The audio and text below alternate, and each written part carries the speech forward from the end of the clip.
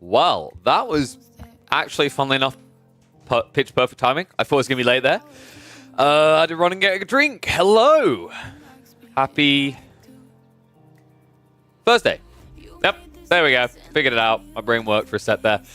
Welcome back, folks. So, we got some fun ones ahead of us, actually. I discovered that Marine Lord had played a few against Kiljardi last night, I believe it was. So, we'll be opening up those. After that, we'll be aiming to check out some Louis. I think we also have some Corvinus games and some B games to look at.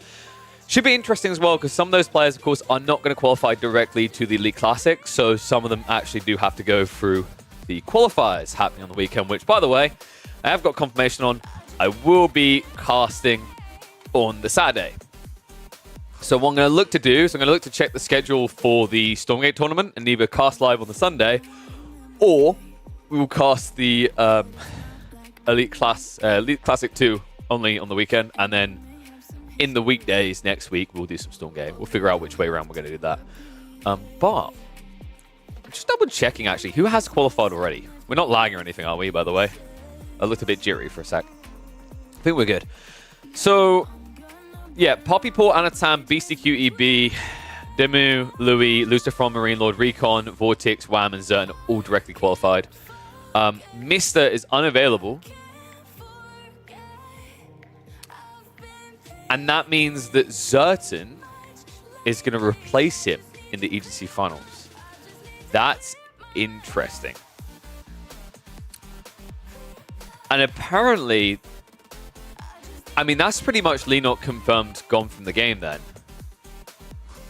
Wow.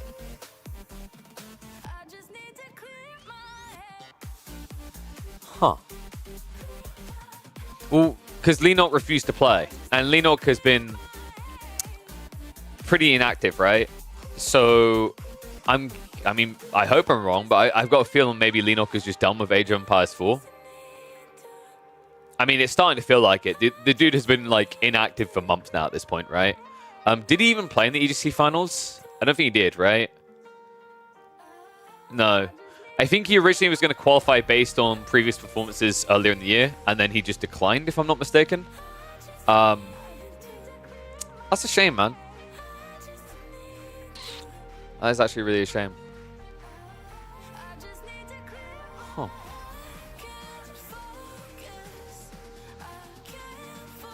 Actually really bummed out by that. Wonder what he's going to be up to now then. I don't know if he's going to go back to playing like StarCraft. I don't know if we'll see him return with Stormgate. That would be pretty cool. Everything is lagging, by the way. I'm quickly going to restart Age of Empires 4 because I've noticed this sometimes happens when I start AoE 4 before I start the stream. I don't know, man. It's got a memory leak. It's 100% got a memory leak. So let me just quickly restart and then we can get ready for the games. Because we have got some scrims from Marine Lord and Kiljardi. And I don't mind showing these. The reason I don't mind showing these is because they were streamed. So because they were streamed, they're essentially fair game. I just realized YouTube should be showing now. But once again, always watch the Twitch side, in my opinion. Just makes it easier when I'm approaching sponsors, to be honest. So, but yeah, basically those games were being streamed by Marine Lord, which is why we're going to check in on them. You know, if it's scrims behind closed doors and there's no like public info, of course we will not reveal that. But if it's being done and being streamed, that's a different matter. Interesting thing, by the way, Kiljardi is now ranked 3rd on the leaderboards. I don't know if you guys saw this. If you check AoE 4 World, he's tippity top, man. He's in bronze.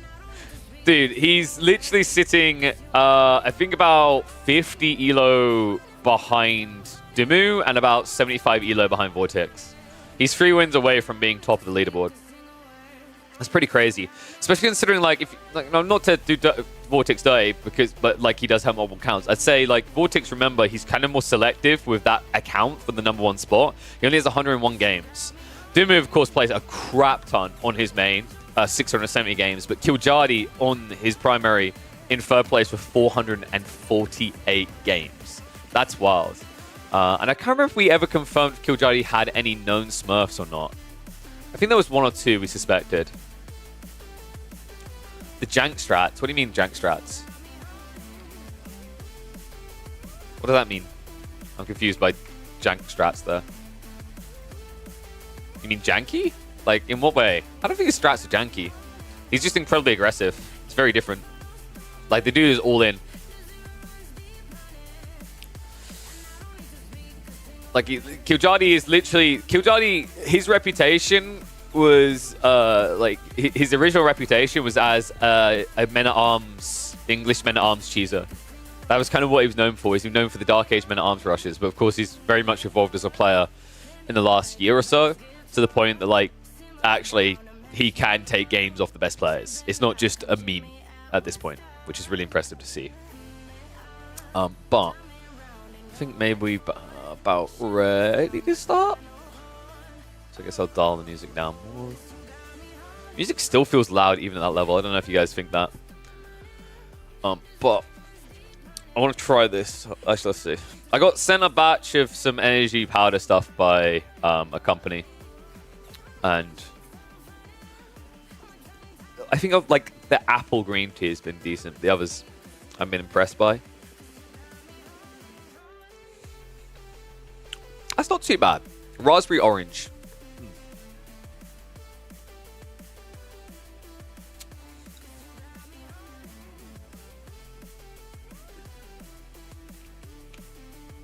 The weird thing about their drinks is they do always have a bit of a sour undertone. And I'm a bit of a sucker for sweet. Oh, Jank is the same as less than good cheese. You can say it's usually a skill check. Only bad players will fall. Got you. No, Killjoy's evolved a lot more. We literally watched him yesterday annihilate Anatan despite the fact he was 50 eco behind.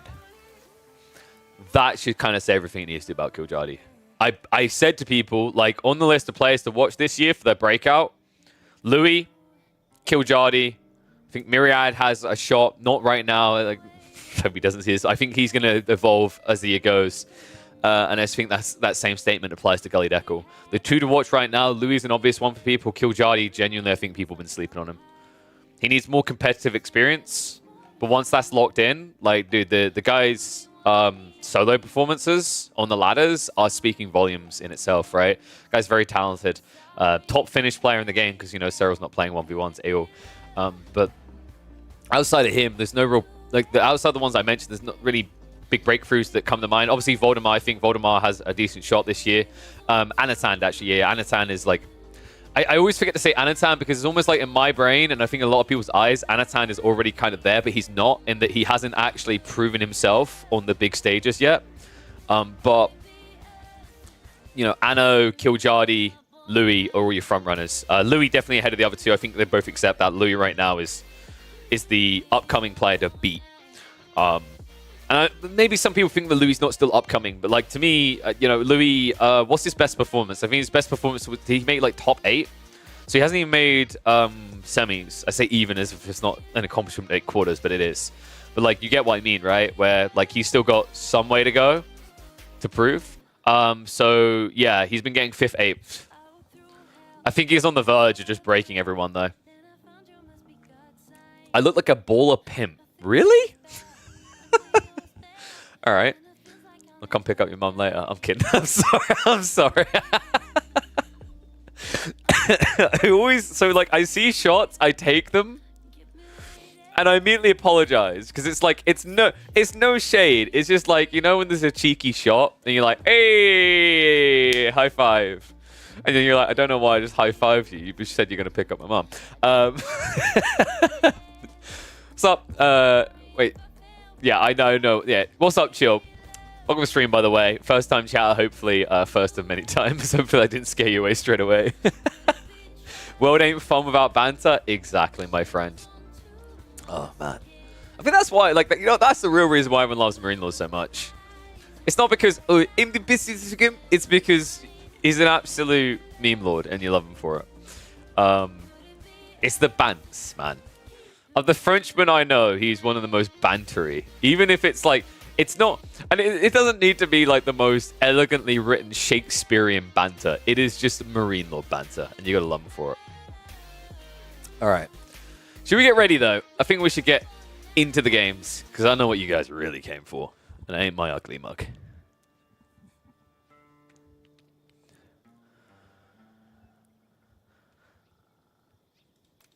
Tournament just around the corner? Sounds like it's time for Scrim Watch. Welcome back to the competitive Age of Empires 4 action, folks. We are here for scrims between Marine Lord and Killjadi. That's right, we are checking in on what happens in custom lobbies. Now, I always have a rule about this. I always say, you know, if it's been made public, I will have a look at it. And in fairness, Marine Lord did stream these games just last night. We're catching them in the morning, the morrow, if you will, because he is playing as the English here on Cliffside, up against Killjadi on the Delhi. Now, a lot of you already probably watched this like, Marine Lord's got this, it's so simple. KP, why are we even watching this? Because Killjadi is a face to watch in 2024. At the time of recording right now, on the leaderboards, he's in third place, only behind Dumu and Vortex. Vortex, of who on that main account has been very selective and only played about 100 games to get ranking. The only other person that, like, you know, is there above him that has played more games than Killjadi on his particular account is Dumu with, I think, 600 odd games. Killjadi is 480 games, is in third place, just shy of 2,380 though. This guy is incredibly talented. He's a player on the rise, and his stories really is kind of like one of, I don't want to say rags to riches, but in a way it kind of is. And the, you know, the way he began his story in competitive Age of Empires 4 was kind of as a one-tricker in a lot of people's eyes. You know, I remember asking a few players what they thought of him. They're like, oh, he always goes English, he always goes dark Age Men-at-Arms rush. It's very predictable, he's very annoying, very frustrating, but once you know he's going to do it, it doesn't work again. Well, that's the Killjadi of yesterday. The Killjadi of tomorrow is the one we're looking forward to, especially considering how much he has bolstered his bandwidth of civs, the fact that he can play pretty much any civ at a very highly competitive level. I think that 2024 is going to be a promising year for this lad. And it might be a promising year for this lad as well. You know, upcomer, unknown person, Marine Lord. I'm kidding, of course. Everyone knows. Young Sung Bin, a.k.a. Marine Lord, is always a favorite in a lot of people's eyes going into tournaments. And he is, of course, getting ready, prepped for the upcoming tournament. He doesn't have to worry about the qualifiers, but Killjadi on the other side does. And this is an interesting matchup, actually. English versus Delhi. I think there's quite a few maps where English can beat Delhi. One of the big ones at the moment is Coastal Cliffs from Averley, which was a recently added in one. I think actually Cliffside is another map where the English can dominate. It's all about that Lombo timing on the short route and walling off this choke point so that the Delhi can't use their premium unit to defeat you, which of course is the Ghazi Raiders. Now, they can get that attack speed buffer, but the cool thing is if you manage to wall off this small choke point, you usually buy yourself time to set up an outpost behind it. And you can see just how close the enemy base is once you're at that choke point. Positive side for Killjadi though, he did get forward spawning berries and pretty much everything he needs spawned backwards. The woods, the gold, everything here is very hard for an English player to reach with Lombos.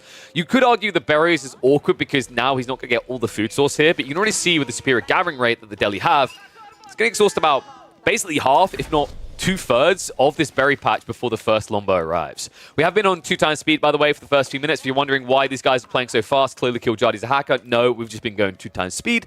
That is because it's quite nice to get that first few minutes out of the way. The main things to really highlight at that point is scouting pattern, where we can actually see they're basically neck and neck. That does mean that Marine Lord got a little bit more here. And oh my... Marine Lord's going for a 2TC build. What?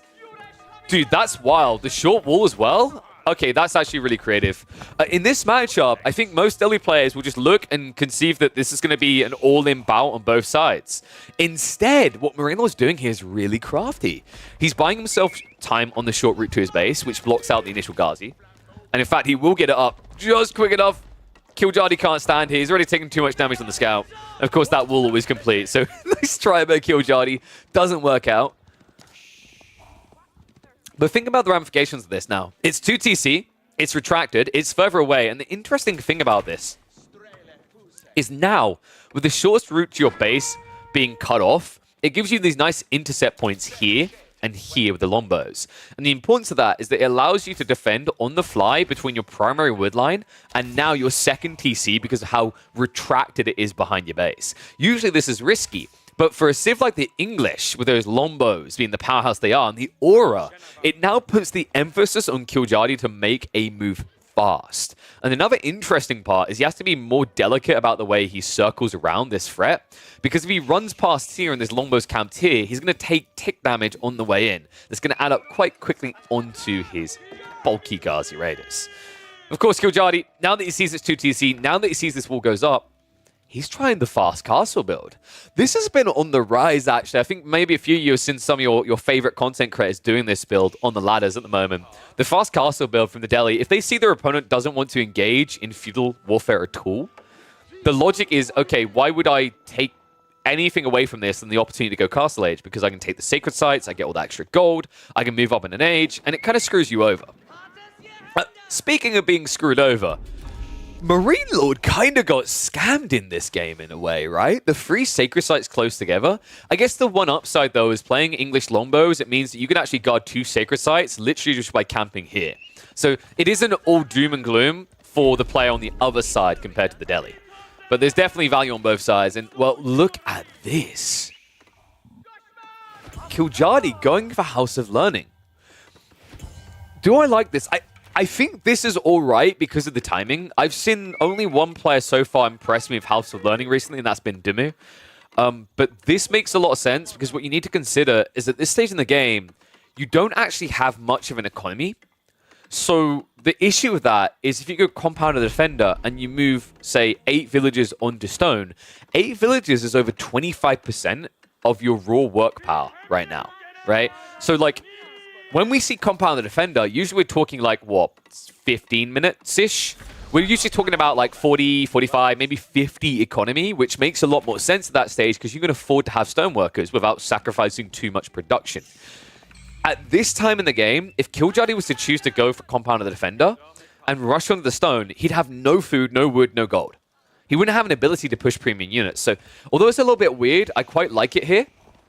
And it also means if this does ever turn into a castle-on-castle fight, you're going to have Home Blades, which offsets the power of the men-at-arms of the English, right? It means that actually in that trade, you're +1.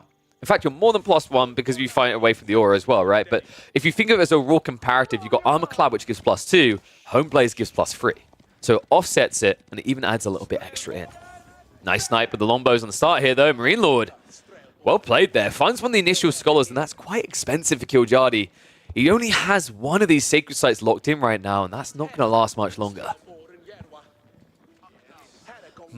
Interesting part is Killjadi now trying to prioritize into Lancers. It makes a lot of sense, right? You open the stables, you don't have Home Blades yet, but it's very slow to come about. And it means right now, one big issue with Killjadi's comp is everything gets countered by spears.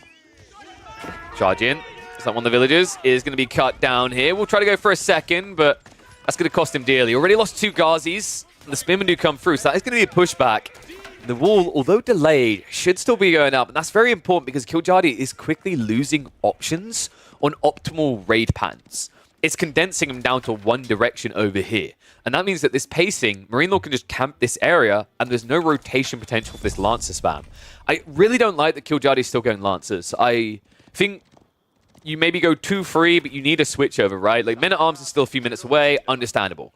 But at the same time, if you choose to prioritize more Lancers, it means that Marine Lord can hang around in Feudal for longer and bulk up just a counterforce. And the dangerous thing about that is you reach this stage where Marine Lord will eventually just tech up and all of a sudden he has an army of 60 that can be upgraded within a minute. The difference is if you force him into a situation where he can't win with Feudal Age all-in army, Marine Lord has to reset with 25 max military and then look for a tech up instead. It makes him a lot weaker than the alternative. Instead, though, Marine Lord's going to go fishing. First, Men-at-Arms do get queued up, but I think that that's the issue, right? The Men-at-Arms were not there straight away. Lancers are at least circling to the north side. The Spears are being put on guard on the gold. Lombos, they're going to go hunting. Gold is going to get idled out. Killjadi doesn't have much gold tickling in right now. Only one relic that's so far been garrisoned. We're now going up to triple racks, and this is where things get a little bit spicy, folks. Home Blades getting closer, just 2 minutes away. On top of that, he has got the increased attack speed via Tower Victory. I'm going to speed this up a little bit because there's not much happening at the moment. Lancer Raids are going to try to connect on the backside of this. Farms are finally being set up, but with just a few spears here, it's going to be a safe investment for M-Lord. Does have to start running these villagers back towards safety, by the way. This is one of the dangerous things of sticking a TC out here like this. The English always want to condense their farmlands, so there are grab opportunities. The problem for Killjadi in this game is he lost the scouts so early on, he doesn't see any of these opportunities. Instead, he just sees death coming his way. In fact, it's coming his way to cut him off right now. Men-at-Arms count is at least escalating, but looks like he might end up losing the Lancers depending on what choice he makes here. just darts the right way at the last second there, so we'll dodge death. What I'm looking for behind this is like the timing for Marine Lord. I think Marine Lord in this type of game, considering you've seen that it's men-at-arm spam, it probably makes a lot of sense to go for a white tower on the fort, basically this point right here. Like, I would say you pull all these villages and you rush it up, because you have to know that this men-at-arm spam has been brewing. Killjadi, he's got the timing, and now it's time to spring it. Marine Lord needs to get that food a little bit faster. There is going to be a breakthrough before he's ready at this pacing. Double TC strains him, remember. He's spending 300 resources a minute. So although it says he has 800 food income, it's not true. That's not really what he's working with. He's not setting up a second wood line either, which is going to be problematic. Wall does break. And here we go. White Tower now on the way, and it's going to be close to the farm cluster here. So smart choice. Marine Lord realizes at this stage, building it here will be suicide.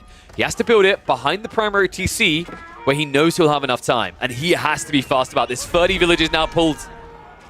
More coming. Archers, Spearmen, they hold the choke point here. Men-at-Arms will win out over time, but it takes quite a lot of time. And in fact, big mistake made here. Killjadi, he didn't go for an early Blacksmiths. He does not even have Undermesh. White Tower goes up.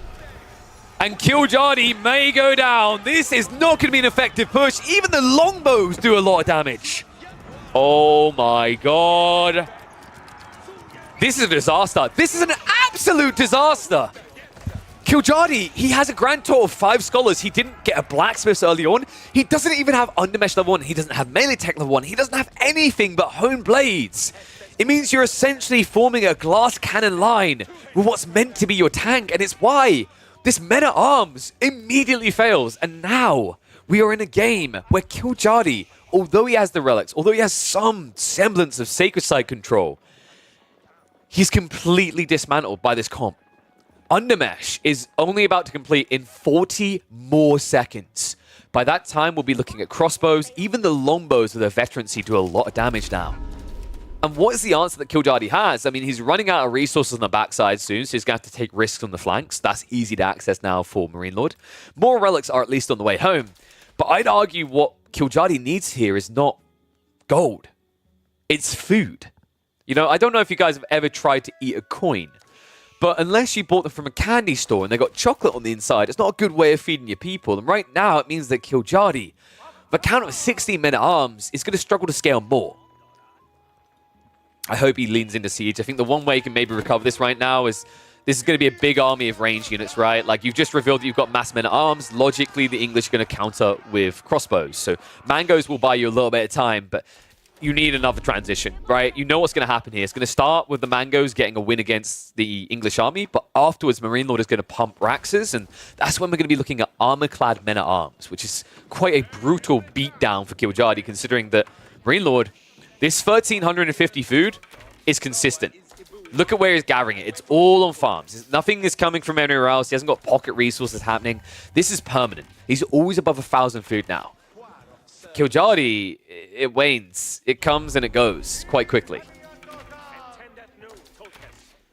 Oh, man, dude. It's crazy to think just how much that rune is timing. I mean, it's hard to dive the English on the best of days, but now Killjadi, this wraparound, I mean, he's fishing for what? Maybe pocket eco, but this is the thing about the English. The 37 wood cost farms means you don't really have to go for pocket ecos. Sure, it's more optimal, but you know, it's not as big of a negative to spam farms with this Civ than it is for others, especially in Castle Age, considering at this stage you have that humongous 25% gathering rate buff. Now, move out. Denial on the food here. Killjadi is running out of resources to tap into. In fact, he's playing a dangerous game going onto Marine Lord's side of the map. It's like the Lancers are going to get cut down here. Undermesh level 1 is in, but there's already the +2. So even these longbows do half of their damage to the men-at-arms after reduction. That's a lot of damage. I mean, you're already seeing it in the health bars here. Killjadi, he's getting even more MA together, and I think at this point, it starts to feel like he's stuck in a rut, right? I think you can't afford this type of comp without the blacksmith text behind it. The problem is, like, whenever you try to rush Castle Age with this build, and I think it's something people are going to have to figure out, you don't really have scholar mass, so you don't have the ease of researching quick enough. But if you want to try to make this play work, you needed all of the blacksmith text ready to go ASAP. The fact that he's now renewed the effort, even though it has already been counted and is definitely going to be counted by the time you come again, makes me worried that Killjoy just has no way out. I mean, arguably the Mangonels can help you a bit, but, you know, that would require Marine Lord to micro like a goldfish, and I just don't see that happening here. So, Men at Arms to the backside, that's just, what, 9 thrown away? Frontside forces coming, it's triple Mangonel, but, folks, this is the power of the White Tower, by the way. This is why I like the 2 TC build for the English. This gives you flexibility. This is a production of everything in one. In fact, it's double production, so he's pumping Springolds every 15 seconds. This does not bode well for Killjardy. Men at Arms have to charge forward. Springolds get the trade out. Killjardy. Well, I think that's it. Spearmen, they are going to get a freebie. They run straight after the Mangos. The Men at Arms had to go in, but it means that Killjardy has lost everything that he had left to throw at this. I mean, at this point, this game is over. It was going to be hard enough to make this hit, but the way this got played, where Killjardy got baited to die at the TC in the White Tower, made this 10 times worse. GG. Game 1 of the scrims will be a win for M-Lord. I mean, it goes the way people would expect, but, you know, before everyone writes off Killjardy, I'd highlight this build he just done is, I think, still, I'd say, experimentational. It hasn't been fully ironed out. There are definitely some errors along the way, but I love the fact that even with a dominant Sith that always has a fixed way of winning, he's looking for out-of-the-box solutions. Oh, that was ugly. Whew. That was not a pretty game. That was... Whew. I mean... The moment... Like, I like the fast castle build. The crazy part is he prioritized Home Blades, but he literally didn't have a Blacksmiths. And it's crazy, because if you think about how long Home Blades takes by default, Home Blades takes longer to research by default than Blacksmith techs. So if he dropped Blacksmiths as he aged up, which I think is very doable there, he would have had the Undermesh level 1 at least. That would have offset a decent amount of damage. You're still diving a White Tower. It's still difficult, but you at least don't melt as quickly. And also, it preps you for that second push timing to probably have level 2 Undermesh. Instead, he barely had gotten 1. It's just an unfortunate situation, but we're going to see more of Killjardy. We're going to see what he actually has to offer here, because they did play 3 games in a row. So we are going to have a Mongol versus Japanese game on Frisian Marshes. Have we seen much Japanese here in scrims? I'm trying to think. I'm quickly going to check the map pool for the Elite Classics. I think this is very important. It might explain why we haven't maybe seen as much of it. So... Map pool is going to have Holy Island, Coastal Cliffs. Coastal Cliffs isn't a real world map, though. Bridges, Holy Island, Golden Heights, Mongolian Heights. Yeah. I think there's a reason why you aren't like seeing Japanese here. It's not really imperative for them. In fact, I'd say Frisian Marshes is a bad map for the Japanese. Simply because why would you want to shoreline fish? Right? Like, you actually want maps where you can build fishing boats, because your fishing edge as the Japanese is in the fact that your fishing boats are cheaper. So, in terms of where we're going to see these come out in tournament play, I'm expecting Japanese to probably be reserved for either Holy Island, or I could see them working on Golden Heights, just because you get a quicker return on that long walkout. And also, because you have access to Samurai and Feudal Age, you can kind of bounce back to contest. Actually, no, I don't think Golden Knight, because you don't have a good Dark Age unit, right? It's sad, because Onobugusha once upon a time were a Dark Age unit. But, I guess, yeah, Japanese probably for Mongolian Heights then. Makes sense for Koka Township play as well, because Koka Township, like, I guess in some ways the benefit is if you play it on Golden Heights, you know exactly where to send the Shinobi. But I think you also become more funneled and more counterable because of that. Like, for example, if your opponent builds an outpost as well next to their dock, it's a GG moment and you can't do anything with the Koka Township opening. Like, sure, you've forced them to invest 100 wood. It just... So what, right? Like, it's such a big shrug. Anyway. Shall we get ready? Do you guys want more Killjardy versus Marine Lord? I don't know why I said it like that.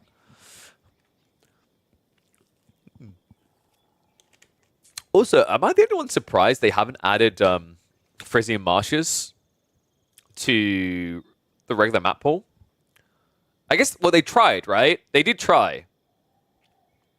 But I can't remember what it's called. It's like, is it Marshlands or something? It's terrible. It's got terrible spawns. I've tried to talk to the devs about this, and I really hope they eventually find a way. Just honestly, send a contract out to the original creators of the map, throw them $200, and then they'll concede rights to the map. Boom. All of a sudden, you've got maps that work. I think the same thing is true of Lipany. Throw a little bit of money at EGC to give you the rights to their version of Lipany. Boom. It's not hard. That's what she said. Okay. All right, let's go. More competitive action here, folks. Welcome back to Scrimwatch. We have got Marine Lord versus Killjadi. Mongols up against the Japanese on Frisian Marshes. These games were played just the night before. These are scrims in prep for the Elite Classic number 2, and it is my pleasure to bring them to you. Because Frisian Marshes, to me, is a fun one. And, you know, this is an interesting map in that for a while, Mongols was theorized by a few players, but always shot down by the top tier. Like, a lot of people, I remember when scrims were happening, when Frisian Marshes was back in rotation a long time ago, for example, things like Road to Rebel Wallalow, if you said I was going to, you know, I'm going to pick Mongols, the other players said you were griefing. Because they just didn't see the way it could work. You know, that there was just 3 civs easily above them. HRE, Rus, and French. But maybe they could have more success here. Because in this matchup, and oh my dear God, the sheep hall is good. Japanese have one weakness, and it's their own greed. Killjadi, no doubt, wants that fast castle build, as every Japanese player does. And a Mongol's goal should be to stop you from getting there. Now, I say that, but he hasn't gone on wood, so we're just going feudal age. Okay. That's interesting, actually. I wonder what the reasoning is behind Marine Lord not wanting to go for the Rax opening. Typically, the Rax opening is pretty good. It's a little bit of a gamble on whether the resources spawn correctly, but I'd say about like 80% of the time, the gold spawns towards your opponent a little bit. Sometimes you see this retracted gold spawn, but I think, if I'm not mistaken, typically if you have the wood line spawning like this, your opponent has historically almost always had that as well. So kind of surprised that he doesn't want to go for that opening play with the Mongols. Feels like he's going to play a little bit later of the game. I am imagining that this is going to turn quickly into Silver Tree versus Fast Castle, simply because if you're the Mongol player, you don't want to go for the Rax opening, you don't want to be all in anyway, and you know that Japanese players do not want to play long feudal. There have been a few exceptions. I think the main one is B that comes to mind, but most Japanese players are just looking to tech up. That's all they care about. And, well, who can blame him when he's got this much sheep haulage? 21 sheep. On the other side, it's going to be 14 and... Yes! Killjadi. I hyped him up in the last game, in the last scrim they had. If you guys aren't familiar with Killjadi, you should get familiar with this guy. He is one of my stars to watch, my rising stars of 2024. This guy right now is ranked 3rd on the leaderboard, only behind Dumu and Vortex. He has bolstered his civ pool a phenomenal degree. He's an all-rounder, I'd say, at this stage, compared to about a year and a half ago, where he was a one-trick English all-inner. But one thing that has remained true start to finish with Killjadi is that all-in element. No matter what civ he has, he's always looking for a way to kill, not to survive. That's probably why he's got kill in the name. And what better way to show that than to go for the Koka Township up against the Mongols. I absolutely adore this. I actually think Koka Township is a true counter to Mongols. I think actually on land, if there's one matchup you should be going Koka Township in, it's versus Mongols. 2 reasons. One is you do not want to go Kura Storehouse because that would spawn farms that your opponent can burn and get paid for, far away from your TC. 2, it allows you to disable their double production. Because they always place their production away from the TC, it means that you can sabotage it. You don't have to worry about Arifar killing you off. So if you get your timing right, your opponent can't even actually get the initial units out. Now, unfortunately, since the nerfs, that timing has been crippled a bit. You have to now wait 23 seconds after the age up. I think this nerf was far, far too aggressive from the devs.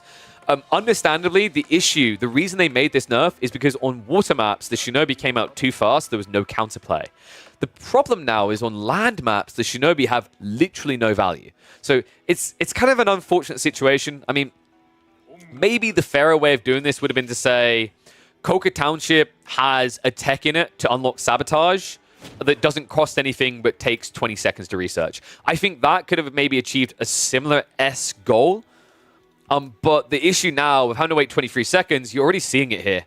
Look at the timing. The double Keshik's going to come out before the Shinobi arrives, and it does mean that he's not going to get to do anything. In fact, the Khan even scouts him out early. So Killjadi now has to back away. Now, After this opening play from Killjadi, this is likely going to be a fast castle build. I've seen him do this a few times. He goes up to 3, sometimes 4 Shinobi, and then he just rushes his tech up to get into units that can win the game. The logic here is that technically Shinobi can actually beat Keshiks in similar numbers with the right micro, but it's very difficult. The idea is that you're meant to min-max your units. You basically have to dodge the charge. If you ever get hit by the charge, it's just GG. But, well, looks like you should be fine here. Outposts get up in time. So the way it works is if you bait the Keshiks in until their charge stops and then turn around to attack them, they don't have that high of an initial hit, right? They hit with 15.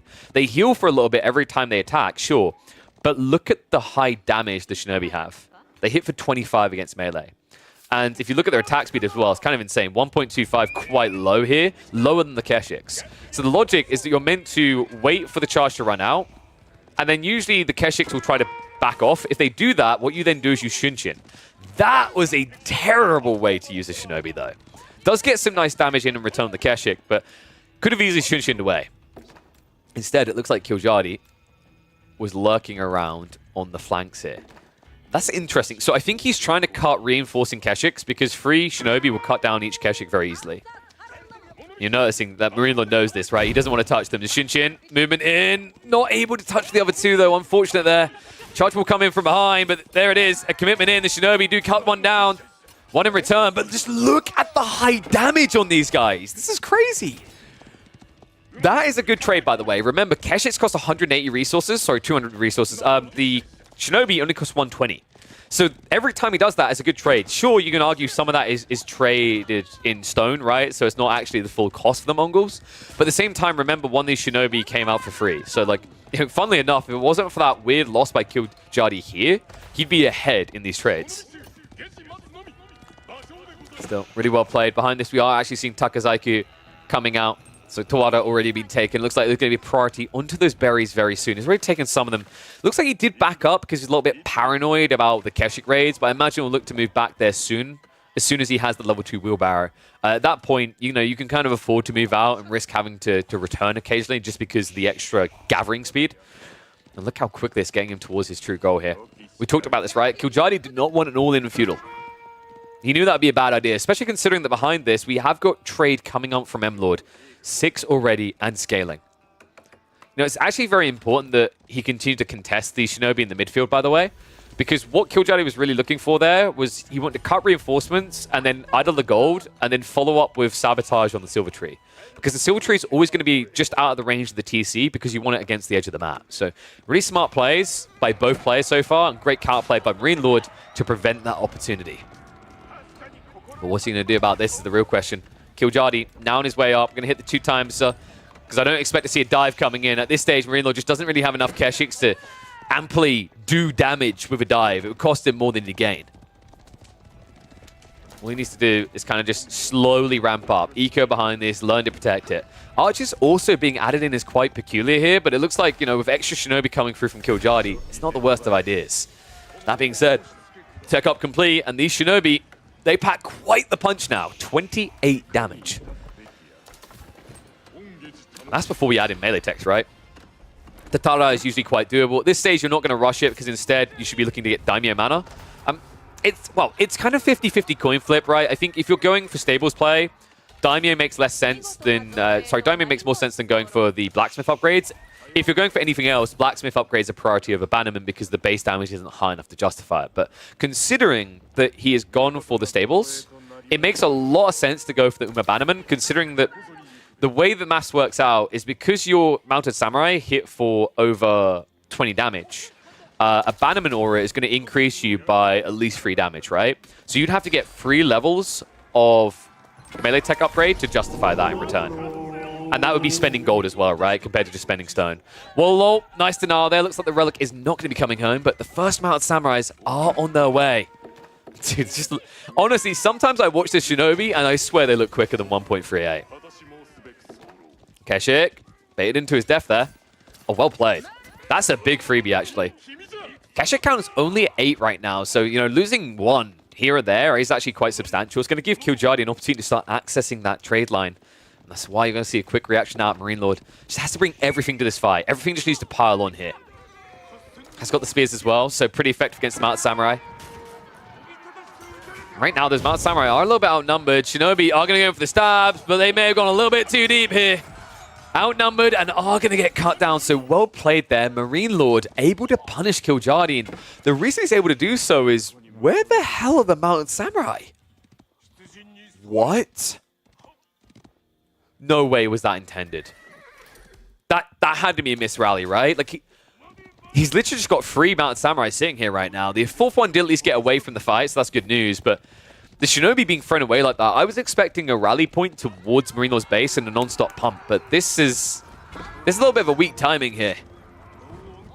Another issue is because he doesn't actually have the berries that he's able to gather on right now, his gathering rate isn't substantial to the point that he can afford to non-stop just pump Mountain Samurai, right? You're seeing there's gaps, and this is always a bad sign, is if you're going for this kind of stables timing, but you can't stabilize to at least 4 Mountain Samurai a minute, it starts to become a question mark. Why even bother, right?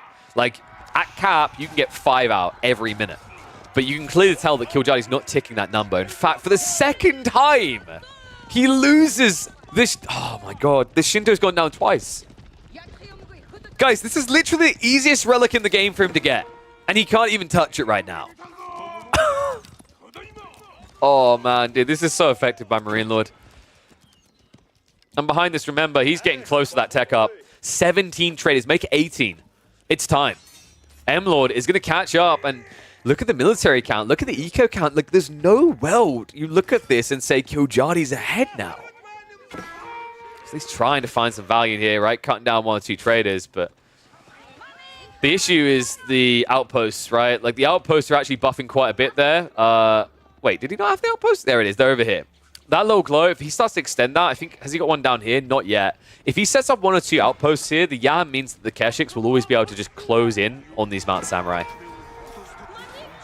No, that's exactly what's going to happen here. Nice pullback, allows the spin to get in. In fact, leaves the spin behind. Realizes the numbers are not too favorable for him. Instead, he's going to dive onto the gold line. Shinobi are once again in. Nice body blocker! Pinches him against the gold.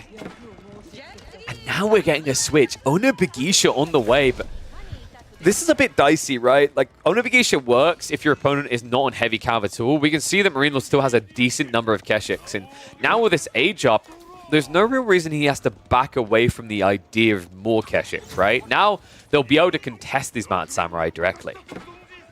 So yeah, quite an interesting choice. I believe that did get scouted. It should have been. Marine Lord did dive this with the Khan as well, so he would have seen the triple racks. The good news is with the way that Killjadi's done this with the triple racks, it means he can actually drop the Yoroshiras into the houses instead, which is a good sign. He was going to struggle on the food count with this comp. Like, he's basically gone heavy food into heavy food. What I mean by that is Mountain Samurai 1-for-1 are expensive, but Onibagisha to get impact needs scale, and that itself is very expensive. Now, one dangerous point right now for Marine Lord is when you get this many traders, you can't easily just guard with your force in one location. Like, think about how this usually works. Like, you have 6 or 7 traders, you can kind of mirror with your army to protect that small group. You're now at a stage where you have so many traders that basically you have to protect everywhere at once, right? And that's where Killjadi is going to get freebies. If he times it right anyway, but it looks like he's not going to be able to. Nice mirror by Marine Lord. Keshiks, come on in. Spearmen are going to push this away. Shinobi are going to front line for the team, but they're not going to last very long. Onibagisha behind this are getting some damage in, but the problem is they are actually quite often attacking Keshiks. So a fight that Killjadi does not come out looking pretty from. Behind this, he has got a lot of Onibagisha, but the issue now is that was the revelation, right? Like, that was the confirmation. It's not Samurai, it's going to be Onibagisha. And that means now, if you're Marine Lord, you've got all this gold from all this trade. What do? It's very simple. Queue up more cavalry, boys. At this point, there's no reason to stop pumping Keshiks, right? And I believe he did already get step lances, so he's already got the increase in attack speed, right? Or is that still... No, that's still to come. Okay. Once you have about 10 to 12, I think that's when it starts to make a bit more sense to get step lances. And obviously, he was getting close to the number before, but then started to trade. So, kind of makes sense while it hasn't come out yet.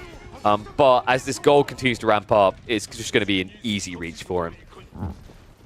Other side of this, we should be getting farms coming in soon for Killjadi. I'm expecting him to pull more people across to the wood in the next, like, minute and a half. Instead, it looks like he's maybe considering going for fish. Okay, he's going for the berries on the north side. I don't think you can play Fish here. Fish would be way too dangerous against Keshik raids. I think you just need to condense your economy so you can focus on all offensive. Wait, no, don't, no. Please, no, not like that. Okay, he just drops in the farmhouse. That would have been painful. Remember, it takes 2 minutes to get each of these Yoroshiros, so you're just without resources for an extra 2 minutes. Crossbow's now arriving, though. And we have got the Kurota on the front line. So Marine Lord, very scary to fight at this point. I think Marine Lord, he's very, very well aware if he just scales this Keshik count up to like 15, 20, enough to spread out a front line, this Onimusha mass just doesn't really work. So why I like that Killjadi's doing this instead. He actually has something else coming in. It's the TC placement. So he's going to start scaling his eco. I like that he's identified the situation here, that this game is not going to end quickly. We're going to be here a while. And if we're going to be here a while, you need to have your own eco to flex. I love that he's just not sticking to home. I like that he's not just guarding. What a sneak, a wide sneak that would not be feasible with men-at-arms, would not be feasible with spears. But with these ladies, at 1.5 movement speed, you can bet your top dollar they're making the move. Flash. Near the base of Killjadi. Actually a really good one as well. Wow. Okay, he clears up the Keshiks. Mistakes made by Marine Lord there. He was holding back troops to defend. But still, even with the fact that they're to defend, they're slow to react. Onimusha are going to get some licks in here. In fact, these numbers, they favor Killjadi as well. Oh my god, Marine Lord, he spread himself thin. Like a small knob of butter across an entire loaf. There just wasn't enough to go around here. And it means that Killjadi both wins the defensive fight and the offensive one. 10, Onimusha left over, make that 12. That's going to be the crossbows going down. And after that, it's going to be an idle out of the trade. And now, in a situation where you needed more Keshiks, where you need a lot of things that cost gold, Marine Lord is going to have to rely on gold veins to get him there. He no longer is able to access that trade post. Dude, that is crazy. What a timing by Killjadi. What a sick read. I mean, this is really frustrating, right? Because the reality of playing Mongols in this situation is you have to be on the offensive or that happens. You can't defend. I think this is always a step in the direction of death for a Mongol player, even someone as talented as Marine Lord, is if you find yourself actually splitting your forces between attack and defense, you're already setting yourself up to die. The problem here is he felt like he needed to do so because you're getting to a point where, you know, the Japanese player could be rushing stone, and if he's rushing stone, he's probably upgrading his Shogunate, and you can't dive his main base. So while you can do raids, you can do some eco damage, you can't end the game with an all-in. And it's why Marine Lord was trying to protect himself for a later phase. That later phase might not come. This Onimusha count is getting out of control. However, it does have a limited life, remember. You already saw in the center of the map what's happening here. It's a risky pocket economy coming from Killjadi. He's running out of food quickly. He hasn't even moved on the fish yet, but I don't think he'll want to. And meanwhile, Marine Lord is yoinking relics away from his opponent. But ultimately, the thing you need to focus on is unless farms start getting spammed like there's no tomorrow, the Onimusha spam is not going to be reliable long-term. Not unless Killjadi, by some miracle, is able to take the berries from outside Marine Lord's base. Onimusha. I mean, that's just freebies, man. And the worst outpost to try and get Yam Network in. Oh, dude, the only way this can be more painful to watch now is if he tries to, like, research it and say this outpost when it's being burnt as well. Onimusha still just finding so much value. This is absurd. And also, keep in mind, he didn't realize that was the Yam Network outpost, so he hasn't queued up again. Onimusha, in the meantime, going to the main, though. Oh, my God. I mean, that's Eco League gone. Like, Marine Lord, just look at the numbers right now. He was, what, 20 ahead, I think, a few minutes ago? And now he's a mere 4. It's not 4 God of Thunder here. It's actually, if anything, it's like the most whimpering crackle of lightning you've ever seen. I mean, his trade count is now down to 15, and they aren't even operational. The Onimusha are still cutting him down. Keshiks will finally be able to clear this up. But this has taken so long in this game that Killjadi has reaped everything he needs elsewhere. We're now seeing a prep switch into Samurai. We're seeing more farms getting added in. The pocket resource play has not been punished because so far Marine Lord has been running around his own base putting out fires. And now we start to reach a stage in the game where the Japanese are more powerful. Notably so. man. And like, what do you do against this? Mass farms underneath the primary TC. Shogunate Castle is available now. He just needs to click it. At that stage, you can't dive this, right? Not unless you've got like a 80 military army and your opponent has maybe like 20. It just looks ugly otherwise. And, you know, the problem is if you can't dent the center of the base of the Japanese, if you can't prep yourself for that moment in the next 2 to 3 minutes, it means the Olympic Gishu you've been struggling to deal with are just going to ramp up further. They're never going to stop.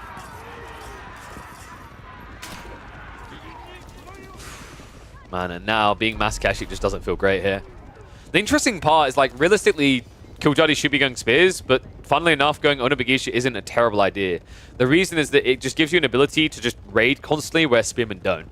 But it looks like we are seeing Spears now being added in. I imagine this is because Killjoy is getting ready for a direct engagement. And the cool thing is by going Spears and, say, Onobugisha, basically everything in the Mongol arsenal doesn't really work here, considering that Marine Lord stopped scaling men-at-arms. Here we go. Full Shogunate online. Food is about to boom up for him. Raids are at least finding their way towards the fishing economy. In fact, Killjoy, he was about to go on the goal there. Dodges death, courtesy of the outpost. Army is on the way, but he might have to back out here. There it is. Has got the Fudesashi, right? So his villagers move quite quick. 1.38 movement speed, but he needs to be fast about this. Army is trying to push this away, but arguably if all the Kashyyyks just group up and go, there's no way Killjoy should win this fight. I guess Marine Lord doesn't feel like he can actually afford any losses at this stage, so just has to retreat away from this entirely. And it means now, with the quadruple outpost set up, Killjoy's fine. Wow, what a play. All these villages out here is all the gold he needs in this game, right? Like, funnily enough, with this comp for the Japanese, you basically just need a third of your economy on gold. And then you will split the other 2/3 between mostly food and then maybe like 10 to 15 on wood. The logic is you need to build more farms, right? But eventually you just turn it into 1/3 gold, 2/3 food. It's kind of crazy that's the way it works. I think maybe the more accurate representation is you put a quarter on gold, a quarter on wood, and then 2/4, aka half, on food. And at that stage, it just allows you to keep pumping samurai, Onobugisha, spearmen, pretty much anything you need.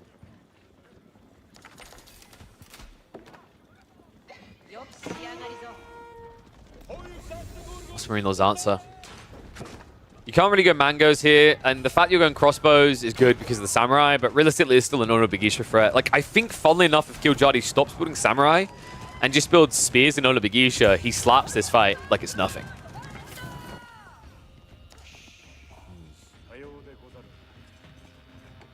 People asking where the Yoroshiras went, it was free in houses, one in the stables. Food's important, folks.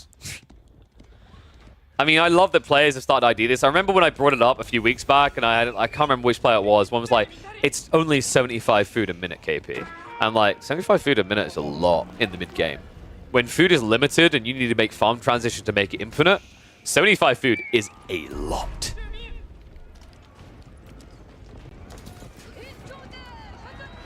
Ooh-wee. Flash coming in. Nice Kashyyyks with the Kurotai as well. But Killjoy, he's got Spearman, he's got Bannerman. And he's got an extra level of melee tech that you just can't match. Oh man, it's even worse than that. It's only the level 1 melee defense, which means, especially with the melee attack being level 1 as well, Marine Lord, he's completely out-teched in this fight. In fact, this is crazy. What you need to realize right now is in this engagement, even with Kurotai buff, the extra buffs you're getting to the Japanese from the banner aura, from the extra melee techs, means you have more damage. Wow. And the only upside is, what, more healing for Mongols? Great, but here's the thing, buddy. Your army value is double Killjoy's, and you just lost that fight. You had to run away. You had to leave the Kurotai behind. But Killjoy is going to force you to come back for it. Heavy damage coming in on that Kurotai. Just trying to target it down ASAP. Spearman need to be pulled off to deal with the Kashyyyks. Not many of them remaining here, and I love the fact that he's just getting rid of this. Once the Kurotai is gone, this fight will not even be close. Killjoy, it costs him more initially, but it will cost him less in the long run. Kurotai down.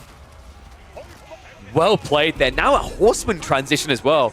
Not something we usually see out of the Japanese, but I love the fact that he's finding a way to weave the Stables Yorishiro back into play. And the smart element about this is at this stage, having the level 1 Daimyo here and the Shogunate over here means he actually has quite a lofty sum of Bannerman to work with, right? It means he's at this stage got 7 Bannerman slots, so he can afford to get 4 or 5 Katana Bannerman and then still slot in a nice old Uma Bannerman to just buff up the damage of all these bad boys. So nicely played there. And the fact is, like, once again, it's all food. Everything about his army is about food. You know, usually the Japanese, if you see them going siege, honestly, they're either on the ropes about to die, or they basically are like, you know, cherry on top to finish the game. If you're in the mid game and it's not over either way yet, you literally just prioritize food. Anything that's food-based is where you go, and it's why we're already seeing the value of the Shogunate here. 3,000 food a minute almost. 62 workers on food. Most of that is permanent now. What, we got like 20 on fishing? So 2/3 of his economy is never drying up for food. And he will look to extend that further. I wouldn't be surprised if he eventually upgrades this Daimyo Mana, because it's kind of a defensive structure on the forward now with its positioning. At which point he can add in additional farms between the primary and the secondary. Meanwhile, other side of this, White Stupa on the way. But here's the funny thing, folks. After a fight like that, after the timing, there's no way Killjoy lags behind too much here. Looks like Marino did also go for a second TC to recover his eco, so well played on that with the Silver Tree. 27 traders, but the rest is now eco. Even though the age up might be a little bit quicker, it's not going to be by much. In fact, arguably, Killjoy's likely to use maybe 20 workers to rush this up.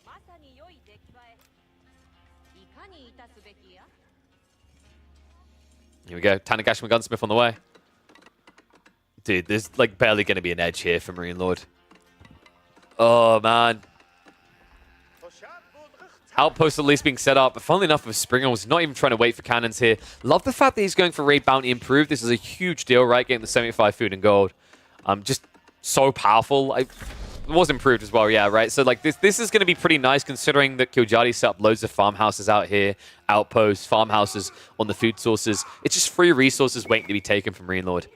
So I like that he's kind of thinking productively, okay, how do I like stretch the map and how do I push him into a corner? And what do I get rewarded for doing that? Horseman raid. In some ways, even better than the Onda Bagisha, right? Like, if you're moving unit to unit, you're able to just chase it down quicker. And with this many horsemen, you should easily insta-kill the traders. Also, just more health per unit. So it means these Springles hurt a little bit less. Slow your numbers a little bit slower. In fact, yeah, he just goes on the eco line, even easier. Villages with the textiles, but not running away. So, nice little tickle there.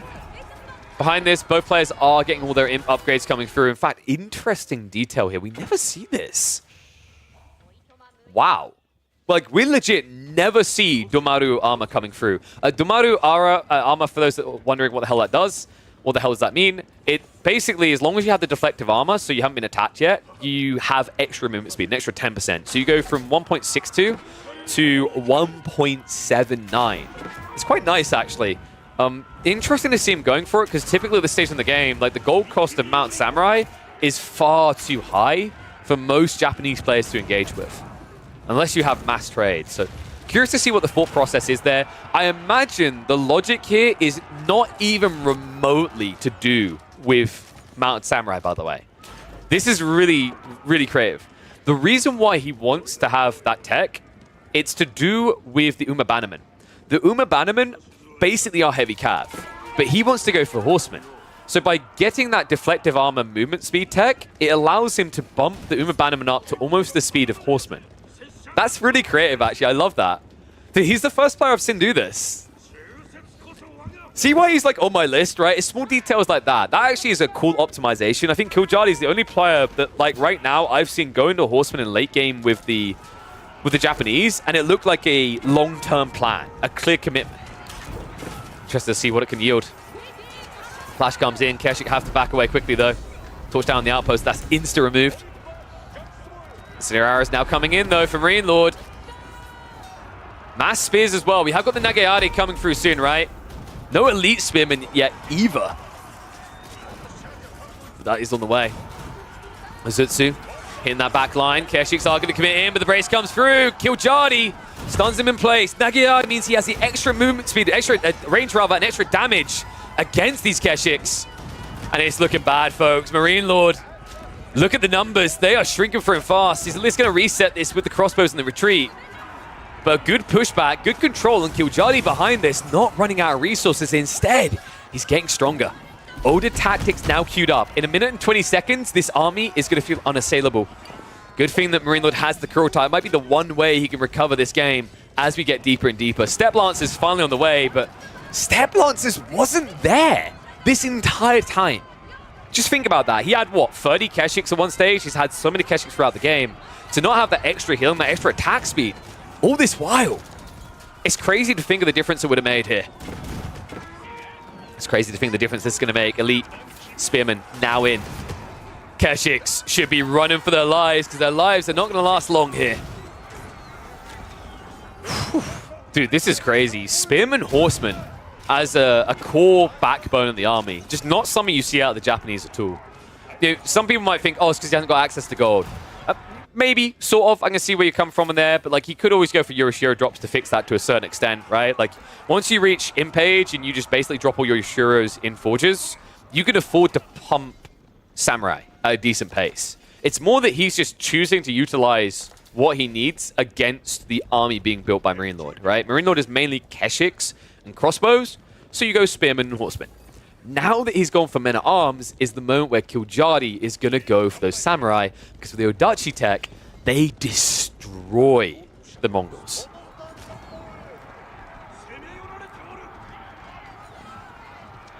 So many spears, man. It's insane. I feel like I haven't seen this many Nagayari in quite a while. Flash comes in. Keshiks are pretty much gone at this stage. Azutsu behind this is scaring me, folks. I think we've seen plenty of games where Killjadi wins just by scaling this number, and right now I'm not seeing a clean counter for Marine Lord. Azutsu just ripping him apart. Crossbow numbers also just actually shrinking right now. I love the fact that Azutsu are prioritizing this down. It's a smart read, right? The mass samurai and spearmen will easily deal with the men-at-arms. You want to deal with the crossbows and hand cannoneers behind this. Sick read. Killjadi starting to strike back towards this sacred site location. Outposts are at least being rushed up. Marine Lord, it's going to take a while to get those upgraded. Funnily enough, you could dive in with the Azutsu, but you need to respect that crossbow count, right? No ranged armor, and the fact you're a heavy unit does mean the elite crossbows kill you quickly. Killjadi, weird reset. The Azutsu basically are tanking right now. Oh, that's a big mistake. Mango shot's now coming in. Okay, so that was a quite awkward error coming out from Killjadi. Basically left the Azutsu to tank there, reduces him down to 3. That's a dangerous thing to do because Marine Lord, this timer is still ticking down, folks. We are now under 5 minutes away from a Sacred Site victory. I'm baffled. I'm actually speechless at that. Killjadi, it looked like he'd be able to move him for the decap, but the Azutsu, they never target down the outpost. That's now going to be more difficult to deal with later. On top of that, he didn't retract quick enough. He didn't pull away from the fight. And also, I think another issue I'm seeing for Killjadi, all these racks is way too far back, man. You need them here. You need to play as if you're winning the game. Because right now, that choice to just keep the production behind is going to start losing you it.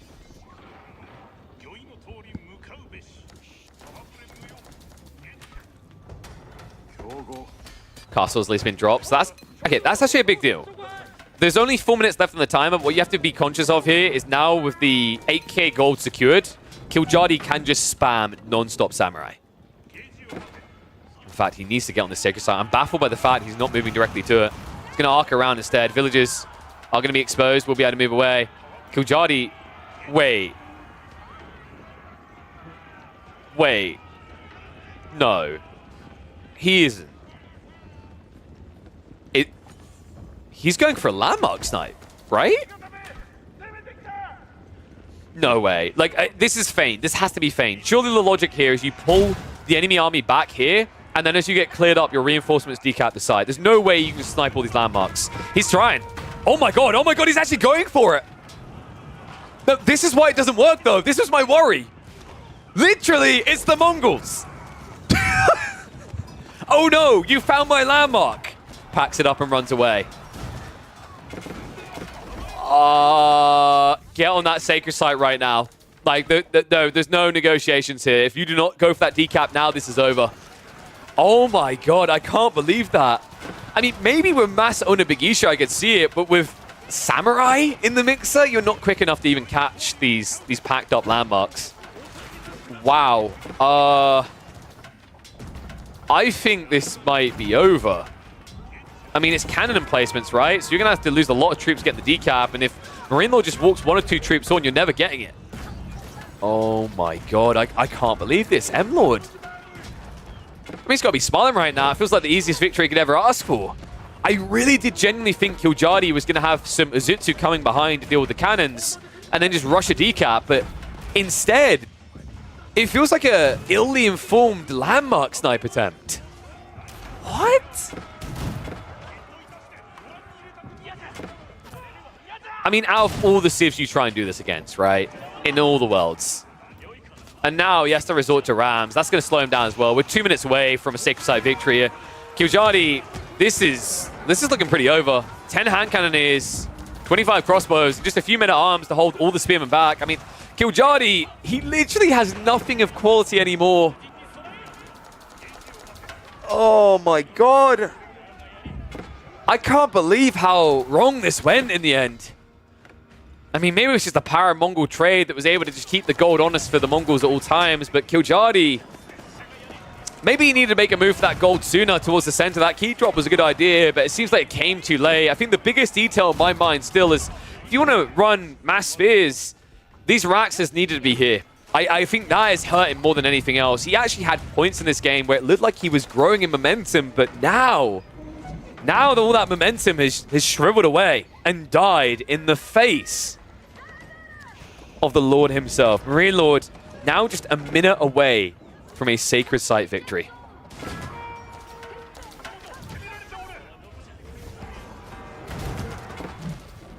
Castles also been cleared up the flanks and no more gold access. Yeah, this is over. What a crazy game there out of both of them. I think Killjadi, I mean, he plays the early mid-game aggression really well, but I think this all-in timing, it needed more raids, I think, is one of the key things. Like, imagine if he still had some more cav that was splitting off and going on the flanks. On top of that, if he had more forward production like we already highlighted, I think that might have been what allowed him to break through here. Other small details like the missed micro of the Uzutsu on the retreat that cost him so many, I think it's just led to this. And M-Lord, well played to get to this stage, man. Sacred Site victory that just creeped in on us. Like, we saw it captured, we didn't really process it because it felt like it wasn't going to matter. But now, several minutes later, he proves exactly why it does. 20 seconds away. No hope of reaching it. Killjadi, will he ever get a win in the scrims with M-Lord? Or is he doomed to second place every time? Not sure. We're going to find out. But one thing's for sure, I'm excited to see what he's going to be able to do in future games. If he can fix the way he approaches this later phase, I think Killjadi is going to be forced to be reckoned with. But for now, it's a GG. Marine Lord still the Chad Lord we've come to expect. Oof. Yeah, that was a little bit of a tough one. He's got to get a win here, right? We've got one more game after this that he played against Marine Lord. One more shot, one more opportunity. He's got to get one, right? Am I huffing the hopium? Maybe.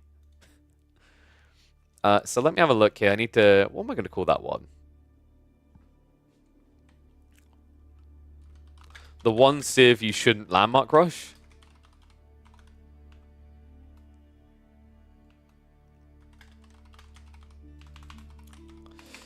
Landmark snipe. There we go. I mean, I think that game, like, it's kind of weird where that went wrong. I think genuinely, Marine Lord played well, right? But I think the bigger issue is just you have two approaches if you're playing the game like that as Killjadi. One, you either move away into Siege and you just get Mangonels to snipe out. Two, you build more full production and then you use cheap crap as intended. Right? There's a reason why, for example, the Abbasids can make that comp work, like just spearmaning in the late game with Horsemen. It's that production speed. You don't have that production speed, so you need additional buildings, you need them further forward. This is a guy who was slotting like 4k wood on average in the last 20 minutes of gameplay, but he just didn't use it. Just kind of unfortunate. All right, so we got one more game. It looks like they played one on Golden Heights as well. Let me turn the heating off. Good lord. My ass is getting blasted with heat. Oh, my back also feels weird today. I don't know what's going on there. up, Arkliev? And also, yes, I do have a Discord. Exclamation mark Discord. Ta-da! Yeah, we've had a Discord for a while. I think I need to get like 1 or 2 mods that are interested in like managing the Discord, because I think it's a bit of a mess and it probably needs some channels removed, some channels added and whatnot. I think I need to get 1 or 2 more mods anyway. The Discord you're not even in? Banned. What the hell? I joined your trashy Discord. Least you can do is join my trashy Discord. Come on. Like, where's the mutual trashiness, bro? Right, so... Zinc. Let's get ready to go. Want to know the funny part? Tell me. Is it really that funny? You can't even join it? What, have you got too many? I deleted a Discord for your trashy Discord. What the hell? Make space, bro. Call yourself a real person. You're not even Discord Nitroed. Isn't there like a Discord partners thing? Did they, like, they still have that, right? I should probably, like, I don't know. I don't know if I get it. I think I'm a big enough content creator that I might.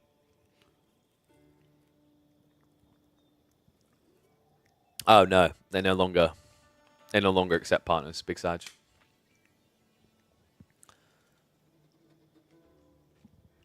Delete one, cow. What the hell? Had enough of this crap. I know. I've seen some of the. Wait. I've seen some of the Discords you're in. There's no point being in them. Yeah, the Age of Empires 4 one. You know the one. Delete it. All right, should we get ready for another game? Get rid of the hentai channels? Exactly, dude. Yeah, actually, I wonder how many of those are genuinely just Ubu channels, to be honest, Cal. I mean, we all know you're a weirdo.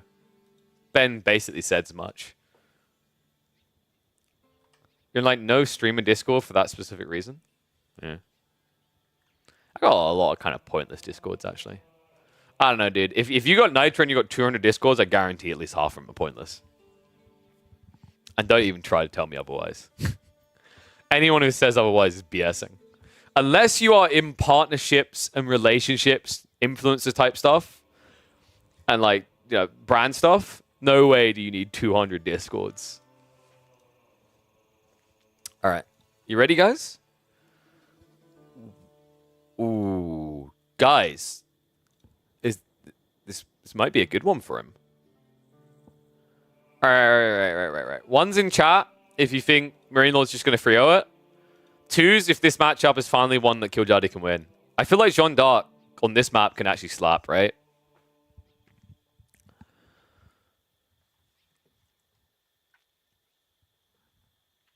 All right, let's get ready for it. All right, this has to be the one. Like, dude, I've been hyping up Killjardy all morning. He has to win one of these, right?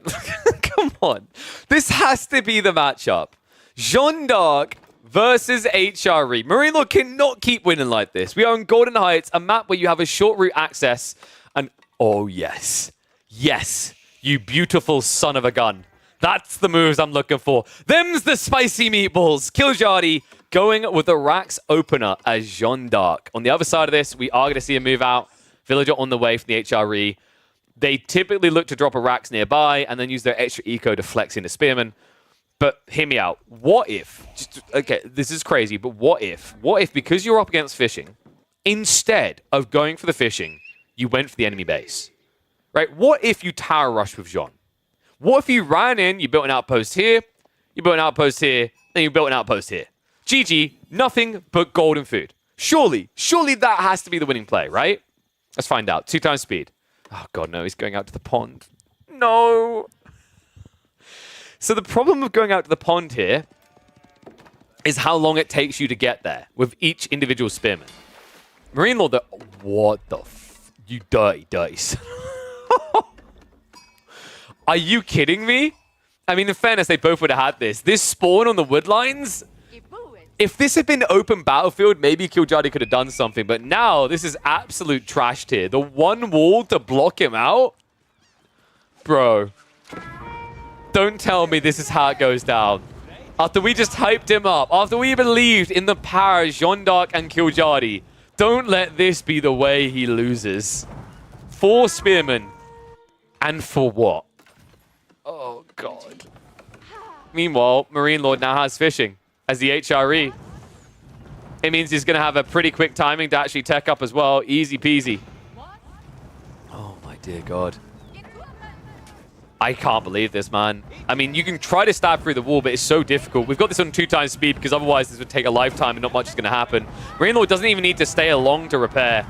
Just keeps on coming in with a tap occasionally. The spin maybe gets one stab through, but he's only hitting for 7 damage. He needs to do that several more times. And now Marine Lord sets up the additional walls. Now, keep in mind, you have to have enough distance between these. Otherwise, because of the break effect, it's in an AoE. It's not in a line. So if you put this wall too close to this one, it would break both. But Marine Lord knows that. He split the difference. Tech up now on the way. 9 building the Archon Chapel up. On the other side, this School of Cavalry is now on the way from Jean.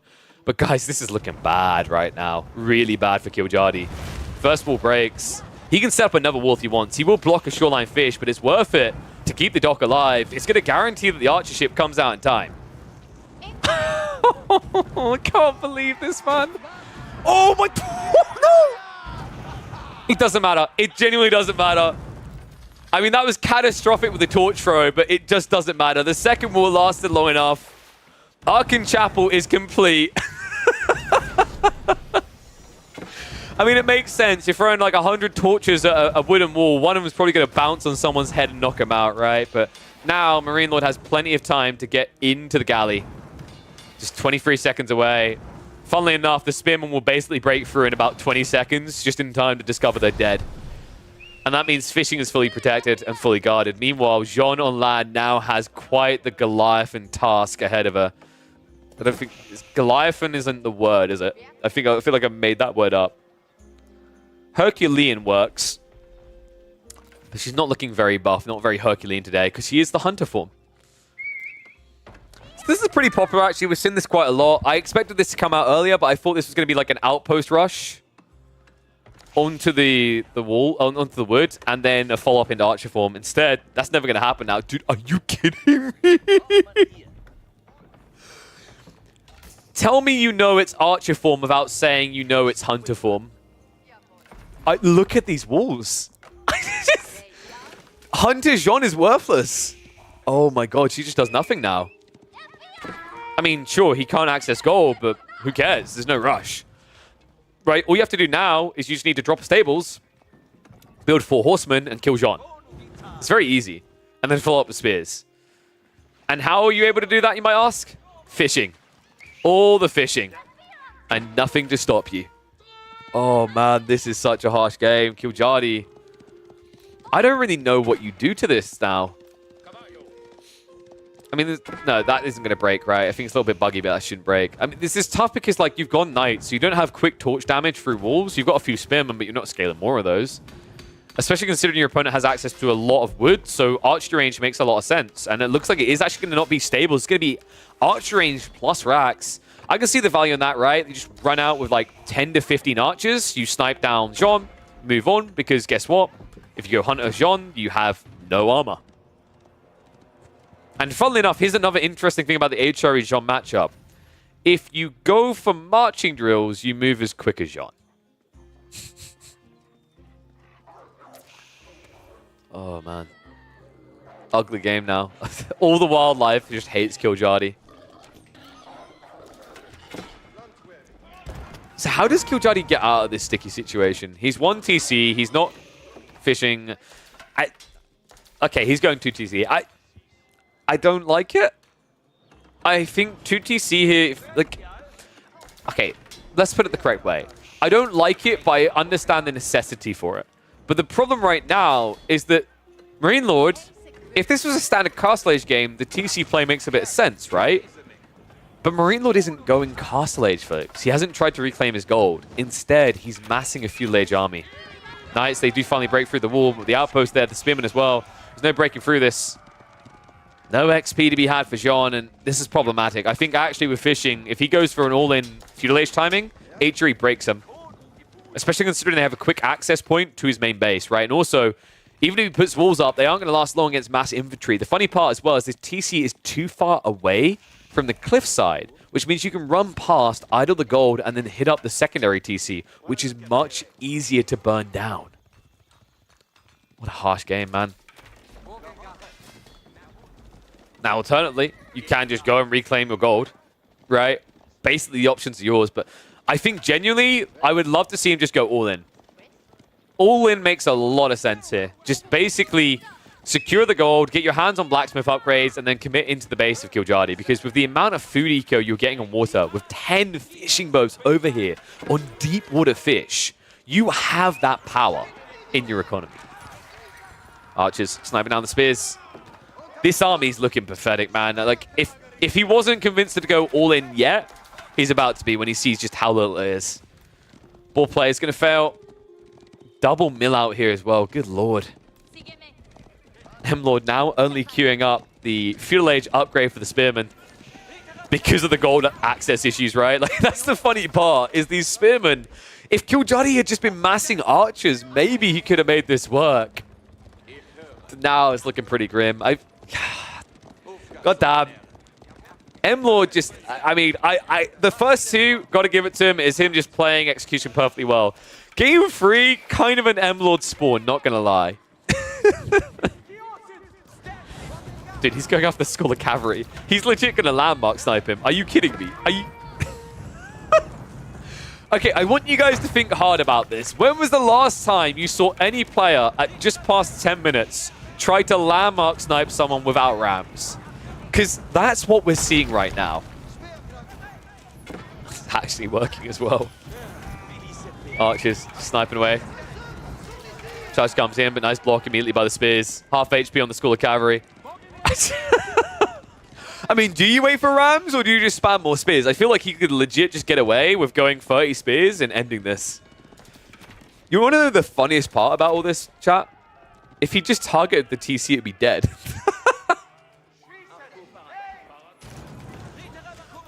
Oh my god. Is he still building more fishing?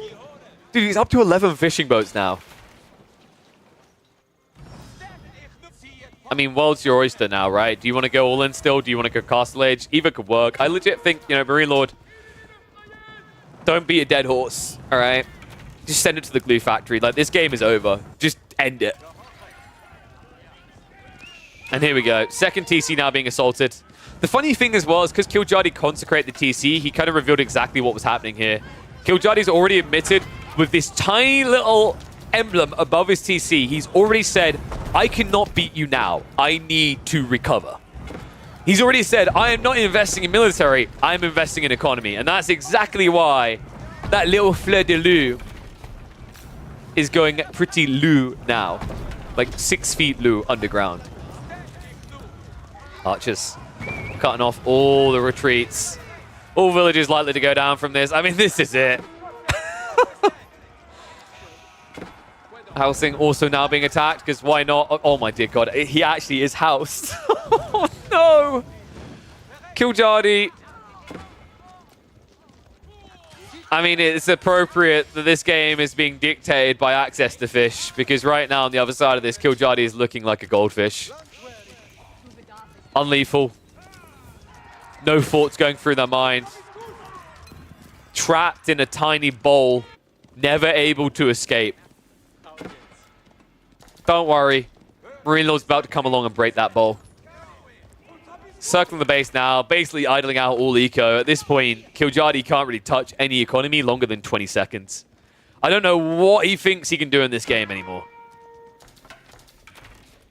Maybe he's like, the fishing is going to run out soon. I'll be fine. Buddy, it's got 1,000 left. After that, remember, deep water fish does replenish, so it's never really running out here. Oh, dear.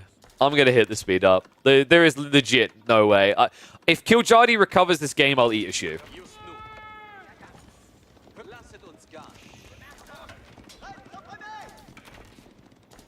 I mean, dude, he's literally just... It's just Benny Hills. There we go. GG gets called. Possibly one of the most painful Golden Heights I've watched in a while. I actually forgot how oppressive this match was. Oh... I stand by what I said. Killjadi may not be able to beat Marine Lord, but folks, who can? It's a very difficult opponent. Still, definitely keep an eye out for him. I don't know about you guys. I think Killjadi is definitely going to be one of the standout players in 2024. Let me know who you have your eyes on. And hopefully your eyes aren't covered in tears like mine. Well, that was brutal. Good lord.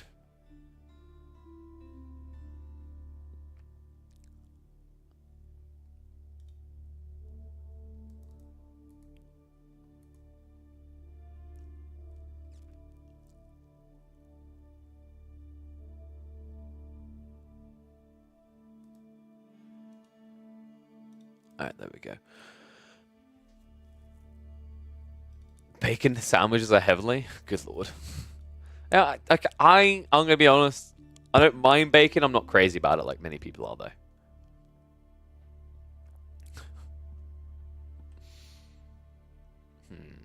Not sure what I'm going to call that one. I'll think on that one. CSO can? Yeah, we'll see. CSO's had one good performance. I haven't really seen much of him since then, though. I'm having a look at who's playing live right now.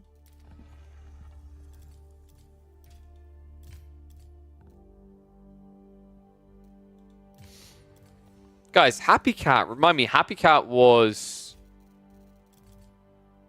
Who was Happy Cat? I'm trying to remember now.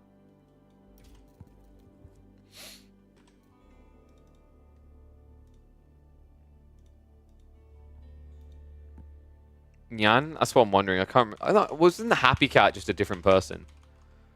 Because I remember correctly, Nyan was... Nyan is Taiwanese, right? And I'm pretty sure the Happy Cat account was from China.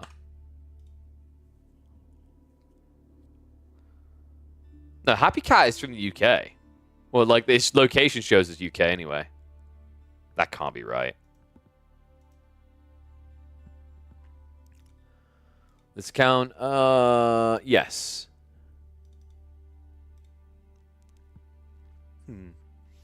Well, anyway, we have some other games. B has been playing some.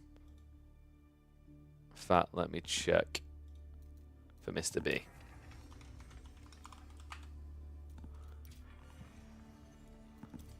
How do you post a game in your Discord? There are literally channels for it. There's a few different channels. There's under 900 ELO, 900, 1300 ELO, and then above 1300 ELO channel.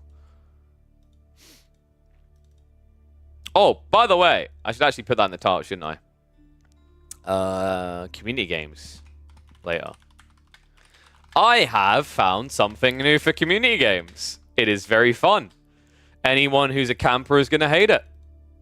Anyone who doesn't like camping is going to love it. Because anyone who pussyfoots in a corner is going to die. That's all I'm going to say. I also happen to have a beeline on a new world map. You do community games? I do indeed. We didn't do many of them last week because we were busy with like Stormgate and the timings of the streams didn't make sense. But yeah, we've done a lot of community games. If you check my YouTube, there's loads of them actually. I think I've put them in the playlist. I need to tell my person to go through and actually check that all of the modded games are in the playlist. But I think there's a community playlist or a modded playlist.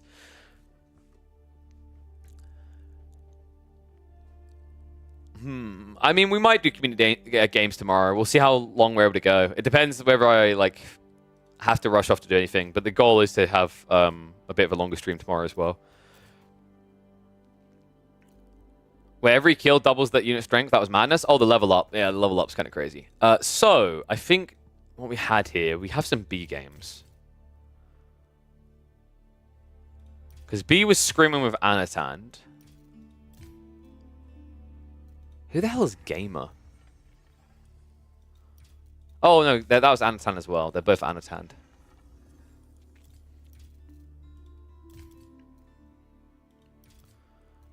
Let's see.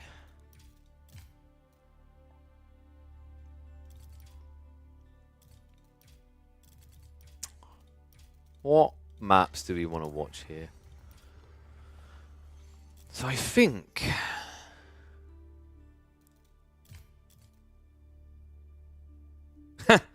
So the 3D... Look, dude, the 3D clan were playing a bunch of 2v2s as well. That's kind of cool.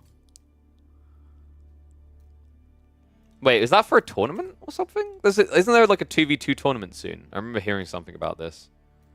I've just seen no details anywhere, so it hasn't been marketed fantastically then. But looking at B and Anno's games now, maybe a Dry Arabia Juji Japanese matchup. We've got Lipany for Byzantines versus Jeanne d'Arc. You get behind that. At what time? Typically, I'd say like we get into them. Usually after I eat is around when we look at it, because that's when people are starting to get home. So that would be like I come back from eating usually at like 6 p.m. GMT. Need more micro maps. I think someone made like a small map. It's not like the micro size, but it's one of those smaller maps where it's got the cliffs around the outside. But agreed, I need more micro maps. I need people making more of those. We had one person, Lament. I haven't seen them in a while. I guess they literally just aren't here when there's no community games. They made a few, but I think some of them needed some fine tweaks. Some of them weren't spawning correctly. We had that one where they had the ponds that was quite fun. But let me update. So we've basically got B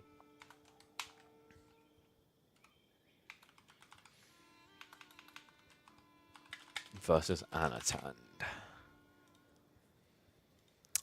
Thank you, Cal. So Devil's running a tournament in April. Bloody hell, they're practicing early then. Yeah, the AO4 editor is confusing, Faplop. So I started making a level in the editor, which looked like it'd be quite fun for a micro map. The only issue is that I don't know how to spawn forest still. I can't get it to spawn forest, despite the fact I followed what it told me to do. So yeah, in my opinion, the editor I mean, it's hard enough to convince people to make mods for this game as it is. No matter what they say about how much potential it has, I think they just made the editor convoluted. It just feels unnecessarily complicated when you look at it, which is a shame. And I don't think that's going to change. I wish it would. But anyway.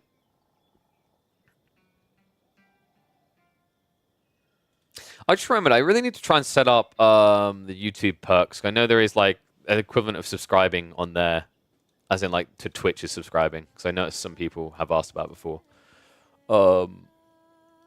Need to figure that out at some point. It's annoying because I need to actually find an alternative solution for compiling chats together, because Restream doesn't work if you don't use their Restream servers. It won't compile the chats together. So I need to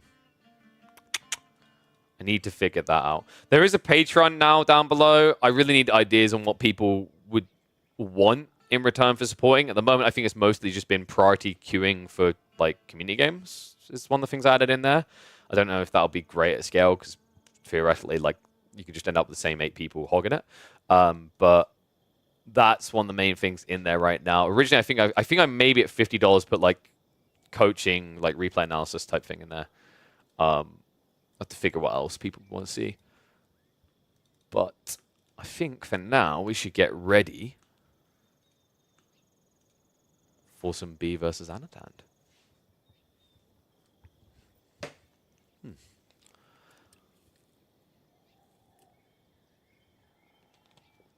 You want more cosplay pics? Maybe I need to do a subathon. All right, one and all, welcome back to the Age of Empires 4 action. We're checking in with some scrims ahead of the Elite Classic here between Anatan and B. Is he just Beal now? Is it Beal? I'm not sure what we're going for here. He's just added the L's at the end of his name for a while now. I don't think we're going for a rebrand, but who knows? Interesting one here, actually. We're going to be on EGC Lipany, the better balanced Lipany. A lot of you will be like, oh, whoa, wait, what? We never see Lipany anymore. Yes, because people kind of just hate the in-game version. It doesn't spawn very consistently. This one spawns a lot better. Interesting matchup as well. Byzantines versus Jeanne d'Arc on a map like this. With spawns like this as well. Very defendable, very exploitable. You know, we might be looking at a 2TC versus 2TC approach. I can see both players getting quite a lot of value out of that. And I think B if there's a player that's maybe going to look to get creative with TC booming, it could be him. Wouldn't even be surprised if maybe we get some Pro Scout shenanigans. I don't know if you guys have been catching B's games recently, but this guy is borderline obsessed with Pro Scouts. I think if I had to compile all of the Pro Scouts games in the top 100, he would have like 65 to 70% of the games played right now. It's actually insane. Like, no one else has been believing in Pro Scouts but him. So we'll have to see if that does come out in this game. Gonna hit the 2x speeder for the early game to get through it. Other side of this, having a look at the spawn and what you have access to for a second TC timing and placement, I think down here is a jackpot on the deer plus the berry location, and also it's not approachable from other angles. Short wall from the trees, and all of a sudden you've got a very defendable area here for Anatan. Scout Pan, let's see how things are going. It looks like they both actually played it very safe, and funnily enough, came up dry in some cases. Anatan, only 5 sheep in total. Dude, that's terrible. I don't know how you've scouted this much of the map and gotten so little. Like, I'm trying to rack my brain on what happened to spawns. You know how it's just like being like, yeah, everyone likes Lippany in EGC's form more. Not with sheep spawns like that. At least make up for it a bit. Grand Winery is on the way. The positive about playing Byzantines here is you're not handcuffed to sheep, by the way. Like, if you don't get many, it kind of sucks. But the reality is that there's so many berries on the map, that's something alternative for you to play towards. Other side of this, we're going to see a move on a stone. There we go. Dude. Oh, my instincts. My instincts are so spicy on this one. Can I just flex? Like, you know what? Like, so I recently saw a Reddit thread where some people were shouting me out and saying that love my work. And thank you to the person who set that up. I think it was Skilled. Thank you to the people who were saying some kind words. And then there was someone in there who's like, KP is always wrong. Well, here's to you, random Redditor, whose name I cannot even be asked to remember. Who's right now? Ah, yeah, that feels good to get out of your system. So 2TC, probably going to be a placement on the south side. Wouldn't mind the idea of like a forward TC placement into a proxy base, but I don't expect that here. Other side, we should be seeing 2TC play as well. In fact, we've already got 4 people out in the stone. Plus the 7 on the wood. Yeah, this 100% looks like 2TC versus 2TC. It's going to be a delayed timing for Anatan in comparison. Love the fact that he's opening with racks here. You're going to need those Limitane to defend your attempt at a TC. The reality is you are up against Jean. There is going to be Jean herself, and there's going to be 1 or 2 knights by the time you plop that TC. But, you know, you basically have 2 approaches. You either go free TC by dropping 1 on the stone to guard this flank, and then drop another here. That's dangerous, though. It's way too greedy in this matchup, because the timing would mean that by the time you're dropping your 3rd TC, your opponent is probably going to have 4 or 5 knights plus Jean. You'll just die there. So 2TC is a lot more sane in this matchup than anything beyond that. In fact, is it even going to be 2TC? Okay, dude, it's not even going to be 2TC. Wow. Has he scouted this? Because this is really bad for the Byzantines, if not. You're building only Limitane. You can't contest Jean in the mid-map. Maybe he wants to go for a fast castle build. Like, what's the value in the fast castle play there, I'm wondering? Unfortunately, there isn't any great options in the trade post. I actually wouldn't mind it just for a Merc Camel Archer to get the Camelonese against Knights. Also, it has a high base damage versus Jean. But, yeah, it's looking more and more like we might be going for a fast castle build. Because there's no... I don't see a world in which you try to all-in Jean here. Even when she goes for double TC like this, the positioning makes it very difficult. It was the 4 TC we talked about that secured the deer and the berries. And it means that even when you're defending your base, you're quite close to the enemy base, right? So you can go from defend to counteroffensive very quickly here. And I don't like Arbs plus Limitane because to get Arb Latrie, 1, you have to be in Castle Age, and 2, you'd have to walk to your opponent's side of the map to build it. So, yeah, I'm not really a big fan of building slow-moving units out of a mercenary house next to the enemy base, surprisingly enough. Who'da thunk it? Dude, he's actually just going on Limitane. The problem with this is you don't have much food, buddy. Think about what he's doing with his position here. You know, you can mass Limitane, sure, but I think Jean can handle that quite well. And then on top of that, the other thing you have to be really conscious of in this game is... if you're only going Limitane, and Jean just kind of ins and outs and whittles you down, you're going to run out of food very quickly and not necessarily get a good trade for it. I do love that the jabs are coming, but still, once again, like, you know, these are the type of games where I maybe lean towards the idea of even adding in some archers so you have a little bit more kiteability for Jean.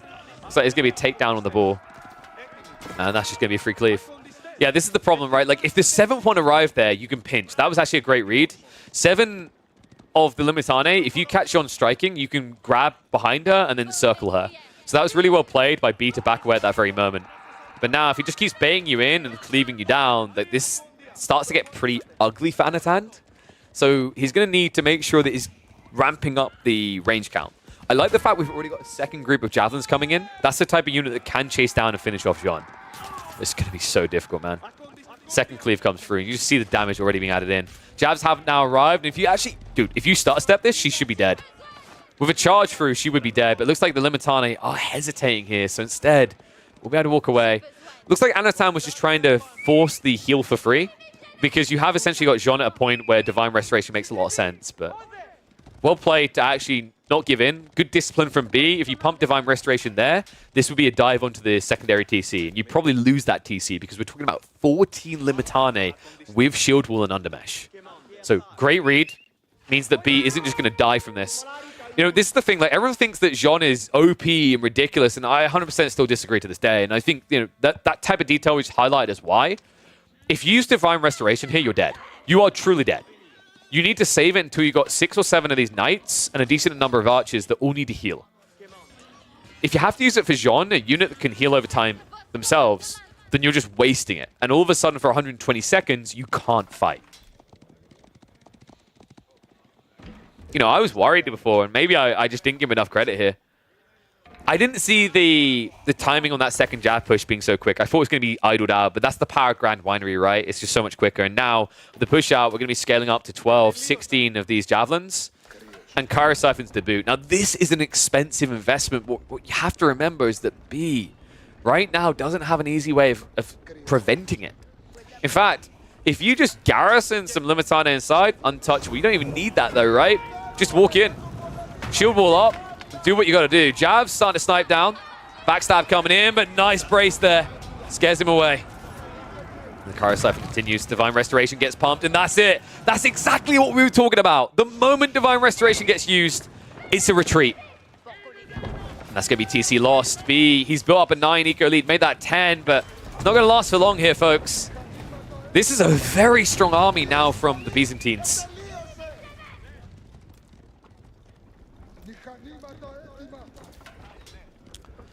They mean business. 12 jabs, 22 Limitane, no Divine Restoration for 90 seconds. Jean's only half HP. I mean, this is the stage where you start to get idle out on gold. This is a stage where you probably start to lose eco as well. I mean, you don't really have much safe economy behind this, right? Wood and berries, and that's it. Jabs, do move in. Textile's at least there, so it won't be any insta-losses, but... You know, this is the problem. With 2TC, I think you become a little bit more predictable with this archer requirement because you have to trade more optimally compared to, like, Spear Knight all-in timings. And it means right now, your hand is heavily discounted by what the Byzantines have done. What a cool read. I actually like the approach of Anatan better than the idea I talked about with 2TC. He's convinced me here. I think 2TC would have worked as well. It just would have given more runway to B to do things in this game. Whereas instead, like, what you've got is Anatan isn't even allowing this idea of Castle Age and Guildhall scaling into Imp to ever happen. He wants this game done with in Feudal. Kyro Siphon. That is maybe the first mistake of the game from Anatan. I'm not sure why he sent the Kyro Siphon home. There was literally no reason to do so. Keeping on the forward would have allowed it to attack houses. I think that was just a complete blunder. I'm assuming that was just a control group misclick. Because there's no reason to actually have that going home. Nice grab there, though. Limitane basically get a freebie. I love the way that B's trying to get back into this game through the Central Stealth Forest. This is one thing I've always found quite fun with Lipany, is this Central Forest that's almost always there near the Sacred Site. Because it's the short route to your opponent's base, it means you have to kind of take a little bit of a risk when you run through it. You know, the more I see this, the more I'm kind of missing High View. Am I the only one, actually? Like, one's in chat if you actually want to see High View back in rotation. I know people have some nightmares of that map. It's very easy to get caught off, but I think that was what was refreshing. And also, it's just a map we haven't seen in so long. Anatan. He's going for a tech up. I mean, B, you can't really match it, right? Like, if you try to do a tech up here against Jabs, your army is worthless on a scalability factor. Meanwhile, for Anno, the power of actually getting this Castle Age, you immediately start to see it, right? Golden Horn Tower starting to churn out free units. And agreed. I think like Golden Pit in a lot of ways, it feels like it doesn't have a true identity. Golden Pit to me, I like the idea of gold in the center, but everything around it just feels wrong. And I think Golden Pit almost feels like, well, it literally is a hollow high view if you think about it in the center, right? You've got that small stealth forest and then nothing else. Yeah, it's kind of a weird one, dude. I think Golden Pit would work better if literally stealth forest spawned all over where the golds were. They still have to fix the outside spawns, but that would be one way of making the center more interesting. Dude, that would be so evil as well. Golden Horn Tower now on the way. B lagging behind his tech timing here. Ay, ay, ay. This ain't good. I mean, he needed to go north. If he hit the north side, some other time achieved some kills, but even then, you can see that the Anatan, he's been so effective in his early trades. He doesn't really have a split military in a non-beneficial way, right? Like, he has enough troops that he can mirror all these moves in all these locations. In fact, so far, Anatan has been on point in that detail, right? Splits Limitane to chase south, sends the javelins to the east side to poke at the archers, keeps Limitane in reserve in case something happens. Just overall, fantastic reads out of the Belarusian.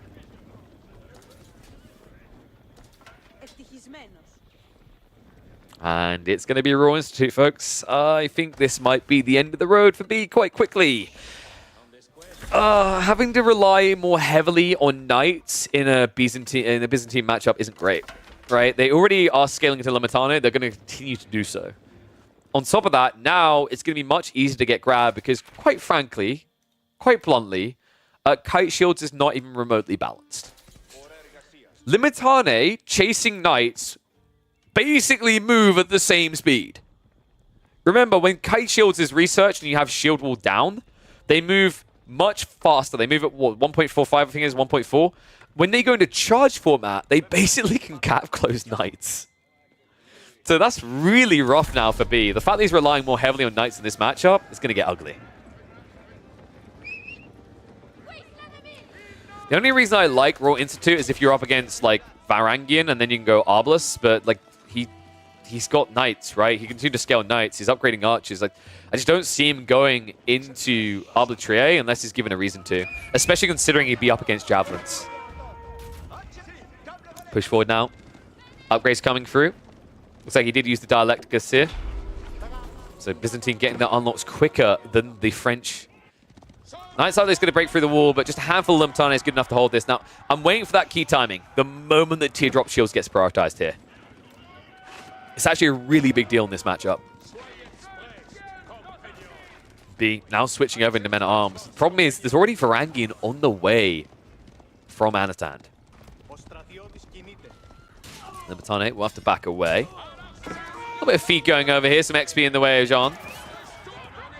Nice little stab out. Let the micro there. Just Anatan not hanging around long enough, trying to bait out the cleave. So actually decent trades here. Remember these knights, they need to do better than a 1-for-1.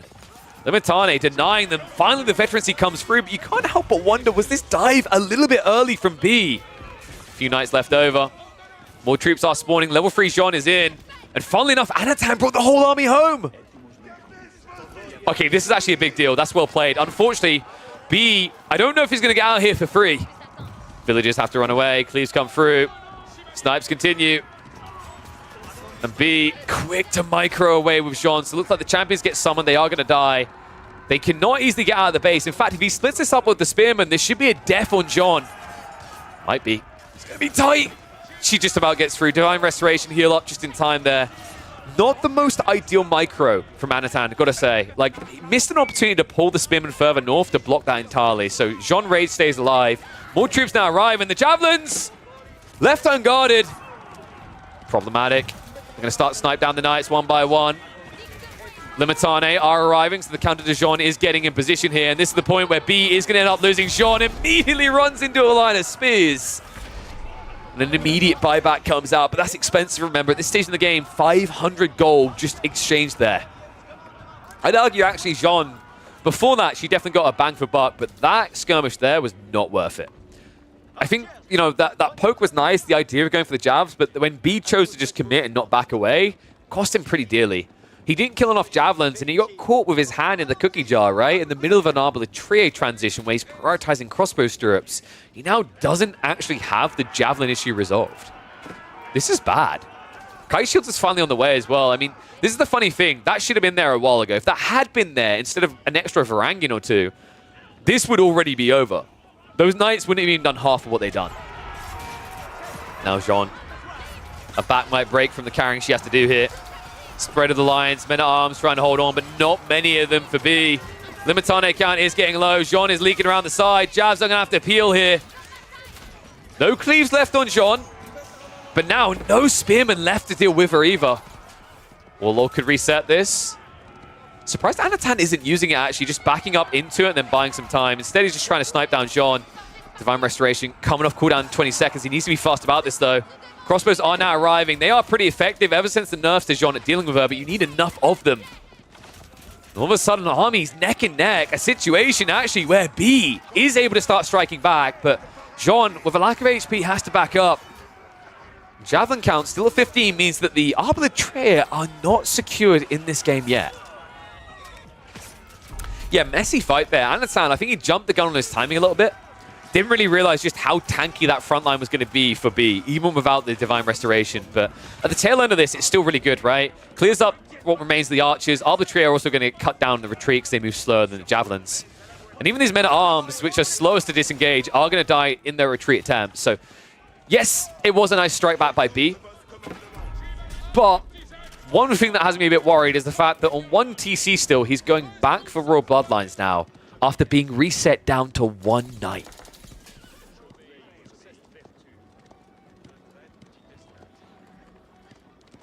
Sacred Sight's now being locked in on the right flank.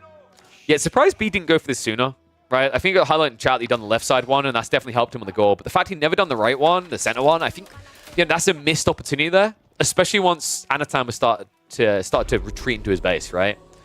But now, it looks like we're dragging deeper into this game. Walls are going up. B, his army comp is looking pretty healthy from a value perspective. But remember, that's deceptive. The capture age doesn't equate the value of these javelins, which would make up the difference. Javs are still a really big deal here because of the Arbalest scaling that's happening from B.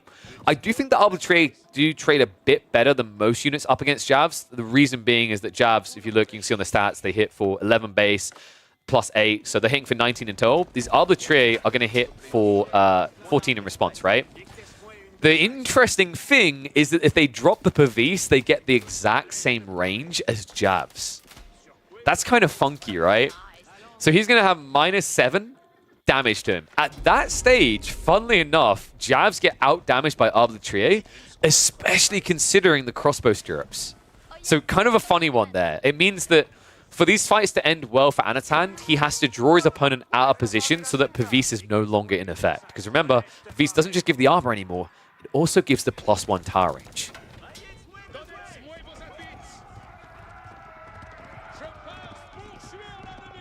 Love the fact that camels aren't just hanging back at home, actually raiding on the flanks, being a little bit annoying. Where's Anno's transition? Like, what are we going towards next here? I like that he's actually scaling back in Limitane, understanding what this play is. With the detail we highlight around the Javs being countered by like the crossbows, usually you'd think Horseman is the solution, but like Gambeson's makes that kind of difficult with the +6 melee armor. And on top of that, Anatan has yet to make a farm transition, right? So he's running on finite food. That has me worried. I think what we're going to see in the next few minutes is probably B at the strongest point of his game, especially with Royal Institute on the side of the Jean faction this time. Because now, with all these consecrations, he's making limited resources last a lot longer and get a lot more bang for buck than Anno can. So this next fight is pivotal. If Anatan can hold, I think that's where you see Anatan move ahead. If B is able to annihilate this fight, which with the army he's building is very doable, it should be a quick GG. Gonna hit the fast forward 2x speed here as we get ready for the next fight. Love the fact all Sacred Sites being locked in. Relics were secured by Anatan, right? That did bolster his eco a little bit, so look at these numbers. They're a bit deceptive. There is more economy hidden. Nano, of course, is now adding in the Olive Groves. So here we go. About as strong as you're going to get. Timing. Ready to go. Companion equipment is on the way, so we're going to see a buff up in damage and armor. Nice, lead the charge, but immediately pushed back by the Limitane. So how do you choose to engage this, right? Like, who's peeling who? These Knights, I think they're going to get a good wallop. The retreat, misformation there. Anasan, he stuck some of the crossbow at the backside. So Knights are going to commit. Jean able to move away quick enough. Divine Restoration is available. That choke point, I don't think it's actually favoring Anno right now. B, these numbers, they're getting way too big. Oh, man, I think he's done it. Anno, front line is dead. Backline in full retreat. B, a game that started on shaky ground for him, will shake Anno to his core. Jean goes down. Musafadi with a backstab because he did go for the Merc House, but I think that is just a cute little detail. A consolation prize for Anatan in this one. There is no way B lets up. He's about to reach the economy, and this is going to be GG. Cool game from both players, actually. I was really surprised by the impact B was able to get out of this arbitrary transition. Javelin's not able to solve what is becoming a fierce unit in the tool of the French and Jean. Oof. Yeah, really cool game, actually. That was pretty interesting. I like the way the Arbors worked out on the Raw Institute. My doubts around Raw Institute was more to do with his idea around Raw Bloodlines Knights. I think that didn't necessarily help him. But the Arbor Tray with crossbow stirrups and gambesons, getting them cheaper as well, incredibly powerful tool. Just a sick read there by B. Funnily enough, like I said, despite what people think, actually, if you go for crossbow stirrups, javelins don't counter Arbor Tray. Javelins get counted by Arbor Tray. Your health is basically the same, right? And on top of that, the Pavis gives all the extra armor and the range. That means you hit the same range as Javs, but trade-wise, like, your attack speed is quicker, and then it ends up being, like, it's 18 base damage versus 12. But with the Pavis in effect giving you so much armor, basically, Javs trade worse. It's kind of wild. So really cool detail there. So what do I call that one?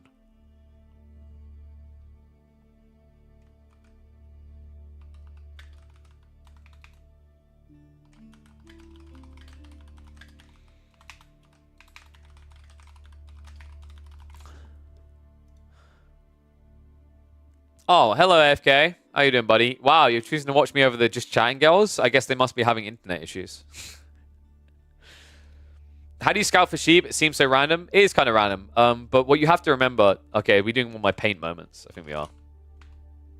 So what you have to remember about Age of Empires 4 and the way it spawns things is that it spawns things in a grid fashion. So what that means is that when you have spawns for Age of Empires 4, they are random, but they're not truly random. There's an art to it. It depends on the map, because some maps are a lie, but basically if you imagine you've got your map spawn, I don't know why I'm doing a rectangle, let's do a square so it's more logical. Within that, you have a grid for sheep spawns. And the way it works, this is a terrible grid, but we'll do. Could have just used like an Excel spreadsheet, that would have been cleaner, but we don't get to do paint that way. So within these, like, there is a priority spawn of X number of sheep. So typically most grid points have 2. I think sometimes they have 3. So that means that anywhere within these grid points, like, you can literally get them to the point that, like, do this kind of thing, for example. They could spawn, right? And this is how the maps get generated. So Dry Arabia does this. Dry Arabia does this, like, purely. No grids are idle from what I've seen. I noticed. But the whole idea is it feels random sometimes because, for example, you see what's happening here, where if, like, these all spawn in a corner, it makes it look like you've got a crazily high dense area. But then other times you'll get this effect where you're like, there's no sheep. Or like, if you, let's say your base starts here, right? And your opponent starts over here. And you go to the right side. But let's say the spawn's done, let's get rid of you. Let's say the spawn's done this. I really should just open Paint Shop, to be honest. Oh god, no, don't use that.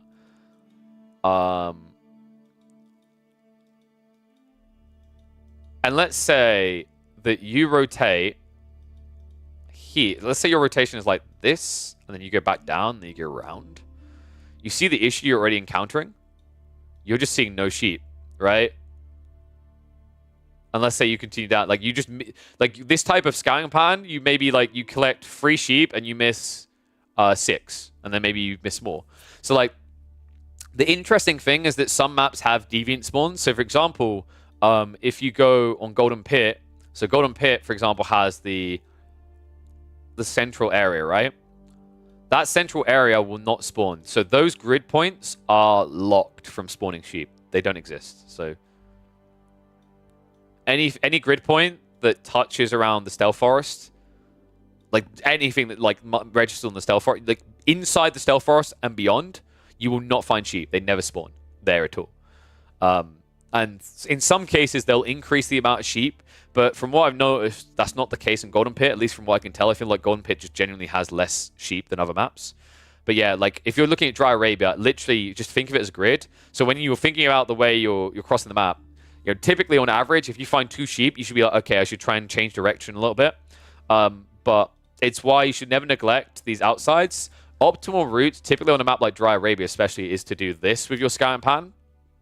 Is usually you want to go out until you're mid, and then round, and then back, and then boom. And the reason you do this, and you usually do this on the short corner, so you guarantee you arrive back with sheep before you run out. And then you do the other side in like a counter loop. And the reason you do this is if your opponent already... Like your opponent theoretically should have done something like this by comparison. And so the reason why you do this counter loop is you're definitely going to get the outside sheep, which is where there should be more. And it stops people from doing like variants like this. Now there are loads of variant patterns you can do on sheep gathering, but these are like the most standard ones. So one of the most popular like deviations is when you play Abbas's Delhi. Actually, I think even Japanese can do it now. There's a really popular deviation where you do this. And do you want to know why you do that? There's a very good reason you do that. You will get more sheep for the same time. But by doing this, you don't need to worry about sheep. Because if you're playing Abbas's Delhi or whatever, you've gone out on all your little berries. Right? So you're not actually using your initial sheep at all. You're not running out of food. The reason why most scout patterns come back quicker is because you're going to run out of food. So for example, if you're playing HRE, HRE is a pristine example of this. HRE players will do that short route. They will do the aggressive short route because if they don't come back sooner, they run out of sheep. And then they have idle eco. Some players choose to just optimize gold gathering a little bit earlier to deal with that. Depends on the build. But like there are some players, for example, like what you'll see, Core does this a lot, where Core will have... Scout 1 will go on a long loop, like, you know, will go on the short loop, and then he'll spawn a second scout to go on a long loop. And the reason is that way you can get like 2/3 of the sheep on the map, and it means that your opponent gets starved out quicker, but you as the HRE keep all your resources condensed safely underneath the TC, which is critical because if you have to come out, your game just flops quickly, right? Like, because you're not under Arkan, you don't have the buff anymore. If you have to come out onto, like, Pocket Ecos, that means you're going to have to build outposts to feel safe or build units. Either way, wood's involved. And, of course, with HRE, it's all about fast castle timing, so that sacrifices the efficiency. All right, there we go. Hopefully that was helpful. Voldemort has a really good video on scouting. Well, clearly I should upload that because that was the highest production value I think we've ever seen. Why was I not recording that? That was like the best explanation of scouting anywhere. I should have done that. That should have been uploaded. I'm going to have to go back, get that, clip it, ship it. You just did the worst throw in AoE4 history. Isn't that like every other game for you? Okay, I'm sorry, that was mean. Abba trade? Okay, dude, that wasn't a throw. That was a punt. We call that a punt. Throw suggest. Wait. He's back. Kiwiin's back. Wait, it is top, right? Kiwiin's playing AoE4 again. Pog.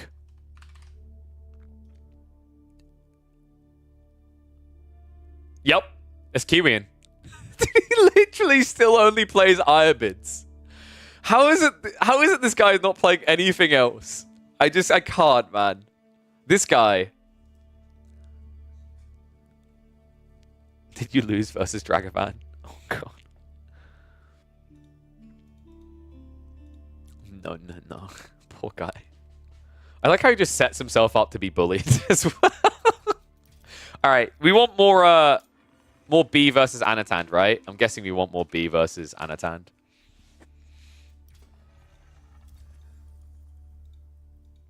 So let me check their games, see which other ones they played. We got Chinese versus Rus, Ayabids versus Jean, Byzantines versus Ayabids, Malians versus Delhi.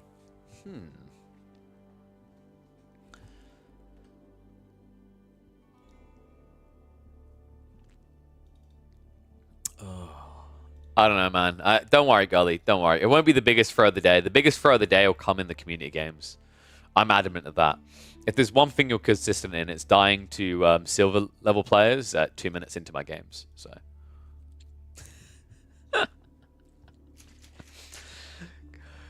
The best part is that I'll follow up with Gully. Gully, one of the players to watch an upcomer in 2024, and then just like we're 3 minutes into one of our community games and he's dead.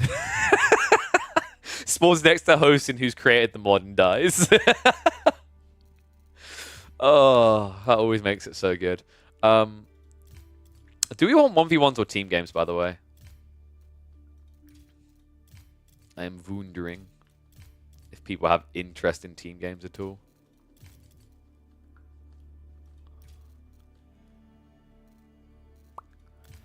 One v ones, dude. Gully, I gotta start charging you for coaching, mate. This is all like free research for you. He comes in, he's like, "Have you got any 4-late games? I need to research it."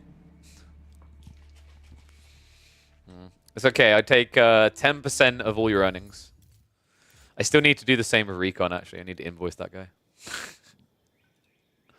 Still remember when Magic was like, "Have you considered coaching?" When we were at Wallah, I was like, "Where is the money?"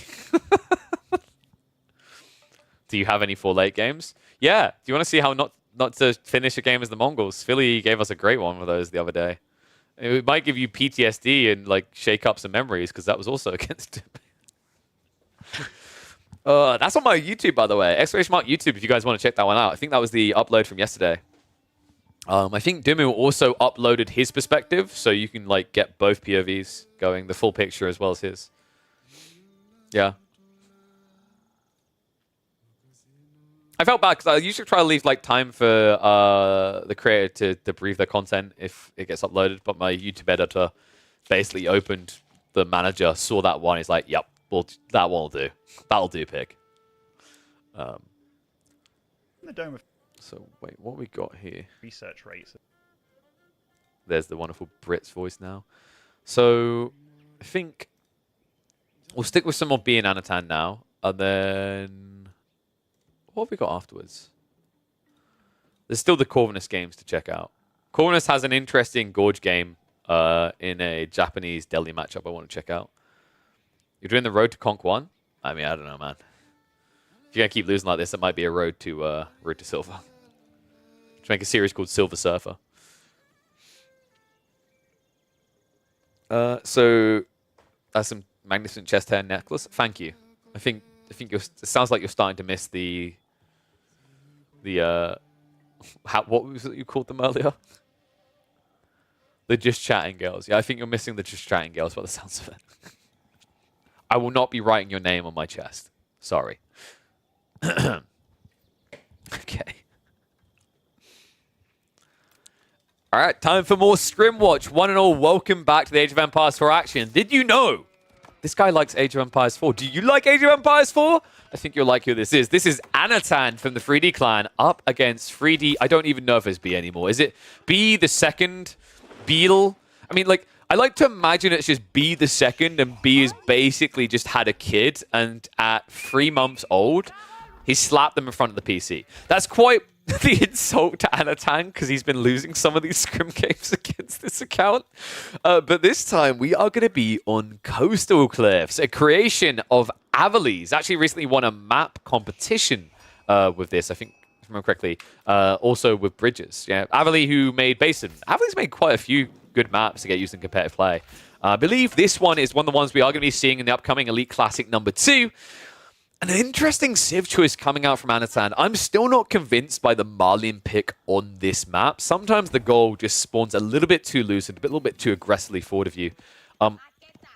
Flip side of this, Delia is looking a bit better in my eyes. This build is wild though. B opening with a Dark Age Spearman play. That's pretty ambitious. I don't think I've actually seen a Delhi player do this in well over a year. On a map like this as well, you know what his goal is. It's going to be to hit up those houses. It's also something that I guarantee Anno was not expecting. But the negative of this play is you've now chosen to open Spearman against a Civ that has better Spearman. So what you've gambled on is that Anatan uses all the wood on houses. And guess what? He did. He has 0 wood right now. That's such a sick build, man. This isn't the exact kind of thing I'm expecting out of B. You know, this is something I think players need to actually take into the Bible of meta under what about not meta, right? What about when my opponent expects me to do the meta thing? What do I do? This is the type of stuff you do instead. This is a really smart deviation play coming out from B. It's something that you would never expect your opponent to do because Delhi never opened Dark Age Spears. They have no reason to. Their spears are worse. Their advantage in infantry comes in Feudal Age. Typically, they want to open with Ghazi first of all production anyway. But against the Marlians, considering that they either make the choice to go racks or go houses very quickly, they can't suddenly pivot, right? They can't just say, oh, no, I'm just going to gather like all the wood I need immediately, right? Like chopping down a tree and doing that would take so long. It's a sick read. That means the B is going to get some decent value here. I mean, I wouldn't be surprised if he gets 3 houses, if not more. Weird on the house choice to go after next, though. This is the one thing I don't like that B's done here. Yeah, it should have been the houses further away from the TC. That little detail might cost him dearly here. He's invested a lot of spears. He's nowhere nearly ready for his own tech up. So, like, to do that was a bit odd. What was odder is the fact that Anatan walked back. Anatan's like, yes, and let that be a lesson to you. You cannot kill my... Oh, God, he's doing it again. And I don't have wheelbarrow. Oh, no. So what should have been a suboptimal play, funnily enough, worked out for B. This is 4 houses at least. And remember those houses, they are quite cheap for the Marlians, right? 25 wood each, but at that point, you're going to be 100 wood down the drain, right? And although B has spent a lot on spears, the funny thing is by spending so much on spears, how do you contest this? You have to go archers. Great. So if you start going archers and B just stops pumping spears, you know what's going to happen next. Little whoopsie there with the TC. He's going to go into Ghazi. Right now, by the way, B literally can't feel for the one shot.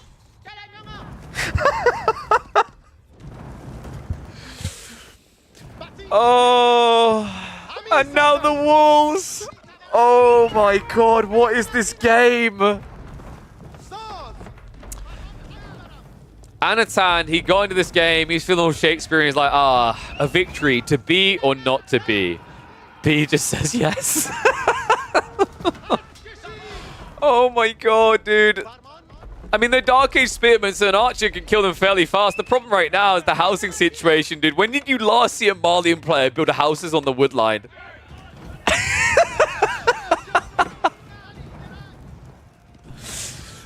Oh, please, just stop. This is so painful. He's like, and finish the wall.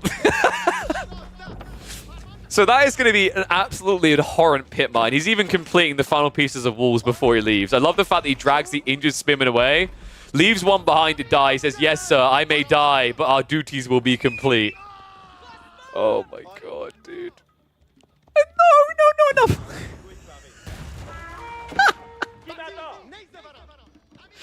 Oh, B. You know what?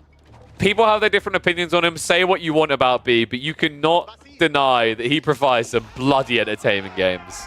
Spears stabbing in. Villager will have to run away. In fact, that villager should be dead. Oh, no.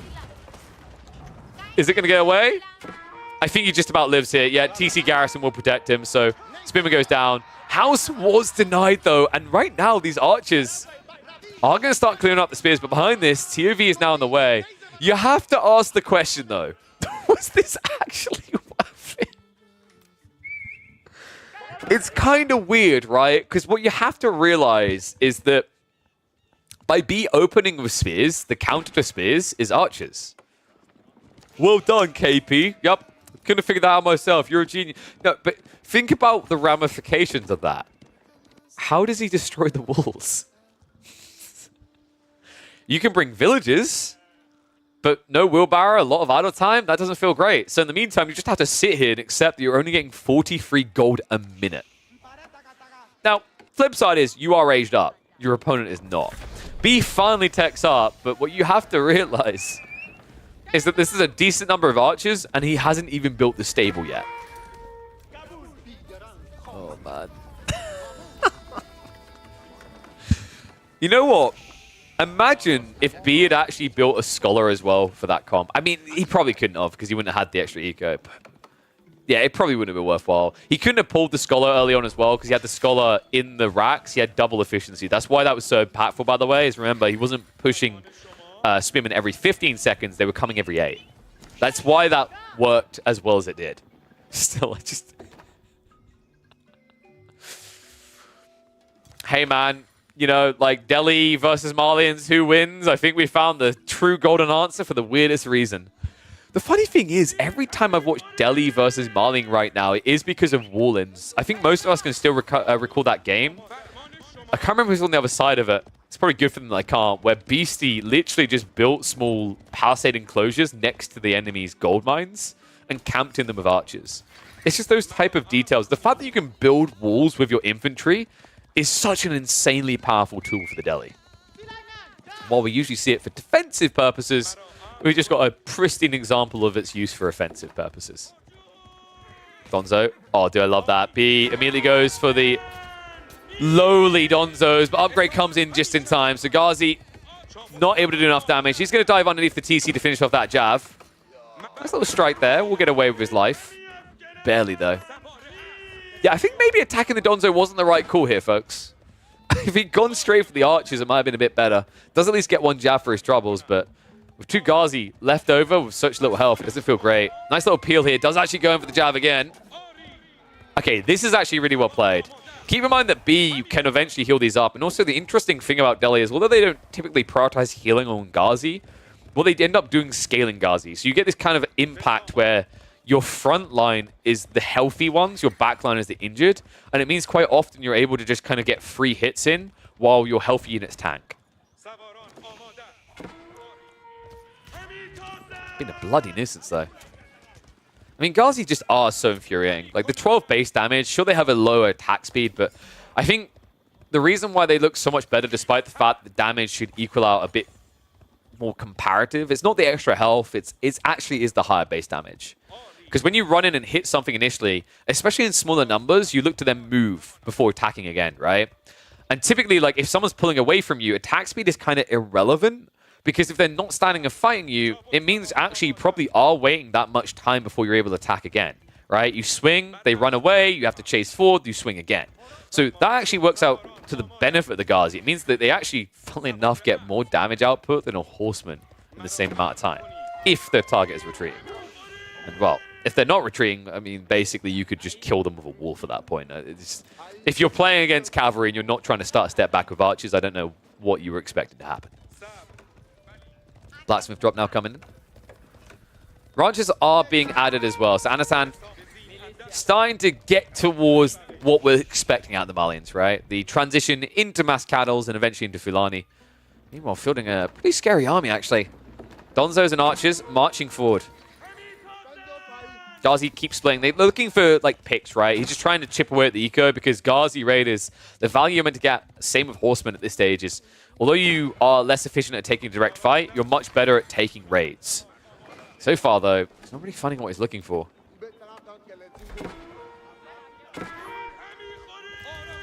Donzo's on the lines and now just blunting him from ever getting in at all. I think this is the point where B really needs to reassess what he's doing with his army. I don't like that it's only Ghazi.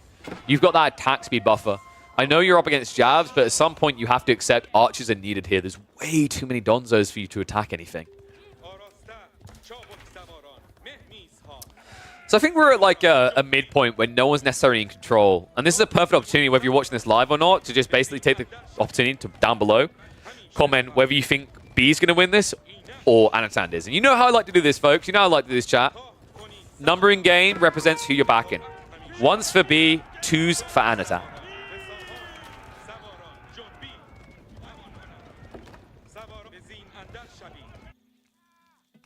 Gotta say though, Anno's definitely getting a lot of access to gold now, right? Double outpost coming this area means this shouldn't really be raidable. He still hasn't dealt with this. Dude, this has been here for several minutes now. I love the fact that Anatan's like, no, this is fine. I mean, it's because he's going into so many ranged units, right? And he tried to go on the offensive. But now that he's back at home, he should try to clear this up alongside the Ghazi. A little bit of an ambitious stab in there. Doesn't really find much for it, though. B instead taking a lot of damage. Losing multiple Ghazi. Yeah, I don't like how many Ghazi he threw away for that. I don't think he respected the power of the outpost in this situation. And now that Donzo's being back here means you can finally clear these walls up. So you kind of done B a favor, Anatan a favor rather, by the way you played this. Your goal should be to raid. It should never be to get caught. It's the golden rule of this comp that he's running. Not until the Archer mass is ready. And well, obviously the Archer count is going up, but they were nowhere near the fight. Kind of crazy annoying thing about Donzo's, by the way, is the fact that you can actually snipe Archers in mass Donzo count. Remember, Donzos have 6.5 tower range, Archers have 5, and Donzos and Archers move at the same speed. So, like, if Anatan's paying attention, he can basically kill these Archers as they trickle in. So it's very important that B gets to a critical comp level, critical mass, before he looks to commit. Sacred Site cap attempts are going to fail on the south side. North side is at least secure for him. Yeah, losing the Scholars is kind of unacceptable here. You haven't got much excess gold to work with in reserve, and this is pricey. Looks like the Spear Throws are coming off cooldown, so it should be a stab in and then a hull of an arrows to get a kill. There we go. There's the man I came to watch. Anatan, cheeky little kill there. Trades a Donzo for a Scholar. Worth it every day of the week.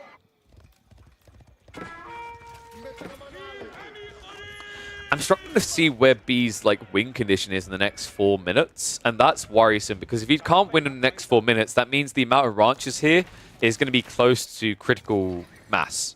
At which point, it's going to be a gradual tick up into Castle Age. In fact, the way that he's saving food and gold, I'm wondering if Anatan is considering teching up earlier than the full Fulani. That would be quite crafty because I don't think B would expect it, but at the same time, with the approach B's taking, he'd have an answer, right? It's not like he's going castle himself. It's not like he's going for some form of greed. He's actively adding a lot of military force.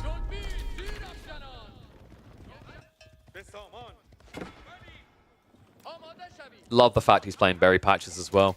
It's the only way you'll be able to actually hold a mirror up to the Malian army and spook them back, right? Like, if you were just playing at home on the sheep, if you're now being forced to go onto the deer instead, which is a little bit safer, I think you fall behind. That berry gathering rate, the superior rate for the Delhi, is critical. Sacred Site's now locked in. But Anno is locked in on something else, folks. We are looking at a Fulani timing probably the next 20 seconds at this pacing. So the last of Ghazi might end up going down here. Just about pulls out the final one, but raid impact is basically going to be 0 now. Deer are also being accessed, and Anatan is ready for a tech up, and it is indeed going to be the Grand Fulani Corral. I don't think B's big enough to break the space yet. This is going to be hard. The TC is going to be a very strong point defense here. Jav count isn't really that high. I think if you prep 4 stables, you're solid. In fact, he's already got 3 at the back. So I think from this position, it should be very difficult for Anatan to just choke on this one. Hasn't got a lot of passive gold, but has got enough in reserve to get his tech ups. B needs to go right now. Housing might be his one way of punishing this tech up. In fact, there are a lot of houses on the front side. Remember, Anatan was forced to build them on the wood line. So plenty to strike out here. Tech up complete. B. Siege engineering's on the way. It's going to be just over a minute away. Nano needs to make sure he's got enough houses behind this. Not much wood to work with, but he just needs to make it work. Upgrades get queued. Archers begin to trade out. But remember, these archers are better. B actually has the ranged advantage here. That extra attack speed matters a lot here. An army's swelling up. Numbers on the front side basically matches what Anatan has to defend right now. And this is getting ugly, folks. I actually think B might have this. The timing was so fierce here. Villagers pushed off of the cow here. And the cow count isn't at full mass still. In fact, it looks like mistakes were made there. No, Anatan, he killed the new cows. B retreating around the back now. Veteran Sofa upgrade does come in, so these boys are pretty tanky. It looks like the archers may have been split up from the main army. Ghazi and Spears engaged on the other side of it, though. And Anatan, he got the perfect split. Donzos to deal with the Ghazi. Archers and jabs to deal with the archers, and that is enough. What a timing there. Anatan, when it matters most, like a finely honed samurai sword, he cuts it down the center and perfectly finds the split that gets him through safely to the win. Oof. Dude, that was actually a sick timing. I mean, B, props to him. He had to make that dive. It almost looked pitch perfect, but the perfect moment from Anatan there, where he just dove down the center and divided the fight before the Ghazi could follow that up. That defined it. If it wasn't for that detail, I think the archers could have idled out the eco to a point that B just has too many numbers on his side. But that split in the fight defined everything there. Veterancy's coming through, and him splitting it to be up against the unit he countered gave him the easiest win. But the start of that game, my God. Dude, I don't even know what I'm trying to think what I want to call that one. That feels uploadable just for the beginning of that game. The beginning of that game was hilarious.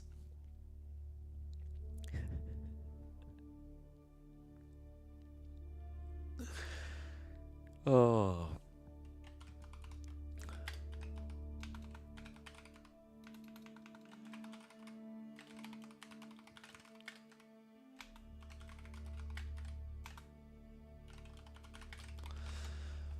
Ooh.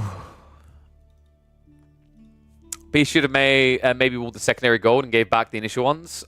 He couldn't. The outpost was there. He was playing Ghazi Raiders against Donzos. He couldn't do that. It's way too late in the game at that point.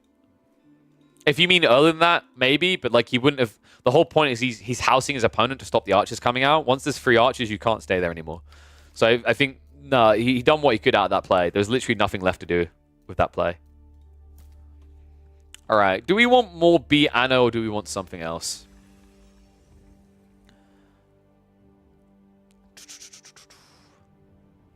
I'm wondering.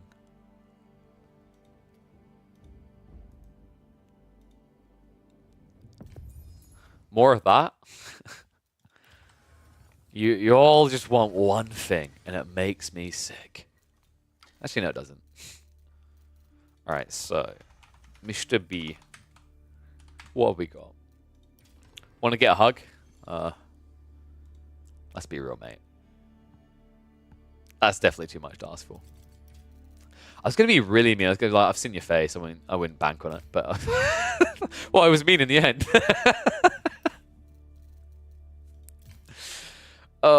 So let's see what other matchups we've got. We've got Byzantines versus Ibids. So here's an interesting detail for you guys. I call them Byzantines, but when I refer to them in the other form, I call them the Byzantium Empire. Both are correct, by the way. Byzantines is the British way of pronouncing it. Byzantium is the American. So, you know, just think about that for a sec. Same with Abbasids and I think it's Abbasids. I can't remember if Abbasids is the American way. Abbasids is the British way. And just saying, we've been around longer, so.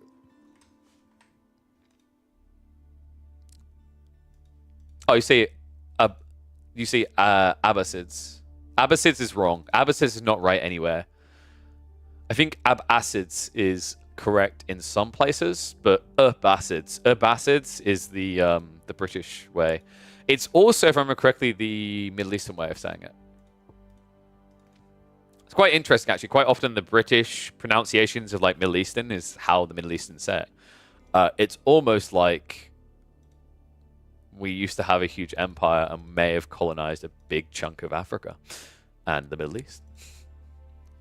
US is 2.0. Yeah, tell me how well aluminum was working for you guys. I'm throwing jade today. Pew pew.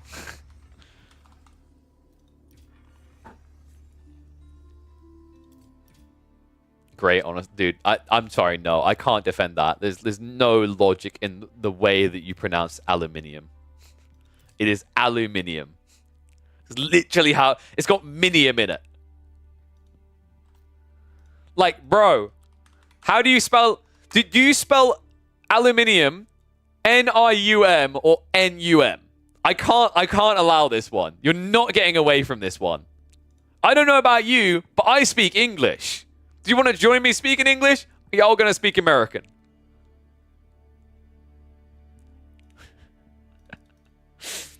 There are some words that, like, don't get me wrong, ours is a bit weird for the O-U-Rs in a lot of words, like color. Color is essentially how we're like spelling it, right? But none are as heinous and atrocious as aluminum. Aluminum is the most baffling thing I have ever seen. Speak some German, please? Ja, jawohl, nein, schnell. All right, you want me to speak some real German? Here you go. Quietscheentchen. Sorry. Quietscheentchen. There you go. Is that better?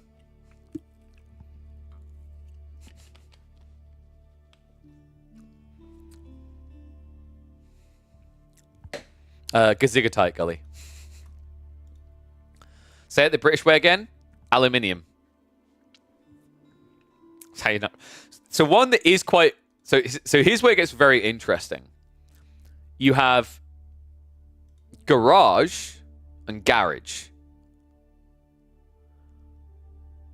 You guys know which is which, American and British, right? Garage is actually American. Garage is British. That one, I will honestly say, both countries stupidly got the wrong way around. There is no way you can hear the word garage and not go French origins. Right? Garage is very American. Like, you could imagine Americans saying garage, like garage, right? Very easily. Garage, very Leviosa, right? Garage, Leviosa, right? It's not that same bloody feeling.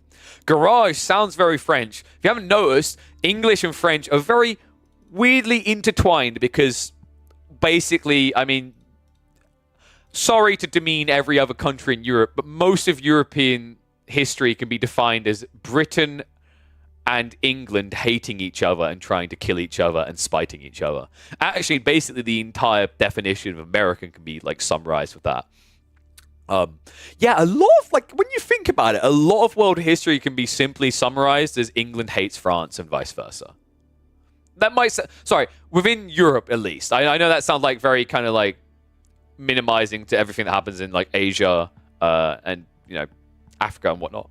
But obviously, with colonialism, Europe did get quite the light shining on it for quite a long time. But a lot of what happened in Europe can basically be can basically be boiled down to, you know, bleep you England and bleep you France. So from the 1990s, what's up, buddy? Oh, thank you, man. I appreciate it. I'm glad you like the games. I started playing the game a couple of months ago. I was wondering if you have any tools you'd recommend to analyze my gameplay. So, actually, and they really should start paying me. In fact, you know, maybe, Cal, you should get that piece of code implement we talked about. AOE4 World is really useful for some tools, actually. They have some really cool ones on there. So if I quickly, whoopsie, don't look at that too much. I don't want you guys to spoil the games for you. Look away. Now you can look. So AOE4 World has some really nice tools here. For example, they have some extra tools under tools. These things are kind of like stream overlays to the most. They have nice little quizzes, which is kind of cool. But they also have builds guys down here. One thing that they have nicely integrated into the platform by default is if you go into games and you have a look, you can have a look at statistics, which is quite nice anyway, but like what you want, it'll be more useful for figuring out how to do build orders or whatever. You can watch YouTube videos or whatever, but what this does that's very nice, it just very clearly writes out what people are doing. So if you go into view summary and you scroll down, you can see when people do different things. When they build, you know, when do you build the Uvu at, right? When do you look to get a Rax? What is your timing for an outpost rush typically on a map? So these are quite nice. If you're trying to like break things down, the build order segment on AOE4 World is really handy. I don't feel like a lot of people use this, but it's kind of crazy how handy it is. And you can even get a summary at the top that tells you like how many units and what types they built throughout the course of the game. So if you're looking for feels like, oh, I want to figure out how to do a Magadai build. Well, guess what? When you're looking through FaZe games and you like stumble across a game from Faye where she plays against Corvinus, and you go down here and you see she built 160 Magadai. What the fudge? Now you can figure out, like, okay, well, how do you get to Magadai? I mean, she lost that game, but like, you know, as an example, that's how you can use this tool. And you can use it in your own games to kind of dissect how far ahead was my opponent? Why were they ahead, right? Like, how were they ahead? At what points were they ahead? Quite nicely, quite cleanly. It's a really, really nice tool. So yeah, Cal, if you'd like to actually, you know, get that code update sorted, thank you very much.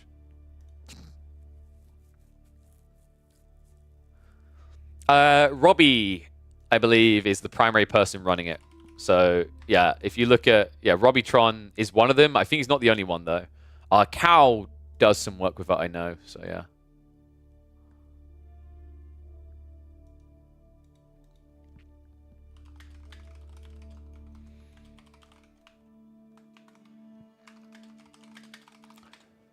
You're everywhere?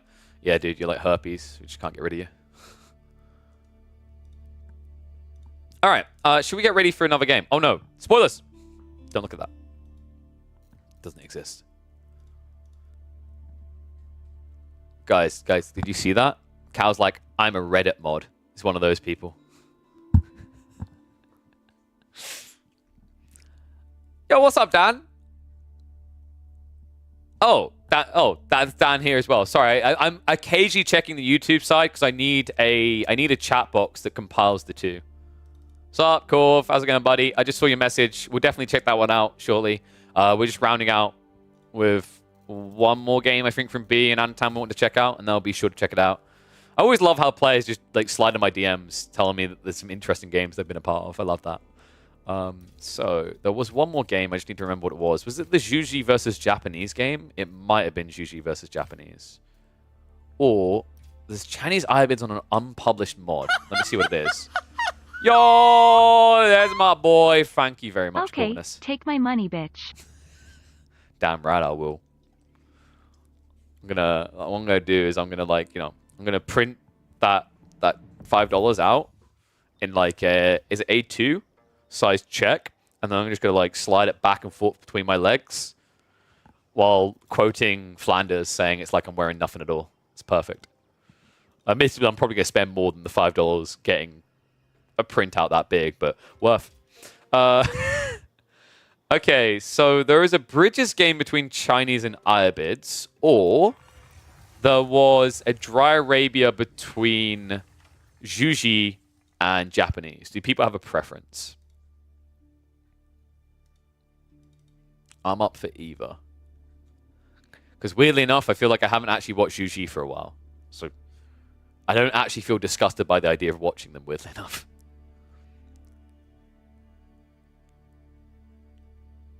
You're doing Rocket League and Valorant esports, Big Pog, Cal, where you know what you need to do, get them drunk and tell them they need a stage host, and then bring me in. Good luck with that, buddy. Have fun. Have fun. I'll be doing some Age of Empires 4 qualifiers on Saturday, and then I might aim to cast the Stormgate playoffs for Adico's tournament on the Sunday. So, trying to be busy in my own way. I don't get to travel, though. Yeah, I don't think I've traveled this year so far, man. I'll get on the move again. Esports been feeling kind of weird for me last year. Hopefully it gets back on track. So, July. Yeah, July. July can be a good time to travel. Maybe. We'll see. You know what would be a nice time to travel is October. I'd like to travel in October.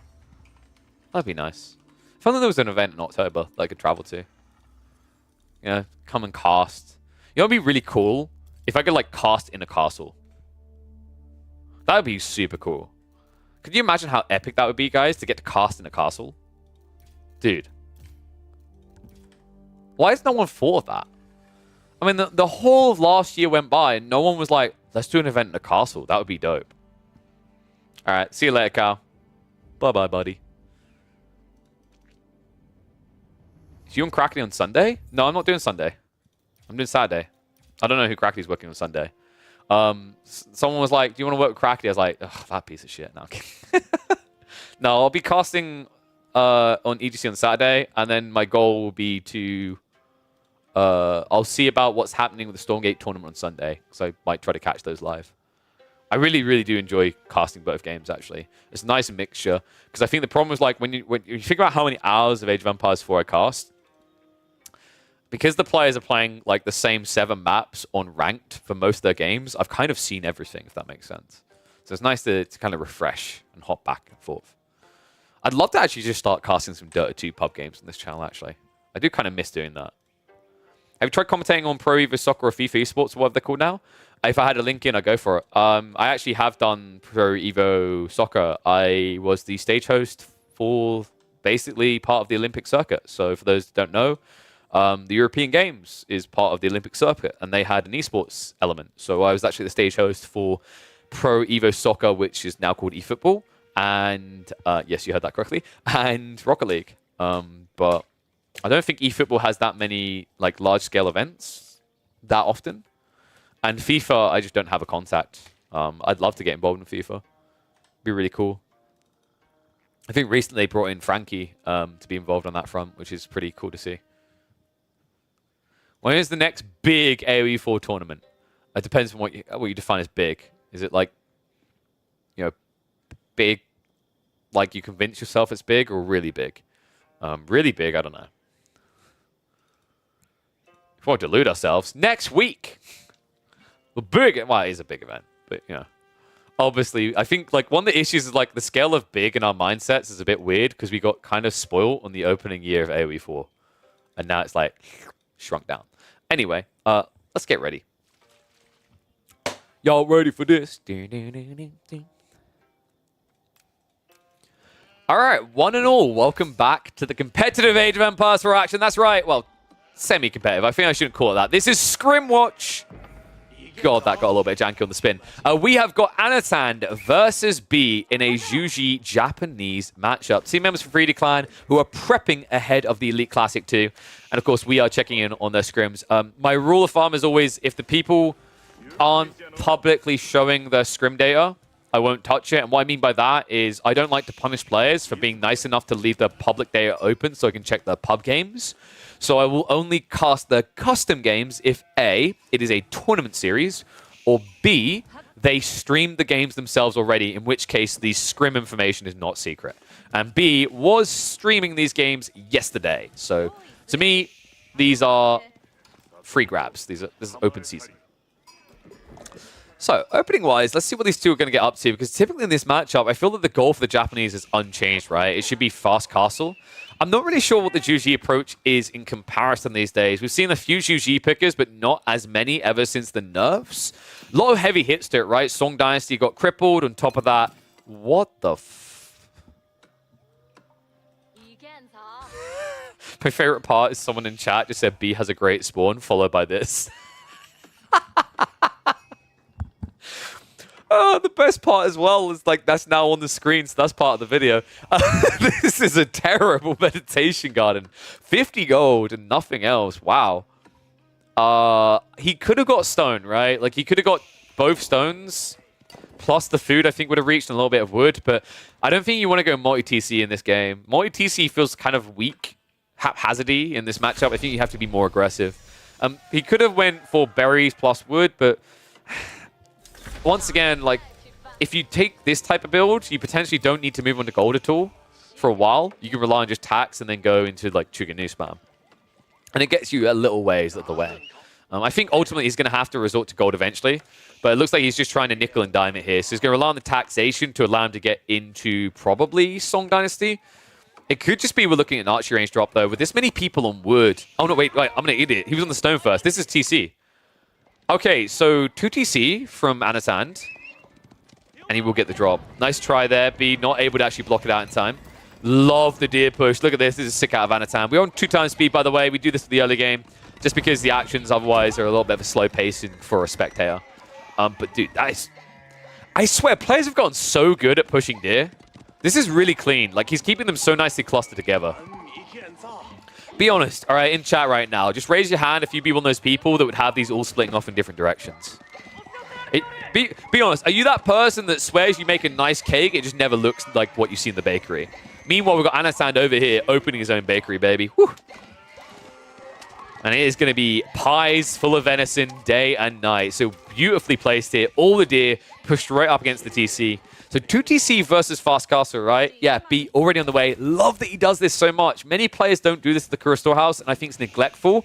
It saves you 50 wood. That's a lot of wood in a Fast Castle build for the Japanese. It allows you to actually prioritize an extra defense earlier on the mines. Or if you're up against only eco, it allows you to pull more people away from the wood line, and you'll still have the wood you need to get into a stables or racks. Tech up now on the way. It's going to be the Floating Gate. B, wonder what the opening play is going to be here. Typically, you are looking at Samurai, Mount Samurai at that. I really still like Mount Samurai against Hand Cannon Slits, because Hand Cannon Slits attack less regularly, and that deflect armor basically takes away a huge initial hit you'd experience there, right? 25 damage just reduced by 100%. So a very effective tool. For now, though, there we go. It's going to be Rax. Okay. B. I know he likes to do this a lot more than most players, actually. I think B probably is the most consistent Rax opener of the top players right now with the Japanese. A lot of other people typically go for stables, some even archery ranges. Instead, going for this first, the whole idea is you're going to run out of food much quicker, right? Like for Mount Samurai, yes, they cost a lot of food, but each independent one is expected to last a lot longer. Onibugisha is more about overwhelming. It's pure Zerg factor. B usually would run out of food, but the thing that usually saves him here, and it's why he's placed the Floating Gate next to the farms here, next to the farmhouses, he's going to drop the Yoroshiras in the houses. He does this a lot. Sometimes you might see him just go for a second production building and drop the next Yoroshira there, but by the time he's capped at 4, 2 of his Yoroshiras always end up in farmhouses. Yeah, it is interesting the way that he approaches the Japanese, though. Like, you know, B, a player that comes from StarCraft, essentially treats this Civ like the Zerg. Like Zergling rushes. That's exactly what this is right now. Onibugisha scam already going up to 12. Did I call that a scam? It kind of feels like a scam right now, because I'm not sure if it's going to hit hard enough here. Mount Lu Academy is already complete. Chuganu are out to defend, and the wall play was well timed by Anasand. All breach points have been removed. The upside is, of course, you can get your hands on the Relic, and in fairness, playing the Onibugisha this deep means you can take the riskiest ones first. But ultimately, you are up against 2TC. It is already a 13 eco lead coming out for your opponent, and now Mount Lu Academy, you have to remember this inflates your food a lot more, remember. You're now able to collect food off of your taxes. Onibugisha are definitely going to struggle to break through these walls quick enough. Best move's probably just to play like far north side, get an opening here before walls go up. But the issue for B in this situation is he doesn't know what we do, right? He doesn't know that there's no extra wall behind this. He doesn't know that there isn't a second layer that when he arrives, Chuganu would have moved into position for, right? So the other approach B could take is to split his troops right and left. But the reality of what happens there is your opponent could do the exact same thing, and then you still don't break through the walls. So really, B's priorities here should be to just keep massing troops, get to critical mass. While he's doing that, take all the relics off of the map, and then try to overwhelm in a big fight. What I would love to see out of B is him prepping Siege. I think now that you've seen what your opponent is doing, you know that it's going to be Mass Chuganu, and you're not up against Clock Tower because it's not the standard Chinese. The smartest play you can make here is just to prep Mangonels. I also think it's an insanely underrated play. A lot of the time, players don't want to go for Mangonel spam as the Japanese for this comp because it just feels too slow, right? Like you're shackled to guard the mangoes, but it doesn't mean you're not effective here. Wow, looks like it was actually a double Rax Yoroshira play. Berries on the backside are being played onto. We haven't got Fuda's Sashi yet, so he isn't getting the maximum amount of food haulage he could be. I'm a bit worried he's not breaking this quick enough. I think this is a bit too slow. Full Woolen is complete. You've got Hand Cannon Slits here. Chuganu mass is scaling. I honestly would not be surprised if he has in a Nest of Bees. A Nest of Bees to counter B. It's poetic, really. And Palace Guard also coming as a really smart choice here. Palace Guard, it's quite expensive, but the reality is Jiangnan Tao is going to make it affordable when you've got Song Dynasty for the farm transition. On top of that, Palace Guard are great against Onibugisha because they have the movement speed to kind of mirror and block the move of these very fast, lightly armored units. Speaking of which, they're fast making them move around the backside. Scout is going to sniff that out and go down. Funnily enough, that Scout going down like that seems to have made B hesitate a bit. He thought he was going to get in for free unnoticed, but now all of a sudden he's just kind of got a little bit more paranoid. That's unfortunate. I think if he went now, it's a very strong time for him, right? The Palace Guard count is too low. Now, with this delayed timing, Palace Guard count is going to reach up to 12, 13, maybe 14. That's enough to hold an opening. And that's all they need to do, right? They don't need to win the fight on their own, because that's what the Chuginyu are going to do. Behind this, we haven't actually got many diamond upgrades, right? Only level 1. No level 2 for a while, because there's no rush on the stone. So long-term food income isn't great. He has still got the deer to work with, but remember, this is a Civ that doesn't have the eco-gathering text, right? So you want to play either berries or upgraded farms. Militech, a big deal as well. Love that. So neglected in so many matchups for the Japanese right now. I've seen too many players, even the best in the world, completely neglect to keep up on the melee defenses. It's so important that you do this. Remember, the Japanese have an extra melee attack level. So if you fail to keep up on your melee defenses, you're not 1 behind, typically you're 2 behind. And against a unit like the Onibagisha, that's a big deal considering how quick their attack speed is. And remember, it's quicker than what it says here, by the way. It's not 0.9, it's 0.85. The reason why it shows a 0.9, I talked to Robbie-tron from AoE Full World about this, is to do with the way that the UI shows front-facing numbers. It's the same reason why sometimes you'll see a unit with 0 health being alive, is because the front-facing UI rounds up. It doesn't equate for decimal points correctly. So yeah, seems nitpicky, but basically the reason it's important is it actually means that the Onibagisha attack about like 7% faster than they're showing to attack, which doesn't sound like a lot, but when you scale to this many, it's quite a big deal. Bloody hell, this army. So here's the problem with this army. It looks scary until it meets the bees, and then it turns into Nicolas Cage. Like, I legit think if there's 4 bees waiting for him when he gets here, and I think there will be, he's just going to die. Oh man, it's critical that he gets that scouting vision ahead of time. Relics are all being picked up, right? So we're going up to 5. Meanwhile, third nest of bees is on the way. You know, I think actually the longer bee waits, the worse it gets for him.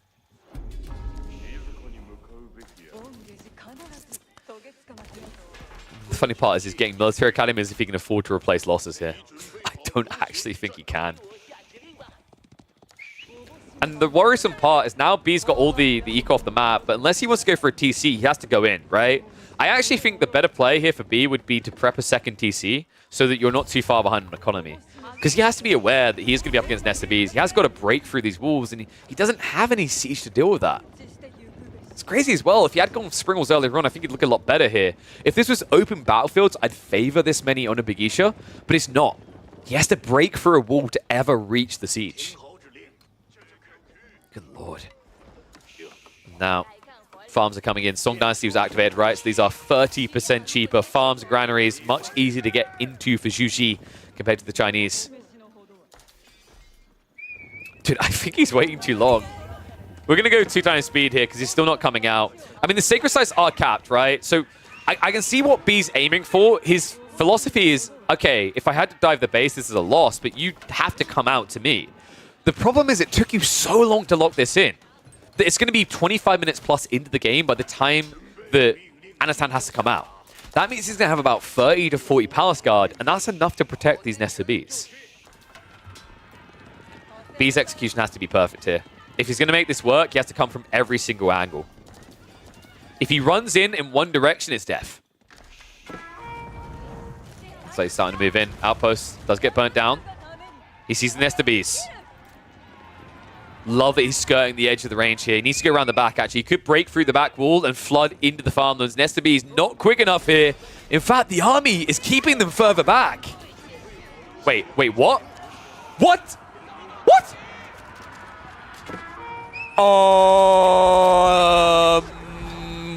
Why? And wait, why has he come in? No way! He breaks through the wall on both sides! Nest of bees, though, being protected. Palace Guard, they split up. 1 down, but 2 unreachable. This isn't working. Too many are dying. B, that gap in the wall, baiting him in. And the Nest of Bees do everything they need to and more. Chuginyu and Palace Guard to defend. B losing critical mass here. Oh my god, and the mistakes made. He didn't flood the eco. He went for the main engagement, and it means that B is going to lose everything. Why? Why? Oh, this is crazy, man. B, he thought he actually had a pincer maneuver here. He didn't. No, this isn't a McDonald's hamburger. No, this is one of those nice premium cuts of beef, a Kobe slice, in fact. Too much meat in this sandwich for B to bite down on. It's unfortunate as well. Had he split off about 20 on a Begisha and flooded the backside, the eco idle out, the damage he could have done long term would have been huge. But now, at a critical point where he's setting up his farms, Anatans are still fully operational. And now, with basically a pass guard to every 2 on a Begisha, that's a fight you can take every day of the week. Clash comes in. Nesta Beast from behind this. Still uncontested. And this, I mean, this is beyond him now. I think he's missed his opportunity. It's just too many losses. We've seen this time and time again. Palace Guard really are the answer to Ona Begisha. They have 1.5 times the health, a decent chunk more damage. Sure, their attack speed is lower, but their armor is much higher as well, which means they are going to always trade efficiently. Okay, that's very buggy. You guys are seeing that, right? This one just keeps... I think it's going to stop now because they're dead. It kept attacking the wall, according to the animations. It doesn't matter, though. B was actually taking berries from his opponent's side of the map. Which means this is very bad. I'm sorry, that's terrible. But this is absolutely atrocious right now for B. Nesta B's not killable. Not quick enough. Villagers are going to be pulled to repair, to protect. He's got textiles on those villages, so they actually make quite good tanks here. Back behind the wall he goes, and B, I think this is the beginning of a death spiral. We're talking about a 50 eco lead for the Zhu Ji. And just not enough push power left for B. Sacred Sites are locked in, right? So he can potentially thread the needle there, but I just don't see a world in which the Palace Guard can't reach out and decap this quick enough, even if you non-stop pump, because the reality is, a lot of your food income is off of finite resources, right? The boar, the deer, they're about to run out. This deer is not going to be safe. Meanwhile, Anatan's food is permanent. It's all farms.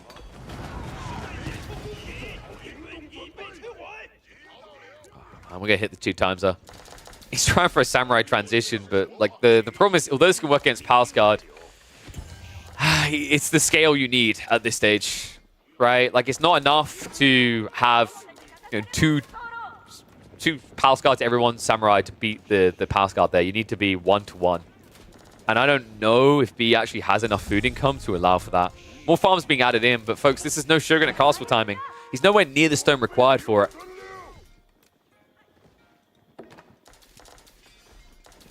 Wall's now going up. Ona Begisha at least going to try to keep him on the defensive. Love this man trying to get the short wall, but unable to do so. Around the 2 times speed. Ona Begisha are not that OP. The Palace Guard kind of are. Oh, the speed at which they're able to gap close this. Now up to 57. I love how we've turned this from Ona Begisha only into Palace Guard only. Of course, the Nesta Bees were important on the way, but now they're moving across to the main show. It's all about these 2-legged cowboys. Now, of course, they're not going to reach a true 2-legged form until it's Imperial Age, but let's be real. With the point you're at here as Anatan, you can go for that. And also, by the way, that Sacred Site did get decapped, win conditions removed, keep secured the left side, so you're never going to win off Sacred Site timers. And instead, I see a game in which the Zhu Ji are going to probably go Imperial Age in the next minute, and there's nothing you can do about it. And once that happens, as long as it's Temple of the Sun, this game is just instantly over. If he goes for the library, there's an opportunity for B to recover, but it's small. If it's the Temple of the Sun with the movement speed, Divine Haste, there is no recovery. Yeah. Chat's highlighting as well. Like we said it before, like you literally just had to peel and go for the eco. The moment that B chose to take a main fight with Masa Ona Begisha against Nesta Bees, at the moment this game was lost. If he had gone for the eco, if he'd gone for the farms at a point where Anatan was about to run out of food, it would have been GG the other way. But now it's only one way that we're going to see it GG. Samurai already getting a lot of stings. Palace Guard splitting off to look for the economy now. This is going to be the downfall. Temple of Sun. I love Anno.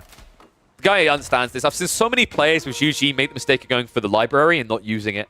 There's no reason to go library here. Sure, you've got some Chuginu and some crossbows, but 10,000 bolts isn't that great compared to the Divine Haste movement speed. It means that these boys are about to turn into two-legged cavalry. They are going to move as quickly as Onibugisha. And that's worrisome, because at that point, you basically just have a worse version of mobile raiding infantry as the Japanese. Look at it, 1.58 compared to 1.5. Every other stat is already against you. Now, the one area you had an advantage in is gone. 3 Sacred Sites have been locked in, but honestly, at any stage, Anatan could just decap this. There's really no threat to him. He just doesn't care. The game is already won for him. It's pretty much on auto drive at this point. Once this upgrade comes into the elite status, I'm expecting him to flood out. He might wait for elite army tactics. He could honestly just let B have 3 Sacred Sites and not care. But the chances of him ever keeping 3 is incredibly small. We're going to hit the 2 times, though. I think B is going to try for one big all-in push and discover just how outmatched he is. His food income is starting to plummet. The deer has been accessed for quite a while, but even that's now being exhausted, at which stage the idea of going Imperial here doesn't even feel feasible. What a crazy idea by B. I mean, execution was just in the wrong place, is all I'll say, to round this out. If he'd fought a little bit different, if he'd taken a different approach, if he either brought Springles ahead of time, or he chose to go for a raiding approach with his Onibugisha, I think we'd be looking at GG the other way. But now, with elite army tactics on the way, Zhuji library being complete, which means we're moving up into the Ming Dynasty, where you get the damage increase, this is where the Bannerman aura can't even save you. Even if you got up into Imperial Age, you wouldn't feel great about this. I mean, this just looks so stupid to watch. You can never actually keep up with them. You can never trade with them. You can only dodge them. You know what they say about Imp Palace Guard? If you don't have walls, you're dead. B has built a grand total of 0 walls this entire game. Push into the main base. Nest of bees.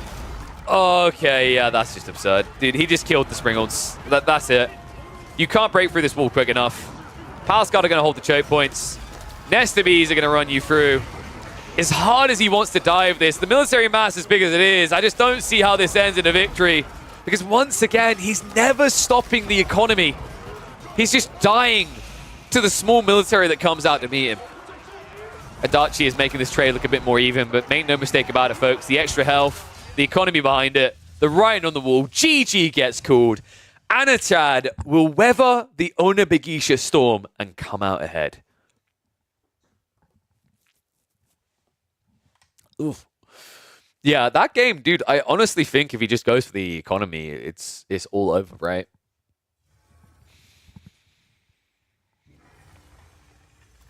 Ugh.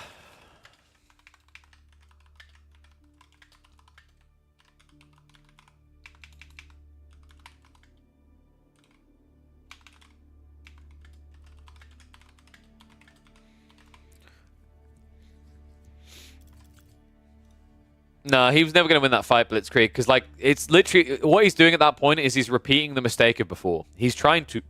Excuse me. He's trying to go through the army instead of go for the economy. You know... I don't know. I know B was playing quite a lot of... I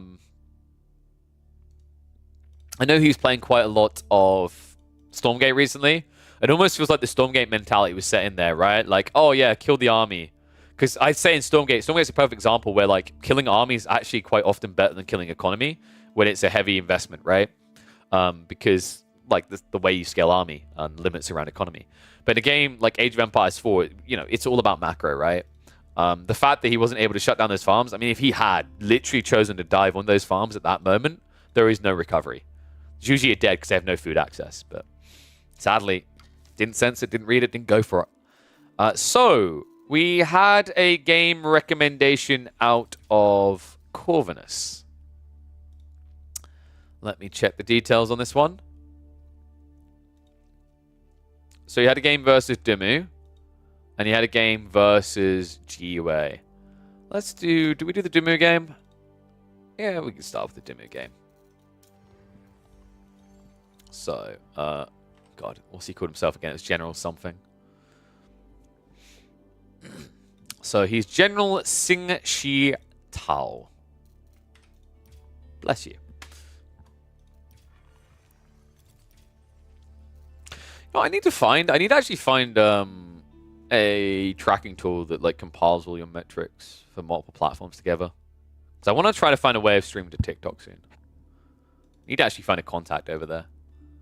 The reason is like when you're pitching to sponsors, you want to give you a full reach. And it's very hard to track those numbers between different platforms. So we've got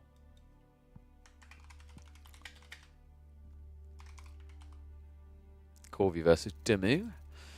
And was it Forts? Forts was one of them. Gorge, I believe, was the other one. Wait, was it on Gorge? Let me check. He sent me the screenshots. No, it's Dry Arabia, sorry. So we've got a Dry Arabia game. Was it from yesterday? I think it was from yesterday. Yeah. So let me get this game ready. Let me get it spaghetti. Reminder, folks, I know we've, like the last few days, had streams that ended as I went for food. Today, the goal is going to be to go for food, as I normally do, around like 5, half 5. My time, so like 2.5 hours. And then after I come back, we'll look to do some community games. I've got some really cool things lined up. One that is like, you better be aggressive or you are actually going to die. There is no avoiding it. And also, we have some interesting things happening on the world map front. I've been talking to and working with one of the devs, and they may have cooked up something pretty. It's not in its final form. He needs to make some adjustments. I've been talking to him, giving feedback on some adjustments he can make. But he has got something spicy for us that was cooked up. And I believe there's also another one of those maps, a little bit like Small Dry Arabia, the one of the map creators made, where it's the size of a 4-player map for 8 players. But I think they've done something other than Dry Arabia. I can't remember what map it was. So yeah. Level Up mod. I don't know if people want to do... So, okay, so here's my thing with Level Up mod. If there's a modders in chat, go do this. The issue with Level Up mod is it needs a UI. Because it doesn't have a clear UI, I think it's very difficult for either user in the fight to tell which units are leveled up. That's the problem. I like the idea, I just don't like the UX of it. That's why we've done such an absurd one and not a more tame one. I feel like there needs to be like there's got to be some sort of interesting RPG elements that can be applied. I also love the idea of just a mod that adds Jeanne d'Arc to every faction would be really cool. There is a UI. The UI is only seeable when you're in game, Julie. It's not seeable from the spectating perspective, and also it's very invasive from the viewing perspective as well, because it takes up a huge chunk of your screen. It's not ideal. Really, the better way to do it would be to customize like the appearance of the units, have like a crown or something above them when they're leveled up, stuff like that. Different color crowns to represent different levels. Okay, so shall we get ready for these? I've been promised some bangers.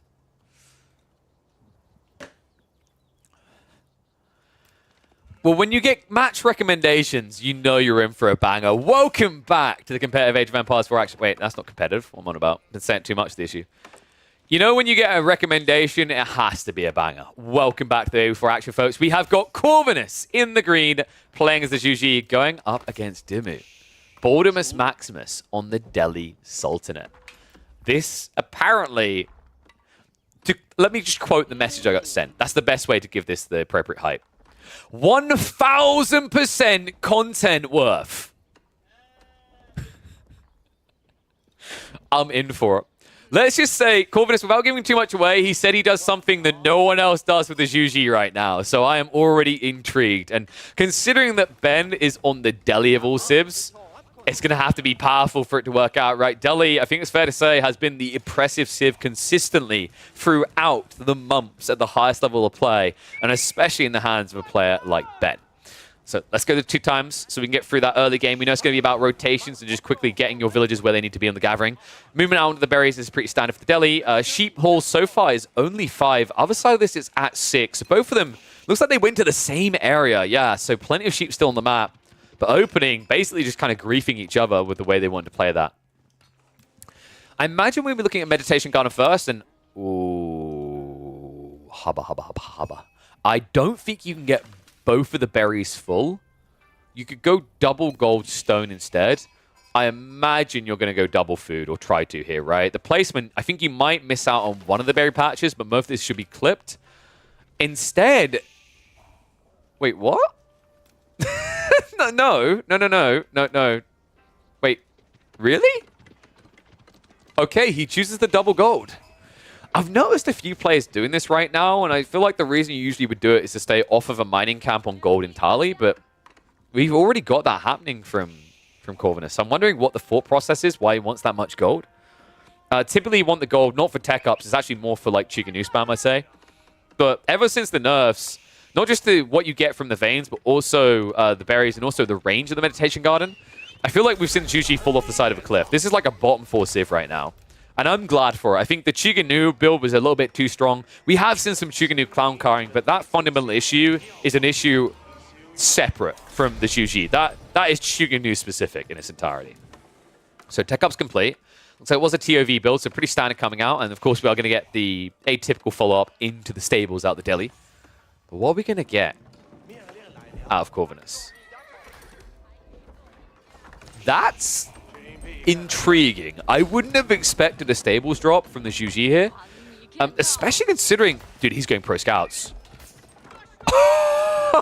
He's got pro scouts. Dude, this is so cool. We've been seeing more pro scouts, and I've got to say, man, I'm all for it. B was the first one to start highlighting this. I know there's been a few players privately that have been molding about how they think pro scouts is dead.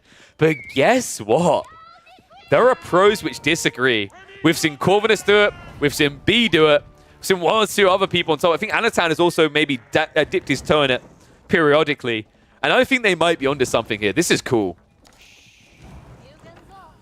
Now, he is up against Ghazi, sure, but like now you just go racks, right? You drop spears and you guard the area. He's got double deer nearby, and this is going to condense his entire economy down to one site on a mill. This also does keep him efficient with tax drop-off. Think about that implication, right? Like typically if you dropped a mill out here and guarded it, you wouldn't be able to get the gold. The walk back is too far. But by doing this, he literally has a tax drop-off location right next to him. So he just mills, drops tax, and that's going to give him additional options. Now, when you've got this much food and that much gold, there's two ways you approach this. There's Castle Age, or there's gold food heavy units earlier. Now, he's not playing Rus, he's not playing French, there's no heavy cav. There is an infantry, though.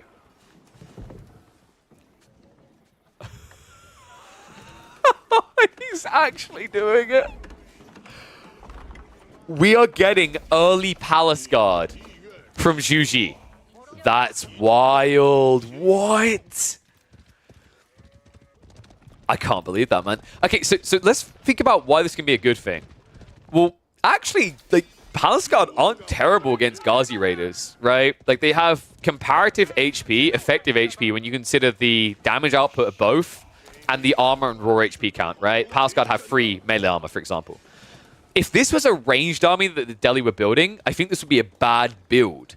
But because it's literally only Ghazi coming out from Dimmu, this is quite crafty. And people are highlighting the bonus damage. It is true, there is bonus damage, but it's only +2.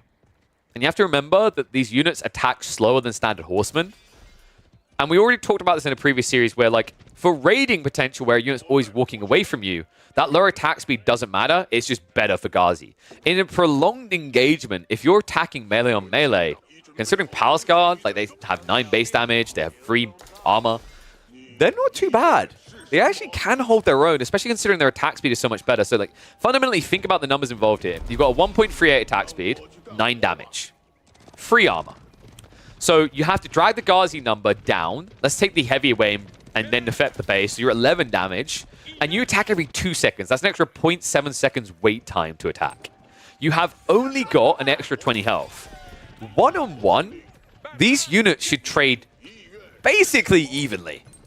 The difference, however, is that Ghazi cost more. That's quite interesting, isn't it? They also take longer to produce. And the interesting element on top of this, you might go, well, why not just go spears? Well, if you go spears, you don't have the ability to chase down eco afterwards. This is about chasing the enemy quicker because the extra movement speed, and then doing something on top of that. That's wild. Here we go, though. Dimmu, we said he needed archers. That's the solution to this. He's starting to scale into him. He actually did prioritize Steeled Arrows, you often do. On the other side of this, we have not seen Undermesh prioritized, though, from Corvinus. He's going to have to switch that up. Ghazi tanking. Archers attacking from the back line. Remember, these archers, the reason why they're the solid counter is not just the fact that you have less ranged armor, it's the fact that also, on top of that, you have a better attack speed with these units instead of the Ghazi. Initial fight. Looking decent. I think like this trying to trade wasn't too bad considering the amount of Ghazi that was sacrificed. I'd say Corvinus got the better side of this. In fact, now, think about what happens afterwards. In small quantities of archers like this, you can chase them down. It's like there's going to be a micro away. Dimmu just trying to min-max as best he can, but Corvin is quick to strike him down for that. Healing is decent here, but ultimately not enough. And the next wave of Palace Guard are coming in, so that Skull's also falling. Okay, I actually think that Corvinus is getting enough out of this. It's a heavy trade on both sides, right? Like, Dimmu comes away with more destroyed value for sure. But the reality of what's happening afterwards, I'm thinking about, like, food extensions. The fact that behind this, he got breathing room to get additional deer and pull them back, right? He's on his way back with additional food. He's not running out. So although the trade was better, think about the implications. It stops the cap on the central sacred site. On top of that, when you talk about, like, raw food quantities, remember that he's getting 20% more off of deer, which are already a better gathering rate than cheap. And although Dimmu has got some berries to match that, these aren't going to last as long as those deer. Another thing that's interesting about Pro Scouts, actually, and why I think is going to be coming back in force in the Elite Classic 2, is that as you start to pull away the deer from your opponent's side, in this type of matchup, it's everything. Think about what this matchup is. Both sides have to play limited resources and avoid going farms with these comps. Every time he takes a deer stack away, it's not just 2,450 more resources for Corvinus, it's 2,450 less resources for the Delhi. And now Horseman coming in. Dude, I love these timings. I mean, once again, it's all meat-based, right? Dimmu does have military advantage, but the problem right now is he doesn't know that he's up against good sight, right? And in fairness to him, Corvinus has spammed so many Palace Guard, you just think he's memeing, but these Horsemen are actually going to hit hard. Horseman frontlining it. Ghazi have to retreat away, but that's going to start to expose the archers, and this is the thing. The bonus damage is going to start leaking in. And no Spearmen in the mix, only 6 Ghazi as well. Horseman immediately soaking all of the archer fire. And the Palace Guard clean up the Ghazi. Okay. That was a sick transition. This is getting a bit worrisome now. Even though the destroyed value is stacking up pretty hard for Dimmu, the problem is the archer count can't really extend its lead at the moment. And on top of that, those finite resources are running out, right? Last of the deer being taken over here. Still so many Palace Guard behind this. This is crazy. Like, this is the weird thing. Like, it is genuinely all the extra food and gold. The savings he's getting. Like, think of the taxation. He's got 330 gold sitting in that mill. He never has to gather gold. The crazy part is that he's even bothering, which surprises me a bit. So, like, this is funny because Corvinus, right now, if he optimized his economy, I don't think this would be close. But his issue right now is he's prioritizing. For some reason, he's been supervising this blacksmith. I don't even know how long right now. If he legit just switched to taxation, he has all the gold he needs. He can pull these workers and go over to berries, at which stage he has the food. That's another interesting thing, right? The berries are a worse gathering rate, but that's 3,000 extra food he hasn't touched yet. Meanwhile, for Dimmu, last of the berries is exhausted. He's already on the deer. He is going to run out of food first. He has to trade like double the value. And admittedly, he's doing that so far. But the way that this is blocking him out of his sacred sites, it makes me wonder, can he ever go up to Castle Age? This is literally just a war of attrition right now. Corvinus got in this game, he's like, China has the largest population in the world. Let's use it. He's full on Stalingrading his strategy here. Ghazi count, not looking great.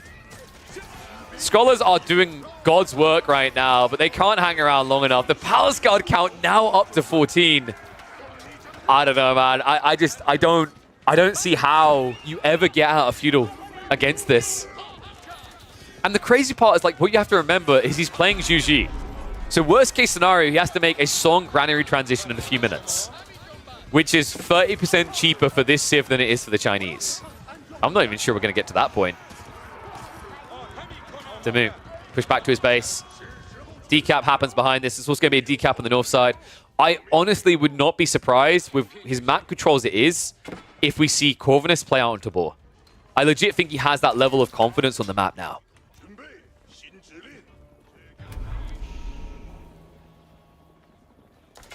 What a creative build. I'm still so impressed by this. I mean, this is a trash unit, right? Like, no one builds this in Feudal Age. Like, the amount of comments that have been made about how Palace Guard are unbuildable in Feudal Age, and I gotta give it to him, the Pro Scouts detail really has been the difference maker. It's funny as well, because playing as the Delhi, realistically, you could have had that tech for free. And you could have tried to maybe yoink a few deer away, but you know, the fact that he's been drawn into the center this whole time meant that he was never able to block the scout play. Now, after all is said and done, credit to him, Damu does actually have a lot of archers together, and we said that that was going to be the key to success here. However, if both of these players slow down now, who wins? Like, deer count, how many have really left here? There can't be that many, right? Like, he's exhausted most of it. He's already on berries. Other side of it, the last of the deer, there's still quite a few, actually. So, Damu, as long as he doesn't get caught out like this, should be fine. But now that he's starting to play risky resources, I'm wondering if we just see a switch up where instead, Corvinus tries to find the pocket ecos. But now he's going to have to rally back. He's fallen behind. I think that's the detail that was missing, right? Is if he found his way through with even a few horsemen, right? Because he actually started to build some. If they were raiding the eco and blocking that, then Duma would have trouble. But now, what you have to remember is the reason why Archers is the counter to this is not just the low armor of the Palace Guard, it's the fact that it makes your finite food last longer because you're spending more wood. Fighting like this is not ideal, though. Spearman and Palace Guard are going to keep chasing down. I love the fact that scouts are even attacking. He's like, well, there's nothing left to get on the map. We are finally getting horsemen added in. I feel that this was very wasteful, actually, by Corvinus, though. Dude, this is crazy, man. I think, genuinely, this came down to the fact that he didn't add in a few more horsemen. If he'd added in additional horsemen, or added in these spearmen sooner, maybe. But this choice to just go punting with Palace Guard, although it looked very effective, the fact that you weren't able to idle any eco is why the Delhi comp is winning. When Damu was half Ghazi and half Archer, he performed worse because he didn't have that attack speed buffer. But now he's turning into like a 75-80% Archer comp. That's good enough. Scholars even actually being kept alive, so Cap continues. Central Sacred Site is also locked in. Corvinus needs to switch. Dude, if he's going to recover this game, he needs something big. Horsemen are on the way, and I mean, to his credit, that is the solution here. The question I have is, does he have enough food left? It's going to be close. He's playing on the berries on the left side. He should have just enough food to get it together. Timing is everything here, though. Horsemen show up. Nice pick. Tickles away at the troops. Breach in the main base. Horsemen are going to just trade onto the archers, though. This army is big. I don't like the way Corvinus is forcing this right now. The split of his troops means he's completely outnumbered. That's expensive losses, dude. He's now trailing by almost double in destroyed value. The crazy part is how he somehow still has army value lead. But here comes the moment we were looking for. This is critical. Damu, with mass archers, cannot kill the base quick enough. He can, however, lose his economy to raids like this. Corvinus on the flank, chases it away. And with this many Palace Guard, you don't actually have an answer to this right now. So all of a sudden, Damu about to be out of food. Oh man, this is big as well. If you can't scale Ghazi, and let's say you add in 10 more horsemen as Corvinus, you can actually take a fight. I like the fact that Damu is trying to just camp the production and stop new units coming out, but I am a little bit worried right now that he doesn't have any GG force here. Like, he has no way of necessarily punishing this. Great snipe in the meantime, the Imperial Official, but right now he's not disrupting the economy. So although Corvinus' head is down in the mud, he's not dead. Outposts get sniped. Horseman Palace Guard just going to cut reinforcements. I think Damu also has a missed rally here, Troops are coming out one by one to the berry site, and it's just costing him more losses. Dude, what a great trade. This is just sick. One person is killing Eco, the other is just sitting there. Medigarden's eventually going to go down, but that's kind of irrelevant. I mean, you still could just tax the mill if you need gold that badly. And also, realistically, now with a lack of food access, the only thing that Corvinus needs to build is Horsemen. This is wild, because I think Corvinus did misplay a lot of this mid-game. His transitions were mistimed, his clash points were a little bit questionable, but yet still, he's able to get the breathing room to start scaling the counter, right? Like, this is the scary thing. The stables are operational, the Palace Guard are coming out. We're reaching a point where this Archer army could die. Not just that, the Palace Guard are still raiding. It's a small eco lead, but it is building. We have got the play on the board now, so it means he's going to have additional food to keep him going. If he can get up to 20 horsemen, I think this army just dies. Like, Dumu legit does not have food anymore. Oh my god, he's... When was the last time you watched this? Like, this is a game that I think Dumu's looking at is like, why is it not over? It should be over. But now Dumu might find himself out of position at a critical juncture here. Horsemen rallying, Palace Guard moving out. Look at the military numbers. The gap close here. They're neck and neck now. Ghazi have to block the Palace Guard. Horsemen right in for free, though. And that's exactly what he needed. Dumu, in the middle of a farm transition, his army gets thrown to the wolves. Great step back here. Trying to take down as many horsemen as possible. Palace Guard are following this up, though. And although it's a heavy loss to even enter, once he's in, the damage is going to be fierce. Dumu in full retreat now. And remember, this is kind of a snowball effect. As you start to lose these archers, your ability to take down enemy units shrinks. Second wave now joining in, but that Palace Guard count, we are now talking about 39 Palace Guard in play. Almost as many archers as there are on the field. Soon to be more than there are archers. And Dumu running out of space, running out of places to run. Even a wall is not going to protect you long. Against this many torches, it's going to get smoked. And behind this, oh my god, he's actually found it! Make no mistake about it, this is it. This is exactly what Corvinus needed. Mount the Academy into a fast tech-up advantage to get Palace Guard online. Remember, he can supervise the racks for this. And then you're talking about full Castle Age Palace Guard. This is crazy. What Corvinus has done here is the old HRE build. Remember that build, folks, where you scale like 40 HRE men-at-arms in Feudal Age and then upgrade to Castle? And then it was GG. He's legitimately done the same thing. Tech up, now being rushed. Comes in 8 seconds. After that, probably supervision for the wedge rivets. And at that stage, these archers do no damage. And here we go. He times it perfect for the clash.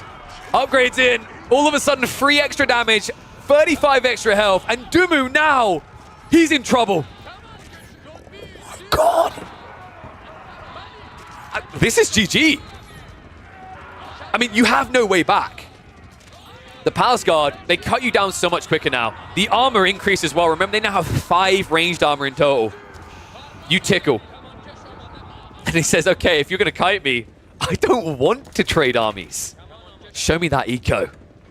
Dumu, the farms are going to be found. Remember that that's all of his food in one location. Dive in here. Palace Guard should be splitting up to look for the eco now. Is there any textiles? There is, but that is not going to stop them. He moves in on the farms, and there it is, an immediate panic. Dumu has to run for the wood line for the Palisades to escape. Counter raid coming in. Looks like the Ghazi are trying to go for a trade, but the Spearman read there. Corvinus cutting him off, minimizing the damage being done. The Palace Guard still just trading out against this. Still, with farms now being set up, that is infinite food generation. That's exactly what Corvinus needs, and it's an absolute massacre. Dumu thought he could go back on the farms. He's hemorrhaging eco quicker than he's killing. Last of the Ghazi go down. Archers still being pushed away by the remaining Palace Guard, and this game is done.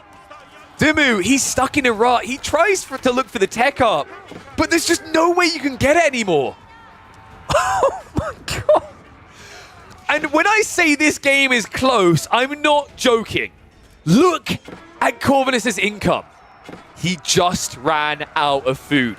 This farm transition was make or break. This push with the Palace Guard was make or break. And it looks like he may have just broken Dumu. Palace Guard in. Tech up half complete, but the Palace Guard, the damage is too high here. These eco losses are unrecoverable. 20 plus behind the Zhu Ji. Tech up's going to be complete, but at what cost?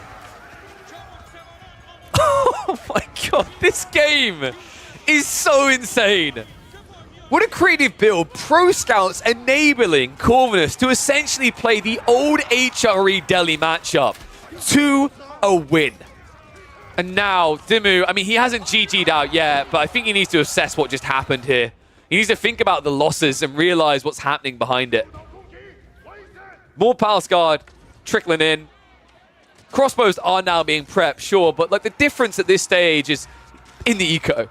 It's a 30 villager lead now for Corvinus. No one would have predicted that with how this game began, with how this game was going just 10 minutes ago.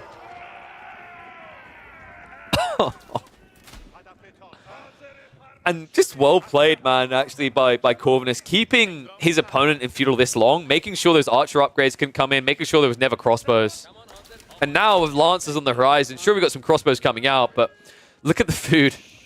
This is going to get much worse. Funnily enough, this isn't even granaries yet, it's just mills. Dude. I just can't. This is a sick game. He wasn't kidding. This one delivered. Level 2 eco upgrade on the way. I mean, at that stage, I think the food lead should be too big, right? I'm imagining, yeah, relics are being played for by both sides. That's at least one area that Dumu's going to be able to pull it back a bit. This game isn't impossible, and that's why Dumu's still in it. I think one thing I've noted by Dumu recently is he doesn't just call GGs. Even when it's small percentage chances, he'll look for the comeback. I'd say this is like a 10% odds of return. House of Learning can be pretty cool when you've got marching drills against Palace Guard because it means you can body block them and you have better damage. But that's very far away. My question mark right now is how you survive the Lancer Palace Guard. They're in on the farms again. Spearman blocking the walls from going up. More villagers being sacrificed here. And although there are some Lancers, there's also spears. Yeah, I think we've got some significant food issues for Ben. They try to retreat behind the walls, but you see how quickly they gap close on villages, even in formation shuffling.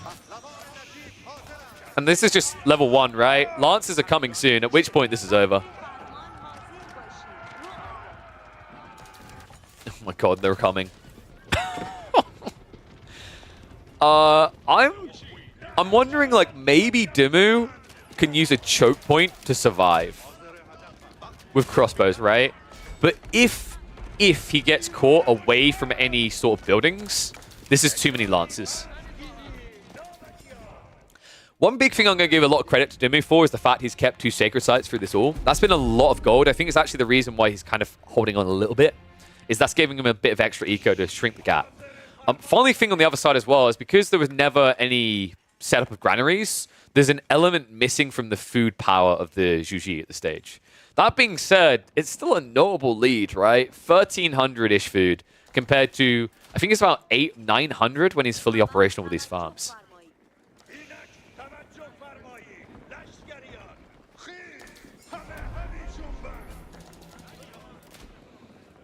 Dimu marching out, though. We mentioned that this is the way you can lose this, right?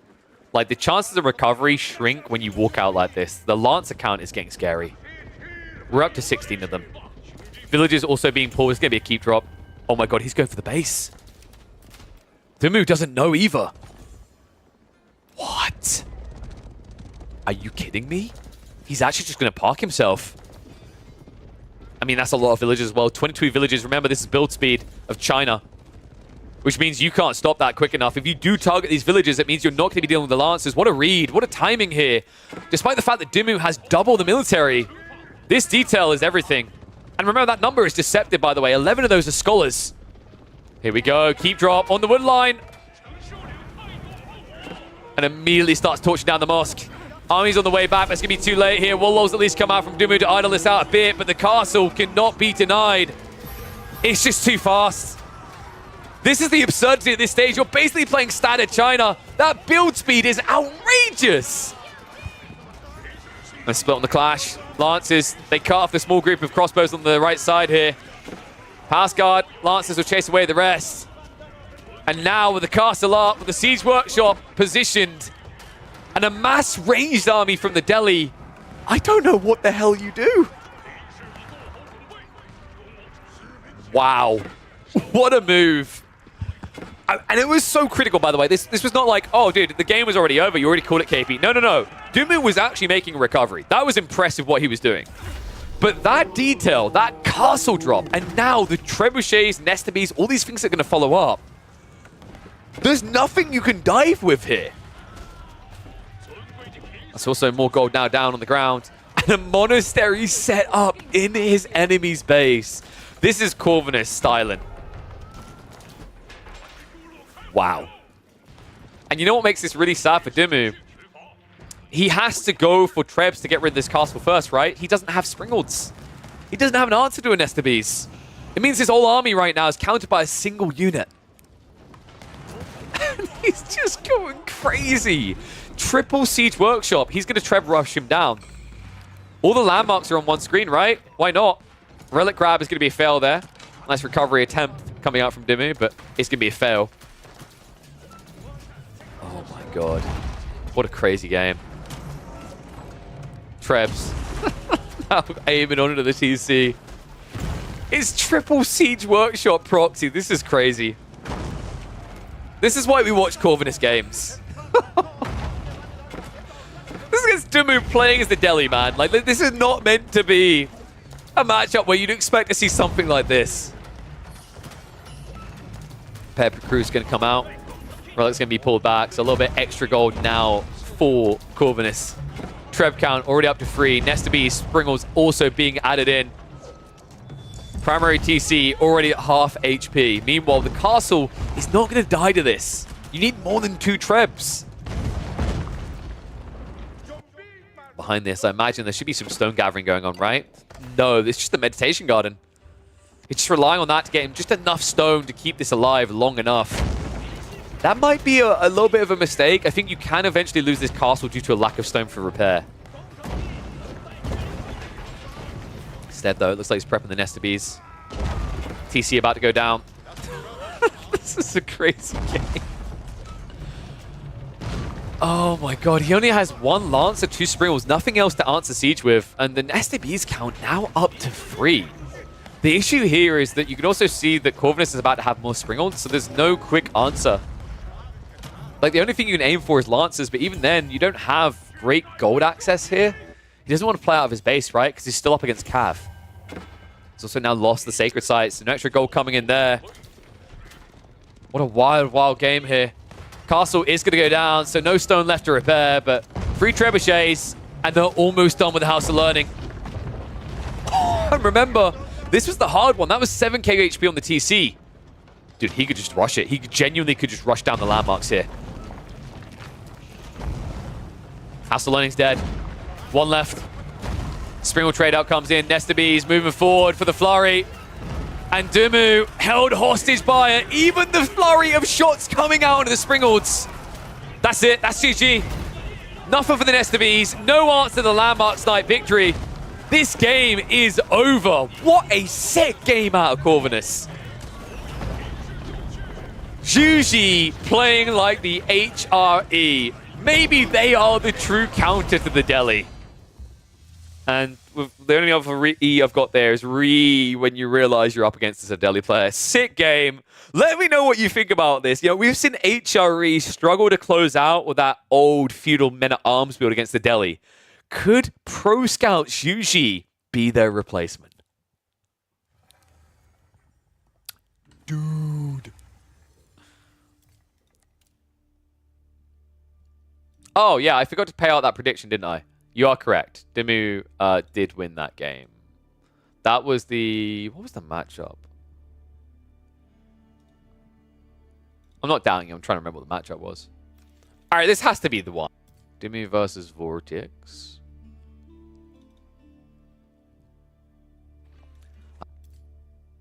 I can't remember what they played. Oh, it was the Ottoman Mongol game, right? Yeah. And then we played Ottomans. There you go. Dude, what a sick game.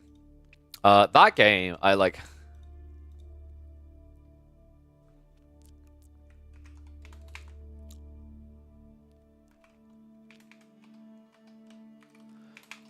The new Palace Guard feudal build. I don't know, like the new Palace Guard feudal build probably kind of like not the right way of describing that. Pro Scouts makes feudal Palace Guard legit.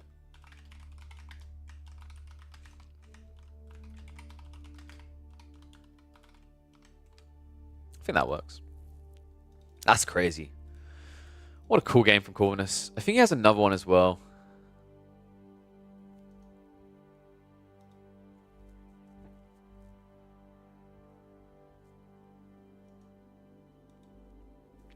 Hey, sup, Ponce? No problem, buddy. Oh, yeah, dude. Like, it's easy to get tunnel vision. There's, things can get hectic, especially in team games. Hopefully, I had a good stream. So, I think we had another one from Corv, actually. He had another game that he flagged as worth watching, which was versus GUA. So, we have got another one from Corvinus. Don't know what spiciness he's got for me. Yo, Don, did you just see that game? Corvinus just had a wild game against Dimu's Deli. You might like it. It involves a lot of feudal bloodshed. He done Pro Scouts Palace Guard against Delhi. And my words in that game was like, that legit might be the new HRE Men-at-Arms counter. Like, as in, you know how like HRE used to counter Delhi with the Men-at-Arms spam? Reminiscent of that. Yeah, it's usually done. You used to do commentary for fighting games, and oh, dude, that's sick. That's awesome. Yeah. So I don't really do much Dota these days, but I started in Dota 2 in like 2018. So I done like Dota 2. I do a lot of Age of Empires 4. Just started doing Stormgate. Done some Apex before as well. Haven't ever done fighting games, admittedly. I wouldn't mind hosting fighting games. That would be really fun. I think it's a bit tough for them to afford like hosts though, right? Because I think a lot of the community events are self-funded, and obviously like with Smash, especially an example, you can't monetize, which sucks.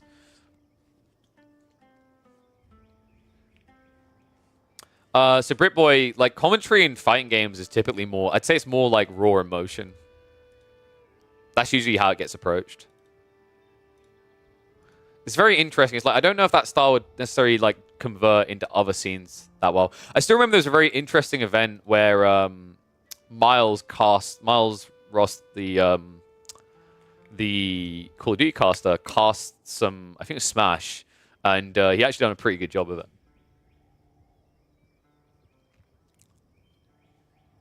Don't Ghazi beat it? Don, it's kind of weird, right? Because like with the Pro Scouts, you have more food. So it basically just turns into a meat grinder. It turns into a really stupid meat grinder. So like the logic is that if your opponent only goes Ghazi, then actually, funnily enough, Palace Guard are pretty good. Right, catch up with chat and then we'll hop into this game. Because was there someone else I need to respond to? I could have sworn someone said something. Played one of your first 1 hour plus games yesterday. How do you feel? Are you disgusted? Do you want to vomit? It's okay. This is a safe space. We'll hug you. Yeah, I did. I mean, I've said it before. Like late game in AoE4 really needs a complete revamp. I just don't think they're actually ever going to rework it to that extent, which is kind of a sad reality. I mean, the other problem is if they reworked it to that extent, they'd actually then have to do very regular updates to tweak its balance again, and they just clearly don't have a system in place that allows for that, right? So yeah, it's kind of sad.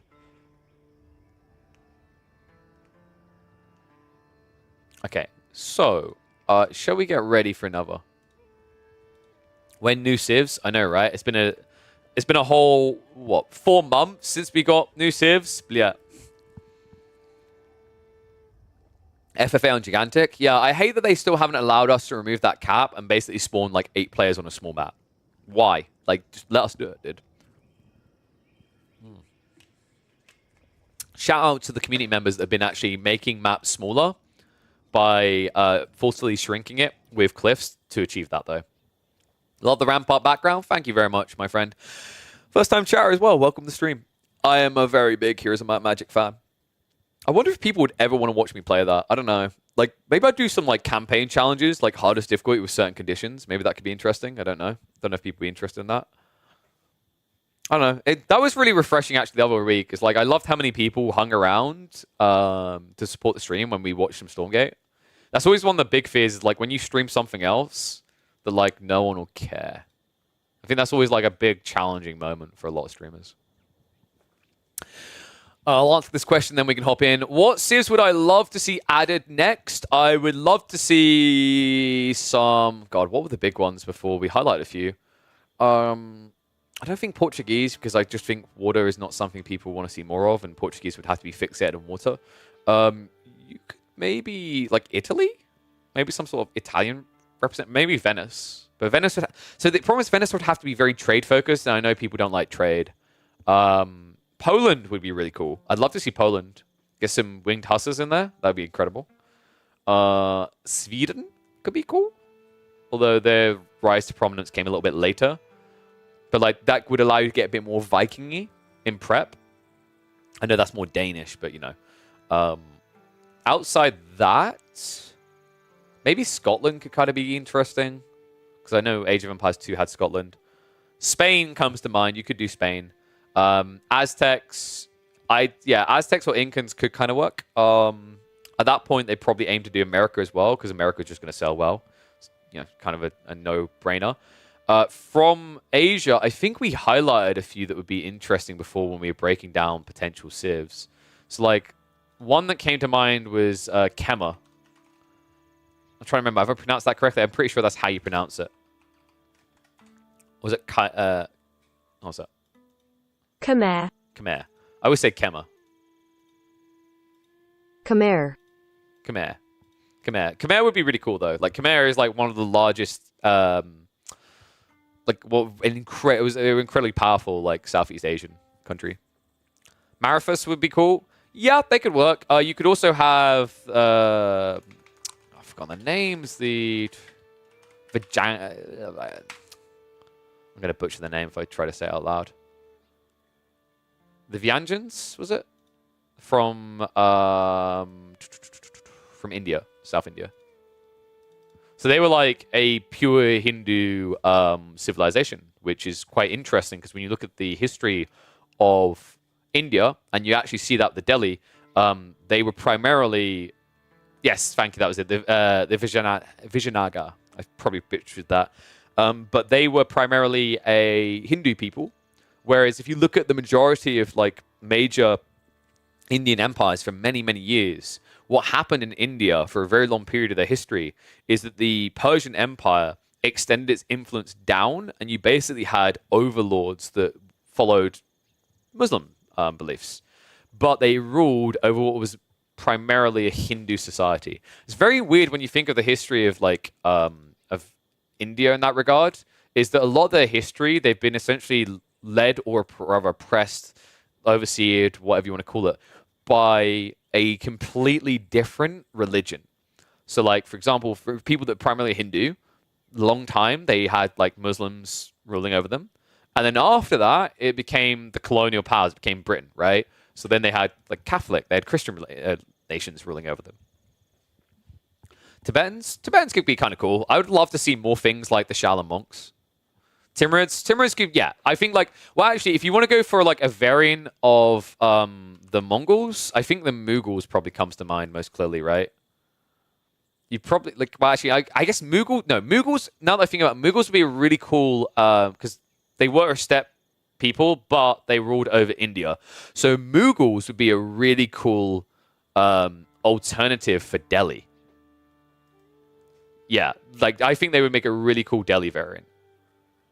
Like they're number one most obvious for a Delhi variant, I think.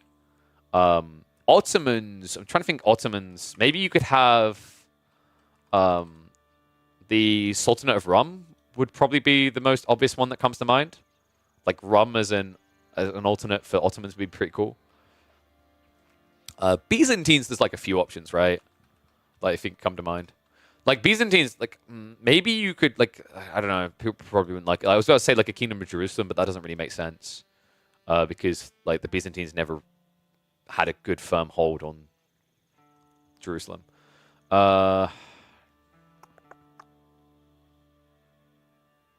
Maybe you just have like I don't know Athens there, obviously because Athens was eventually like a principality. Delhi Sultanate and Mughals were different empires, though. I mean, sure, but it's like variant civ. I think kind of fits to a certain degree. They were a different empire, sure, but I think like as a variant, I could see it fitting.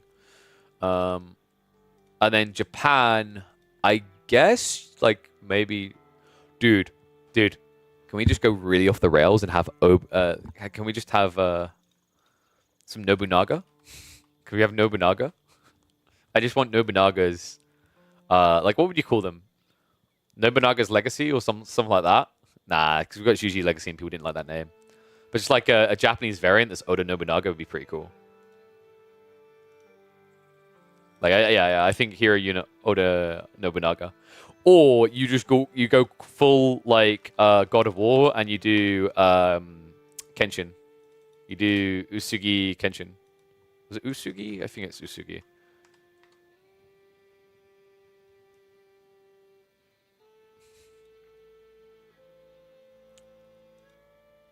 Taku Army Siege focus. No, dude. You know what you do? If anyone is like from EU4, you do Ryukyu Islands. There you go. Oh, sorry, Don. I missed your thing. 2 minutes. Can I get your thoughts? Sure, go for it. Sure. We can talk about that and then we'll hop in game because we've got another one from Corvinus ready, but happily we'll answer that first. So shoot, my friend. Oh yeah, actually ninja variant's the other way. I think I highlighted that before. You could literally have Hanzo Hotori's ninja faction. Because I'd love to see like a full shinobi faction.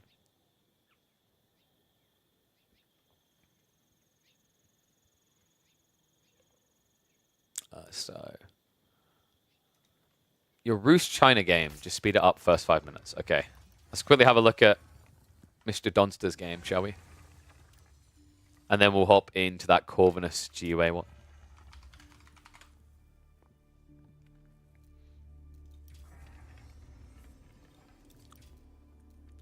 Which one was it? Was it one of the customs?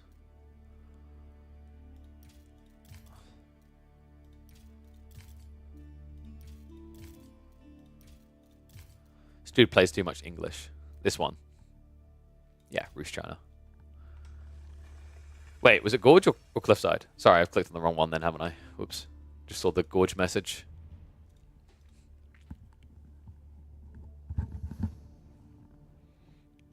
This is it, okay. Guy doesn't know the difference between Gorge and Cliffside. GG. Don, if you just learned the maps, man, we'd have you being a world champ. Rebel World Champion, Pog. Alright, so first 5 minutes, what we looking at? Just the opening build or after 5 minutes? So, screw this guy. Sorry, whoever you are. We're focusing on Donster. Oh, you're doing a hunting cabin spam. Yeah, dude, this is falling off for quite a bit. I'm still not convinced that it's, like, a good enough yield. So, okay, so mathematically, think about it this way. So, you spend 100 wood. You're going to generate 20 gold. Maybe. Takes 4 minutes to return the cost. In return, your goal is to save 50 wood. I think in some ways it works to a certain extent in that, like, obviously the hunting makes up the difference, but I think the issue is it becomes a bit of a gamble on whether you kill enough hunt. That's always the gamble element, right? Do you kill enough hunt? I mean, you most definitely have. Bloody hell, what's happened here?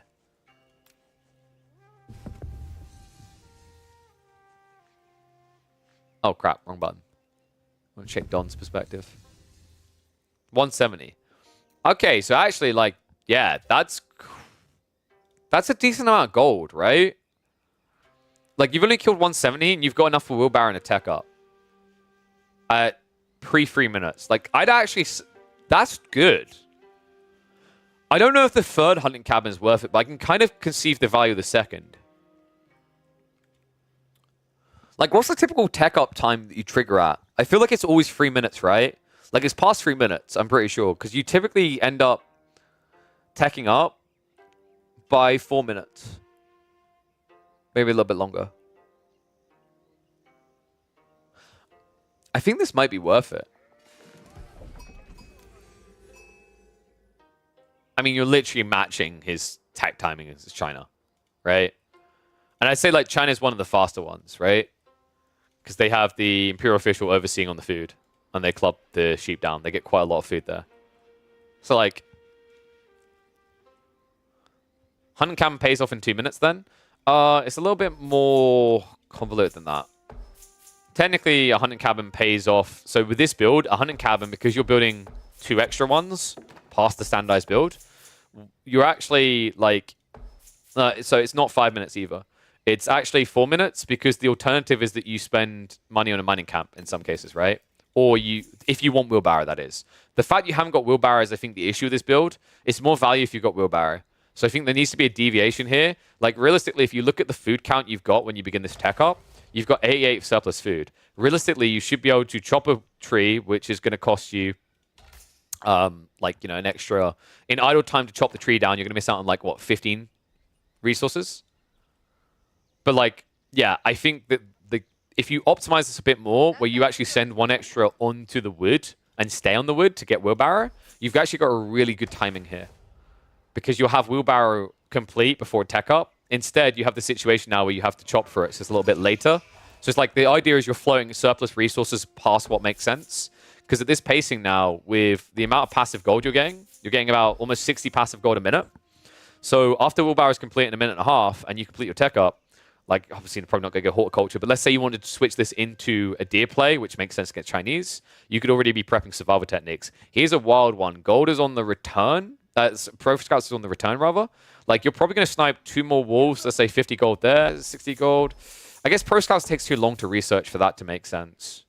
You'd have to gather some gold.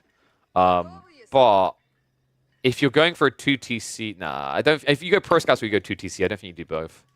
But I think there's ways you could alter this into a Pro Scouts build, maybe. Maybe it's like you go 3 hunting cabins to go Pro Scouts. But, like, as in 3 extra, not 3 total. But 2 extra hunting cabins, I think it's quite nice here.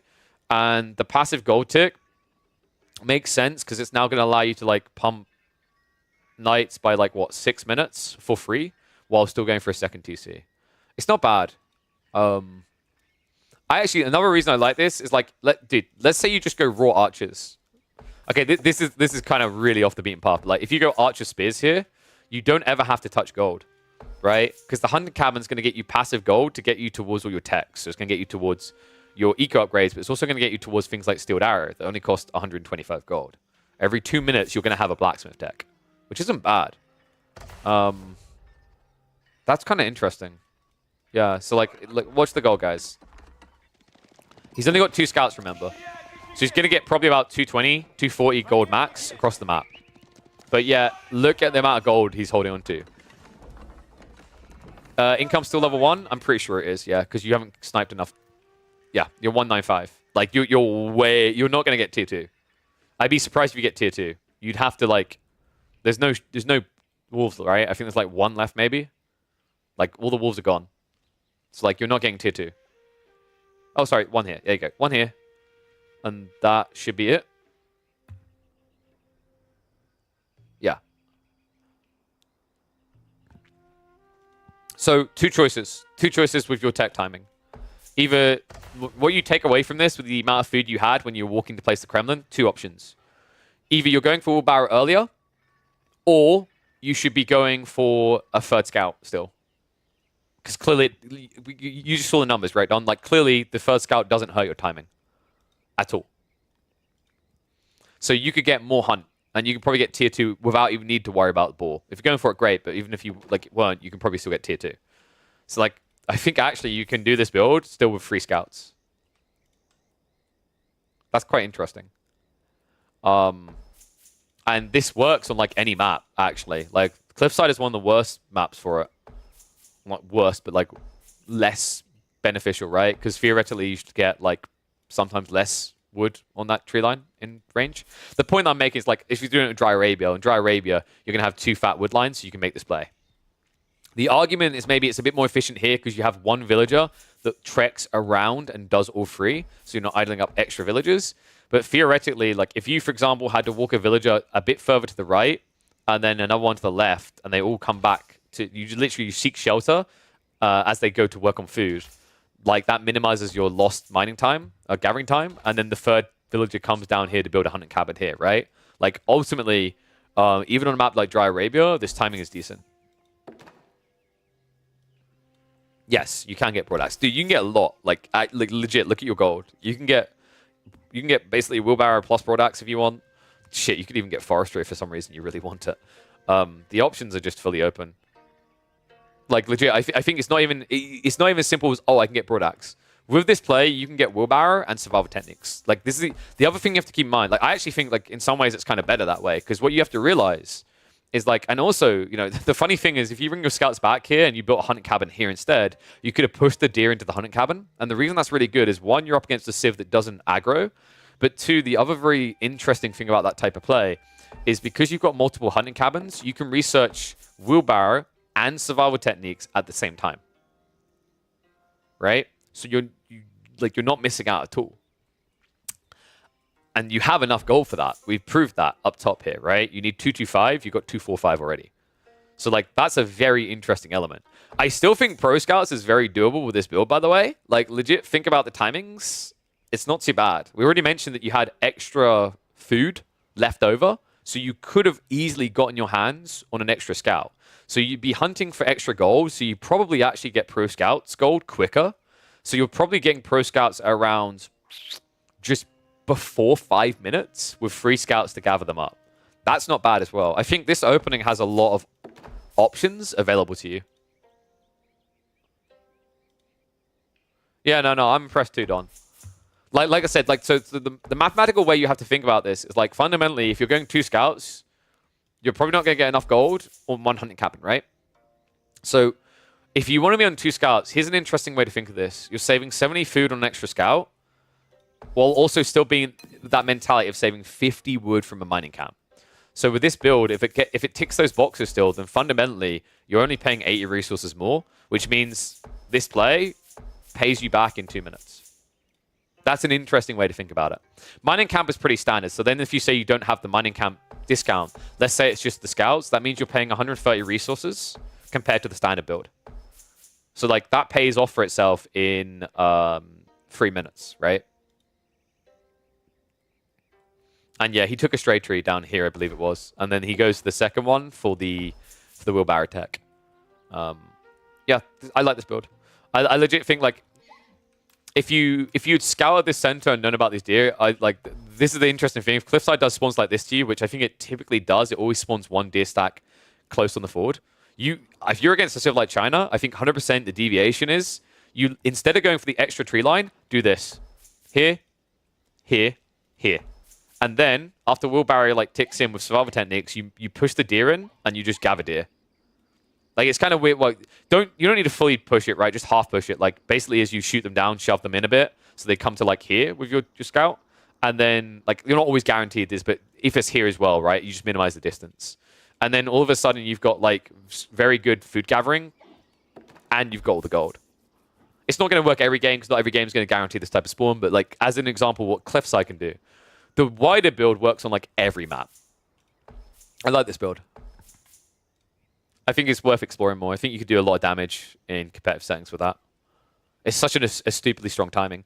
The only thing I'd say is if you're against any aggro civs, it's negative, right? Because like this, if you're against Mongols, obviously don't do it. But if you're up against a civ that can like field more troops at an early phase than you, like let's say you're up against Delhi here, this is a really, really bad play against Delhi, I'd say. Because I think Delhi like will just push you off, right? And then you've lost 100 wood, 100 wood. Oh, dude, my back is really stiff today. Yeah, versus Ottos would be weird as well. you could Kremlin. Sure, but if you're Kremlining here, you're not getting stone or gold. So now you've just, dude, you've literally just got wood. You know what I mean? It's like the Kremlin is always dropped on gold or stone for good reason. It's all about securing the TC or securing knights. So I would feel weird about needing to Kremlin tree lines. That's true. You've got passive, dude. All right, big spender. Jesus, you're that guy that just won a lottery ticket, like that's worth $50, and you're like, free drinks on me. It's like, calm down, big spender. You got 60 passive gold a minute. Don's like, blackjack and hookers all around. He's like, why am I living on the streets now? If you go up to 600 cabins, though, now we're talking big spender. Cool build. Dude, my back is in a rough mood today. Oof. I like that, though. That's a really cool one. Yeah, definitely recommend exploring that more. Don revealing all his secret strats to us now. Dude, look, Gully's literally there taking notes, guaranteed. Gully's like, I will now qualify to the Elite Classic 2. Didn't even have to do the hard work. Just waited for Don to. Pooped on any cast today? Only yours. Well, in, not on. Don't play tourneys anyway. Yeah, but dude, you should like, you should charge. You should be his coach. Be Gully's coach. There you go. Go to land to him. Just stand there like that. Just staring. The Donster, the intense. Have you seen like Raven from Apex Legends? Just do that, dude. Raven looks so he's such a nice guy, but he looks so intimidating. When he's like, the lighting didn't do him any favors. Like he's literally sitting in a chair behind, and the lighting from the shadows cut off his face, so it's just this guy sitting in the dark, like the Don. Oh, absolutely incredible.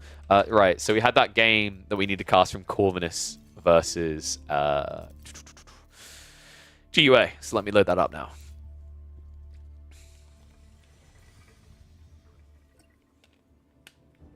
Rus is so complex. Nah, they're pretty brain dead. Rus is pretty easy to win. Especially at like average levels. It's a very, very strong serve. You just need to figure out the first 5 minutes and it's pretty much cruise mode. Sup, Johnson? Sure. Let me know on the Discord what the details are and I'll give it a check out. Is it not viable to spam hunting cabins on all wood lines? To a certain degree. If you're up against an aggro civ, what we just highlighted, you'll lose all the hunting cabins as a bad investment. And also, the hunt cameras can't be too close together, otherwise they don't work. So, you know, there is a limit. But late game is a very powerful tool because when other civs run out of gold, you just got a weird way of getting infinite gold. All right, shall we get ready? All right, I've been promised a banger. Once again, 1000% content worthy. He promised me. And we know Corvinus never fails to deliver. He is playing as the Zhuji Legacy again. This time, in one of their hardest matchups. Actually, I would say the Zhuji's hardest counter. Give you anxiety on the English. I also think English are actually a pretty good pick on Gorge. Not Gorge, sorry, Forts. Because you're easily able to reach in and snipe all this eco, even when it's safely close to the TC. So, curious to see how this game is going to emerge. 1-0. Welcome back to the AoE4 action. So, going to speed up the openings. 2x speeder here. GUA, of course, needs no introduction. A very talented player. This guy up here, if you didn't already kind of flag it, this is Corvinus. He changes his name literally daily. Don't try to keep up. It's General Sing Shi Tao. Don't say that too fast. We'll see if he's going to be an absolute in this one. So opening on the IO onto the berries with the sheep being dropped there. That's a little bit risky. Typically, you don't do this because Lombos can come in and then block out all your food. So the good news is, though, on the timing, he's still got more sheep to come home. And also, the position is kind of awkward. Like, Lombos would have to wrap around the side and then dip inwards. One interesting play, if you're worried about Lombo spam on this map, is if you just walk out and short wall these two areas, you're completely invulnerable. So, like, I think Longbos can maybe reach the gold here, but for example, if you wall here, Longbos should not be able to reach the sheep being clubbed on the north side. Council now on the way, so there will definitely be Longbos coming out from GUA. When I say that this is the hardest matchup, by the way, I'm not exaggerating even the slightest. Like, if we look at the matchup statistics on AoE4 World, we look at the most recent patch at Conk Plus, Zhuji versus English, it's bloody hell. It's a 66% win rate for the English. And I think that holds about parts. I'd say it's between like 65 and 80% English favored, depending on the maps. It's a very hard matchup for Zhuji because if you go into Chuganu spam, Lombos just destroy you. And if you really think about the options available to you, they're quite limited, right? Like, you don't have archers, so archers, I think, in some situations, especially against Lombos, feels a bit better because you can gap close. Chuganu just can't. Lombos are slow, but so are the repeater crossbows. Instead, dude, this is going to be a mass stables build, isn't it? I can already tell. When you open Jiangnan Tower first, there's one thing on your mind. I have a lot of wood, not much else, so wouldn't be surprised if we see him switch over. Then again, is there a realm in which this is possibly going to be a fast castle build? I doubt it with only 2 people on the gold. I'm a little bit surprised he actually hasn't started supervising on the wood. Typically, when you open Jiangnan, your goal is to spam military building. So what you do is you basically supervise on the wood, and you just basically spam stables. Because you're getting 20% more wood, think about the discount there. It means that stables in their true cost are only costing you 120 resources, and every stables you build, you get a horseman for free. So basically, you're just getting it all for free, but instead, it's going to be stables for the Pro Scouts build. Of course, how could I doubt it for a second? And also, here's the funny thing about this build. By opening with Jiangnan, he immediately gets a horseman for free, and it means the initial Lombos of GUA can't do anything. That's so cool. And now with Pro Scouts done, he's going to start moving back. And okay, I love that. I actually adore that. He's not returning them all the way back home. He's min-maxing the timing to get them closer to his base. That's sick. You might wonder, why is he doing this? It's on the flank. Longbow's already been pushed back. The only way Longbows can deny you is in the mid-map right now. This is right next to your base. So this is actually like a safe kind of drop-off and then return later. So a really creative kind of approach to this. What an interesting way to do this. Spinman now being added in by GUA, but no doubt he already feels like his timing's already a bit skewed. Adding in farms this early does not feel great. The problem is he can't really play pocket ecos. One, he doesn't have wheelbarrow yet because you only build a mill once you're ready to add farms. On top of that, playing out onto these extension resources is risky against what is now a horseman opener in his eyes. In fact, I think he did just scout out that he's up against Pro Scouts. He's going to look to make his move. So far, dude, it actually is. It's a fast castle build. We were right. So this is pretty creative. He's going to have all the deer he needs to get him to Castle Age and beyond. And as long as he rushes a little bit of gold and then taxes the rest, he's going to have lancers to open up with. GUA doesn't have that many spears. So lancers, Castle Age lancers, will answer Feudal Age spears very well. GUA, if there's one thing we know about this lad, one way he loves to play. Rams are on the way. Longbows, in the meantime, are going to push this back. Scouts now coming out, funnily enough. Wait. No, he's going Palace Guard again. Oh my god, no, you can't. You can't be serious. He's legitimately building Palace Guard spam. I cannot believe we're getting this again. Outpost does go up, so there we go. A garrison and a defense force. You know what? Scrap what I said. We've seen Corvinus do this once already. He's on a mission to prove that Pro Scouts is good and Palace Guard Feudal are too. And you know what? They are here because if GUA had been building men-at-arms, they'd be struggling, right? The Palace Guard would not be able to do this. But because it's spears, he's in trouble. Think about what Corvinus has at his disposal. He has food. And he only has food. So if he clears the spears, which is what his goal is with Mass Palace Guard, he's going to follow up with Horseman. It's a 1-2 puncher. And the problem for GUA is he only has 4 farms. He doesn't have many sheep. He can't actually spam men-at-arms right now. Another thing to remember is just how good the gathering rates are here, right? It's 0.84 by default. That's better than sheep. Now he's supervising it, 20% extra on drop-off. Another interesting thing is he could even go for survival techniques to buff this up further. The only negative about this play as the Zhuji is that you don't get much taxation, right? Because, look, you're gathering 25 food before dropping off. Still, the upside is, for a unit that mainly costs food, exactly what he needs. Yeah, 0.825 to be specific. Thank you for that. Did I say 0.84? I think I might have. Yeah, 0.825 compared to the 0.75. Doesn't sound like a lot, but when you think about it, that's basically an extra eco upgrade of gathering. is an interesting way to think about it, right? Because sheep, if you got the horticulture, you get an extra 15%. Well, it's a little bit more. But still, like, the importance is that survival techniques cost less than horticulture, and because the base number is higher, the scale is larger. Palscar pushed this away, though. All the spears are gone. Oh, my dude. I think GUA is dead. Like, look, he even set up troops to cut off reinforcements. That's such an expensive army to lose. You know, the interesting part about this build is I legitimately think he could have went Castle Age. But the reason why he done this is because he was going to get raided on the eco. Funny part is he built an outpost anyway. I think because he built the outpost, legitimately, like anyone watching this build right now, I think this works with Fast Castle as well. Remember, Tang Dynasty gives you a 15% discount on an 1800 resource tech up. So you can get there. You can afford it easily. And then if you pump Lancers, which Logic could with this build, you then just dive the enemy base. And because you've built an outpost here, the English can't do anything about you. But the Palascar detail guarantees that a player like GUA, who loves rams more than he loves his own mother, will not get an opportunity to use them.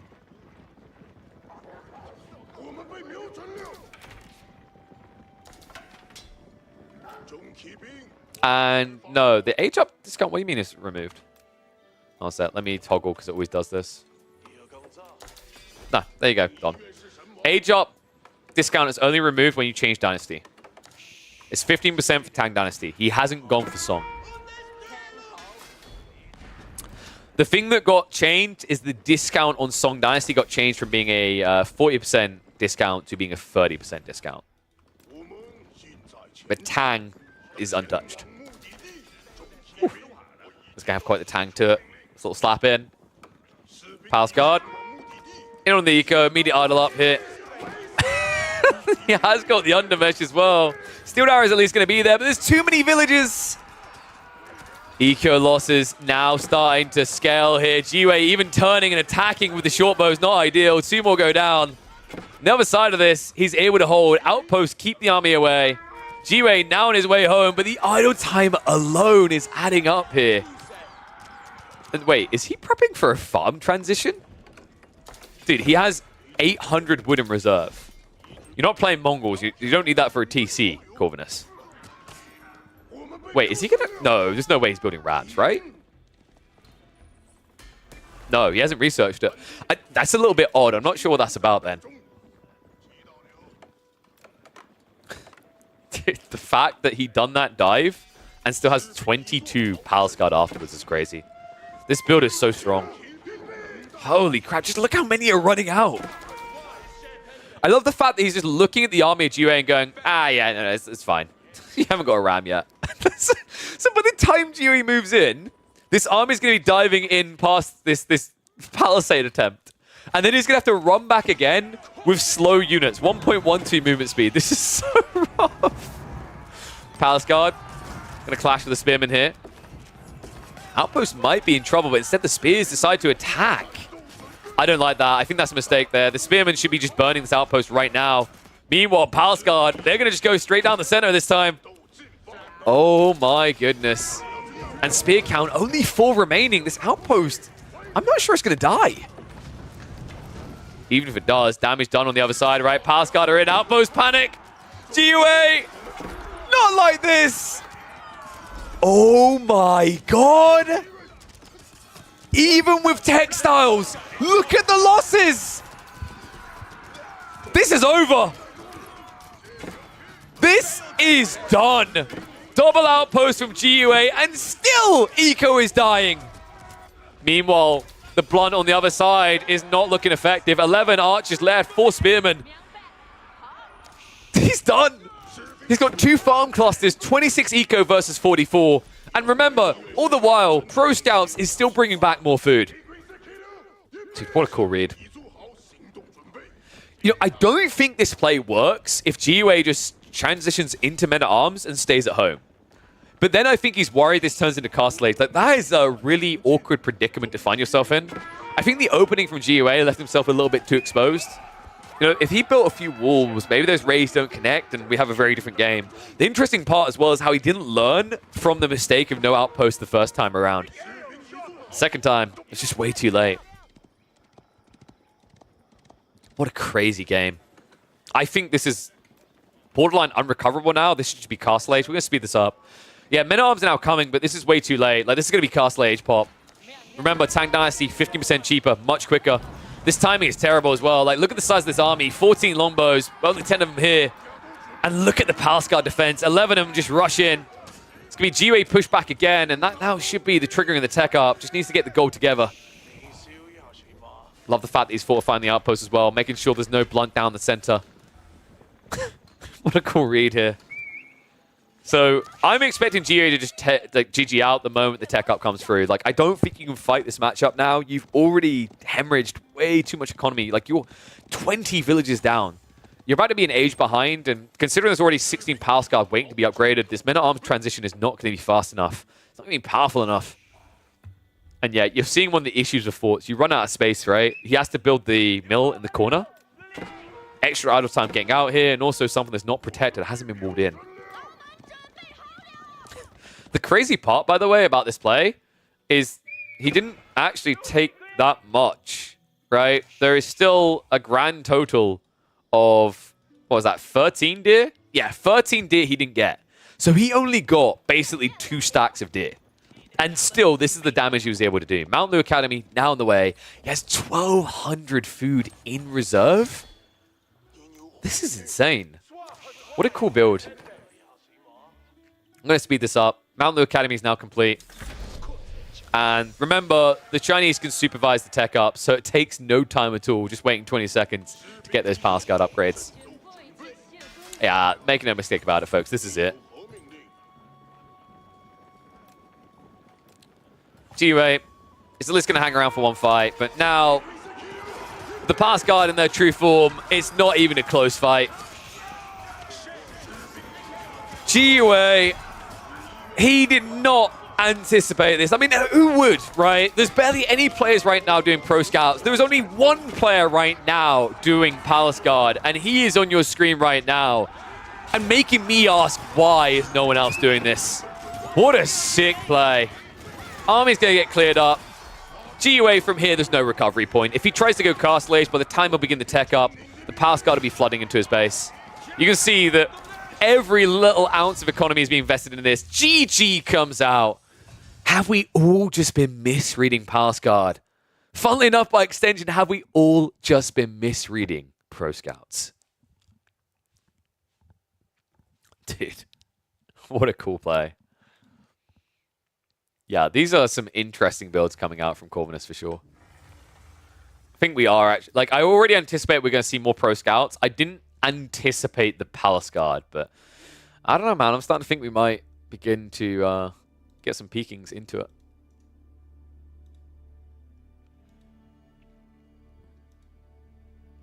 Corvinus is the meta? No. Corvinus makes his own meta. You know how this works, dude. Don't say that guy is the meta. He builds his own. All right. Everyone's over here trying to build their houses out of brick, and he's over there trying to build it out of hay. But he's like, no. But then you add in the concrete. It's like, what? Boom. It won't last forever, but it will stop the wolf getting in. I don't know why I made that a little piggy reference, but I did. Right. Let me have a look and see who else we can cast.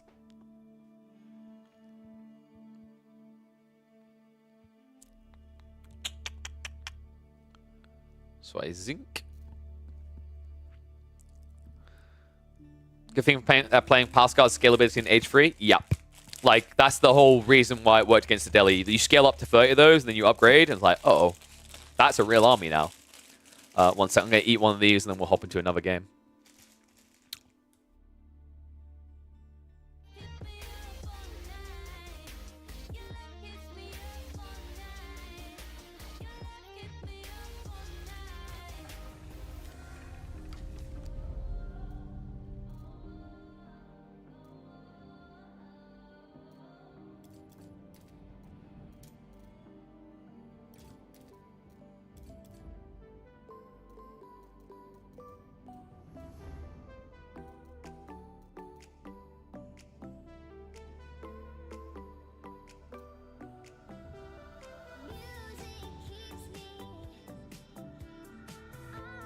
That guy should be banned from ever entering esports. What the fudge is that? That's not how you spell esports. Cringe. Oh, you had a game where the guy was like, dude, WTF your playstyle? I mean, I'm not surprised. Your playstyle is unorthodox.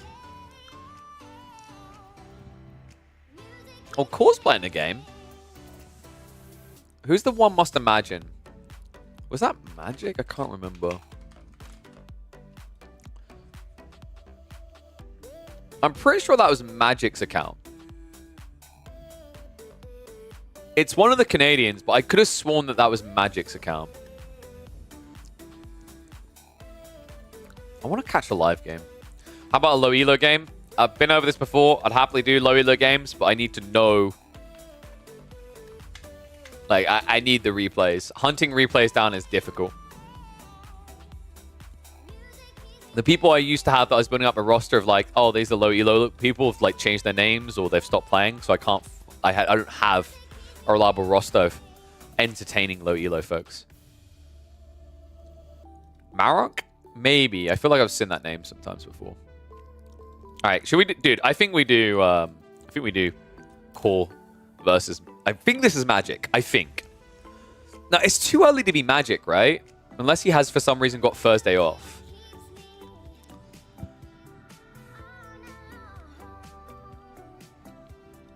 I'm gonna put a question mark next to the Magic here, so we're not baiting people. It's a Canadian account.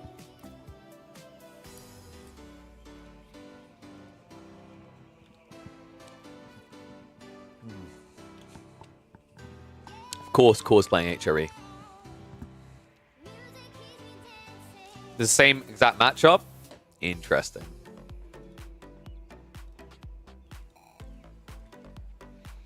Okay, appreciate it, Arkleaf. So, like, if you truly believe it's entertaining, we could maybe have a look at it a little bit later. The way I always describe it to people is, if you remove yourself from the game and you're not in the game, would it be entertaining? Like, would you want to watch it? Would you sit for every minute of it? That's the way I always like to describe it to people. If the answer is yes, then it's worth checking out. I think you said it was... Is that the one that was a team game, though? God, we'll see if it's actually good for speeding up. I swear my PC sucks at, like, more than 1v1s for speeding up a game. Sup, Adrian? Let's get ready. Oh, hopefully Core's got a banger for us.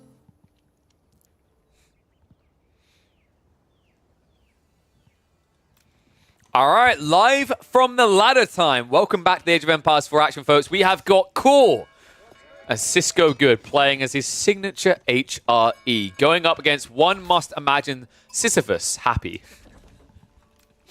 That name makes me happy. This is a Canadian count. We're going to refer to them as blue here because we don't have 100% confirmation on which Canadian it is. I believe this was Magic's account, but I cannot 100% confirm that. I was leaning towards it being Magic. I think, let me check his recent games because we might be able to narrow it down depending on... This count has been up against Puppy Paw. I don't know if it's been up against Wham. So this is either Wham or Magic. Either could make sense, because I could have sworn I've seen Magic with this type of name before. I could have sworn I've seen him in a scrim against Wham. But what I will say is, given the time of the day that we're casting this for a live game, I'd be surprised if Magic is playing instead of doing his day job. If he is playing, he's a naughty boy. And I love it. And I love him for it.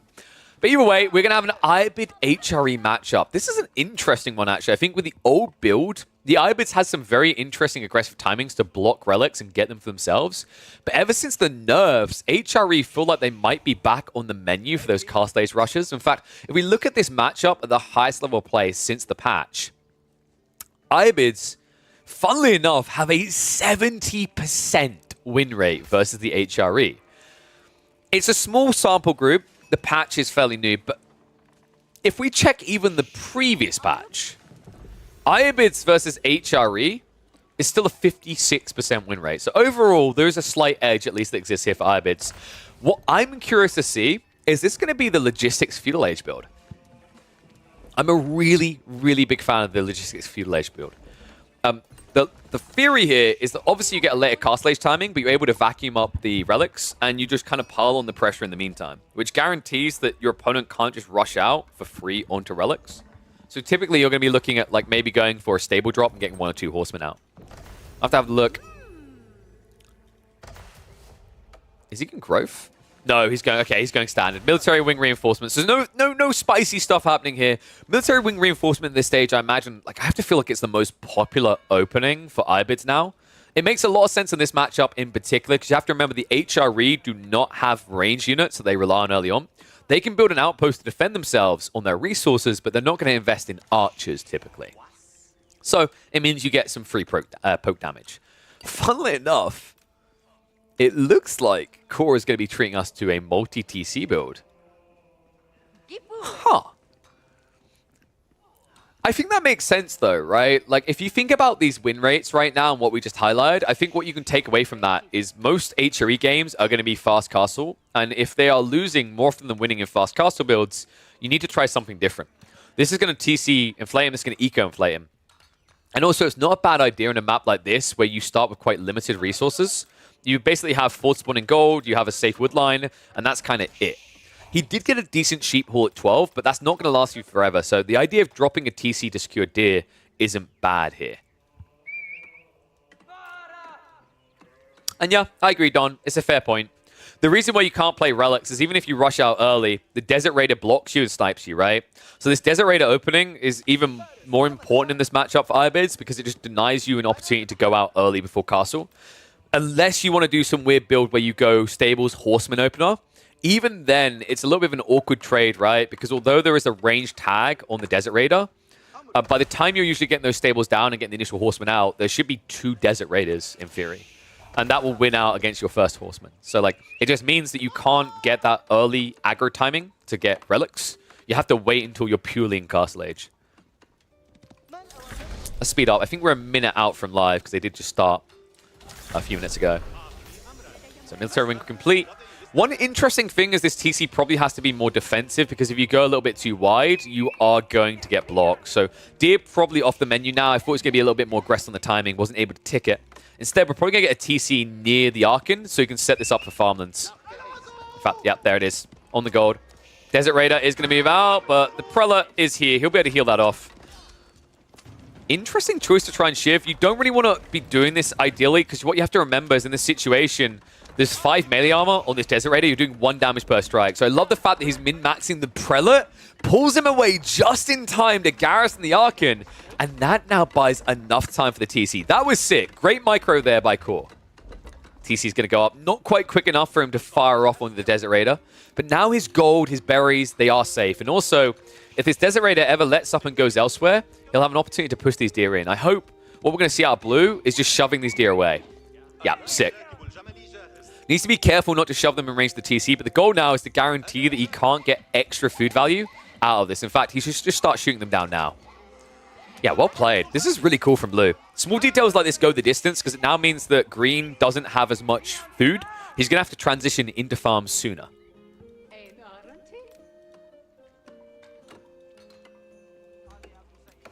Other side of this question now is...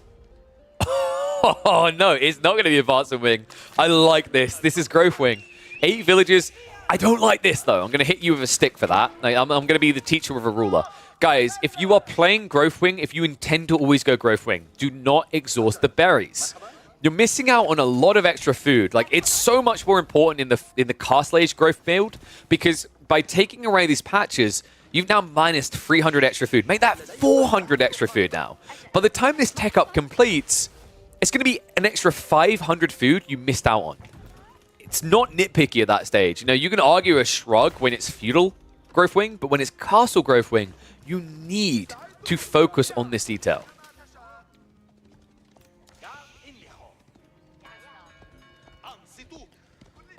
Well, this tech up now coming. I think this is going to be a fast play into Dervish.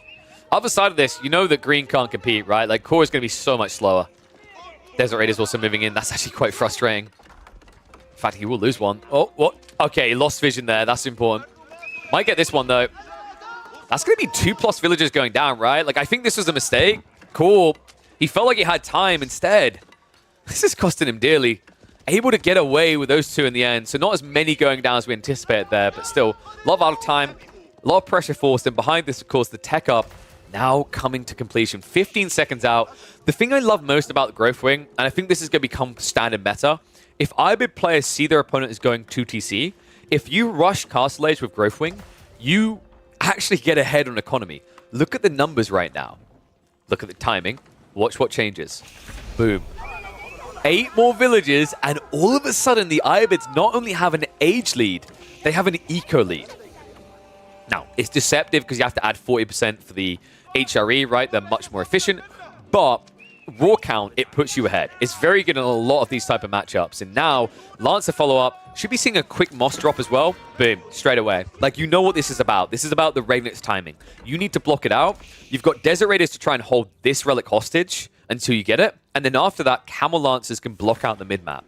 This could very easily be a 5-relic Iabit game.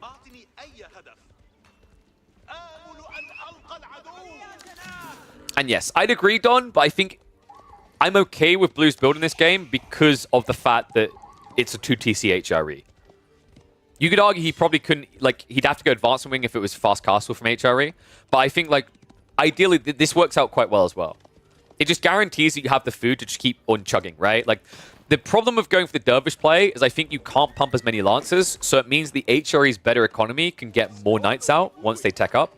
But when you get extra 8 villages, plus the fact you've got the extra berries on the close-by spawn, it means that you're able to afford additional stables at an early phase of the game. So it's a pretty creative approach here. I think it depends on whether you're going Ghoulems or Lancers, but I'd say typically in this matchup, I expect Lancers, and oh my dear God, how are you getting away with that? This is the one detail so far I do not like from Blue. I don't think you should have camped the front side. You should have been camping this. They might actually still intercept. In fact, they are going, they know! What a sick timing! Blue! The game sense and the immediate GG! What? Wow! Soul read and an immediate re from Core.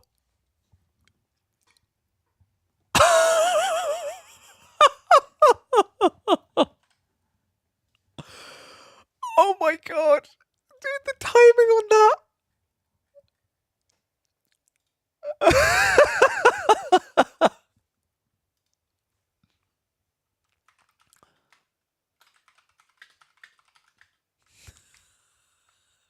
What do I even call that? This is how you get a quick GG. I don't know.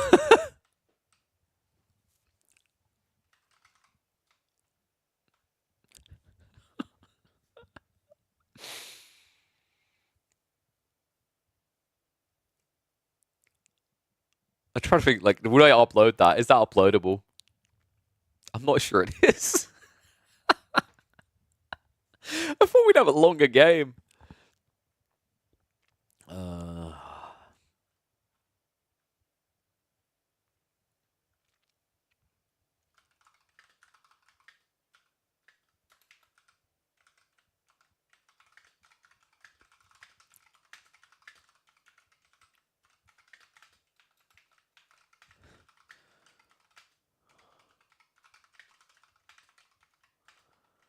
Upload it to YouTube Shorts. Oh, dude. Like, maybe I just call it how to make your opponent rage quit and then just have Camel's OP in the title. In the thumbnail. Oh, God, dude. That's eternal sadness, man. I think that was Wham. Yeah, I think that was actually Wham. That was harsh, dude. He could, like, it's just, there was literally nothing you could do in that game. I actually feel bad for Core. Oh, what a tough one. All right. Have we got any more live games? Let's have a look here.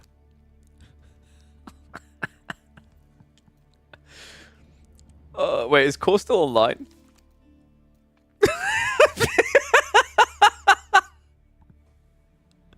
No? Actually, dude, do I have the Cisco account added? I don't think I have the Cisco account added, maybe. There's offline. Oh, dude. Oh, poor core. Poor core. Oh, let's see if we got any other live games. Oh, I don't think he wants to see that one uploaded to YouTube.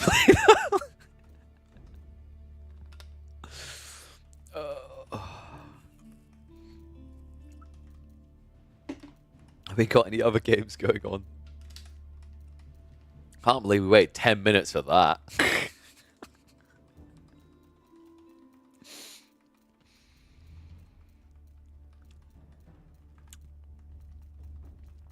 I can't see any spicy matchups right now.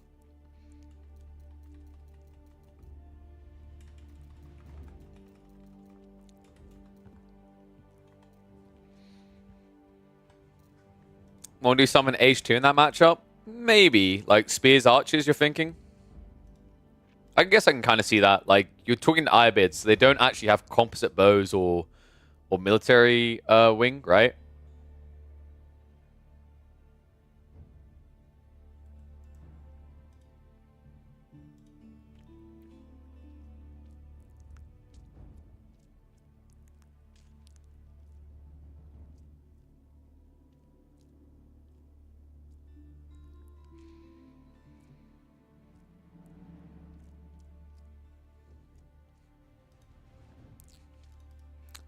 The extra movement speed is so underrated, rather. Yeah, agreed. Like, so it makes it much easier to bait lancers as well.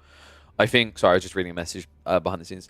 So, like, yeah, the archer count, like, legit. I think you might be onto something there. Like that matchup to me, I think the issue is like, the Iobid's archers just aren't value. Like, so I'd say the counter to your play there is you legit just rush a Manjanique. If you rush a Manjanique, you can't do anything. Like, even if you go, like, you're not going to go mass spears, so maybe you go men at arms, but even with marching drills, they're not that fast, right? So if you mass archers and then just body block a Manjanique, it's pretty strong. A Manjanique, the Mangonel.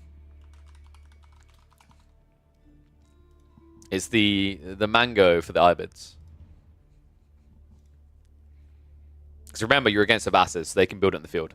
And also, because that matchup, they go for military wing reinforcement, the camels can assist the build speed. How do you defend different? Oh, so you're thinking logic, like you just go all in on him, you go ham. I'd say like on that map at that particular point, his eco is so condensed that you can't, like there's not much to raid, right? But I get where you're talking, like 5 or 10 minutes from then, yes. His eco, at that stage in the game, I'd argue like at that point in Gorge, the Irobids aren't splitting their eco, right?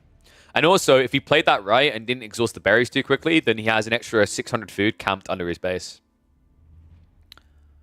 Yeah, I agree. It's about stalling. I think like you can't. Your strategy you're talking about can't work for the first few minutes though. Like you have to build towards it, right? So you build to defend and then you split the map. I think you're onto something there. I think that can work.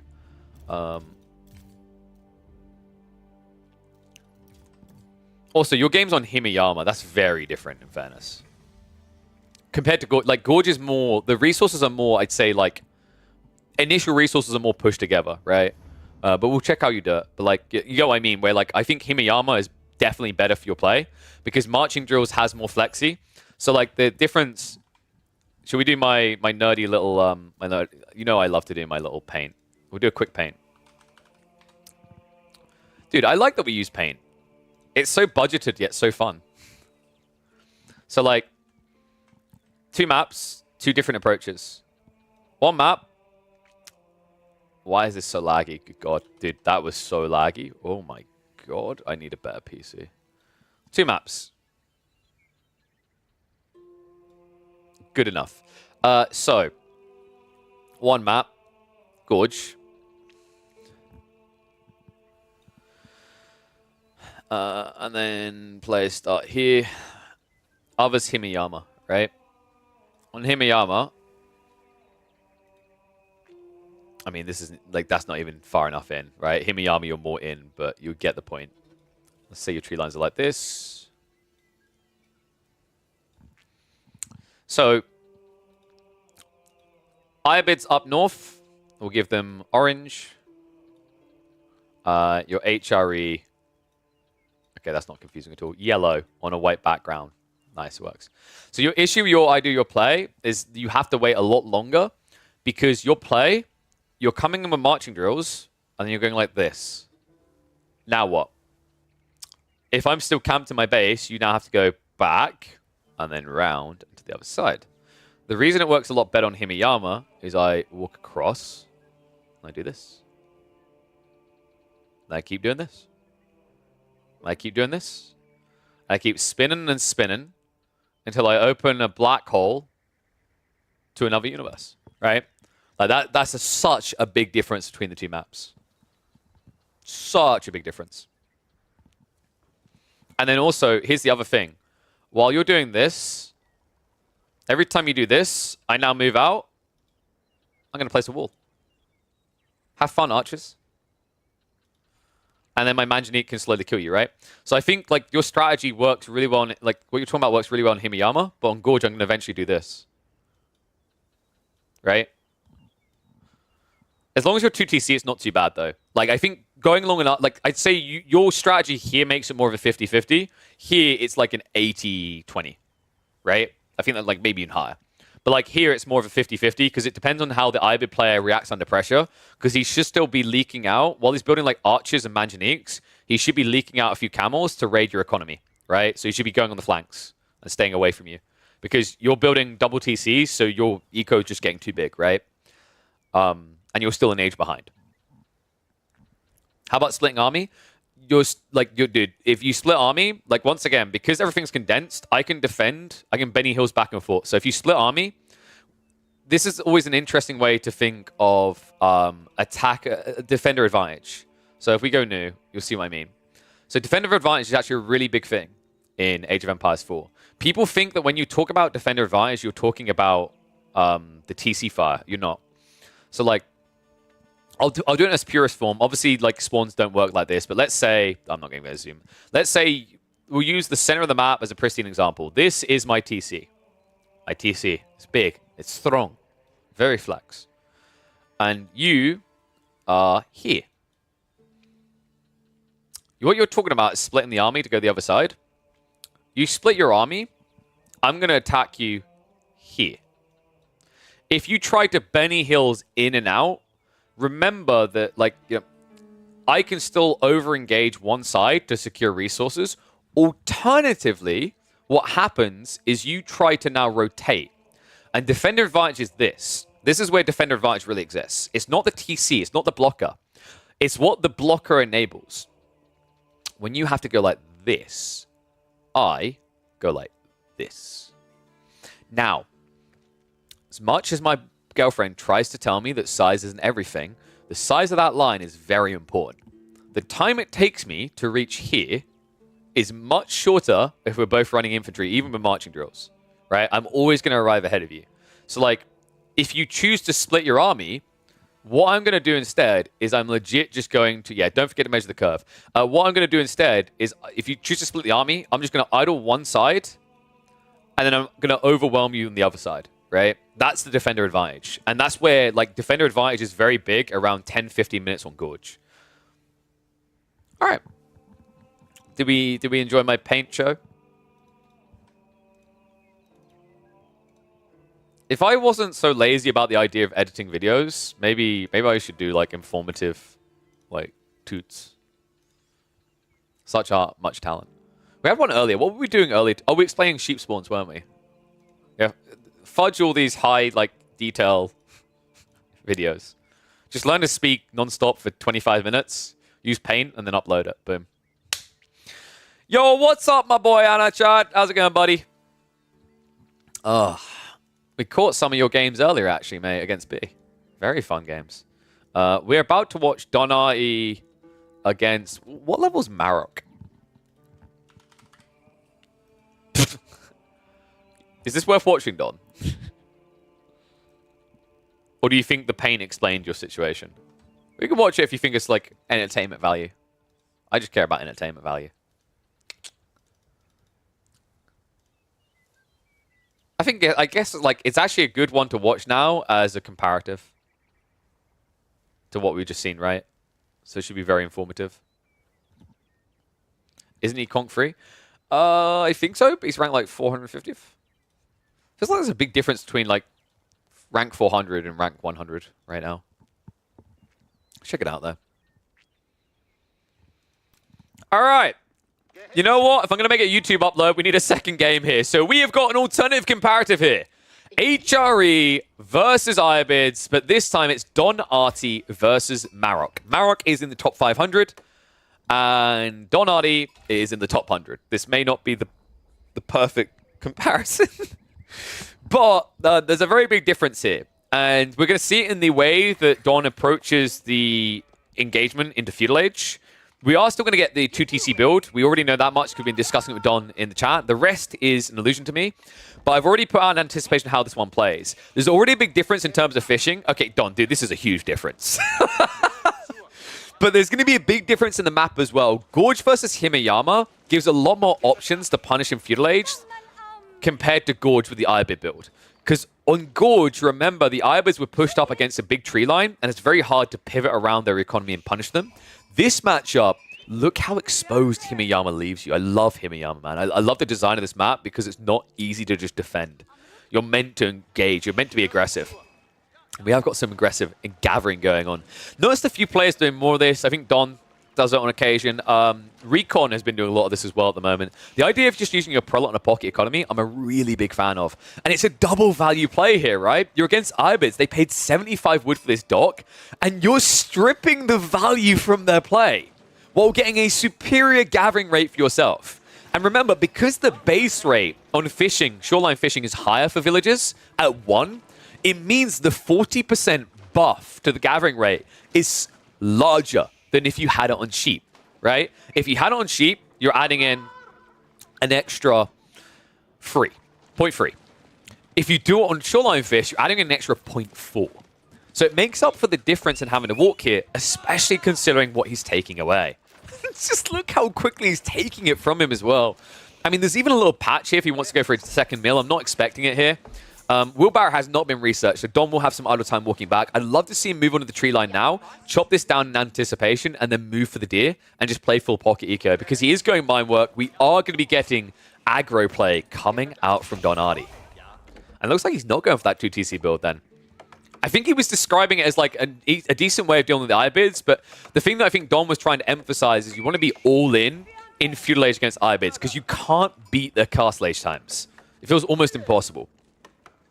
And it might be a good move to play into archers here, considering we have got a military ring reinforcement opening. I really like the idea of archers for HRE in this matchup. I just think it holds back a lot of what the Iobids will try to do. And if you follow up with spears or even some early men-at-arms, you tick every box. You're able to hold back basically anything the Iobids do.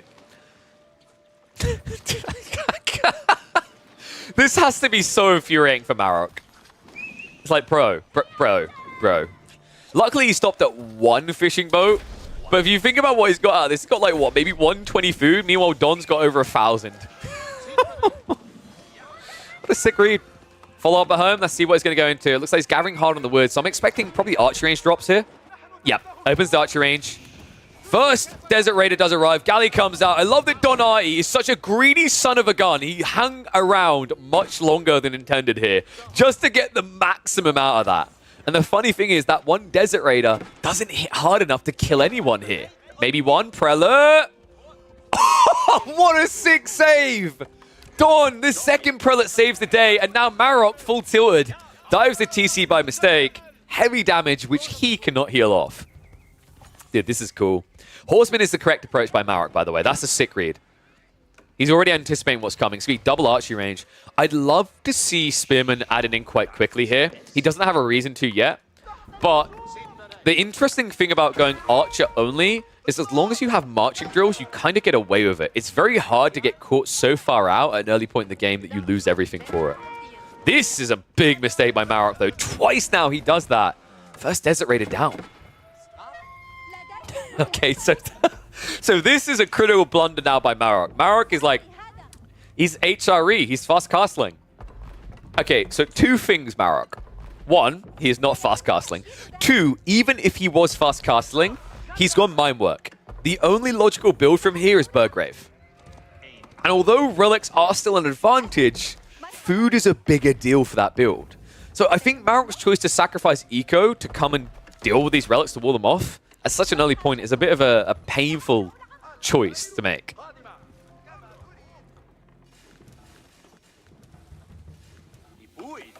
And someone highlighting, if Ibid counter HRE with Dervishes, what do?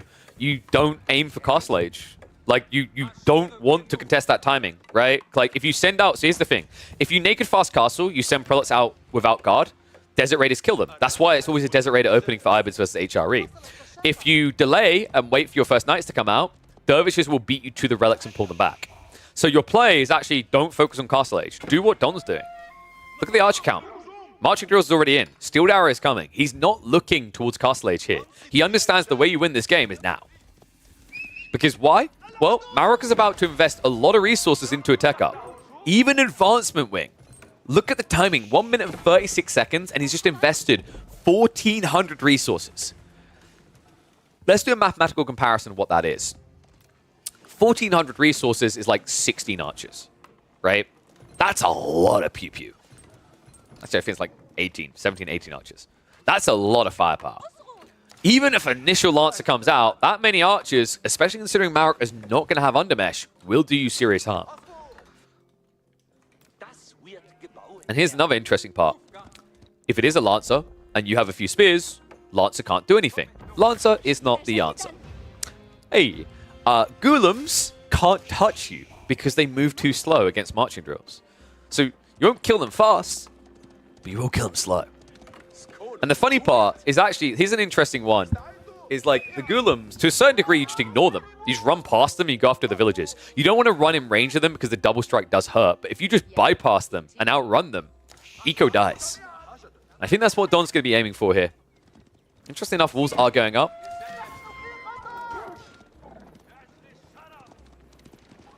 Don. Now moving out to engage. Horseman goes down, and that could easily be the Desert Raider as well. Heavy damage there. So Marok right now, tech up is about to complete. Doesn't have much production though. Ghoulems, they take 26 seconds. These Lancers take 35. And this army is on the move. Whoa, whoa, Don, whoa! Okay, that feels unnecessary. But wait, what? Marok, he actually turned targets. It's going to work out. That should have been a lot more losses. Instead, Don gets rid of the ship. It only costs him 4 of these archers. And admittedly, now he does have the short route to access the enemy base. Notice Don is not on gold at all, by the way. He has everything he wants. He's got the Undermesh. He's got balanced projectiles. Nothing else matters in this game right now. Marok, well, he can have access to the relics all he wants, but he needs an army to defend him. Ghoulems are on the way. Remember what we said about Ghoulems here, though.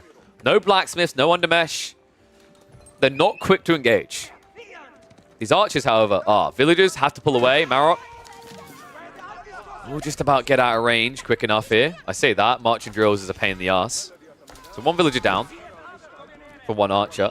If he spots that in the corner, that's going to be a huge loss. Ghoulem, outnumbered. Like, this is the problem. There's just too many spears. Once again, it's not a quick kill, but like, think about what's happening here. There's just too many. It's like Zergling factor. He killed 1 spearman, lost 1 Ghoulem. That's a terrible trade. Before you even equate the fact that it's castle versus feudal, that is an absolutely horrific trade. And this one didn't even get anything. So now, Marok's got 3 Ghoulems, 1 Lancer, second one on the way soon. But he's going to run out of food because guess what? Don, he should know about these berries. He should be checking this right now. And funnily enough, even though he's not checking it, look at what Marok is doing. Other side of the field, we are actually going to see Spearman coming out to contest the Cav that is raiding around here. And new wave of archers do arrive, so Berry's also being attacked. Marok, I think he's going to run out of food in this game. I think, like, Don made a bit of a mistake. Like, in some ways, his issue is he doesn't want to go in the corner because he thinks he's going to get trapped. But that was a missed opportunity to shut all eco down. If he took out that back berries, which he knows about, he has scouted, then there's literally no food left. But the reason why he didn't go there is if he ran into that point, he's worried he's going to get backstabbed by the Ghoulems and the Lancers. Yeah, it's always the risk of diving past the base, but like this is the thing that I was saying about HRE. HRE on this map compared to Gorge, see the big difference here. In this situation, an IBID player would pin themselves in their own base and then defend right to left. On this map, you can't because your opponent can run around your base non-stop. And with marching drills, you can never catch them. Well, Clash comes out. Not ideal there, Don. I don't think you needed to get that close. Remember, like, you can just kind of kite this, whittle them down. Spear's coming again. And the moment Marok retreats, this is where you start to add in a lot of damage. No undermesh still. I think one critical error is the fact that he didn't move back on the gold sooner. He focused on getting Golems instead of getting undermesh. And he's struggling for it. And it's crazy as well. This army shifted away from the gold a while ago, but he was slow to shift across back to gathering. I'd argue, actually, the gold is more important than wood right now. If he can get undermesh, if he can get angled surfaces, I mean, well, you don't really need angled surfaces yet, but just undermesh alone, you're halving the amount of damage these archers do. That's a big deal. If you then get the melee tech level 1, you're adding 2 damage to your strikes from the Golems and the spears. That's what he needs to change this game, but right now, this delay could prove quite costly. Don, a very big army at his disposal here. And they are on the hunt. Walls are going up, but at this point, there's not much food left back there. Funnily enough, Don just realized, actually, what the hell? Why am I being rallied away? The scout will reveal it. Villagers, maybe 2 could go down here. It looks like he wasn't quick enough to move in, but the spears are going to break this wall. He's forcing the fight. Marok has to stand with very limited forces here. Archers try to deal with the Desert Raiders first. Spearmen are going to break through, and the Spearmen are going to engage. Meanwhile, Archers will look to dive in. The Eco trapped. And Marok is now out of food. Don, like a dog with a bone. Only this one is going to rip it fresh off the body. Villagers going down. Marok being chased after. And look, he just ignores them. This is exactly what we were talking about. You don't have to touch them. You don't have to pay attention to them at all. They've got the +1. They cannot touch you. Even the charge doesn't last long enough to fully gap close here. Such a sick read by Don. I think he's been one of the most impressive players doing this at the moment. A lot of players at the moment will just basically not utilize marching drills for this. This is why archers are sick with marching drills. If you just ignore and run past your target, it's a non-factor. Men-at-arms, you can't kill them, sure. You don't need to. You just need to kill the economy that's fueling them. And this lead is building, folks. Now 10 eco ahead. Don, he's going to go for the tech up. Think about how long he played Feudal and why it worked here. It's the starvation of resources. Himeyama punishes people for being too greedy. I love the read by him. Funny thing as well, remember how Irobids always go for that relic play? He's only now queuing the first dervish. Burgrave's on the way. Funnily enough, if Don wanted, he could go for Regnitz here. And Eco about to be scoured. Dude, Don knows. He's like, wait, if you're not gathering back at home, where are you right now? And the worst part is marching drills means that they can out-chase you. They can chase you down. You can't get away. Oh, man. And you think, oh, well, this is good, though, because he's getting access to the berries. Okay, yeah, there's not many berries left here, though, and he's about to lose 7 workers, and also his opponent is now going for Castle H. There isn't much good about this for Marok right now. This is so dumb to watch. Oh no, Golems. Oh well.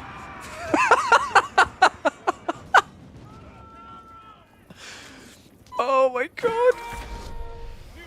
This is like one of those situations where you got like the really chubby security guard and the kids just run away from it's like, hey, when I catch you, it's like, yeah, sure, whatever. You're never going to catch us. Well, level 2 angled surfaces is at least going to protect these villages in the retreat, so some of them will make it back. But folks, at the end of the day, it's a 10+ eco lead. Crossbows are coming. Archer upgrades are also coming. Spearmen have already been upgraded. Here's another funny thing, folks. If he just goes for Riveted Chainmail for 100 resources, these Golem are worthless. I'm a little bit surprised he doesn't, actually. I think that's a really smart detail. Like, a little tip to Don, maybe worth considering, is actually getting into Riveted Chainmail when you see this comp. Because it just breaks your opponent with spears alone. But, of course, he wants to get Men-at-Arms, right? Heavy Maces is even better. Funnily enough, like, remember, he could have got Riveted Chainmail in Feudal Age. I think that's maybe one detail that would have allowed him to fight and trade with the Golems for longer in his Feudal timing. And he definitely had enough gold, right? I think he was actually floating over 600 when he teched up. But, well, tech up's fully unlocked now. Spearman on their way back to that corner. Arch is now hitting for 8 damage. If they find villages, it's going to be a massacre. Marok will look to pull away quickly here. Spearmen aren't at least finding their way into the economy on the backside. That means that 7 villages... Dude, look at the timing on this. Spearmen are going to force it back. Archers are going to arrive to clean it up. It's a sick game by Don. And now with the men-at-arms and crossbows arriving, Marok is eco-starved with no counter. This is how you play HRE as an aggressive Civ. I love that Don's showing this off right now. It is something a lot of players have neglected to engage with, not feeling that it's strong enough. But I love that we're seeing some signs of life. I think with a small buff here or there for HRE, we're actually going to see a resurgence of HRE as a feudal Civ. Gone will be the days of just rushing Castle Age. Their power will exist in this time. And considering their win rates are looking abysmal at the moment, I imagine that that buff isn't far away. Marok at this side has gone for the second TC. I think, like, you know, this is pretty much GG for him. There's going to be a mass men-at-arms coming in, and you have to remember this is HRE of Heavy Maces, right? The Heavy Maces upgrade hasn't been queued yet, but he can easily prime that as he arrives in the enemy base. At that point, you've got every one Golem losing to every one men-at-arms. It's not pretty. Remember, you get +6 damage in a matchup where you have 155 health versus the Golems that sit a little bit more lofty at 195. But the base damage is low due to the double strike reliance. It's not a fair matchup. We're going to speed this up a little. I think once this army arrives, I'm expecting Marok to call GG. Like, there's no way back now. More eco loss. That is now a 26 villager lead. And here's the thing. If he just holds reinforcements back, the Golems will die to this. Army's going to march in, idle out what remains. New forces building up at home. And remember, it's a Burgrave. This is the power of 5 Raxes here. Add a few crossbows in as well. There's no hope in hell for the Golems. And there's no hope as it is, right? Movement speed advantage just isn't even there compared to normal men-at-arms used to marching drills. That's going to be a cleanup on Isle dead. Economy about to flatline. You see Marok immediately pulls the relics like, maybe I can... Oh, wait, there's crossbows. Yep, buddy, there is quite a lot of crossbows. Don, we'll go for the sniper. Has to move out of range, let the walls complete. But after that, it's just to walk back in, and that should be game. Last of the Golems has been finished off.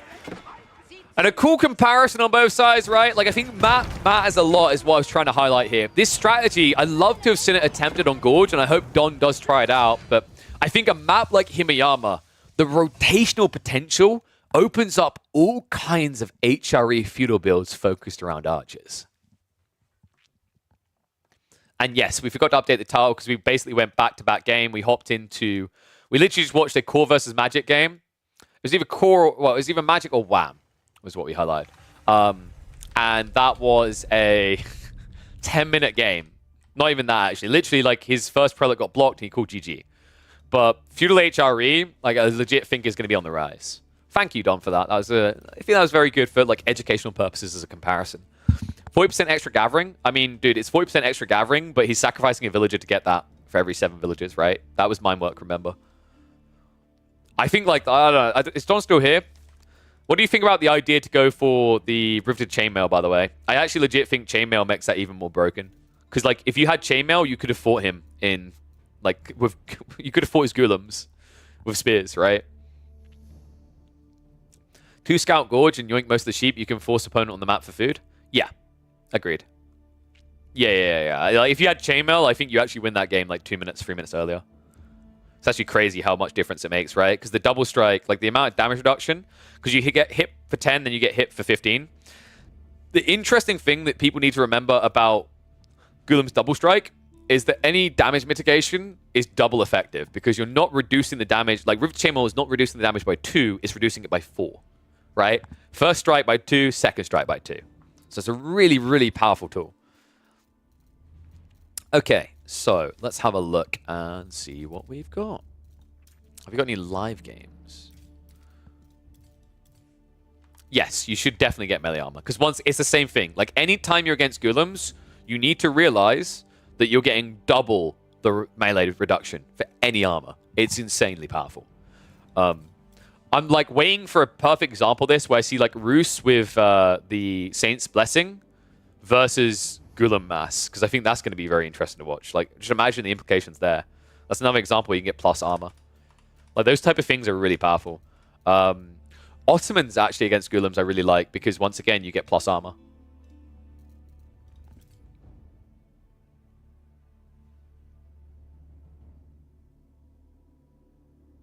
Gulim versus Samurai Deflective Armor. So that's a little bit better because the second strike hits for 15, the first strike hits for 10, right? By base. So like the deflective armor is deflecting the weaker shot and the second strike goes through, which is nice. But at the same time, you're building Gulims against Samurai who are going to have Odachi. You'll lose that every day of the week. Not to mention you're playing into the strength of the Japanese because they have an extra melee tech level over you. It never feels good to play mass infantry into Japanese. The exception to that rule is HRE with Men at Arms and Castle Age. I actually think in Imperial Age they lose though, because Samurai absorb a deflective shot, and with Oda Tactics plus Bannerman Aura, with all melee techs, they beat HRE Men at Arms. Not cost for cost because they cost 10 more gold, but like in one-on-ones they should win.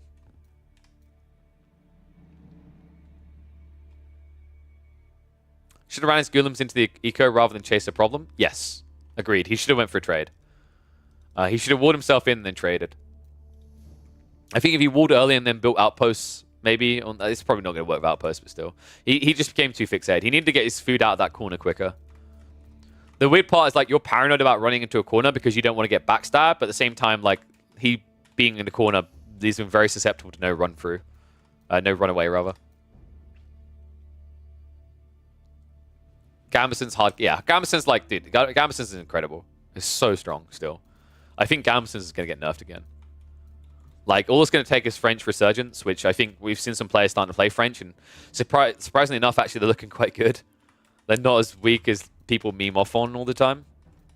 I mean, they're not super strong, but, like, Gambeson's itself is, like, powerful. More players are playing Arbalou Trier than playing Cav right now.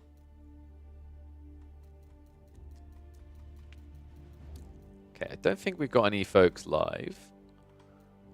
Community games? Dude, I've got to eat soon. So I can cast another game, then we do community games afterwards, Gully. That's the way we do this. I just don't know when food's coming because my partner isn't in chat. Wow. Talk about not supporting me.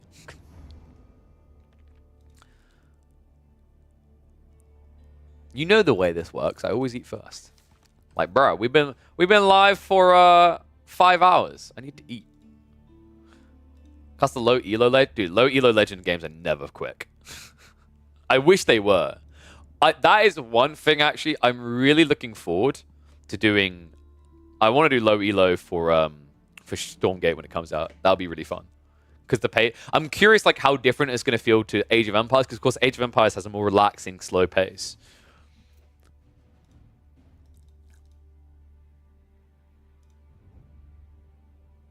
You start later? I started midday. I've been live 5 hours. Dude, it's not late for you. Jesus, what was your bedtime?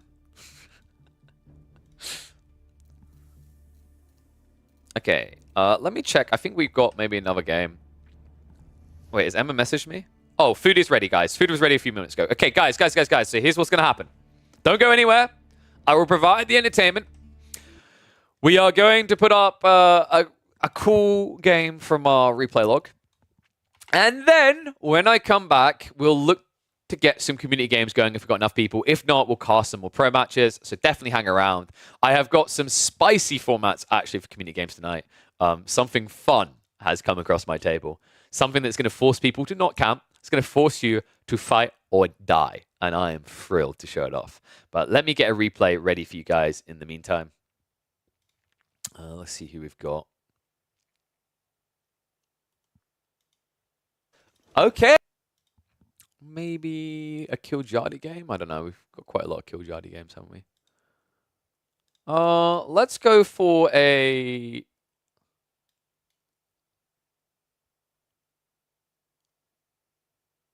Maybe Beastie versus Killjadi?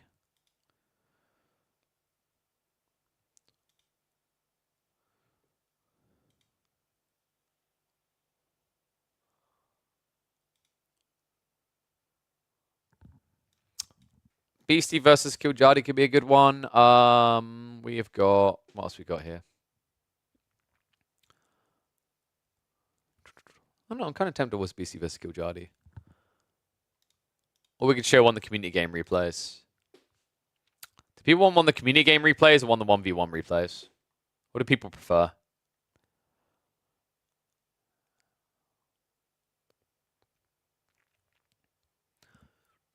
I'm just trying to find the... What we got?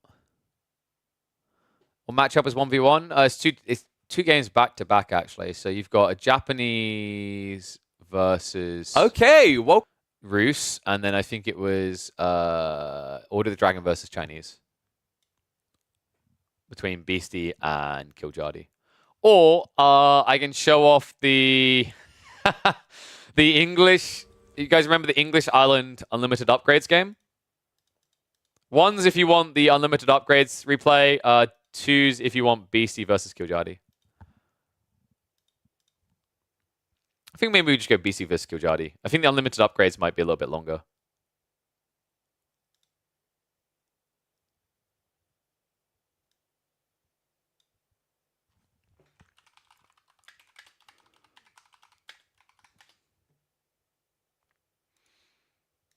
I think the 2's have it. All right, there we go. So I'll put BC versus Killjadi up. When I'm back, guys, we will be doing a bunch of community games, so do not go anywhere. If you want to be with a chance of playing in them, if you watch them, you've seen the fun stuff we're doing, like the unlimited level ups, the bounty everything, all those type of things coming after the upcoming video. So I'm going to go eat. When I'm full, when I'm back, we'll kick off some community games with something new, actually, that we have not seen before. So I'm really excited for that. But for now, enjoy some interesting games between Killjadi and Beastie. Killjadi, who boldly said, I never lose to Beastie. Welcome one and all to the AoE 4 action. Oh, blimey. Well, that shows you how rough my throat is getting at the moment. We're on the route to recovery, but you know what? I'm here to see if someone can be on the route to the top of the leaderboard. We've got Killjadi as the Japanese up against Beastie on the Rus. Well, I got a glimpse of this game. I didn't hang around to see how it was going to end. All I'm going to say is it's very funny. The way that part of this plays out, like I basically hosted Killjadi at the time. I glimpsed what was happening. My brain was like, what the hell is this? And then I was like, no, KP. You save it as a surprise for yourself. It's your treat for the next stream. So here we are to check it out now. Japanese versus Rus on a map like this. I think there's some interesting Japanese fast castle builds that are super effective. Wonder if that's what Killjadi is going to lean towards here. Meanwhile, for the Rus, it's usually this kind of 2TC or 3TC type build. I think when you know you're up against fast castle, it makes a lot more sense to play 2TC max. But let's focus on the opening, because to start off with, it's going to be all about the hunt, isn't it? 6 sheep already, meanwhile 6 on the other side. Killjadi has gone for the second scout. It's pretty popular to do this, right? Like when you're up against the Rus, just guarantees you can shut down the deer. In fact, if yeah, he's going to spot it. Oh, wow, that's a big deal. If he gets there first. Killjadi, don't hang around too long. If he goes to the south side, he's got double deer in the corner here. He can deny a lot of this away from Beastie. Beastie, who, by the way, should now know where it's at because he hasn't found anything on the left side. Oh, that's going to be very important as well, right? Like that should be the difference between being able to get wheelbarrow and get a tech up, or having to cancel wheelbarrow. And we've seen that really bite Rus players in the butt before.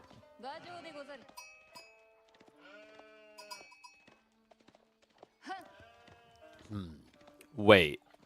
Is Beastie going back? Oh, he is. That's not good, folks. That's really not good, because Beastie, at this pace, he's going to have to cancel wheelbarrow. He only has 45 seconds to find about 100 gold. Otherwise, you're going to have to wait for the hunting cabin, and that's going to idle you up for a long time. Killjadi already denying one the deer stack. Second one definitely going to get guaranteed denied here. And Beastie, dude, this does not feel great.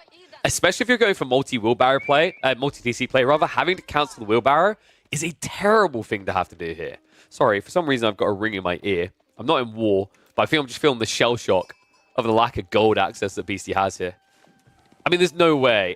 He's going to try... Okay, he's going to go for the gold instead. In fairness, that's actually not a bad alternative. I think you're in for a penny, in for a pound, right? You could cancel wheelbarrow. You would have your tech up straight away, but his food is a little bit idled right now. So I think the logic here is probably for Beastie is, you know, with wheelbarrow completing, you get the extra carry capacity of 5. That means you're going to easily have 90 gold coming back, which will get you there, right? But the time they drop off, one more tick of the hunting cabin should more or less complete. It's still not ideal.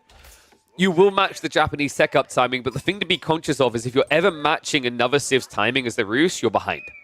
Right? I don't think, from what I'm trying to remember, I don't think even HRE techs up into Feudal as quickly as Rus. They might be the only Civ that competes with it. Everyone else is always slower than the Rus to get up. Here we go. Kremlin very aggressively placed here. It's going to secure a lot though, right? Deer plus the stone and the berries. So a pretty gluttonous placement, but one you can afford even with the delayed tech timing, like I highlighted. A bad tech timing for the Roos is basically an average tech timing for everyone else, which is kind of bonkers. Oh, nice grab on the Wolf there. Beastie, we're keeping a little bit of gold on the tail end, but still was denied a lot. Meanwhile, Killjadi is going to be going for the Kura Storehouse, and I love the placement of this. On the wood line, this is a universal drop-off building. It should be used as such. He's saving himself 50 wood on a lumber camp by placing it here. He's also going to get some very safe farms lining around towards the TC. And in fact, I think he's left just enough room for them to squeeze in there. The other thing I like about this is notice that it's staggered. It's not like a perfect square off from the TC, which means that basically all the farms, bar maybe this corner one, should be in range of the TC. So what kind of build are we looking at here? Considering the placement, yeah, mining camp already in the way. I'm expecting a second TC likely to be dropped either very close to the Kremlin or wide on the Deer Boar location. Feels a bit greedy to try to play out towards here, though. If you're going for his like second TC timing, especially if, say, Killjadi decides to go for an early stables drop and get 1 or 2 horsemen out to block your play. But now, how did Killjadi do in the end on the sheep? Whoa, okay, 14 sheep to work with. Has also moved out to the berries, which means he has got Tawara. Takazaiku will probably be researched immediately here, considering he's booming way too much gold and not enough food. Yeah, typically, like if you're going fast castle here, having 6 people in the gold this early is a little bit counterintuitive. But I think he's going to also look to set up an outpost over here, right? Just to keep options open on stone and gold. Annoying amount of burn damage coming in from just scouts alone so far, but... What's better here? Fast Castle Japanese or 2TC Roos? I know most people just want to say Roos in every situation, but I think there's some very aggressive timings that can punish the Roos on a map like Gorge here. You have to remember that you don't really have safe additional extension resources. When you drop a Kremlin like this, it seems great, but then you realize the TC either has to be dropped here or it has to be unguarded on the flanks, right? And admittedly in this game, there's only one location. That kind of makes it worse, because if there is going to be a fast castle build out of the Japanese here, Killjadi knows where you're going for your food, right? You're going out to the Boar and the Deer. And we are indeed live right now. Love he's going for Tatara this early. This is pretty cool, right? Like, he has way too much gold, so it doesn't make sense to just wait around and burn that off or nothing. Instead, he's prepping all the tech. It's going to make him a little bit stronger when he goes up. It could be that instead of seeing Stables play, we see some sort of Rax play with Tatara this early. But to me, it just makes much more sense to get into the Mount Samurai. Otherwise, your timing's slow. And Beastie, as we were predicting, he did go for the safe option. It will be the TC drop on the Deer.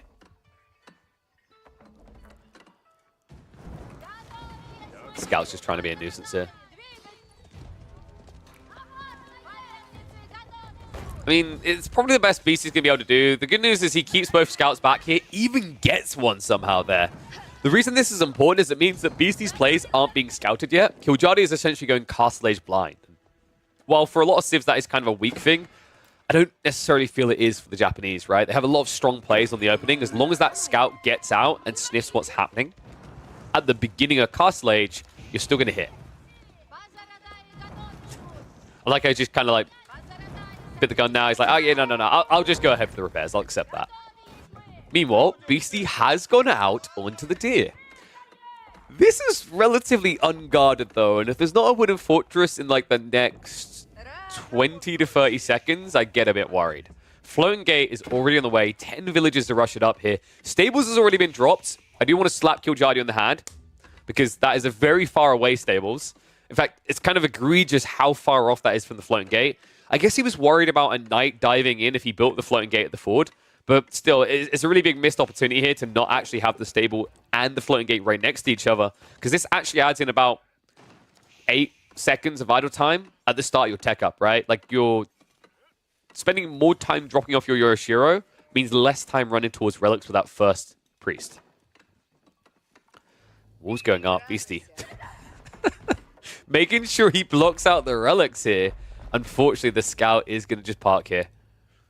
It's a half HP scout, so if Beastie just brings his over, if he actually notices this, he'll be able to block it out. Unfortunately, they are still busy partying on the forge. A horseman is on the way, however. Tech up now done. So here we go. Floating Gate. Dude, okay, I'm just going to, like, little rant. I do not know why. Why Shinto's got buffed. right? Remember, Shinto Priest, now the monasteries have some unique techs, and the Temple of Quality has some unique techs too. They might have actually had a chance of making Temple of Equality viable if they didn't buff the floating gate as well. But by buffing the floating gate as well, it still remains by far the most logical and dominant choice for any Japanese situation.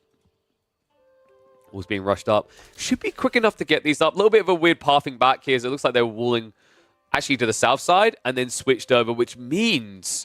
Oh my god, come on! Are you kidding me? He's actually going to get through because of this. That's a mistake. Beastie, it looks like the villager auto-rallied north side? There's no way he just stopped building this, right?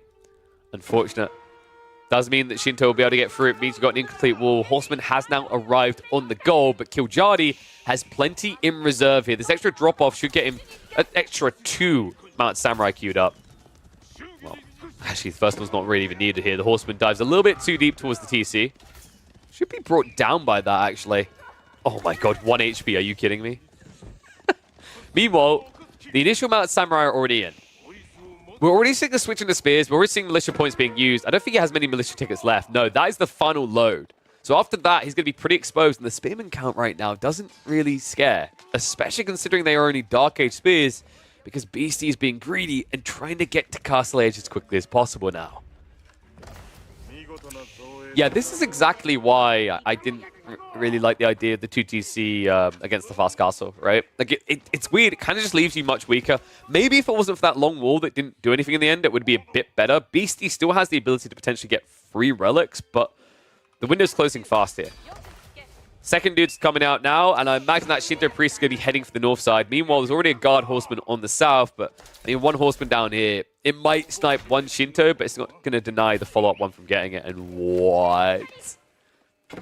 Okay, I love it.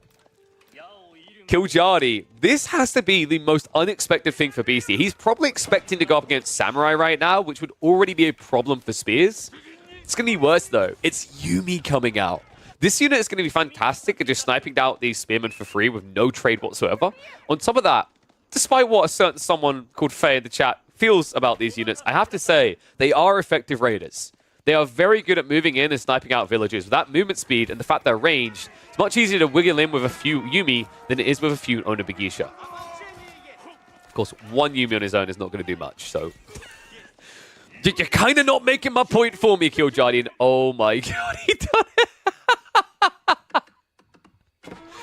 Oh, the Night Raid. The things it does to him. This is what I was waiting for. Beastie gets stuck inside there. And the Knights are coming back. Oh, boy. Wait, why are the spears leaving right now? No. No. Come back. Kind sirs, please. We need your help. Uh-oh. Well, at least Beastie's watching it right now. Okay, I'm just going to say, despite how, like, handcuffed he looks right now, got to give it to him. Beastie is probably the most consistently impressive user of walls, right? I still remember in a tournament a few months ago, the way he would use the deli to, like, wall camp the Marlian's gold pits with archers. Those type of players are just phenomenal to see. It does keep his villagers alive. Mount Samurai are being sacrificed, but I feel that the spearman count is just too low for Beastie here. He's struggling. He's in the middle of a tech up. High Trade House is on the way, and it is a reasonable... It's not a great one. Let's be totally real here. It's gonna... Yeah. Oh, God, it's 41 trees. It's not even... Not only is it not a great one, it's a terrible one right now. So this is just more an immediate requirement to tech up, and while you're doing that, Kiljari now coming in with a switcheroo. Starts with the Yumi, now adds in the Onobugisha. It's basically full light infantry supported by cavalry. And already up to 3 of those Shintos. This relic's a little bit difficult to get, but this one's still very easily grabbable, right? Like, yes, the horseman might kill 1 or 2 of the Shinto priests, but you'll eventually get it home.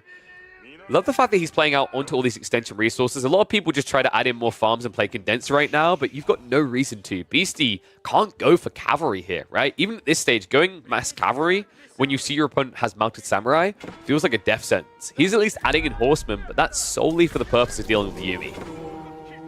One low coming out. Beastie, a little bit too slow to react there. We'll just delete instead. I still think that is the stupidest mechanic in the game. Sorry, I just had to eat my mic out of frustration there. Okay, hear me out. and I really wish the devs would do this. I think when you are in a Wololo, delete should be disabled in that AoE. If you are so bad on your timing to get away that you know you're going to get Wololoed, you shouldn't still have time to delete the units. It feels so cheap. You can argue the Wololo still gets an upside, but honestly, I feel like you're getting the opportunity to take the risk with virtually no downside instead. Ran over. Spearman just being spammed out. Looks like we are getting some knights added in right now, but Beastie, how's the food supply looking? He's got plenty over here, but not many villagers working out there. North side just doesn't feel accessible in the berries. I wouldn't be surprised if we start to see some farms coming in soon, which doesn't usually bode well in this matchup this early. Kojadi down the march. Oh man, this army is actually quite spooky. This Onabagisha switch up is going to screw over the crossbow transition for Beastie. And also keep in mind, Onabagisha, with those melee tech upgrades, are capable of annihilating spears as well. Same damage, but half the attack speed. It's kind of nuts, actually, how much more damage the Onabagisha can do in this situation. Army's marching out from Beastie. Looks like he is getting the undermesh. He's finally looking to play for more relics here, but so far... Oh my god, wait, is he... Wait, did he really get a 4th relic here? Yeah, I think he yoinked it back from this side, right? So 4 relics now for Killjardy. Only 1 that Beastie can grab. And Beastie now clutching at straws, trying to run away. Onabagisha, they do the ambush. The crossbows! The formation is getting Beastie killed even quicker here. The spearmen could run away faster, but the crossbows slow them down. And now with a fight like that, no hanging around. Beastie immediately has to tap out. And you know what? Words from Killjardy's chat here. I don't ever lose to Beastie. Bold statement. Should we see if it's true? Shall we see if maybe Killjardy's a little bit of an exaggerator here? Because funnily enough, actually, Killjardy had multiple games up against Beastie after this one. It wasn't just the one-off. So what I was thinking is we can see if Killjardy's cockiness is accurate here and if he's able to beat Beastie. And I thought maybe a cool way of checking that out would be, let's see, what do you think, guys? Shondark versus Ibids. How about Chinese versus Order of the Dented? I feel like that's kind of fair. Right? Yeah, let's go for that. Let's go for some Cliffside. I like some Cliffside. Makes Bugishi's wins games. Seems simple. Okay, Faye, that's a bold statement. I will now need you to climb to top 10 with Onali Bugisha, please. Thank you. I need to do that. I actually want to do that as an Onabagisha only challenge to try and get to Conk. I feel like I could do it. I feel like I could rock that. And I would have... You know what the funny part is? If there was any unit in the game, I would have fun just spamming non-stop, one by one, every game. It would be Onabagisha. I think that is the one unit I would have the most fun doing that with. All right, guys, you ready? We've got Order of the Dragon versus Chinese. It's going to be Killjardy versus Beastie, this time on Cliffside. Let's hop into another game and see just how correctly placed the confidence is from Killjardy. Killjardy, of course, in the purple. Beastie in the orange. Chinese versus Order of the Dragon. Who does this favor? This is not a matchup we see often, right? At least I don't feel like it is. I mean, Order of the Dragon may start to get picked at the moment because people are trying to practice it. But on the flip side, a lot of people just been kind of ignoring the Chinese, right? Like, it hasn't been that desirable to pick. So in this matchup, typically the Chinese player is going to want to do 2 or 3 TC. The question is whether Killjardy can do anything about it. Order of the Dragon may be tanky. They may be quite juiced up. But diving a lot of static emplacements that have hand cannon slits hurts even the chunkiest of boys. It's why, actually, the Chinese-French matchup is one of French's most hated, right? Because the heavily armored cavalry units get punished pretty hard, even when they get a slight step in range of the TC for even a second, right? It's immediately just going to be a 25 damage shot to the face. So we'll have to see actually how Order of the Denton can do it. Do they want to play for Fast Castle? Do they want to do one of these Men-at-Arms all-ins? Because it has to be said on a map like this, where Cliffside puts you very close together, the idea of a Men-at-Arms spam is pretty effective.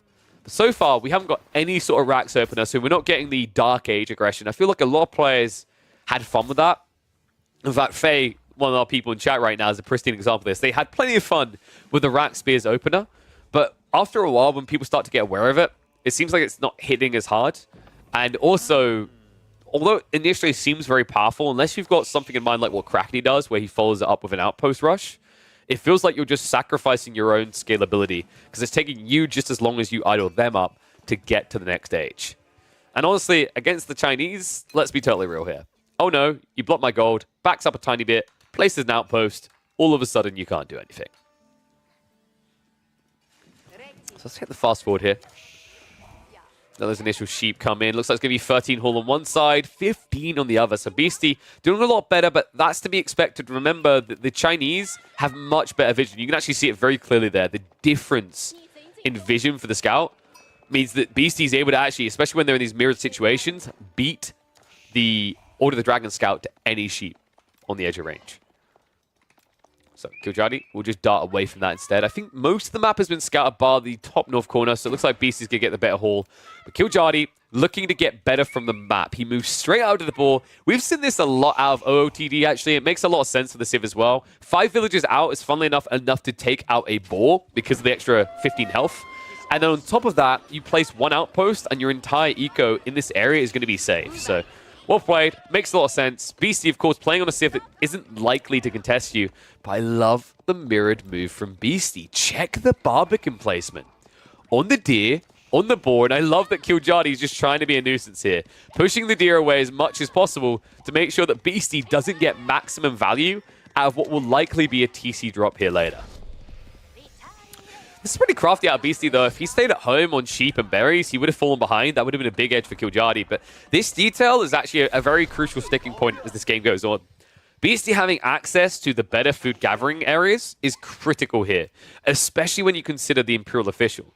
The Imperial Official is going to allow you to contest the gathering speed of the Order of the Dragon, right? They get a 25% faster gathering rate, but you get a 20% extra resources and drop-off. Now, that does mean you're 5% behind the Order of the Dragon.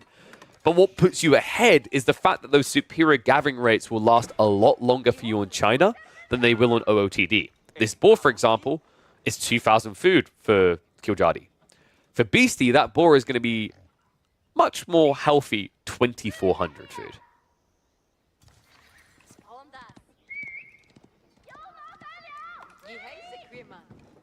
So, Staples drop already from Killjadi.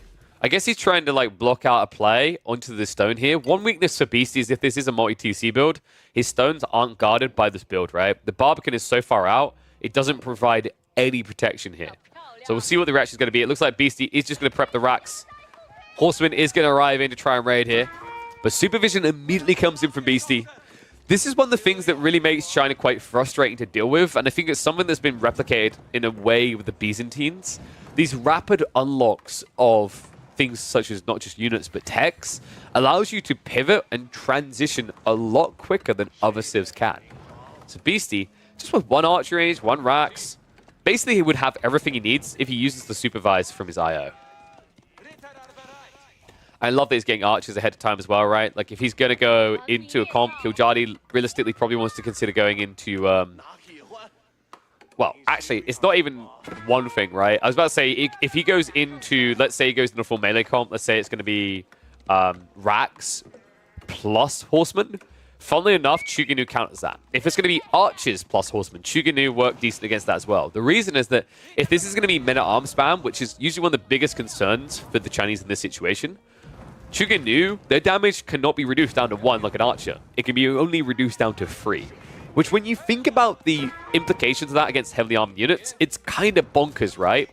Whereas most civs can be reduced down to 1 damage, you're 3 times better off with Chuganu. Killjadi instead, though, has different plans. It is going to be a fast castle build here. And Beastie hasn't really got much value out of China yet. Like, obviously, he's got Song Dynasty. He's adding in extra villages. Sure.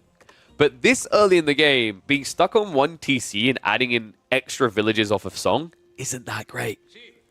And also, he's still not playing the better resources. He's not on the deer. He's not on the boar. But he's finally now moving up the stone. Unfortunately for him, Killjadi is already on his way up. Magnus Cathedral going to be complete in, what, about 30 seconds here? So quicker than the TC will come up. And that's when Beastie's going to need to get on the map. And the unfortunate detail here is that he didn't go for a mobile comp, right? He didn't go for Horseman. That's not going to stop him from trying. Killjadi, what? is he's just going to back away. Wow, he doesn't even try to get an outpost up out here. I'm a little bit surprised by that. I actually think there's not enough troops coming from BC to push you back like this, but Killjadi just not willing to take risks, it seems. Horsemen are going to keep torching at the base. Almost got that village down.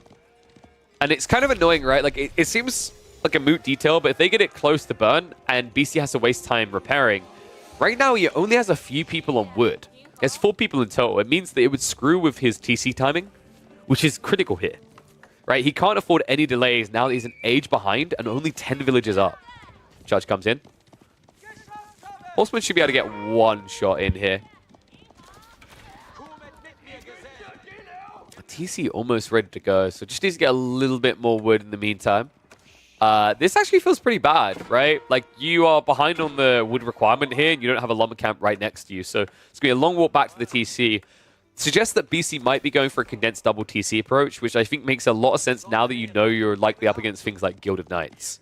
Instead, though, looks like Killjadi is going to be going in for the Gilded Archers. Makes a lot of sense. Gilded Archers are pretty strong here.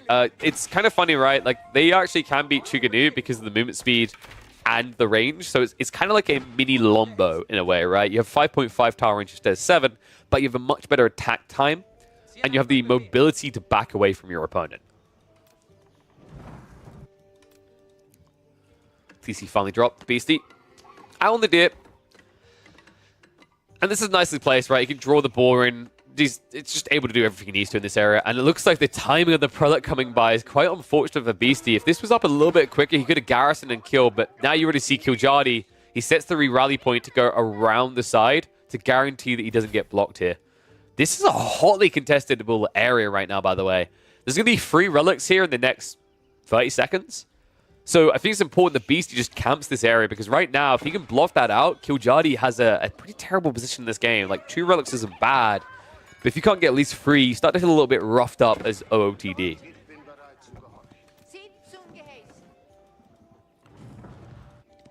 Final first Gilded Knight. That was pretty long to wait for, right? But not too surprised considering that BC had spears. He didn't want to give the good trades over to Beastie. A Gilded Knight can actually easily beat like 2 or 3 spears. It's just the amount of health you lose would feel pretty rough, right? Especially for a unit that costs 480 resources.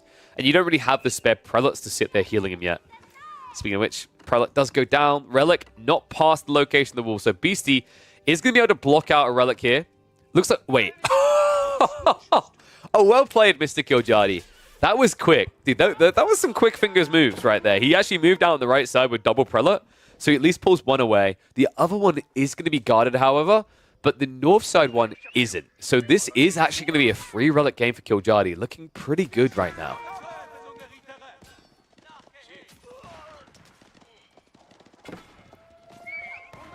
Beastie already ready to tech up now. I mean, it makes sense with this type of eco lead, right? This is kind of the power of Song Dynasty in conjunction with the Imperial Official Supervise. Horsemen are still being a nuisance, but barely any HP left on them, so very difficult to do more damage than that. I imagine we are going to be looking at the clock tower. Pretty much always is. And in that position, considering that Killjadi is going into quite a lot of slow range units here, Nesta Bees, although not an insta-killer, if you scale up to 4 of those bad boys, Killjadi's in trouble. How has he kept these? Dude, are you kidding me? Like 3 health on one, 60 on the other. They're still living. I mean, they can't go anywhere near the TC. Someone else is, though. Gilded Knight, what? That's really bad. Did he kill anything? Maybe like 1 unit? That's a bad sign. 480 resources, and it's basically already dead. Only 30 HP left, less than 10% health. So unlikely you're going to see that knight do any dives. And right now, Killjadi doesn't have the prelate mass to boost heal him up quickly. So yeah, kind of an ugly follow-up play here in the castle age for Killjadi. Has got a second knight out in the field, 3rd one on the way. Rams are being built, but Beastie already prepping the counter. Has the spears, has the crossbows, even now adding in the palace guard. This has me a little bit worried, actually. If Beastie just rushes into a few Nesta Bees now, I don't know if Killjadi is going to be able to dent the base quick enough. His cav count isn't very impressive, right? It's 5, and on top of that, we've seen Chinese do this time and time again. When they camp in their base with siege, it's very difficult to get on top of it. So instead, villagers are going to come out with the torches. Quick back away, though, as he realizes that hurts a little bit too much, even with textiles. Good night. We'll just guarantee they walk away. So Outpost down. BC denied some food, but remember, folks, he has a second TC. This doesn't kill his game at all. He's got the deer. He's got the ball down here. Killjani needs to do more. He softened up this village earlier. That's an easy target for him. That would house Beastie, so Beastie needs to rush up something behind this. In fact, a small house is on the way due to a lack of wood. Oof, that's not going to be enough, actually. Okay, so he's still housed. Problematic as well. It keeps him further away from getting into the nest of bees and forces him to also think about more spears here. He lacks the wood to keep pumping him. Chase out, though. So he's going to look to stab down that ram before it causes more problems here. And we'll back away. Gilded Archers do get some good trades in the meantime, though. And that's problematic, again, because Beastie doesn't have surplus wood, right? He hasn't got the ability to keep easily pumping houses and spearmen. Finally going to be able to fix that, though, with a little bit of breathing room here. 15 now on the wood. Kind of expected him to actually gather some wood on the proxy TC as well, just because of that detail, but looks like he threads the needle. Wall's now going up on the backside, and that means that Killjani is going to need more rams, because there's no way around anymore. You have to go through. Just a reminder, folks, Killjani, he did say that he never loses to Beastie. This is not looking good for Killjani. I think even with the relics as they stand, the problem is the way he's trying to dent his way into the base and the reliance on ranged units here. If you don't succeed in this next push, Beastie's going to get breathing room to get Nest of Bees. If he gets Nest of Bees, that's when Killjani is in trouble. So importantly, gets the damage done now. Village being torched. Ram moves in as well.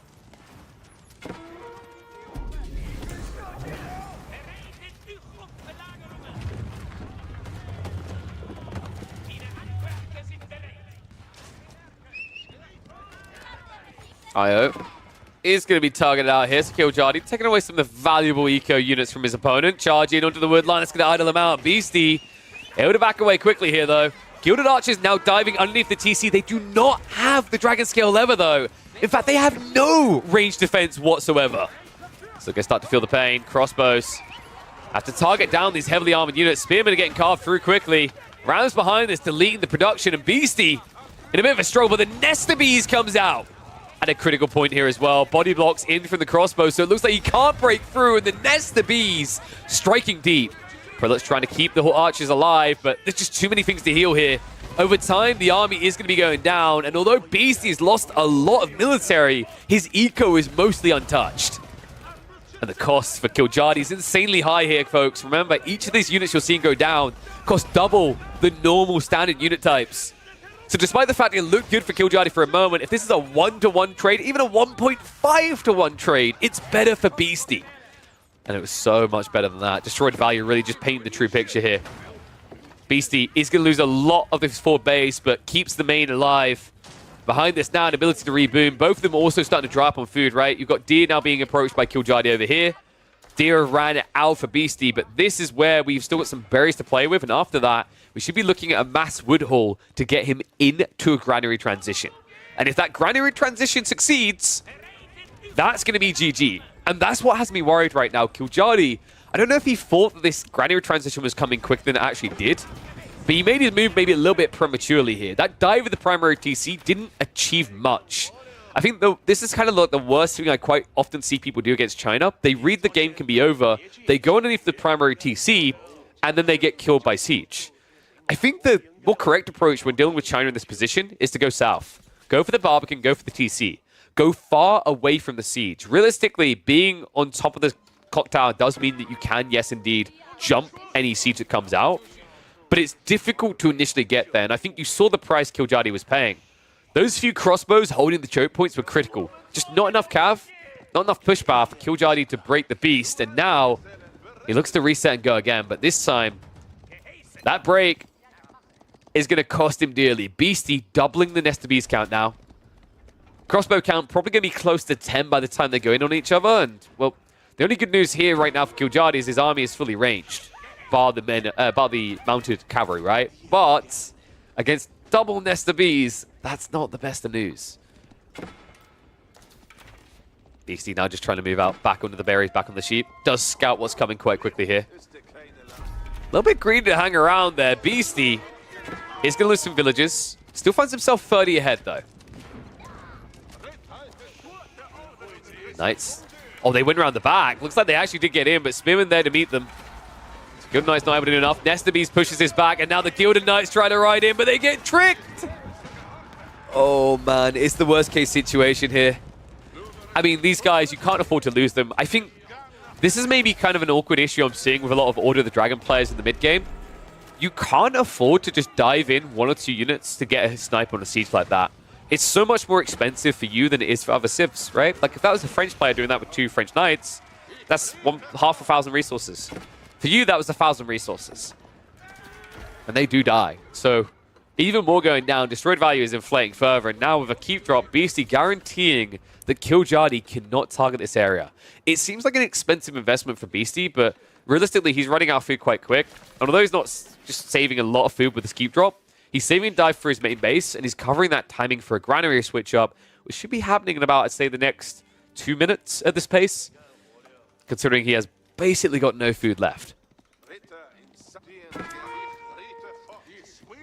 I don't know what it is with new civs, but like seeing them play heavy cavalry this long doesn't feel great, right? Like I've kind of highlighted the issue with Camel Lancers getting wiped and then you going into them again. I feel like it's similar with the Gilded Knights here. You know, it's good in small numbers as a raiding unit, but even though he's keeping the numbers small, the reason it's small is because of how often he loses them, right? Across this game, I think he's lost about 8 Gilded Knights, I want to say. And he never really has the mass to commit into a main fight afterwards, right? And you could argue he's chipping away at Eco, but it's 2 TC Song, right? You need to do a lot more than chip damage to get a blow that matters against the Chinese. Oh no, the walls. Beastie, you cheeky git. 3 Nesta Bees, a Springald, and a Keep, and that is going to be 2 more Gilded Knights dead. Oh my god. I think Killjadi's in trouble here. He's still investing into aggression. He's not trying to tech up, right? He's not trying to go in. And we're now approaching that point I talked about. Beastie, stop piling a lot of wood. We're expecting that granary transition in the next minute. After which, he's going to have the food to pump non-stop. And also, to be fair to him, right, he doesn't even need mass food right now. This has turned into a siege war.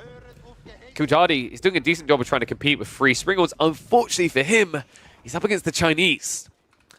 This Civ had its ability to supervise landmarks nerfed for a reason. And it's this building right here and what Astronomical does. These Clock Tower Springalds have a lofty amount more health. 50% in fact. It means that in even numbers, Killjadi's Springalds are going to lose. But this isn't even. It's 4 versus 3. Treb now denting into the keep, but 1 villager just keeping it nice and healthy. He could actually sneak up with the Springalds to try to get a snipe here. I mean, even if he doesn't get the Treb, he can bait out the fight, and that will just be a winning move for Beasties. Here we go. Springalds move in. Trade 1 for 1. Nesta Bees. Stand their ground here. Looks like a charge coming through for the 1 Gilded Knight, but that's just not enough melee here.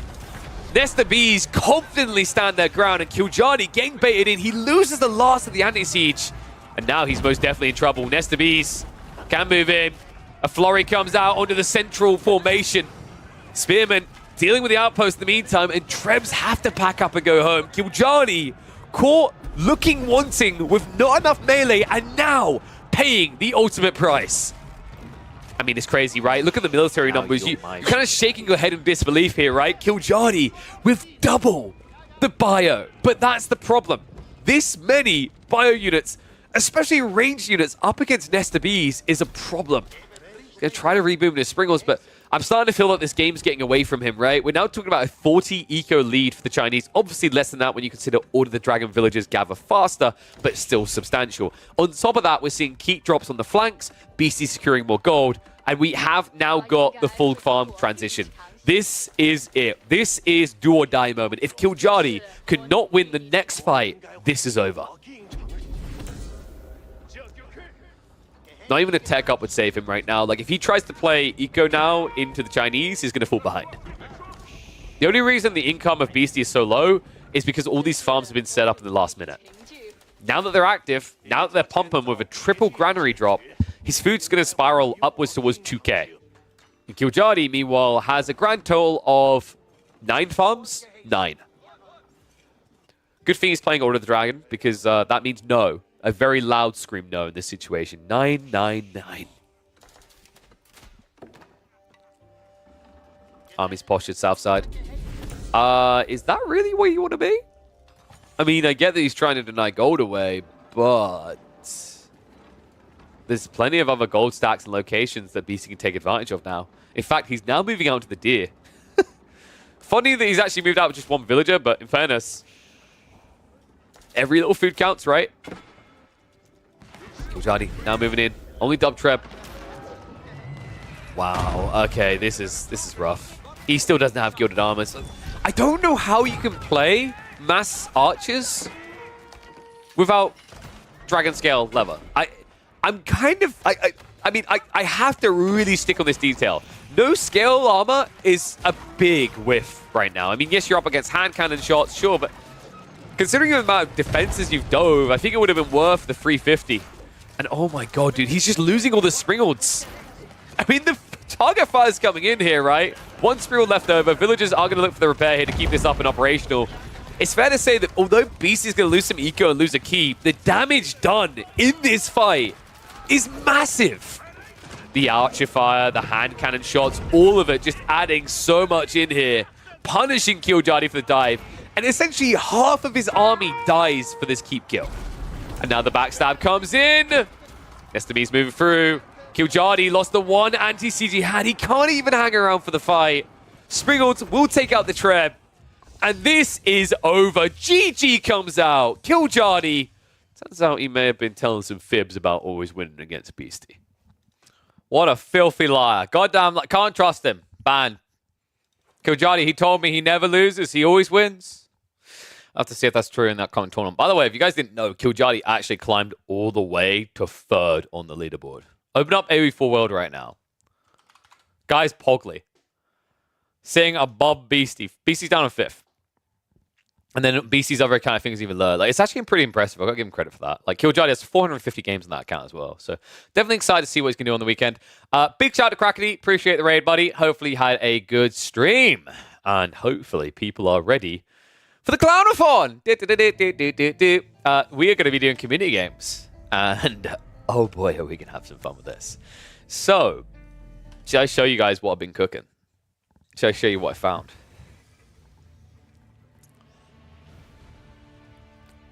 Killjoy don't play good against Beastie. It's because Beastie plays defensive style very well when he needs to.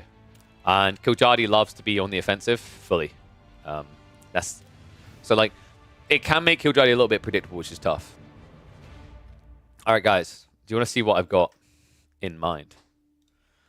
A little secret that I've cooked up. You ready for this? So, we do community games here. I'm not sure how many of you are aware of that. We do community games where basically I cast over the games everyone's playing in. We do some wild stuff, by the way. We have bounty everything, which is where you basically get paid when you kill enemy units. We have things like, for example, basically the RPG experience where you can level up your units. We have the accelerated start micro maps. We have the infinite upgrades. We're doing a lot of different games. Found something new. And I quite like the look of it. The only downside is that I cannot use the unofficial AGS, but this is Meat Grinder. So Meat Grinder,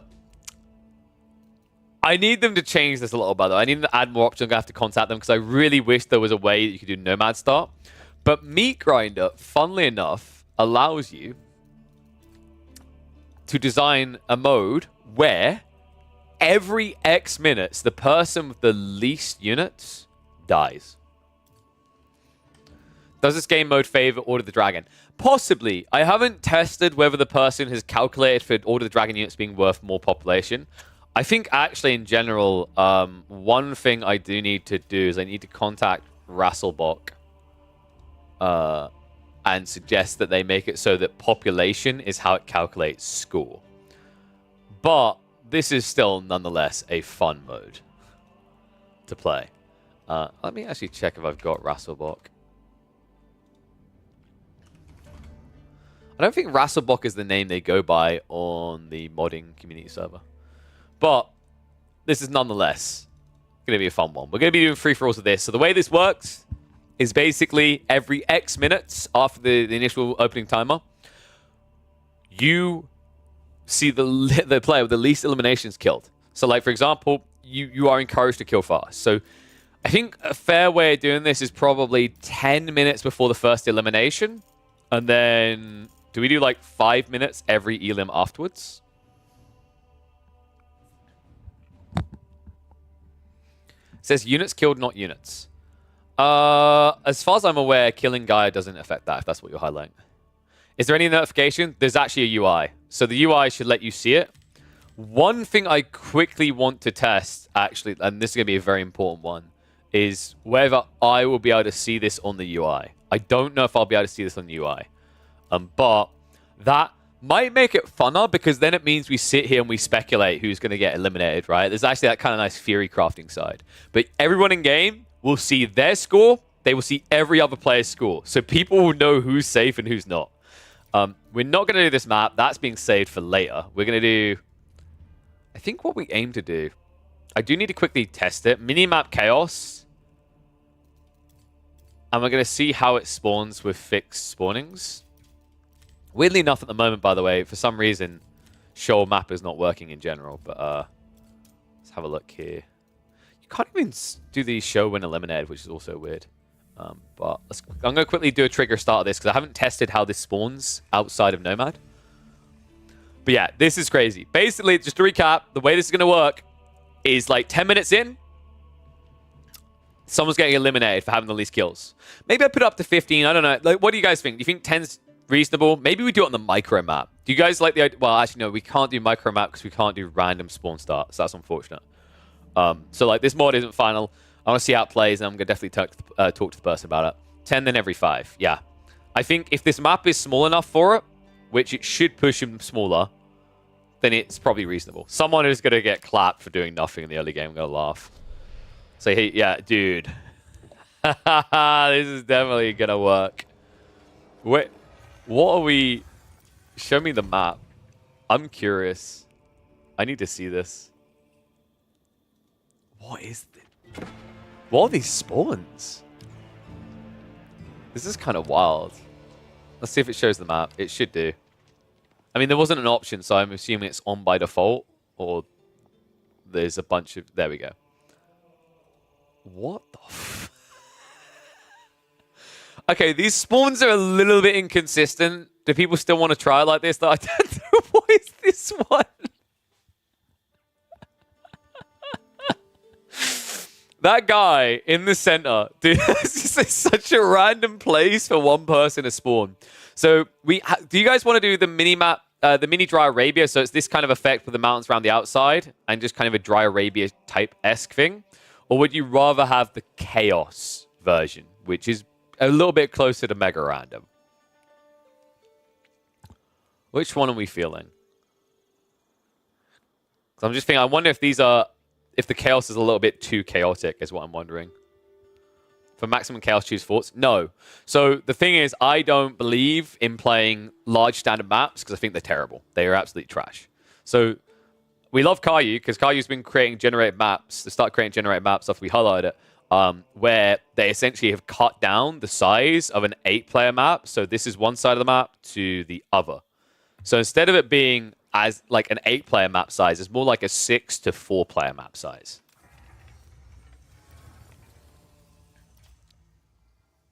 You guys want chaos? All right, you've chosen chaos. I'm looking forward to people like rushing knights and then getting dove.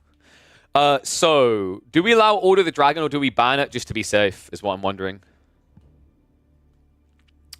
I think we need to see, like, I mean, if, like, I'll let it be until we know otherwise, because I don't know if the population counts as 2 losses or not. I haven't tested that, unfortunately. I think it should be based on population. That way, Siege isn't just a freebie as well. But let me set up the lobby now. Are other win conditions still active? I don't think so. I'm not 100% sure, but I don't think so. I might be wrong, though. Like, I haven't tested that deep. Random civs. So the way we do the rulings is we allow players of lower level. So typically we do plat or below. We allow people to select because lower ranked players are less likely to have a robust civ pool. It's just not fair to them. I've been there before where, like, obviously I spend all my time casting. I don't spend too much time playing. I remember doing a free-for-all where I got Delhi, and it just wasn't fun. Because I was like, I haven't even thought about the Delhi build order. I cast them, I just don't think about it. So I don't want to alienate lower-ranked players that way. But definitely anyone who's Diamond, Conk, whatever, you have to random. That's always my rule. So, 10 or 15 for first elimination. I think we leave it at 5 every after, right? 5 every after sounds pretty good. What I'm hoping is to find a tuning pack where the game gets accelerated, because I love the idea of the game being accelerated and then having this, which would be wild. But right now, I think there is like a speed up. Yeah, super speed revamped. Which, if I remember correctly, units move 2.5 tiles per second. We might do this later, but for now, we will do it without the tuning pack. Because I know it's also quite intense on people's stuff. 10 and 5? Yeah, I think that makes sense. Yeah, dude, if you go fast castle, you better dive someone's base and start killing villagers real fast. But what I love is, like, this is just, like, you get a very... The cool thing about the idea like this is why I was really kind of flagging this idea for a while, is the idea of this is, like, when you get into a lobby, you know how long it's going to last maximum. That's quite fun, right? Because it means you can plan out your games a bit more, which is quite nice. Like, basically, the way this is now calculating, first one gets eliminated at 10. So then the maximum is going to be, what, 35 minutes? The game is over by 35 minutes. Actually, it'll be 30 minutes, right? Because there'll be one player left. Because you got 10, 15, 20, 25, 30. Sorry, yeah, 35. 35 is the maximum length this game can go is 35 minutes. I only wish we could have a faster start, because I think the 6 villager start might make it a little bit slow. But we'll give it a try. We'll see how it works. All right, let me update the name of the game. Oh, wait, no, that's not how we're going to do this. All right, guys, don't start entering until I say, because I haven't even got the thing open. So people who know how it works, if you enter too fast, you're not going to be entered. Once I open it, once I say go, what you need to do is you need to type !join space your in-game name to be entered into the draw to get into these lobbies. When I say anyone can join, anyone is allowed. When I say go. All right, now go. !join username in the chat to be entered. Go, go, go, go, go, go, go, go, go. Machine gun on it there. All right, we've got 8 people. Let's see if everyone is ready to go. Blue Goose, you are in. This one, I'm assuming, the one that's on the game. Billy Zane, in. Gaga Binks. No, I'm not gonna go there. I'm not gonna go there. Annie. Nah, not doing that. I will actually do that. You poor name, buddy. I'll sit here doing the impressions. Just chilling. You're offline. What's going on? I'm assuming this one. Get online. Xanatos. You're in. Oh my. All right. You better be the one online. There we go. Golly Deckle. The pain in the arse name to type. You're in. Market. Where are you at? Coming online. Okay. Redbeard. Let's get AoE. You are in. Get your ass in here. All right. Let's try again with Just Chillin'. Mush, man. Mush. And I think Hosim was the 8th person. If you didn't get in this time, don't worry. We will be doing more of these. So let me just go ahead and tick those people in.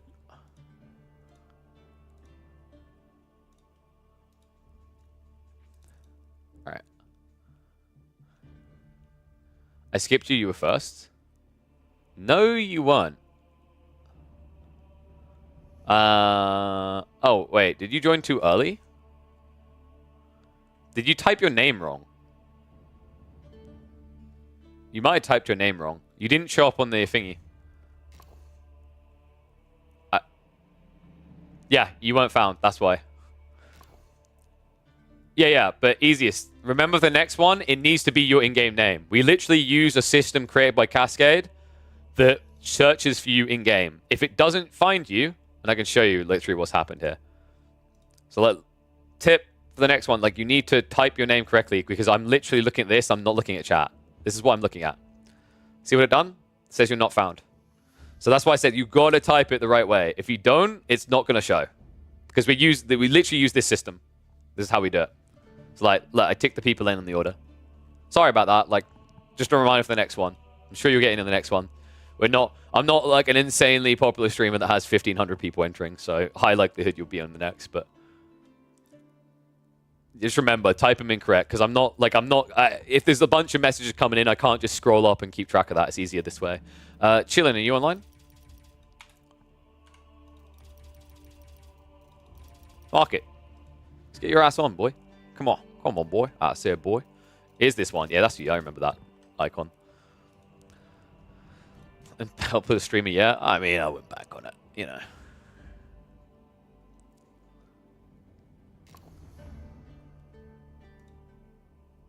The problem is this, I mean, like I said, hang around, man. Game's maximum going to last 35 minutes, so easy to get into the next one. Oh, thank you, man. Glad everyone's been enjoying it. I noticed the Reddit thread the other day that someone put up, and I appreciate like the shout-outs. Reddit and me, on other directories at least, have a rough past, a mixed bag, so it's actually nice to see some positive feels. There were a few people being negative in there, but I'm kind of used to that at this stage. Reddit? Yeah, I have my own Reddit thread. A shout-out recently. It's very nice. I do hate it when people can't be like nice to someone without being cruel to another person, though. So I think like some people in there is like, not as good at blah blah. I'm like, dude. I think I went over this before. Like, it's actually baffling to me when people are like, let's say an event happens. Like, how did they not invite blah blah? I can't believe they invited blah blah. It's like, don't do that. I'll always say that for me as, oh, it must be this one. I always say that for me as well. Do not do that. Do not like belittle someone else and what they do. It's kind of crazy how like nowadays people struggle with this idea. I'm not saying you guys do, but like people out there that just struggle with this idea that you can like something, you can raise something up without pulling something else down. Like, that is legitimately possible. It's baffling how many people don't understand that. Like, once again, not you guys, but like my experience, especially in like some social media platforms, is crazy. It's always like if you don't compare to something else to prove that your other thing is better, then it's not good enough. It's like, it is, dude. What is up? Kim Carly, thank you for the sub. Thank you very much. Welcome to the Swarm. I don't know why that didn't pop up. Let me... Are the alerts off? Oh, apologies. There we go. They were hidden for some reason. That's fixed now. Wait, if I switch to this scene, does it pop up? It's not going to do it now. Know that I appreciate you, Kim Carly. Thank you very much for the Prime. Welcome to the Swarm. You're doing great. Thank you, thank you. Okay, so how long until you get killed? 10 is the first kill. So let me hit the trigger here to download the mod for everyone, and then I will drop and hosting can be invited. We've got it on large, which is what we want. We don't want to go bigger.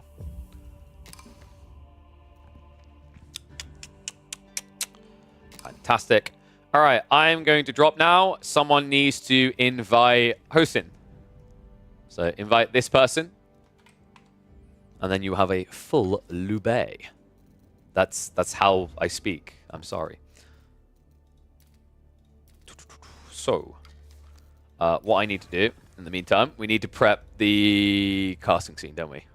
Or stacked lobby? Oh, yes. We've got 2 conks in there. Someone who's unranked. We got some diamonds, a plat, and 2 golds. So nice kind of like, you know, mixture. Remember, guys, if you're diamond or above, you need to random your civ. If you are plat or below, you are allowed to pick your civ. It's a fair little handicap we give.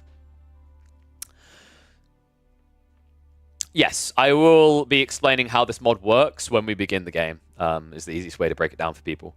So let me switch to casting scene so I have that prepped as well, because we're going to need the chat box so you can all be part of it. Woohoo! And then we're going to want the... Should be team score. Oh, wait, no, wrong thing. There we go. It's going to be... That's not it. My brain's having a fart. It's team trim, isn't it? Yes, there we go. Team trim. Fantastic. Ain't that pretty? Hostin? No, Hostin did not make this map. This is made by Caillou. Caillou, who I think they go by a different name. Or no, they do go by that on Discord. Caillou made the other map, the small Dry Arabia. I think they called it Mini Dry Arabia originally. So yeah, big shout out to them. They've been doing a phenomenal job. I don't know if it's a full mega random, but they've kind of done something like that. Hosin is a tuning pack and game mode make. Well, tuning pack for now. I think they're aiming to make a game mode soon as well. They're the ones that made the New Ways mod that added in, on average, 3 to 4 units for each civ. They even recently added in boats. Whoop, whoop. Okay. Is the game started? All right, Big Pog. Game's loading. Game's loading. Big Poogers. All right. Let me update the title.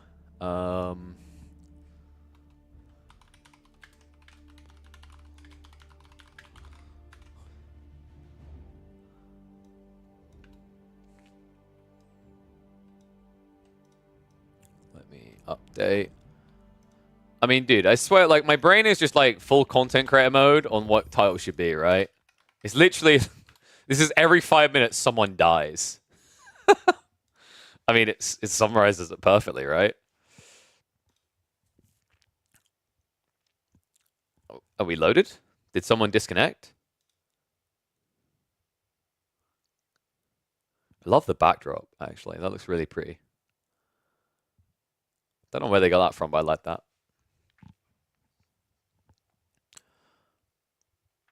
Hosin, please. Holy crap, you're slower than your machine gun. Oh. I do love that backdrop, though. That's a really nice backdrop. I haven't seen that one before.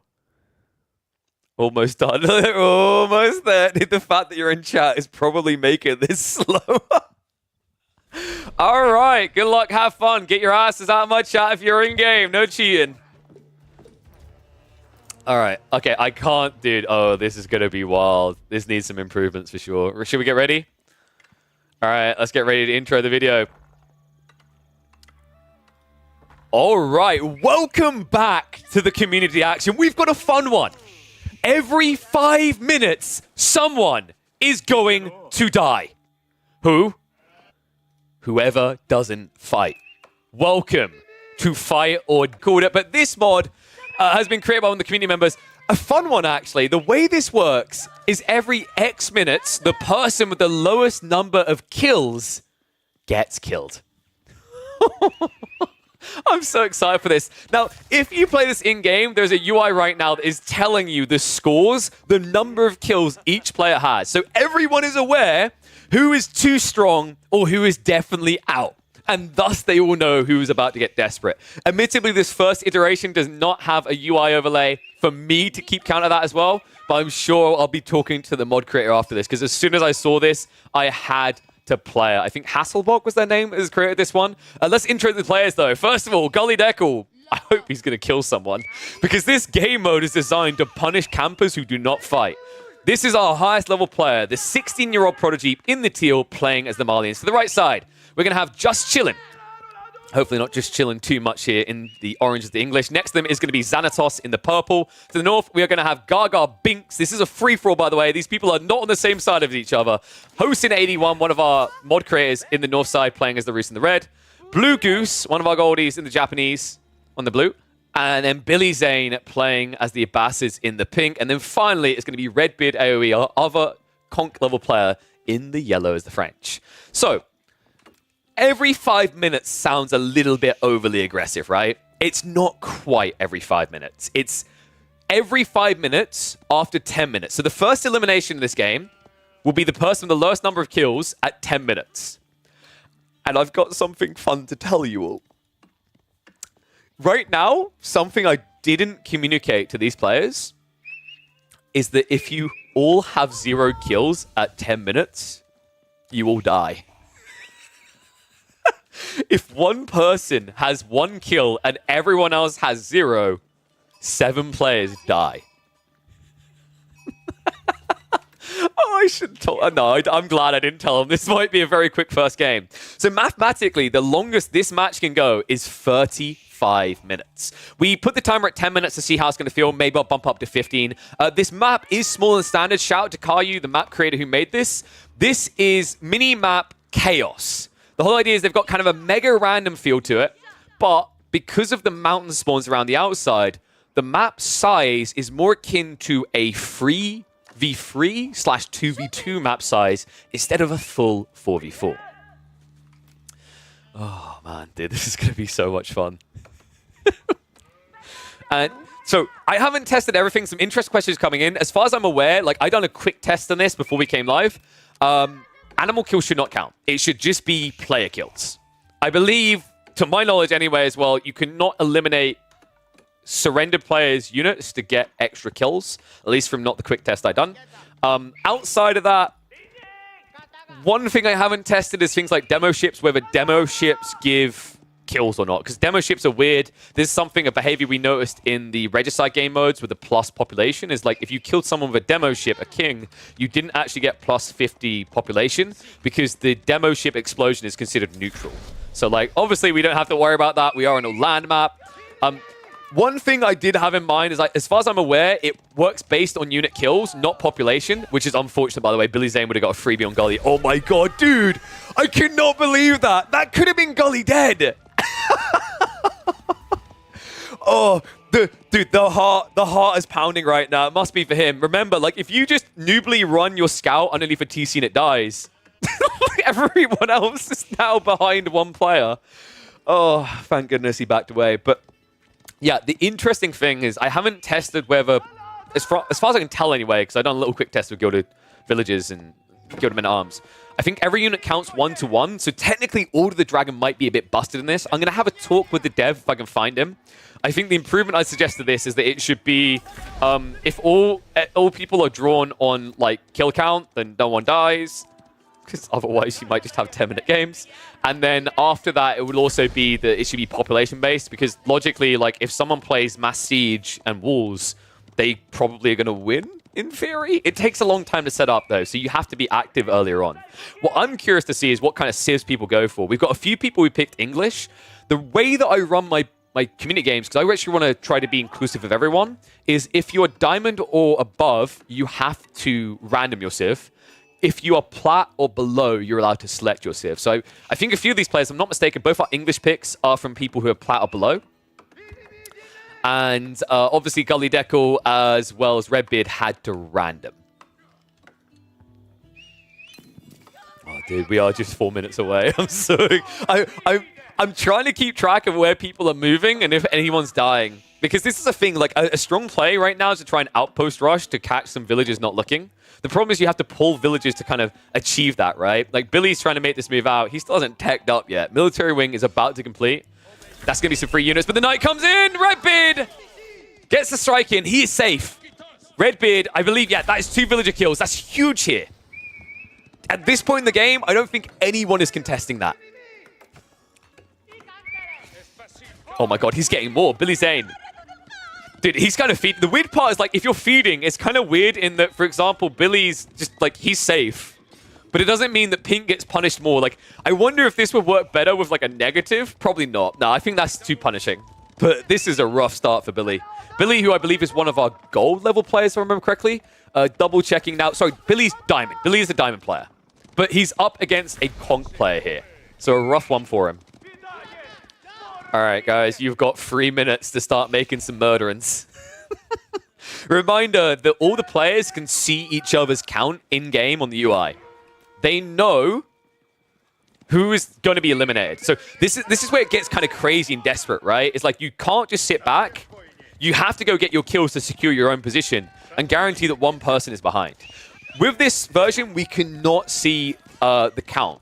But what I love about that, it's almost like when you watch something like the Hidden Cup, right? And like you can kind of estimate who you think are going to die. So what I want people to do is, as we get in within a minute, even if you're watching this later in the comments, at each timestamp, predict who you think is going out. I think Hosen stay here. Yeah, nice civs are looking a bit strong, right? I mean, you could mass spears, but unfortunately for blue, it's been kind of slow on it, right? Went for the Daimyo Mana, went for some outposts. Struggling a little bit. Looks like Gaga Binks for some reason is here. I don't know why Gaga is showing up in this. Nice Medigarden though. If they can survive long enough, that's 100 resources per minute. I love that Billy's actually trying to harass here, trying to get some returns. Unfortunately, archers are now coming out. His outpost rushes are not working out well. Billy. Oi, oi, oi. Other side of this. Another interesting thing to think about is Gully Deckle. Dude, you got to be kidding me. Gully, he's literally sitting right next to an English player. He has javelins. Like, this is the freest kill imaginable. But I don't believe Gully has killed anything so far. He needs to get one kill, at least to be safe. I'm pretty sure there's at least one player in this game, probably purple or green, who have not killed any units yet. So if Gully can kill one unit here, he'll be safe. And there are weak ones. There's a village over here. This is big, because remember, if he doesn't do this, he will die. If he's got no kills, he's gone. Wait, why are you attacking the full HP? Why is this working? This should not be working! Market, one of our gold level players. He might be in a pickle. We are now a minute away. Get your predictions in. Who is going out? It can be one player, it can be multiple players. Get spicy with it. Predict how many are going to be leaving in a body bag. Osin looks pretty safe here. Blue Goose, I don't think he's found too many picks in return. Other side of this, trade's coming out. A few of the knights are going to get pinched. Oh man, dude, it has to be just chilling, right? Just chilling is literally just vibing right now. And now the Lombos. So even more kills now for Gully. Purple next to him as well is dealing with a ram. But wait. Did Gaga kill anything else? Oh my god, dude. I don't know if... Like, I think it's all the players on the right. It's one of them. I feel like we're playing Among Us right now. I don't know, man. Green looking pretty sus with that ram they just threw away. They lost a scout at the north. They fed a ram over to purple. I genuinely think Gaga Pinks is gone. What's that? Is that Misa Pikunganza? Nope. Oh, it's not! Jar Jar lives! Blue Goose goes out! So here we go. How is he not dead? How is he legitimately not dead? Dude, he must have killed a villager. He legit must have killed a villager because Purple's got injured villagers, right? So he must have killed one or two. Oh my god. Meanwhile, Gully, being safe, is now up in the castle age. But look at this strike back. Just chilling is done chilling. He ain't Netflixing around, okay? He's looking to mass murder. But the problem is he's diving longbows into what is going to be javelin sofas. Oh man, dude. I thought Blue Goose got trades. I legit thought Blue Goose had killed some of Red's units, but I guess none of them died. Hosen was just getting freebies. All right. We have got 4 minutes until the next elimination. Dude, this is so fun. This is so fun. What do we call this mode? I'm trying to remember what the official name was that the guy gave it. If someone's in game, could they quickly check the official name? Because I completely blanked it. It's recent. It's in the last 2 pages. I want to call it, I don't know, like Do or Die or something like that. Do or Die kind of feels very appropriate. Meat Grinder. Thank you, Poetic Pillager. All right, let's call it what it is. I think Meat Grinder is a good name. Meat Grinder is a pretty sick name. I don't know if it fully indicates what it is. I feel like Do or Die is a bit more accurate. But yeah, for those looking for this mod to play themselves, it is officially called Meat Grinder. I think it's Hasselbach who made it.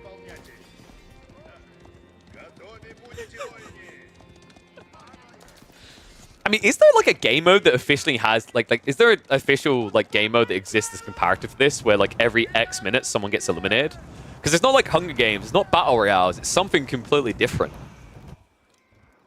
How are we looking as well? Pink. Dude, he's going... Well, okay, he's going for the boot camp, so that's going to make him a little bit harder to kill. That's not a bad idea. Dude, I feel like Do or Die really... Maybe it doesn't define it clear enough. It kind of does, though, right? It's like kill or be killed.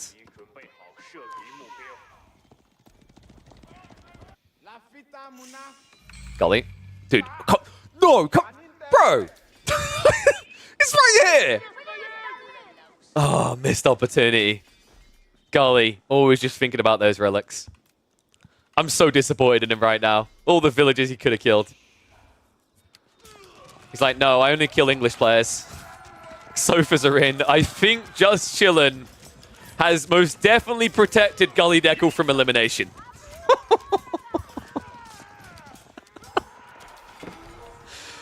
Oh, dude. And now Bruce are coming. Okay, Hosin is not going to be trading well here, folks. Like, there's so much focus on keeping any units alive. You do not want to save an opponent here, because even if Pink has enough kills to be safe at 15 minutes, what they're giving to Red might be the difference at 20. That's something that's wild about this game mode. You really have to think about your timings a lot and the ramifications down the line. Oh, Hosin getting some freebies. What, haven't... Wait. Wait, what? Wait, what? Wait, can you not convert eliminated players in this game mode? Oh, it's... Wait, has it actually been patched? I didn't know that. Like, why are they gold now? We have been blessed, but we will not join you. All right. Question is, who's going to be joining Blue Goose in a minute? Get your guesses in now. We are 1 minute away from the second player being eliminated. Oh my god, Billy Zane! What? Dude, he called it early. Billy. Bro, hang in a minute. You could have gotten a better position in this lobby. Okay, so that accelerated at the end of this game. That means we can have a maximum of 30 minutes to this game now. Billy is gone. So the mode right now doesn't reset the timer, to my knowledge anyway, when you surrender. So there is still an elimination coming in 20 seconds. Oh my god, could you imagine being someone's like, oh yeah, I'm safe. Billy's going out next. And he's like, not today. It's the surrender button. I may have to ban people from leaving early. All right, here we go. Dude, it's got to be Gaga, right? No, Gaga's been killing. It's purple, isn't it? Wait. Wait, maybe it does.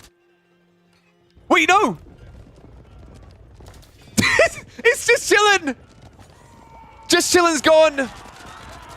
Oh, wow. Okay, that didn't even ping, though. That... I'm a little bit confused right now. Wait, are we crashing? Whoa, boys, whoa. Okay, so Billy's out. I assume just chillin' went with the timer. Like, did anyone catch that? Because it didn't announce it. I didn't check orange at the 50 minutes. I was looking on the minimap. I'm wondering if it resets the timer if someone surrenders. It would have been the timer. Okay, so orange did go out. So just chillin'. Second player to be eliminated by timer. Billy cowardly left the battlefield before his time. Yeah, so Market is out. So we are down to 5, and dude, Gully is looking unstoppable right now, man. This is scary. I don't think green is going to be protected against the timer. Right now, this is about to turn into a 1v1 on each side with purple just playing pancake in the center. Oh my no. Sanitos. So someone asked, can you be eliminated by landmarks being sniped? And that was someone I wasn't able to quickly confirm. I think we're going to get that answer though. Because Gully should be able to kill this before the TC's repaired. Meanwhile, he's absolutely massacring. Oh my god. When will they learn? When will my community game players learn? You don't let Gully live more than 3 minutes. Hosin understood that in the New Ways game. Lamette understood it in one of the micro maps. If you let Gully reach the mid game, you're gonna suffer. You're gonna die. I think at this stage, Gully's really quite safe. And I'm a bit worried that Redbeard's dead. Dude, Hosin's army just looks way too spooky. 33 men at arms. Sure, you're up against Mass Knights, but it's not really Mass Knights when it's 8. Oh my god. He almost has more knights. He's about to have Boy's Fortitude as well. Excuse me, Gully, can you help me? Can you test this? The interesting part is, like, actually strategically leaving a player alive and not finishing their landmark is a strategy, right? For example, let's say Gully had been camping and didn't have many kills compared to the remaining players. He could just leave purple alive until the timer ticks to guarantee that he has more minutes to play the game himself. But I don't think that's going to happen here. This many torches, Council Hall should be going down. Like, Xanatos is like, well, you know what they say in England. Just head down, carry on. Okay, it's all good. Nothing else is happening here. I think something really bad is happening, actually. I'm pretty sure we're about to say farewell to purple. Right, 1's if you think a player gets eliminated with no landmarks. 2's if you think it has to be the timer. Don't wait, you cowards. I see you waiting. Okay, he's still alive. He doesn't get eliminated. So yeah, we have got confirmation. It makes sense because the game mode doesn't register that. So he's still alive. This is where we get to double down and call Billy a coward for surrendering. He could have lived. He just needed more kills.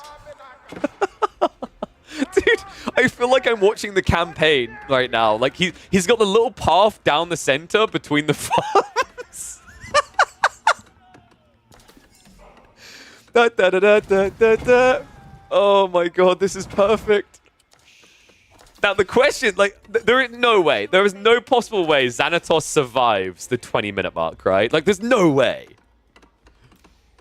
Has Green's killed enough, surely. Like, if Green has not killed enough, he kind of deserves to die, because I don't know how you kill the English base and don't get enough kills.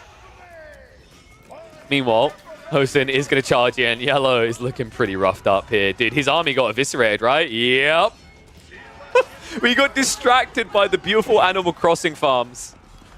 And we missed the big clash here, but this is looking like Hosen versus Gully. And I think Gully has his number, right? He's got the Kurabara. Oh, boy. All right, get your bets in. There's no way, right? There's no possible way Xanatos survives 20 minutes. I would be baffled right now. I'm wondering, the bigger question to me is, like, Yellow and Red so busy fighting, they need to be killing Gully. Oh, man. Well, luckily, it looks like Redbeard is at least still killing men-at-arms here or there, so that's going to get him enough points to save him from elimination, I think. It's not going to last much longer past that. Hosen just has him by the long curlies, but here we go. Xanatos. Wait, what? Stop surrender! Redbeard surrendered. He goes out jointly with Xanatos here. We are down to just 3. Okay, so guys, this game was meant to be 35 minutes long, and now it's gonna be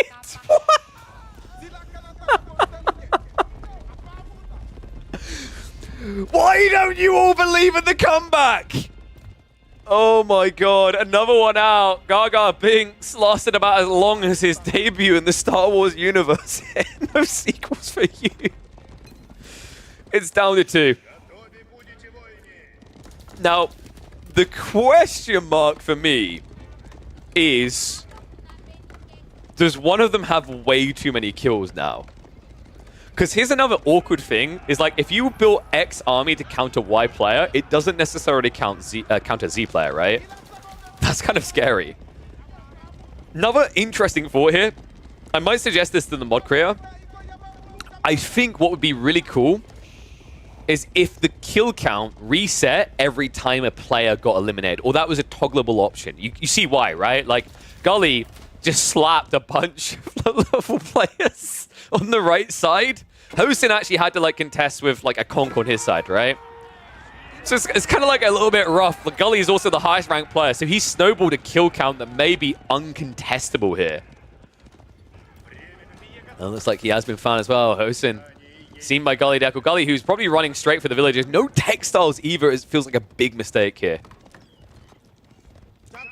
Especially against elite sofas. Good lord, they basically 2-hit you. Oh, yeah, it looks like we're back away. Gremlin's able to scare him off. Remember, folks, this is Imp versus Castle Age. We are 3 minutes away from another elimination, and I can't help but feel that Red is dead. Very dead. Okay, so you know what the strategy is in this situation? You send knights right into the enemy economy. Just do it. Just full on pound it. Okay, better idea. Delete all your workers and then send the army into the enemy economy. I haven't tested that, but I'm pretty sure deleted units don't count as eliminations for the enemy. Oh, dude, I'm giving people ideas now. I'm giving people dirty ideas. Gremlins. Should be running out soon. This is Mass Sofas with the Mangonels. Uh-oh. Oh, no. Well, the Gremlins are just freebies right now. So Hosen just fed over more kills to Gully. What is going through his mind right now? He has to be scrounging like, oh god, I gotta go, I gotta find someone, gotta go. There they are, villagers, finally, kill them. But then This comes in behind Mangoes. Warp in the center. I think Hosen's dead here, folks. Knight's tried to peel off, but this pushback is just too strong. He just can't even get enough through. One Knight and a Scout and a Dream. But quite quickly, this is becoming a nightmare for Hosen.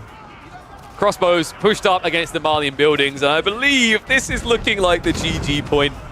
Hosen has basically lost his entire army. When will they learn? Kill the Conk. Don't let him live. If you do, this is what happens. This is a fun little mod though, man. I love how everyone had to be quite aggressive. Even Gully had to like admit he needed to find some kills, even though he's a filthy Fulani rusher. He had to find a few kills to survive the initial rounds, right? I think, personally, that this mod has a lot of promise. I'm going to have to reach out to the mod creator, find them, and talk to this a little bit, because I think there's some things that need to be tweaked. I love the idea, though. I think that this is going to be a lot of fun. If you want to check it out yourself, the mod is called Meat Grinder. I highly advise you give it a check-in. I highly advise you actually turn up to the streams regularly so you can catch these community games and be a part of them when they happen. Because this mode, I think, is going to be a lot of fun in the future. We might even do some mirrored modes where everyone plays the same civ, just to see how that functions. And who knows, maybe we'll get some mini-maps like this, even smaller even, where people have fixed spawns so we can have a party. But we're now 30 seconds away. And at this point, it's undeniable. Hosen is being a good fella. He's not just tapping out. He stays to the bitter end, but the bitter end is most definitely upon us. 20 seconds to elimination. You would have to be about 15 Moscow Mules in to think the Roos are going to win this. What a cool game mode, though.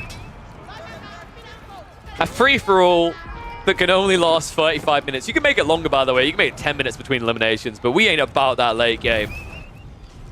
We about that killing. Meat Grinder complete. And Gully Decker will be our first meat aficionado? Meat champion? Meat boy? He's our meat boy. There you go. Hopefully the first of many. I think this is a fun one we'll revisit. Let me know what you guys think. Let me know what you'd love to see for this game mode, and I'll catch you all in the next chapter. Oh, man. Timer wasn't really working after the first 1 to 2 kills. What do you mean? You had too many kills? Is that what you meant?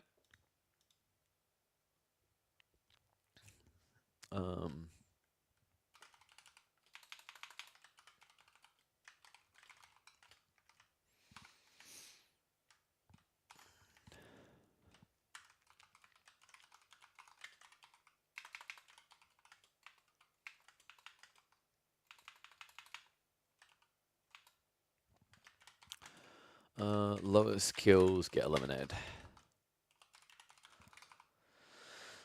Whew.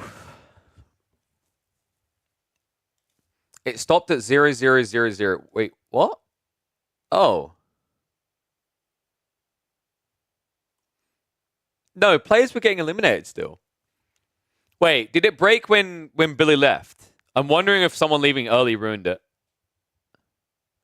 Wait, it stopped showing in game? Really? Oh, it wasn't showing the info. Okay, so maybe we'll have to revisit that one another time. So I'll have to reach out to the creator of that one. I think I've got them. I think they sent me a friend request. I don't think they're online. Do you get sent messages if you're like offline? I forget. So I think they sent... It was Rasselbach, right? I'm pretty sure that's the guy that made it. I'll send him a message. I'll try to get a Discord conversation going. I've got some ideas on how to prove it. I was already saying I think that the stats should like reset after an elimination so that someone can't just like do what Gully done, where like it's like, okay, I'm just going to bully 3 low-level players, and then boom, I've got so many points, I'm safe forever. Right? I want it to feel like a rush every 5 minutes where it's like, oh crap. Yeah, I thought it was going to snowball. So I'm pretty sure this is the guy that made it. Yeah, it is. He's not online right now, though. I'll try to catch him later. If someone knows what his Discord name is, message it to me. Or tell him to reach out to me. Goddamn Gully. Ruining the balance. Another... I think... Should we try a different setting now? After that one? I'm just thinking because if the UI is bugging out, it means you can't track. Is that... Am I understanding that correctly? Is that correct?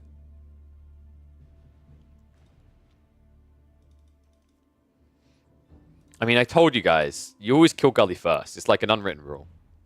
Kill stat was okay. Got you. Was the... Oh, you mean the time that the clock wasn't counting down to the next elimination. Okay, in that case, you knew it was every 5 minutes. So someone I didn't mention to you guys when you got in there, I don't know if you noticed it, but someone I highlighted to the chat is if all of you had sat back and not killed anything to 10 minutes, you all would have died. You like, if there's a draw, everyone on the lowest score dies.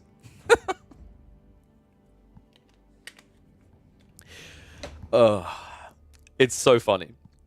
Right.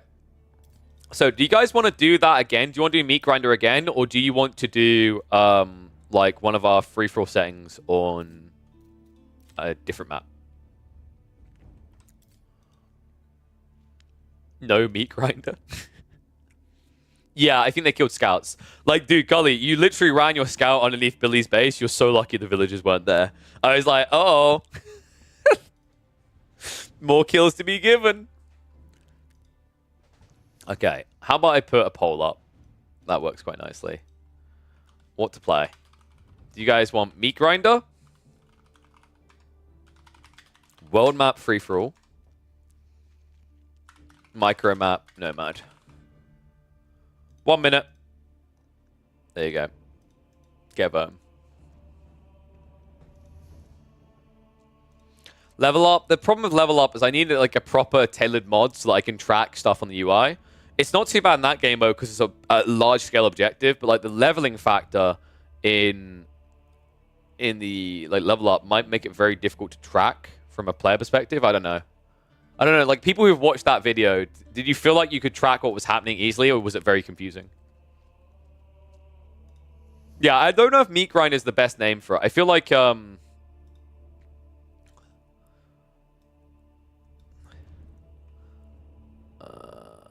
every 5 minutes,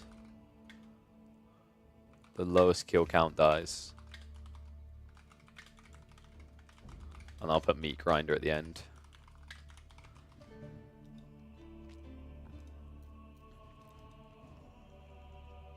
Oh, Gully's going to eat. Okay, no problem. So people... You guys want to see the world map? Should I quickly load one up with just me in so you guys can see what it looks like? So I guess that means we can actually play unofficial AGS. Oh, my settings are going to reset, though, which is kind of annoying. Religious, Wonder. I'm going to give people a base of 100. Just because, you know, limited space, right? Show battle status, no. Tributes, blah, blah, blah. 10-minute timer. We won't do the resumable timer. I think everything else should be correct here, folks. Everything else is pretty base. Oh, that's right. I like to do loads of villagers. If you guys haven't noticed, I'm a very big fan of villager spam. I'll give you 25. That'll give you options. And then we'll do scattered. All right, fantastic.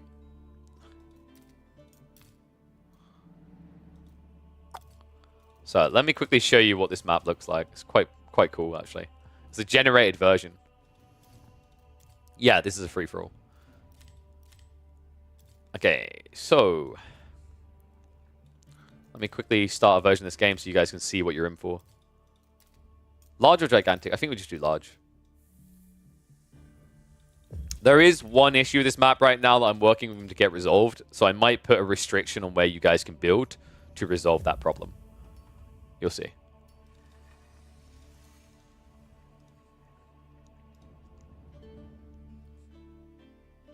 This is really cool, though. Big shout out to Hunter AOX, who I've been talking to now about how like we can tweak the map and improve it. They worked fast to get this out. They were the guy. I'm pretty sure they're the guy that originally made the crafted map, and they updated it to a generated map. You heard me correctly. This is not a crafted map anymore. They made a generated map, which means all those funky bugs. Like there are a few spots where you can spawn ships under the map. Those aren't going to happen because that's a crafted map issue. Oh, dude, this is going to be fun. Okay, here we go. So, Let me surrender, and you'll see what we're dealing with here. Look at that. Is that Greenland, guys? Is that Americana? Is that North America? Is that Central America? Is that South America? Ooh. What have we got? Ooh, wait, are we in Africa now? No, we're not. We're on the edge. This is the issue. So, if you look in the center, it's not perfect. And apparently, Hunter AOX really, really, really hates Britain. I think this is meant to be Britain. I think Britain sunk and Ireland remains. But you can kind of see what they're cooking with, right? So they need some tweaks. I don't know if people want to play it in its current state, because I've told them basically what I've said to them is, little tip, just create cliffs around the outside. Just do like what we saw the other maps. Create cliffs, because the reason they've done this with the landmass is they said they didn't like that there was so much water. They thought that was a problem. So they're trying to resolve that. But obviously having land like this makes it a bit disingenuous as to what this map's meant to be, and also gives people area to camp in. Do you think we play this with a rule where no one can go on the outskirts, maybe? Would that make it interesting? Where people can't set up base on the outskirts, rather? No landmarks on the outskirts? Do you guys like that idea?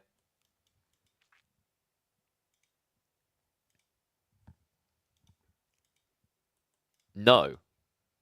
That's a very limited answer. I think it makes more sense, because otherwise people are just going to corner camp. Like, one of the lame things about free-for-alls that make them suck is people just go to the corner. Like, they just sit in the corner and they don't do anything.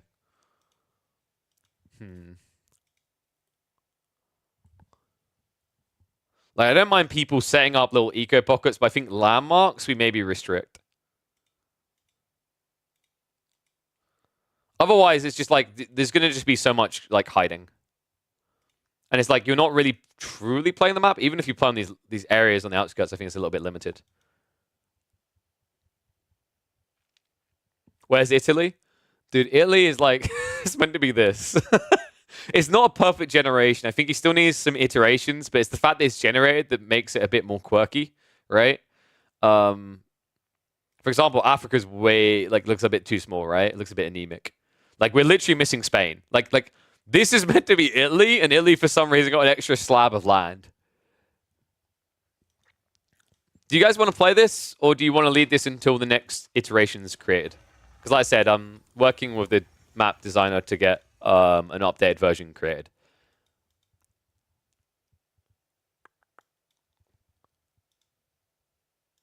Definitely a weird one.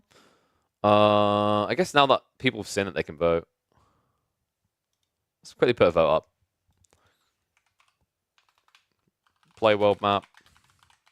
Part of me is tempted to save it, especially from like a confusion standpoint. Showing off the world map again, showing it off in such an early form might be a bit weird. Resources look a little limited. I don't think they were that limited. I am leaning towards like saving it until he's done the other iteration, because I was going to play it today, but then in fairness to Hunter, they've been really quick to respond. They literally messaged me today. So part of me is like leaning towards we save it for the second iteration, because like I said, what should be happening is these cliffs should be kind of cut off. Yo, what is up, Hacken? Thank you very much for the resub, buddy. Welcome back to Swarm. Remember, folks, if you haven't subscribed to the channel, I definitely recommend it. Get access to some amazing emotes to spam here and elsewhere. And also, we have 16 more emotes coming soon. And on top of that, you don't have to worry about ads, which is always a blessing. But we'll save this. We should do it soon. I don't know if they're going to have it ready for tomorrow, but probably next week, I imagine they'll have the updated version that I'm looking for.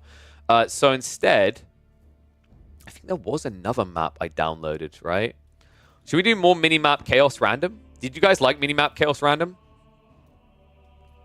One thing I didn't notice, did it have only one central sacred site? I think it did, right? We can either do micro maps or the Minimap Chaos Random, but I imagine like people like a bit of randomness to the spawn at the moment. So what we can do instead, we said we're going to do a non-meat grinder. We'll maybe do another meat grinder afterwards, but we'll do a non-meat grinder. We'll do the 25 villager start, because screw it. Like, it just accelerates the early game. Do you guys want a bounty everything game or no bounty everything? Bounty Everything, remember, is the one where when you kill units, you get resources from killing. It felt like a lot of people actually quite enjoyed that.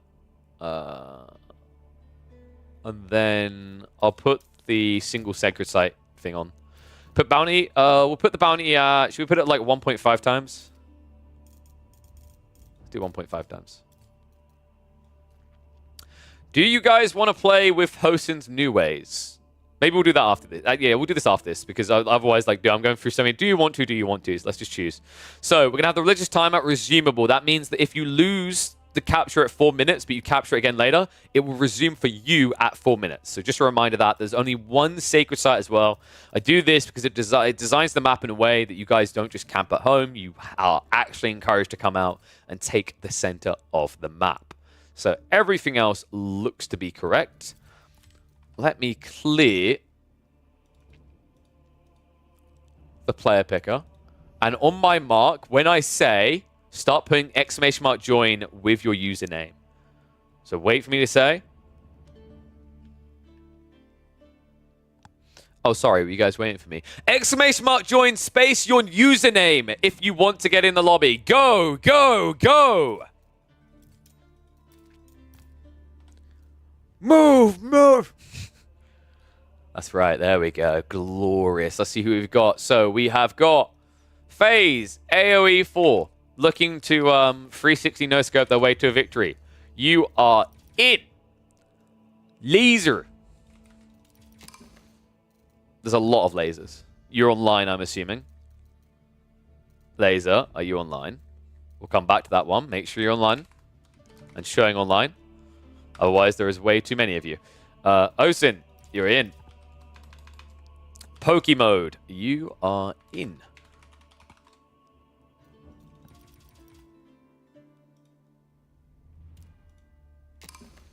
Redbeard, in.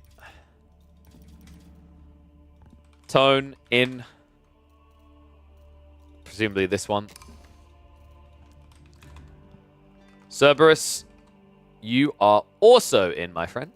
Let's see where the bloody hell... This one? Don't know if that's the one. I don't see any online, so I assume that's you. Guys, remember, make sure you're showing online. Otherwise, it makes my life hell, and I may just skip past you. Got to make my life a little bit easier. Otherwise, you might just get skipped. Yeah, just be obnoxious. Like Gully. Have a silly name. That's so, Laser is online. Okay, let's have a look. There you are. There we go. Wasn't shared before. So we have Laser, we have Redbeard, we got Tone, Cerberus. Have we got Cerberus? We're missing Cerberus, right? And then we got Gully. So Cerberus, are you online? You got to hurry up. How long are you going to take? If you're going to take a few minutes, we're going to have to bump someone else. So make sure you're online, like, next minute, preferably. So we can get you in quick.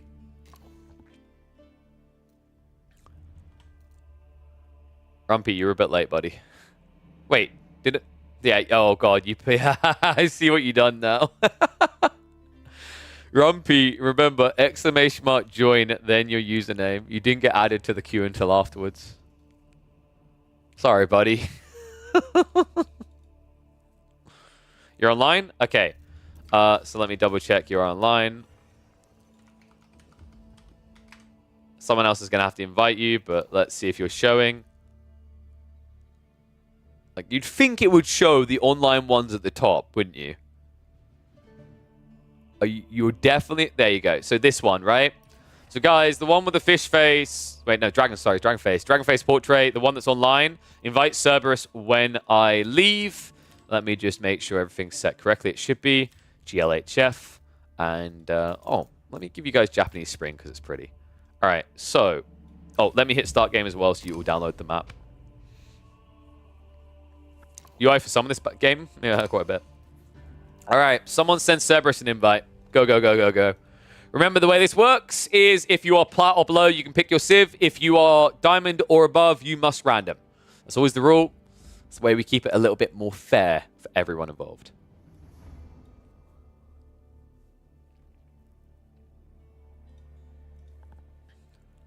Wait, settings returned. Wait, oh god, dude. Do I need to remake? What happened there? Everyone should have had it downloaded. Okay, let me remake it then. Otherwise, it's going to be very complicated to get all the settings back as exactly they were in Vision. So it looks like my settings are 100% correct. I guess I'll go through the process of getting everyone back in. Let's make this quick.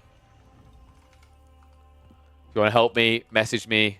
It'll make it even quicker. If you're in the lobby, message me. Then I can go for it quicker. Laser. Oh, there you are.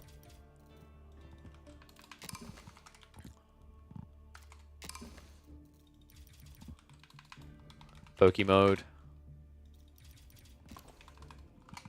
Red beard. And it's got AoE. And that's how I leave Gully's name till last.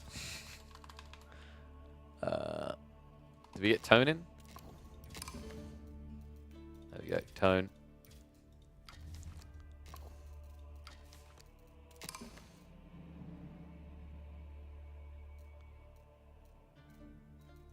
Invite Cerberus? No, you can sort him afterwards. I don't think anyone's got Gully added. Actually, Gully. I mean, someone can type your name out. Hold on a sec, Gully. I'm going to get Cerberus in to make sure that's not a point of issue. We'll get Cerberus in. Where? Oh, where? Am I blind? Midway? There it is. No team. No teams, guys. Free for all.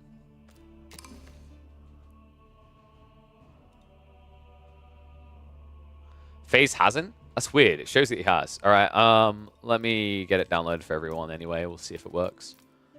All right. Let's try this again.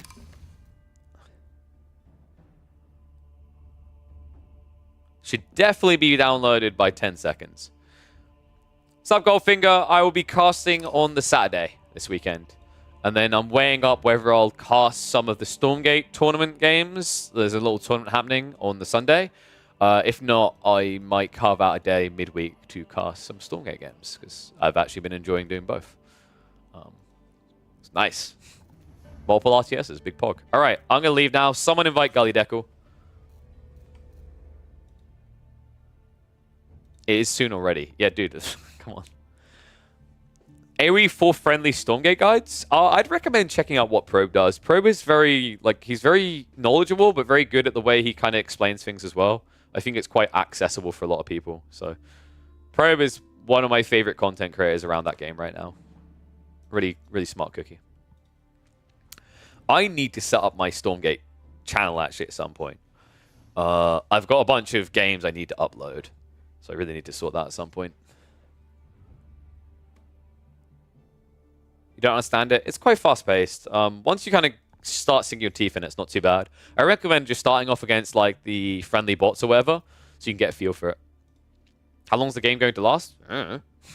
It's free for all. How long? I'm going to be that. How long is a piece of string? Though? What is this mode? We are doing a free-for-all with the resumable Sacred Site timer. So the one where if you capture it for 5 minutes, it gets decapped, you capture it again. Then it will resume the timer there for you.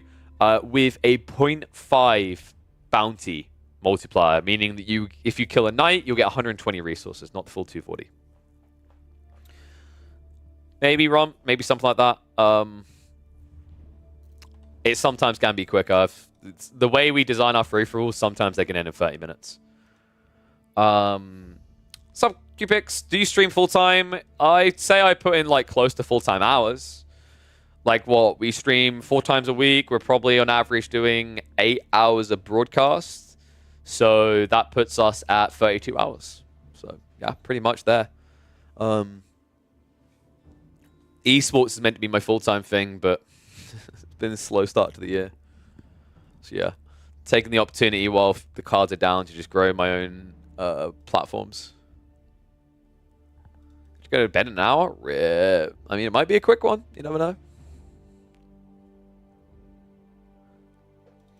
All right. Oh, looks like we are starting.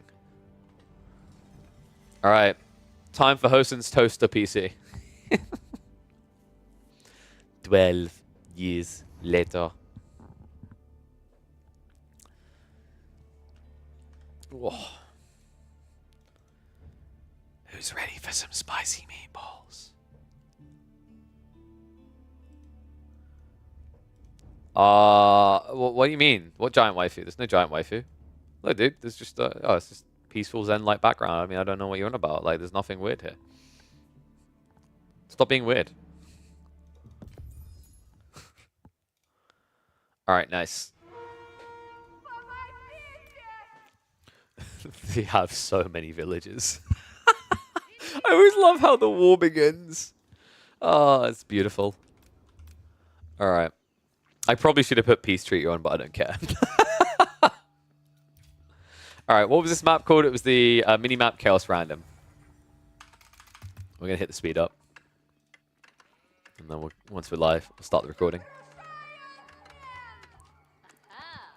All right, one and all, welcome back to the community action. We've got a fun one. Another map from Caillou. It's mini-map Chaos Random. What does that mean? It means the experience of a free-for-all on a slightly smaller map. The walls are lined with mountains. It has shrinked the map size down to that of about a 3v3, I'd say, at this sizing, but with 8 players inside it.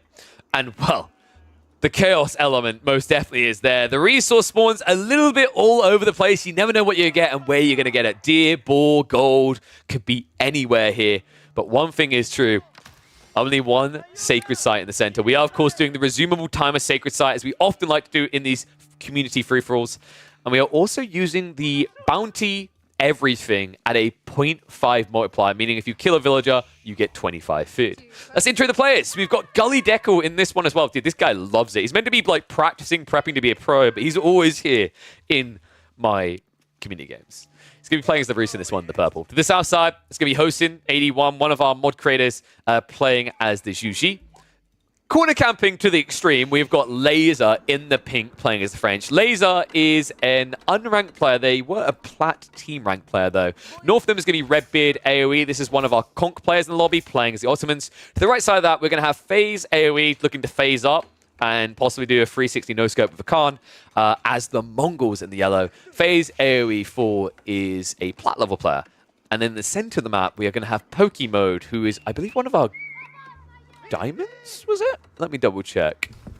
Platinum, sorry. Platinum level players playing as the French in green. And then finally rounding us out to the north side is going to be Tone, who's one of our goldies. And I almost forgot about Cerberus. I'm an idiot. One of our plats over here. So that rounds out the roster. Welcome to the fun. We are hosting these lobbies regularly, by the way. So if you guys are watching this later on and you're like Dr. YX asking, can I join the next one? Yes. All you have to do is join. Make sure you hang around for when the community games begin. And then as soon as I give the signal, you basically type !join space your username, and that's how we get here. We have all kinds of fun situations. This one's a little bit more tame. I figured I'd try to go for maybe one of our more normal free-for-all standards to see how this new map that Caillou, the map creator of Minimap Chaos, how it performs. They were the ones that brought us the mini-map Dry Arabia, which, if you remember, had a similar thing with the mountains around the outskirts, limited resources, and a central kind of tree line with a sacred site in the center.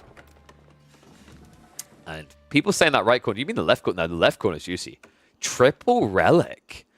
Right corner is kind of eh. I mean, you know, you got like some deer out here, but who cares? South side is a little bit barren, I'm not going to lie, but you have got some natural defenses with the mountaintop there. I love how Cerberus has just found the most campy, hidden place imaginable here. Just wait, where are they going, though? Is this for gold? Oh, this is for gold. They're really far off from gold access.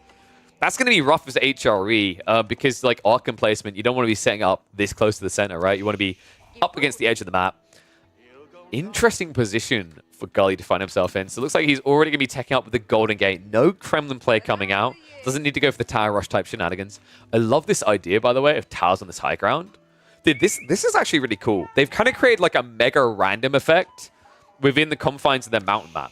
It's not fully mega random, right? You're not going to get rivers through the center. You're not going to get a giant like cliff plateau. But I guess you get something that's maybe a bit more akin to Lipany with these random cliff pieces that can appear. And Laser, oh, for God. Oh, we've got a corner boy! Yo! I didn't realize this was a special edition of Low Elo Legends, but we legit have corner boy making an appearance in our free-for-alls. I mean, this is basically like he's been subscribing a bit too much to Core. This is the exact same way we see Core and also usually Donati play free-for-alls. So just making sure that he can't be eliminated too early. Nemo on the center. Wait, red bit.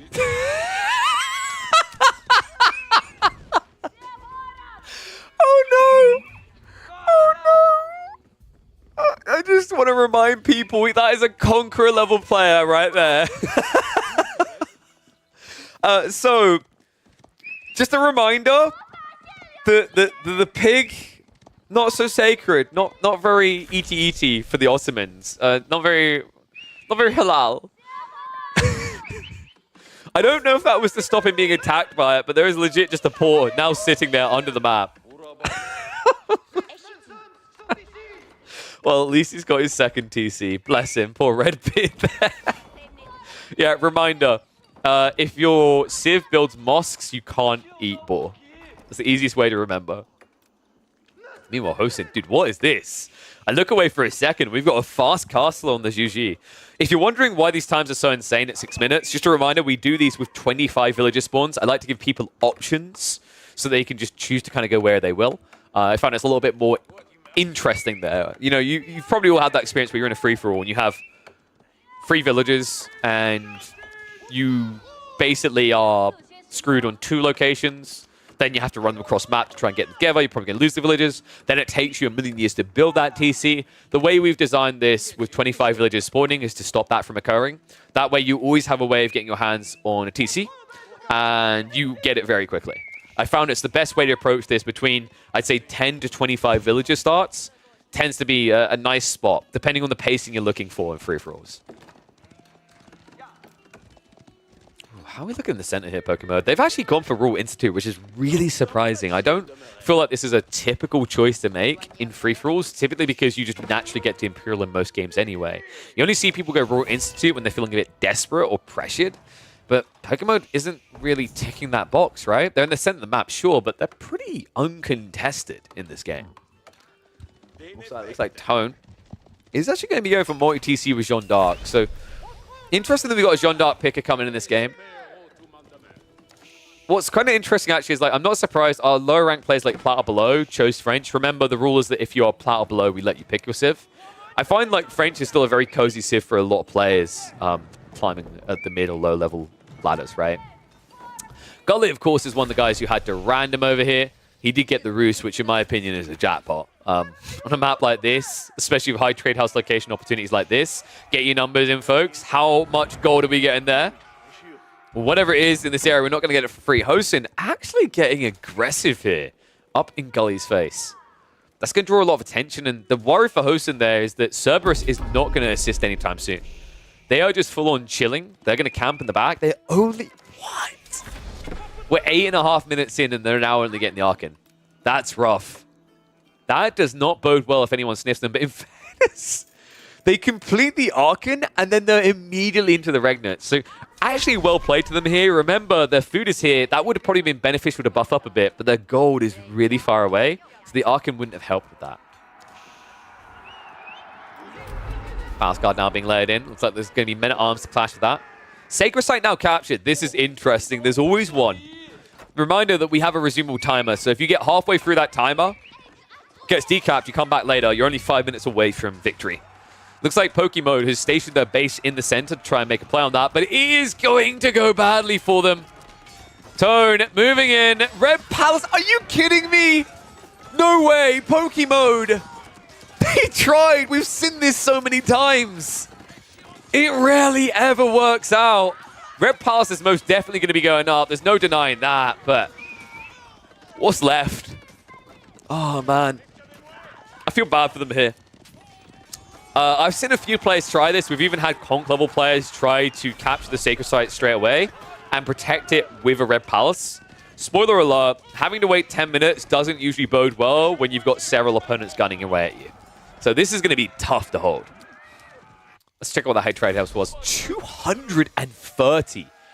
Oh my dear God, does your father own Disney? What's going on here? Not even the level 3 bounty yet, so more gold still to come. I think have we got any additional hunting cabins on Woodlines? I don't think we do. We've got one over here. That's a little bit of gold ticking in. This is pretty nice because I think on top of this, they should have access to some relics, right? Well, I guess they're trying. We shouldn't highlight that too much. It's not going well for them. Dude, Pokemode is committed. Just a reminder, Pokemode is our plat level player. The gold in team rank, they don't play too much of that. They play a decent amount of 1v1s, and they come in at a firm plat. So they're going to get the stone walls up. This is going to slow things down. Now, one dangerous thing to keep in mind is when you let this timer tick down and expect someone else to address it, there's going to be a rush moment where everyone says, well, okay, I need to address it at the same time. And they're going to try to attack this location all at once. The negative of which is that often you end up attacking each other on your route in towards that location. So Pokemode, I think they locked this in at, like, was it 8 minutes-ish? 8.5 minutes? So they've done, what, 2 minutes at this stage in the game? 8 minutes to go for a victory. Dude, if they pull this off, I'd be impressed. Like, nobody's been eliminated yet. What they are doing right here is the equivalent of building a wonder with 7 players still remaining as opponents. You just don't do it. It's so risky, unless you have an insane position. And although the red pass is incredibly strong, remember, all you need to answer that is Castle Age. You just need Trebs. Pokemode, after that eco hit, down at 29, they don't really have an insane amount of potential to keep it up. Sorry, yeah, 29.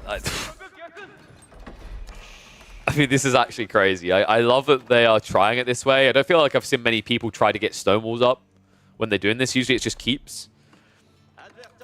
It's weirdly effective because, like, most people, when they come to initially check, they're not going to have siege with them, right? They might just because the Civ choice, though. Like, I think this type of sneaky play is more effective for, like, HRE because HRE don't have red palaces. So your first thought is like, I will go in and kill whatever I see there. Even if it's an Elsbach, maybe you can take down men-at-arms, but then you run into walls. All of a sudden, you can't get through quick enough. Against the French, you're already going to have to build Trebs because that's the only thing that can actually safely take out a red palace. So that means you'll have a solution for the walls as well. I do love these small fractional walls as they go. Just like every little bit of stone, as soon as they get it, they spend it. As soon as they get it, they spend it every time. Tone, now moving in with a keep drop. Remember, this is the player that dove into the base and killed off a decent amount of Pokemode's eco. Meanwhile, Husin is just vibing in the corner. Trebs are coming, though, so here we go. The move is being made. I imagine Gully's going to be joining in this as well. Gully, you piece of... Well, guys, this is why you just don't trust Conk-level players. Everyone should be working together to stop that Sacred Site timer, and then there's just Gully Deckle greeting up. Hosen, meanwhile, will begin to siege. So Wall should not last very long against this as it escalates. I'm expecting the same to come out from Tone. They are up in Castles. They can also get access to Trebuchets. 2 players trebbing this down will spread Pokemode way too thin. They don't have much to work with in this game. They have 36 villages. They have no reliable long-term food access. They don't have an easy way of getting that type of food together to mass knights either. Like right now, Pokemode has a grand total of 6 military forces, and I'm pretty sure one of them... Oh, no, none of scouts. The scout died. So they are 6. Giga Chat. Omnipotent. Non-stoppable. Elite Knights. And they're so unstoppable, they've just... I mean, if that's your mentality, you might as well just have Horsemen, right? Southside. Let's see how I like boar, but I can't eat it boy is doing. Redbeard. Actually pretty big on the economy, right? Yeah, up 101. I wonder if anyone competes for that. Hosin sitting at 69. Nice. Gully Deckle up to 75 now. So by far, Red seems to be the biggest phase. Is trying to catch up now, 76. I think they went for double TC. And I think the big relic winner... Yeah, it might have been Hosin. I was expecting a split between Hosin and maybe Regnitz Boy over here. Looks like that is the case. It seems like Cerberus was able to get a few of these. How many was it in the end for Gully? Wait, is Gully a 1 relic boy? Oh no, Gully's a 1 relic boy. That must mean that Yellow got a few. That prayer tent was empty, but I imagine they've got a backup one. Pink didn't get anything in the corner. Interesting. So that means red must have 1 or 2? And yeah, Corner Boy is still H2. By the way, he cancelled being Corner Boy. Laser actually cancelled the corner landmark and built it all down here. He's still a true Corner Boy, though. All of his landmarks in the corner. And funnily enough, Redbeard is coming to vacate him. He's booing him out. Those worried about the timer, don't worry. When we get within 3 minutes, we will get an alert in-game. Trebs, unguarded, Hosen! No! Oh boy, and a new keep coming up. Okay, this is problematic. Don't worry, though. Gully is here. And fighting with the wrong player. I was just like, no, please, peace, peace. Gully's like, there can be no peace.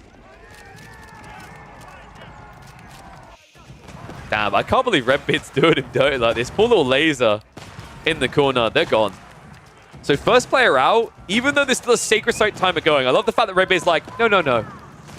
Gully Decker will deal with this. There's no way he allows this, right? Rewall comes in. We're 3 minutes away. Oh, dude, you can't. They're going to have to flood. The problem right now is they only have 1 Trebuchet. Here's a sneaky trick, folks. Something that Pokemon could do that makes this so easy. Build a gate, build a Springald, peek the gate. I'm surprised more players don't do this when they're up against Trebbing. Because these Trebuchets tend to get too close to hit the Red Palace. Oh, man.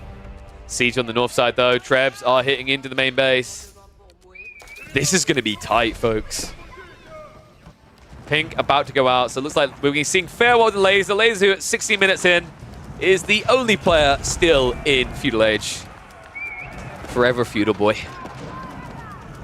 The hopes of being Corner Boy are going to be trounced. First player down, and Pokemon might be a quick second. It's interesting that the next elimination could end the game, because in 2.5 minutes, Pokemon will just win. So they need to be quick about this. 2 minutes away. Oh my god, dude, there's no way. Guys, we have a pro-level player, an aspiring pro, 16-year-old prodigy kid in this lobby right now. Pokemon has 82 games this season. They're plat. Season 5, Season 4, they were firmly gold. This is actually happening right now. There's going to have to be a rush in. Oh my god. Castle goes down, but only one of them. Pokemon. He's going to force him here. Walls haven't been broken here. Instead of a move north side, Gully Deku rotating. The army goes in from orange. Okay, but remember, folks, that's an Arbolisk placement. 15 of them, in fact. The Gatling gun begins. Oh my god, oh my god, oh my god. I don't think you can do this, right? If you pull the Knights, because Pokemon has a few, and just stand on the side to stop the decap. Dude, this is going to be so much closer than it appears. Elite Knights come out. John's Champions trying to front line this, but remember the damage coming out from this. It's 60 base shot on the Arbolisk, each in placement. Red Pass being kept alive. Gully trying to get rid of it, though. Look at the army! The absolute destruction of this! Pokemon, he keeps the dream alive, moves in. No Spearman left over. Jean is the last one standing. Even with her damage reduction, she gets shredded. Oh my god. Timer resumed. Meanwhile, Greens and Ice were kept back. Or rather, they're keeping it back. We're a minute away. Oh my god. Castle being rushed up. Wall needs to be broken. Wait, what are you doing? Gully, no! Run. Run fast. Pokemon, no. You need to move forward. You need a body block. No way. It's going to happen. Gully goes in for the decap. Cancel on the key. Red Pass wasn't repaired either. It's never going to be repaired. A minute out. Pokemon cannot achieve the impossible. Gully Deku will get the decap. No. Pokemon was so close. If they actually pulled the Knights and pulled the Villagers, they could have formed a line and body blocked this. That was their best hope. Either that or repair on the Red Pass. But instead, they are going to be eliminated.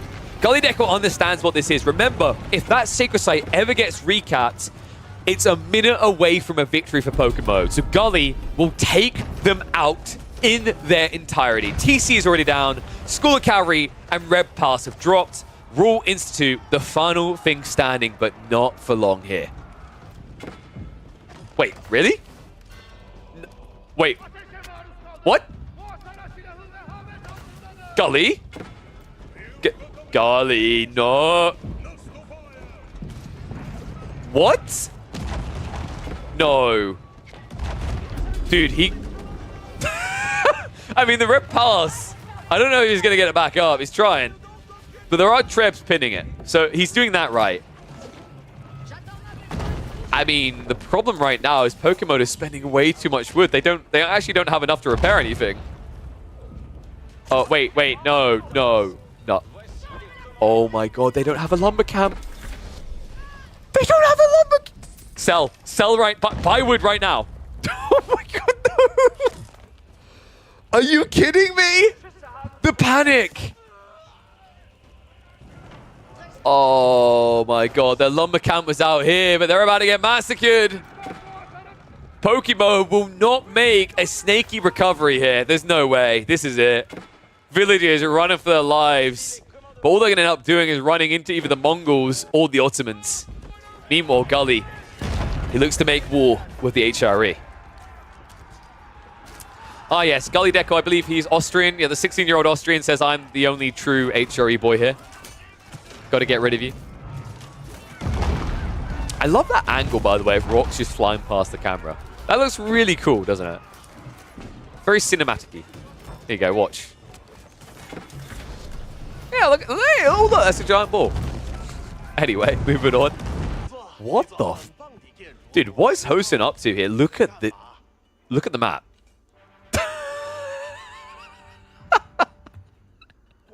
Get more farm than China. I don't think you can. He has 63 farms right now. Nobody's topping that, right? Maybe Gully? No, 33. He's by far ahead of everyone on Food Eco. I mean, the reserves must be big, right? Nothing right now, but they are going to inflate quite quickly. Army only at 50, though. Looks like he's been spamming pass gun spears, and he's moving in to deal with Redbeard. So I don't know if there's some sort of, like, peace treaty going on between Gully and Hosen, but they aren't clashing right now. This would be the perfect time to try. Instead, it's going to be a GG call. Redbeard pinched between two. Final landmark goes down. The Mongol player able to remove one of the conquerors from this game. Dude, I'm still baffled at the fact Green's alive. Like, I actually can't believe this right now. They got a TC up. They lived. And they're going for poor man keeps. If they time this right and everyone's distracted, they legitimately can win this game. I'm not even exaggerating. Like, there's no caps on this right now. They legit could win. It's important that Orange does not let go of this. And oh my god, no! That's no textiles. Jean de Cleve. Uh-oh. If Tome remembers how the Q button works, this is going to get ugly. Mongols. Oh no! No! What? Are you kidding me right now? Pokemode, Greaves phase. Okay. They're legit going for it. They're actually going to try Pokemode. The timing might be right for this. Right now, distractions are happening because Hosen and Gully are fighting. Reminder, that timer is a minute away. They actually can do this. Villagers being sniped. Red Pass does need to be replaced now. I really need to see some wood gathering right now to get that back online. Oh my god, they're selling food for gold to buy wood, I think. That's really bad. Just drop a lumber camp, please. Go up on the trees, like up top here. Just chop a few down. Oh my god, no, they're just buying a monk. What? No way this works. Yellow's coming. FaZe, they're gonna dive in. Pokemode. Dude, this should have happened so much sooner. If they had just got the wood earlier. If they had not spent it on a TC, the Red Palace would be up. There's no way. There's no way this works. I think Yellow can just kill him on his own. Here we go. Sacred Site. Move for it right now. ASAP. Pokey, please. Please. The one way, the one hope. I mean, the red pass is not going up, folks. Like, there's no way. Unless yellow stops. Why don't they want to kill him? Every time Pokemode looks like they're going to be dead, someone decides, no, it's fine. Someone else will deal with that. I don't want to get my shoes dirty stepping on them, okay? Like, oh, Pokemode's just crap on my shoe. I don't want to deal with that. I actually can't believe this, dude. If that red pass goes up, he has like I think he has a 70% chance of winning. Especially with the way that Hosin and Gully Deckle are butchering each other right now. Oh my god. Has to be stacking. Decent way of defending here, but once the wall breaks, it's going to be problematic. There's just too many men-at-arms. Gully breaks through the line, and I believe Hosin is about to flatline here. There's not really much he's got left to defend with. Okay, so I think this is intentional from Pokemode. I think they're waiting until the red pass is complete before capturing. I think you don't even wait that long. You legit just wait until about 4,200 health on the red palace and then capture. They, of course, don't see what we do. This is their vision right now. Look at the map. Have you seen someone so scarce in vision, so close to victory in a free-for-all? Oh, man. The worst part still is Gully, as he gets deeper towards killing Hosin, he gets rid of a potential ally for dealing with the center. On top of that, he puts himself in a scenario where he's further away from that sacred site. And yeah, I think we were under a minute. I think we were under a minute. Quite possibly. We're going to find out quite quickly here. Oh, man. Red Pass is almost back up. 400 HP remaining. Pokey, for the love of God, just pick it. Just take it. Just tick it. Orange and blue are now fighting. The one player that was relentless, that was always fixated and focused on Pokemode, that was always like, no, we cannot allow the green Scourge to sneak back in, has stopped looking. And I just realized the trim popped up. Apologies on that. Let me get rid of minimap as well. Hopefully that wasn't like that for long. I don't know why that does that. I have something that's meant to track a specific thing on the screen to activate it, and that thing is not on the screen right now, so that's just bugged. But, dude, there is no way. Like, this legit might be happening. If Pokemode remembers that the Monk needs to stand on the sacred... Like, this is very high-level stuff, very complicated, but Pokemode, if the Monk stands on the sacred site, you win. Are they legitimately going to try to wall this back in? Because there is a castle here. That's just not happening. Meanwhile, Hosin's almost dead. Oh my god. Dude, the thing is, like, green, you could argue, oh no, strategically they're just waiting until the enemy's really far away. They have no way of knowing that. So the only kind of punt they have is when they see a player gets eliminated, they capture the sacred site. That's the play. Oh, these players going to be eliminated soon, though. Cerberus. Plenty of food to work with. Gold is limited, though. And John is blitzing and all. In fact, most of the farms are not active anymore. He was actually trading as the HRE. And I believe we are about to see the elimination of Hosin here. And people saying he can't capture the sacred site that's underneath the keep. I think if you tank with some knights, right? Like, if that's the issue, surely you have to just build one siege and begin. Right? Or hear me out. No, dude, this is... Okay, I think he might be being Giga Brain if he's doing what I'm thinking he's doing. He's probably going to build like a bombard or something, right? But imagine you built a ram, moved it in, tanked it, and the keep would automatically fire on the ram, right? So then you could just stand here with the monk. I think that would work. But this works too. So siege is on the way. And arms moving in. Hosin trying to make his final stand here, but villagers are coming around the back, and torches are out. Wait, what? No, that doesn't work. Gully? Dude, there's no way that works. Those villagers should... What the... What? Oh my god, I've seen the stormtroopers with better aim. All right, the villagers are dead. He's going to move through to the other side. This is going to keep the Temple of Sun alive. But right now, he is holding on by a thread. Pokemon. What's it going to be? Dude, it is a ram. He's legit doing this.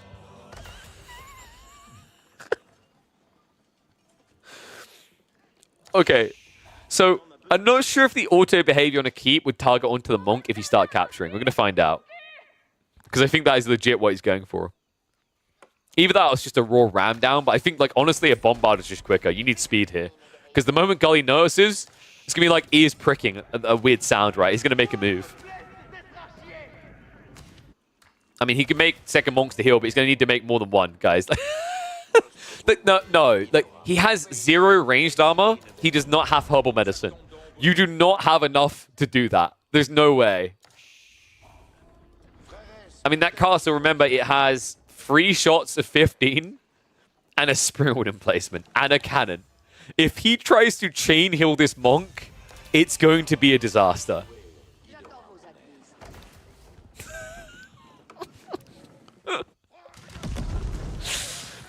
Oh, Desperation landmark to the south side. Hosin is going to live like a rat in the remains of Redbeard.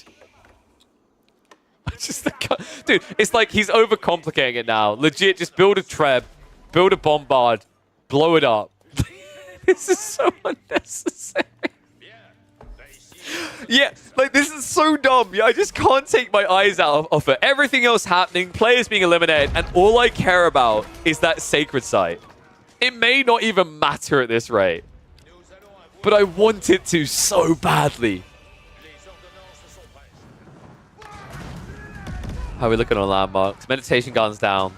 Jiangnan Tower right now is hidden by a tiny tree line, which means that Gully literally cannot see it. Calculated. Temple of the Sun is down. Hosin is basically dead. It's going to take him so long to get back in this game that he might re-bump just in time to watch, say, Gully, Dekel, or someone else win. He's 5 monks now. Okay, yes! The cannon's coming. I don't know why he's waiting. No, we're not going to try to put a cannon inside a ram. That doesn't work. Here we go. Oh my goodness. What an incredible game this is. Orange, in the meantime, has cleared up Blue's production lines. So, ability to rebuild an army is shrinking right now for Cerberus. Cerberus, who, by the way, it doesn't really got long-term gold access here. 500 gold a minute is the best they can do. So, they are mainly relying on spears as the game goes on. Problem with that is Arbitraire are perfect against spears and men-at-arms. This is a nightmare for an HRE player. Add in the fact this is also Jean de Blast, and it's 10 times worse. Wait, wait. He made an Arbitraire his champion. It buffs bonus damage in fairness. That's a very powerful crossbowman. I mean, surely it's more worth to just build a hand cannoneer, but sure. Love the Muxie of it. Dude, I'm still just waiting for this. Timing is going to be everything here. Gully Dekel still hunting. Is he going to realize? Oh, no. He knows. I don't know why I sound like Voldemort there.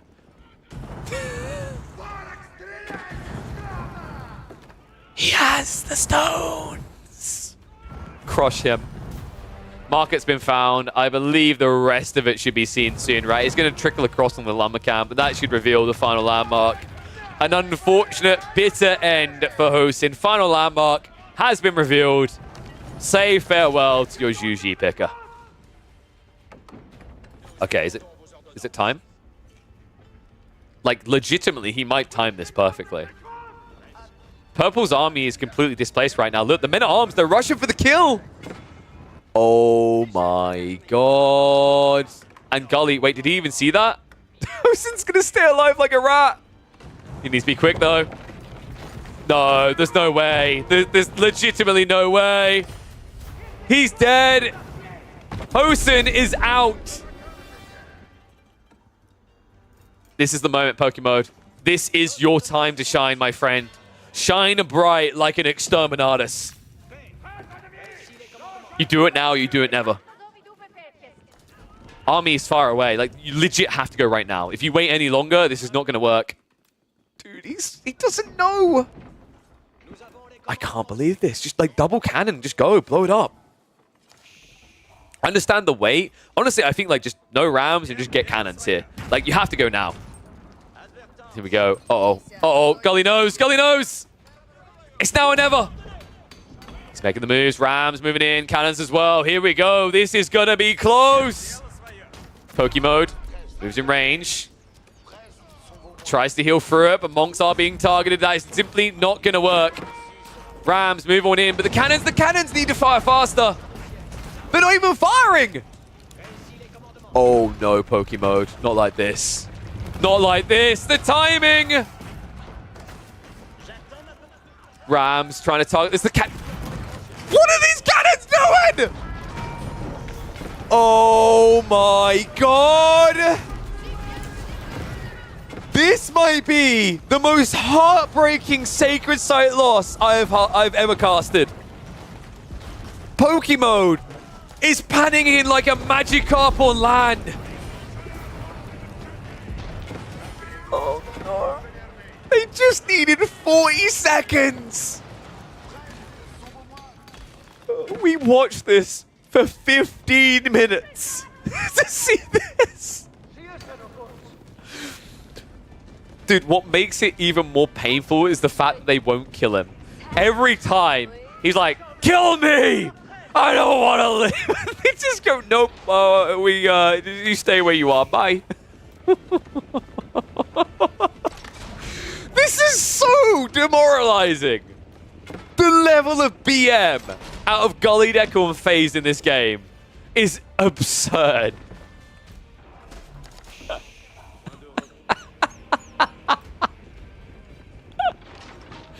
All right, guys. Another 15-minute recovery plan. Let's go. Choo-choo.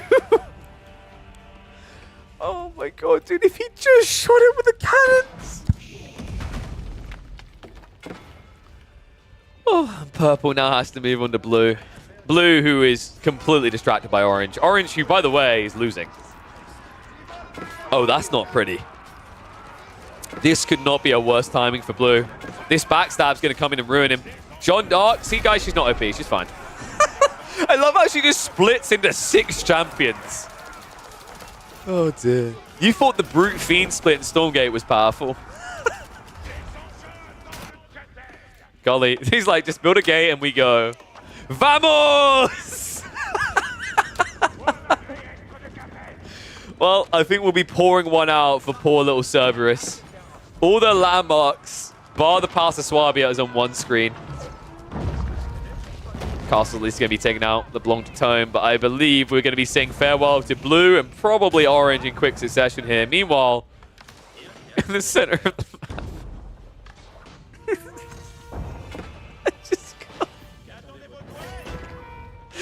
I don't think Pokemon's had over 45 villages this entire game. Oh my god. And reminder, you started with 25. Moving in. Streltsy are going to clear this all up. Mass Spear is just not going to do anything but die here. Remember, static redeployment is going to start kicking in. Once static deployment is there, it's just a quick death. Funnily enough, actually, Gully does start to step back, but doesn't really hurt him here. Men at Arms now coming, so it looks like Pasta Suave is down. He sees where all the landmarks are, and this will be his move for a kill. 61 Streltsy! If you're wondering why Gully has so much resources and so little economy, always remember we've got bounty mode on at 0.5 multiplier. So that's why he's got so much food and gold. Turns out murdering Hosim paid him well. Oh, man. Even the farms are giving him 37 wood each. This is crazy. Oh my god, dude. He's going to get the red pass up for the 3rd time. I don't even know what to do with this upload. I really don't. This is so absurd. Yellow's back again. Are they finally going to do it? Are they finally going to kill him? They have to. Trebs are dealing with the keep. The problem is Poker. Poke's just not going to be quick enough. Pokemon is like they need more time. The only way they win this is if for some reason FaZe doesn't rush them. People asking how many of these relics does Gully have? About to have 3 more. He already returned, what, the 4, I believe, from the base of Hosin. So he's at bare minimum 6 with these relics now being obtained. But I think it might be more. Gully's in a pretty firm position. GG goes out. Cerberus gets killed off. We're down to 4. But not for long. We're about to be down to 3. FaZe has had enough of this crap. He's going for the landmarks, but you need to bombard this down ASAP. Oh my dear god. All right, that was the Red Palace. Pokemode has been a minute away from a Sacred Site victory for 25 minutes, I think, at this stage. Like, maybe a little bit less. Half of this game, they have been a minute away from winning. But no more. End of the road. We're about to go down to 2. Orange has stayed out of this to the north side. They are far, far and away removed from this equation at the moment. Tone just needs to reboom. Remember, they went down to about 60 eco. And how's FaZe's reserve? Oh my dear god, he's been trading, hasn't he? Quite a bit, actually. He's 32 traders. 32 Mongol traders. Look at the gold. Oh, man. FaZe. He's gonna start to get engaged here. Gully massing on the borders. Outposts are going up. FaZe is going to try to secure the area to go for a Sacred Site victory of their own, but that is going to take 10 whole minutes. And the best part still is they haven't killed Green yet. Please let him live. Please. I want him to live so badly. Pokemode. If they could just get a repair crew back in there. Keep that TC alive. Oh my god, dude, they're going to live again. The Mangonels! Half the Streltsy just dead. Yellow looks and he says, FaZe the up. Oh my god. Well, half the Streltsy dead, but that means half left alive to clean him up. FaZe is going to be pushed away. No Sacred Site today, says Gully. An expensive fight though, folks. Look at the gold reserves. Gully has drained himself with that exchange. So many Streltsy just dying to the Mangonel spam. I think Gully's got problems right now. His eco is down to 31. Meanwhile, other side of this phase, with an army of just 90 to 100, is winning. But you know who's the real winner? He's actually trying to repair the School of Cavalry. Oh, I love this guy so much. Dude, Pokemon's just like, I'm just a minute away. I'm always just a minute away, KP. I got this. Dude's like Hawkeye trying to play with Iron Man, Captain America, and Thanos. He's like, I've got a bow. Okay, we have superpowers in super tech. No, it's okay. All I need are my fisticuffs. Oh my god. Gully, starting to get rid of all the siege though. Actually protects. He protects Green from the Wiggly Power. Oh, this game is so fantastic. Is it wrong that I'm still cheering for Pokemode? Is it weird that I still believe? I shouldn't, because Gully's probably going to just clear them up afterwards, but part of me holds hope, right? Like, imagine if Orange, after Gully gets rid of Yellow's army, if Orange just attacks Purple. Imagine that. There's a way. I'm sitting here, like, looking at all the possibilities in the universe. I'm full Benedict Cumberbatching it. There is one way. But are we going to see it in this game? That's what I'm not sure of right now. Dude, this push is just relentless. Cully always getting enough gold back from this fight to just replenish the army. In fact, he's even playing a little bit safer now, going into mass horse archers. Bombards to clear up the remaining outposts. I don't know what Orange is doing. I know that he wants relics, but I don't understand what the army is doing right now. I'm a little bit confused. No, no, no, no! Not Pokemode! can't believe I'm about to say it, but I'm a Pokey fanboy. I believed. But no longer do. GG. Green. F's in chat for Pokemode. Pokemode, who spent 25 minutes in this game, a minute away from victory. And now there is only 3. And I gotta say, despite Yellow's reserves, Gully is outplaying him right now.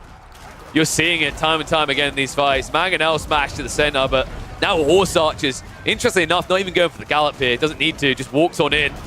Boldly. Ambitiously even. Streltsy Mass still at 27. I don't know, man. I actually think Yellow's losing this.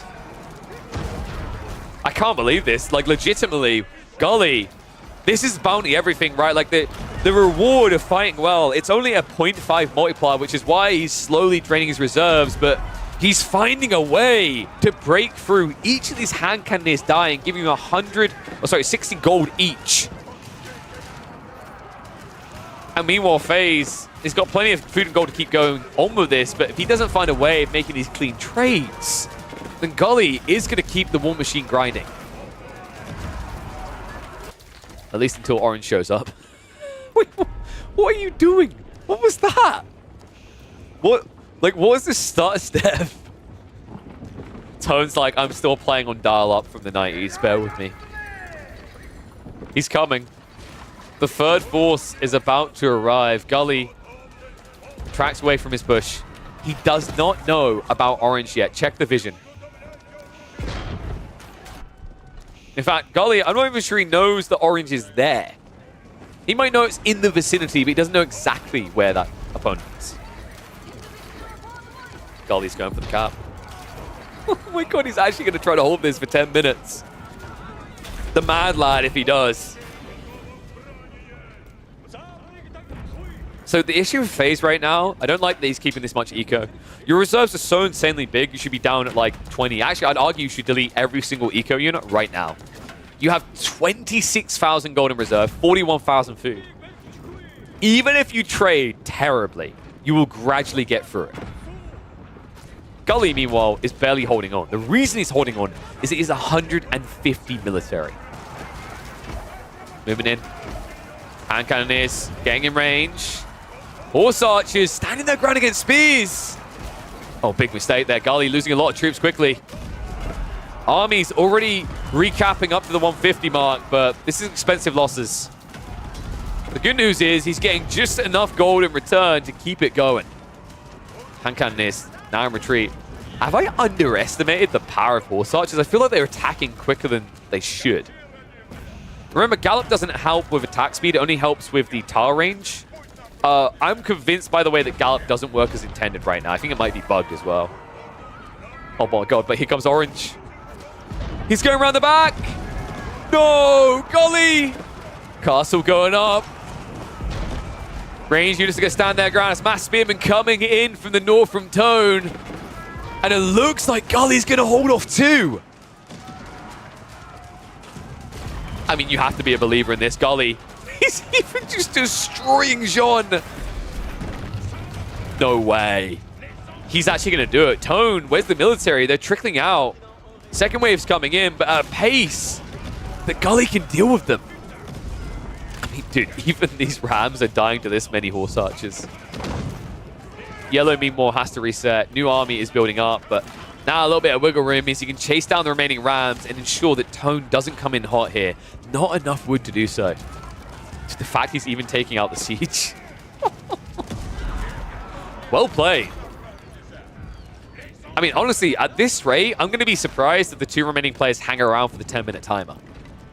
Gully, once this keep goes up, I'm struggling to see what Tone can contribute here. Gully, who, remember, on limited resources, has kept it going. 46 villages, gathering whatever little bit of food and gold they can. Right now, he is tapped to the bone, and he does not have that many units in reserve. Problem is now, with this turning into static emplacements, it means that when you start diving this, Gully is going to get a lot more resources in return. Love the fact that he's using this cannon to snipe out these outposts, just get a little bit more wood, a little bit more food, gold, whatever you can on the map. Siege is a very effective way of using the bounty everything system to trade with little return fire. As long as there's no anti-siege coming your way. Dude. One thing I would always remind players of in this situation, communicate. I don't think orange and yellow, like, they may have coordinated. I hope they're coordinating. But I'm so used to players in these community games, like, not realizing that chat is a tool that you should use a lot of. At high level, it happens all the time, but usually when we have people below conk, it seems to be one of those details you forget because you just get used to, if you're playing team games, using VoIP. Otherwise, you're in single player, like you're in 1v1s rather, and you have no reason to use chat.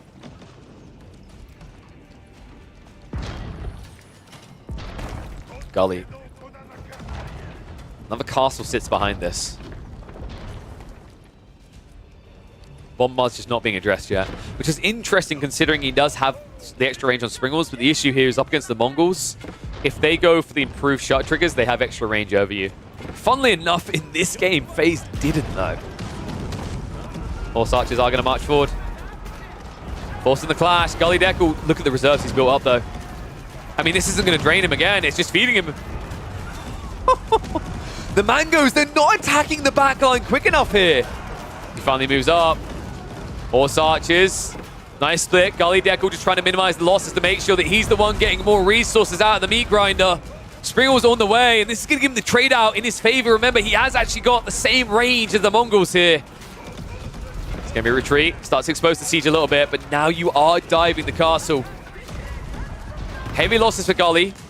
Wait, what? Wait, where's the military? Oh my god, Gully! I think he's dead! Yellow! He's broken Gully Deckle. There's nothing left. 32-minute arms just got queued up, but that is everything right now. He's scraping the bottom of the barrel. He's licking the plate. But his people are about to go hungry. Sacred Site is still locked in. Orange will now come though. Oh my god, dude, I can't believe that. I thought he was going to get more food out of that, but no. Not able to at all. I mean, the only thing he can really afford is mass mangonels. That might be the one way of kind of getting enough together here, but the castle's down and a lack of a good choke point. I'm struggling to see a way that Gully stays in this game much longer. Castle down. Yellow gets ready to march in. Mass men at arms onto the Sacred Site, and they block the time. And mangonels are going to start to get targeted. And Gully, despite his best efforts, despite the fact that he was critical in denying Pokemode a victory, he himself will seem incapable of ticking that box too. FaZe will back away. Military always at 200 though. Orange is now coming in for the decap. And Tone will just move him the ramps. He's like, wait, where's the castle? Tone, buddy, you've been away a while. Some big things have happened. Ay, ay, ay, Gully. What a harsh game for him.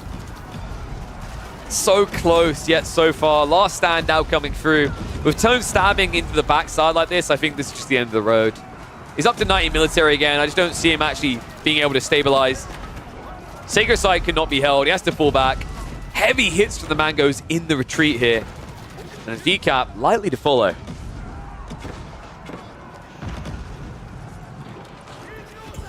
Sky Tower keep him alive.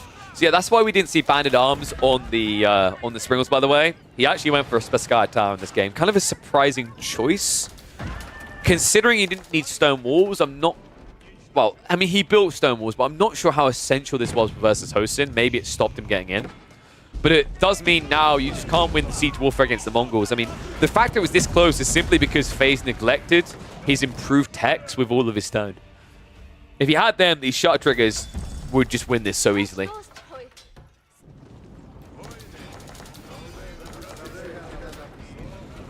Sacred Site decap complete. Tone actually blitzing his way through the base. You know, it's quite funny. Usually Mongol players want to do this because they get bounty, but remember, anyone gets 0.5 bounties. So for example, the Siege Workshop right now is going to pay 150 wood across the Tone. So he's actually making quite the payday off of this. For a guy who has practically no wood, it's quite important. Gully's like, please just leave me alone. I'm dead. I love the way that Gully isn't even contesting. He's like, no, dude, I'm legit, like, I'm trash. Leave me alone. Like, he just spits up in the, like, he spits literally right above him, so the spit comes back down on him. He's like, that's what I think of myself. Leave me be. What's Yellow up to now, though? I mean, he needs to capture the Sacred Site, right? From this position, no one should really be able to contest him. I guess it's just letting them grind each other down. Like, the weird part is that FaZe doesn't know they're grinding each other down, though. Like, he's completely blind to this. God, these mangonels are so painful. Springles are at least sniping them down. Funnily enough, Orange didn't bring any Springles, so that is just going to be an eventual siege loss. And funnily enough, Gully is getting a decent army back together. Orange? Oh no. Dude, that's so much food. That's exactly what Gully needed. Yellow, capture that Sacred Site ASAP, buddy. Orange just got purple back in the game. Oh my god. Oh my god. He legitimately did get him back in the game. Gully, I imagine he was about 4 minutes away from a Sacred Site victory. He must have done like half the timer, right? So FaZe, he's got some progress to make up for. It does help if you capture the Sacred Site, though. Right now, he's walking up. Wait, where? I don't want to judge you too much, buddy, but you literally have one job. I feel like Happy Gilmore right now. Why don't you get in the hole? Why don't you want to go to the Sacred Site, Shaman? Don't you like your home?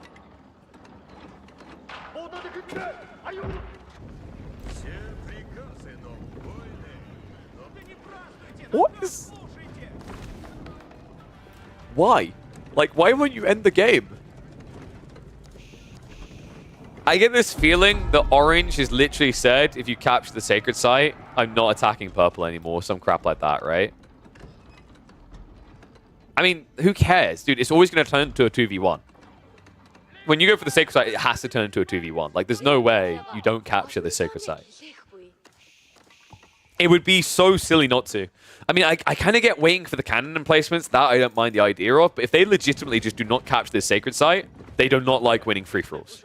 FaZe has built up such a big reserve of resources, they should be at 200 military and capturing this. It shouldn't even be close. It should not be a point of debate. What?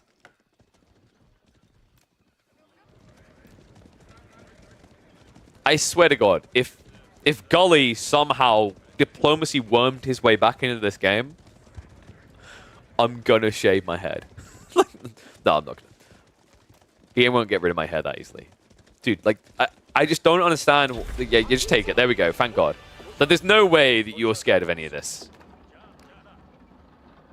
You know, like, no balls, no glory. Like, he who dares wins. Like, whichever quote you want to go for from history. Dovai works as well. It's now locked in. Timer has started for the first time in the game. FaZe is now 10 minutes away, so they should win at 1 hour and about 8 minutes. Orange, purple, need to turn this right.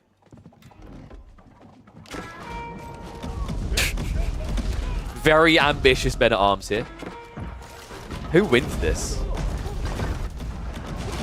Well, if Orange doesn't show up to the party, Yellow's going to win. Oh, no. No, that's bad. That's really, really, really, really, really bad. Streltsy, only 24 of them. The men at arms aren't going to last long enough. The siege is the difference maker here. Mangonel's now moving up, and that means the Streltsy have to leave. Oh my God, Orange now coming in from the north side though. The timing was off. If they had just been in sync, this could have worked. Instead, they're going to be throwing away a big, big army. Spears trying to wrap around the backside, but Mangoes are nicely insulated, tucked in the center of the formation.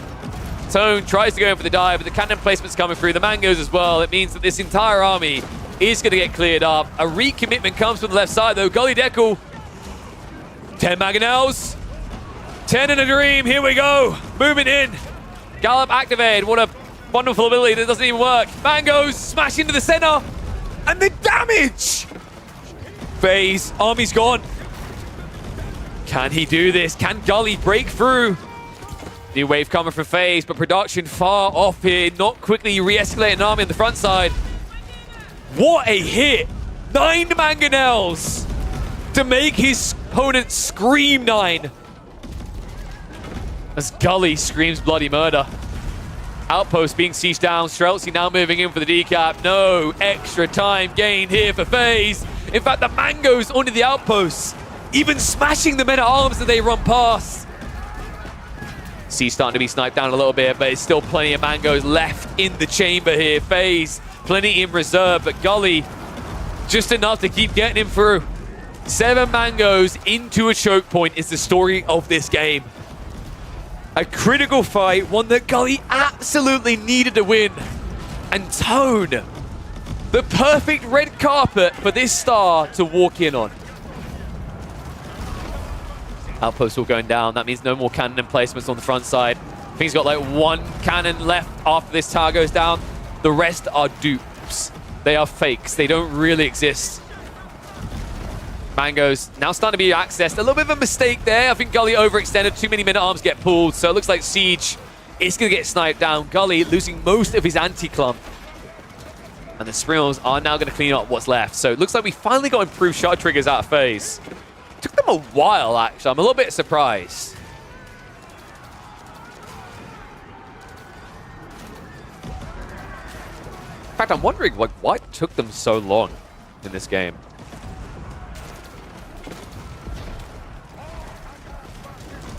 Arsat, let me test something.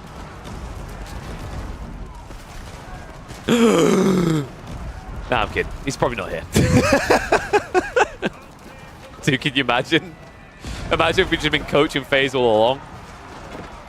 I mean, it's a small detail. Like, the shot triggers is nice, but ultimately, if you're just trading Springles for Springald, he has better resources, right? So he can win like that. Oh man, Gully Deco, he switched into Bombards, but I don't think that works right now. You need more Mangoes, right? Orange has removed an army for another push in. Gully, dude, this is so impossible. Like, every time someone pushes past the Sacred Site, the backstab comes in from the third player. And it's always like Gully, right? Sorry, it's always Tone. I love the fact that 2 players are trading with a neutral trade post over here.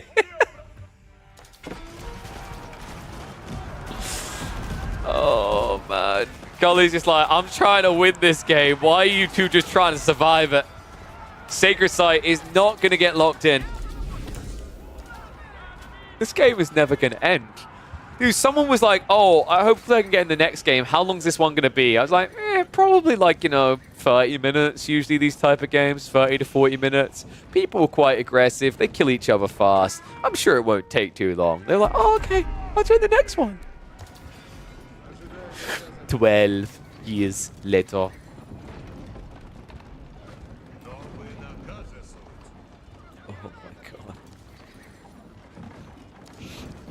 I mean, at this rate, are we even going to have time for more? I think I like the meat grinder more. Guaranteed timer.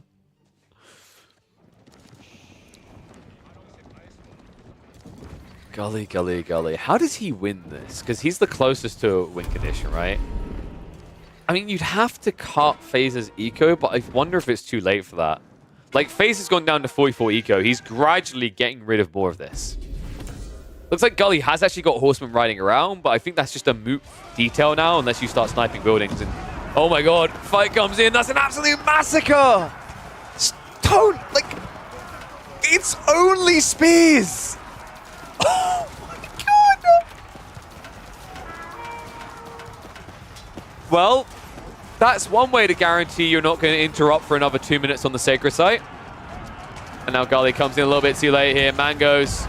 Nice wallop hit there into the hand cannoneers, but it's not the same as before, right? 9 Mangoes is a very big deal in that last engagement. Gully has to back away again. Oh, man. I mean, the funny part is he's been spamming wood units and he has no wood.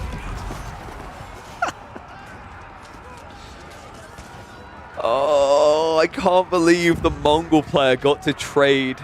It's like one of those things where right now, I think every person who plays free-for-alls regularly is face-palming at this detail, but then you have to remember the first 40 minutes of this game, there was just green lurking as this biggest threat on the sacred side, going, haha, I might recap it and win the game. Oh,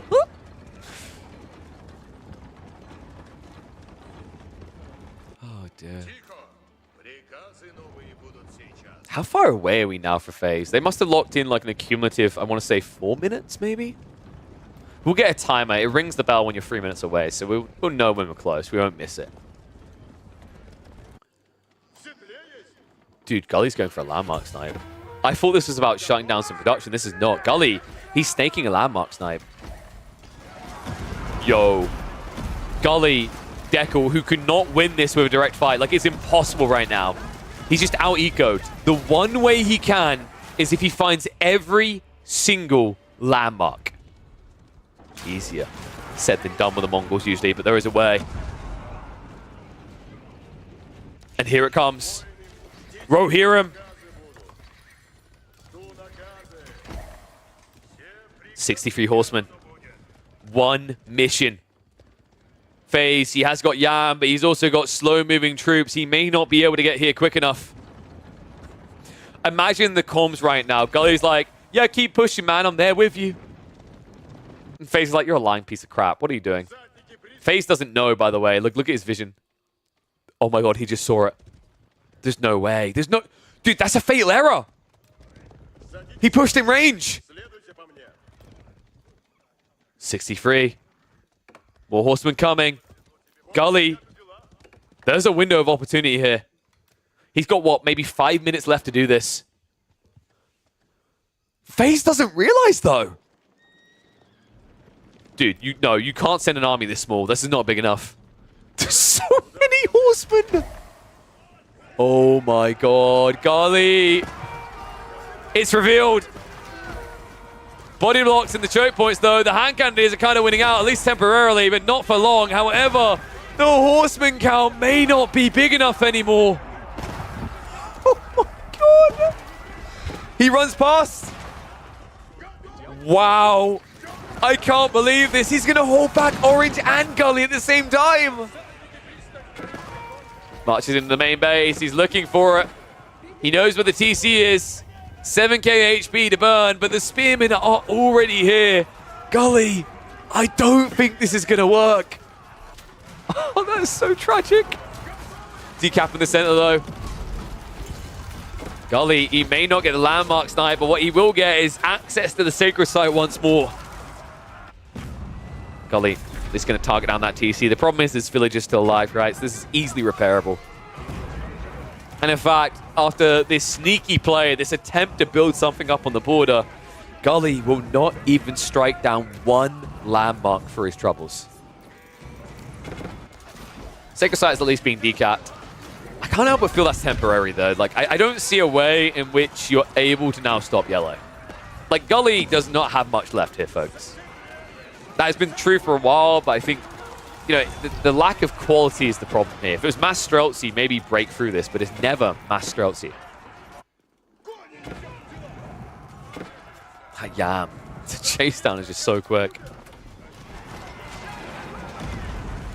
All right. How does FaZe lose this?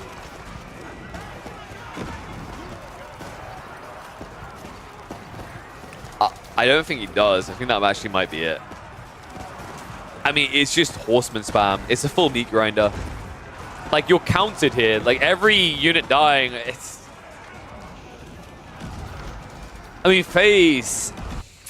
If Gully could get 200 horsemen together, maybe. Even then, at that stage, like, you just don't have anything extra. Looks like he's going to go for a keep drop. Maybe that'll be what he needs to get on the sacred site again, but it's difficult, man. Gets this many men at arms, this much mangonel spam. It's difficult to even get a castle up. Pushback continues, hand cannoneers just tearing away at that front line. Mango's behind it, are not even targeting into him. Seed Treader is just crazy in this game. Squirrels are moving incredibly far forward from purple. For Gully, the problem right now is his front line is dying too quick. Village is now being pulled for the castle, but I don't know how you get this up. I mean, you should not be able to get this up. FaZe gives him the space, though. He backs away. And now he doesn't know about the castle. Wait, Gully. Gully. For the love of God, move the siege, man. Move the siege. I mean, now you're just griefing yourself. Wait, what? Oh, no. This game. Gully's turning into Ralph, man. Every minute in this, he's losing brain cells at this point. This is just looking ugly.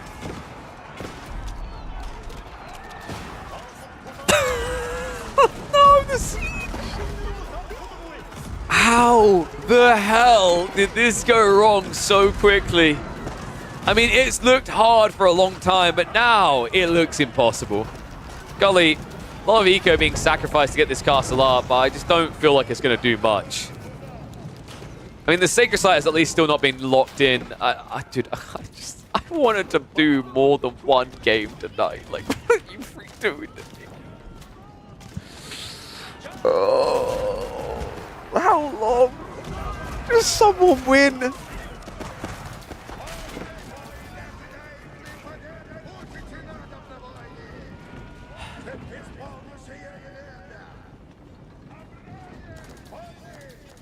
Wait. Rohirrim! We've got a late bloomer! Tone! He's making moves. And these are Royal Bloodline horsemen. Here we go. FaZe, he's going to have to pull back from this. It's going to be an opportunity to capture the Sacred Site and push in for Gully Deckle. And here we go. He realizes that FaZe like, what the hell? So fixated on purple, no one questioned where orange was. He has arrived like Gandalf over a hill. Kurultai packs up to move away. Horsemen are going to chase onto it and move past it. A moment, an opportunity, a breath of life here. Gully Deckle will go for the capture.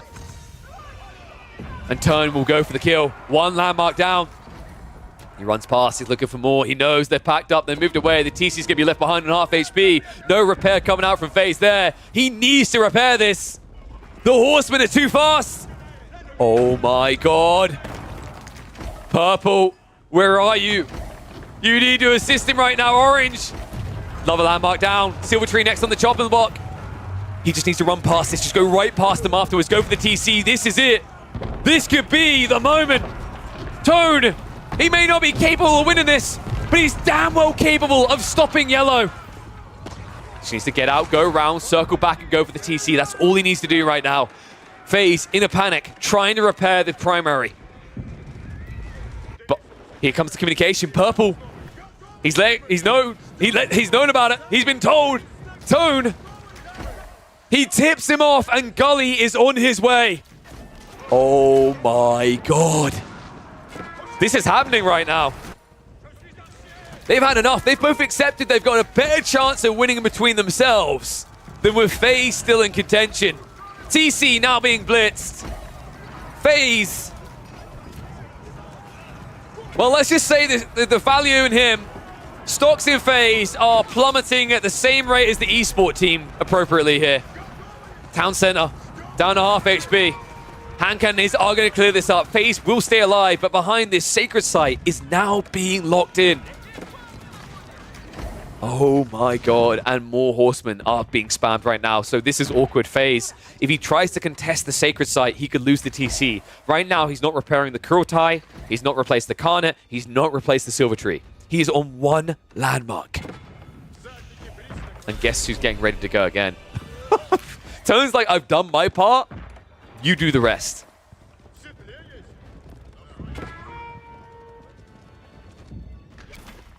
Outpost being spammed up. He wants to know what his opponent's up to here. Gully has to move for the center, right? Because Orange is going to try to contest him there. He must be like, what, 4 minutes away, I'd imagine? Maybe 4.5 minutes right now? You know, the crazy thing is I actually think if Tone had hung around to kill the TC as he ran by, this would have been GG. I don't think he had to rush past. It being on half HP is the critical ingredient there. That would have been a quick enough kill that he could have moved on. That's the reason right now why FaZe is still alive. You see Gully's trying to wiggle his way in here. Horseman on a wide arc. Not a big army left to defend by Gully. He's back up to like a more logical, sane economy though. 99, he's not relying on the bounty system anymore. And there is the ring of the bell. We are 3 minutes away from a victory for Gully. Orange on standby, ready to contest.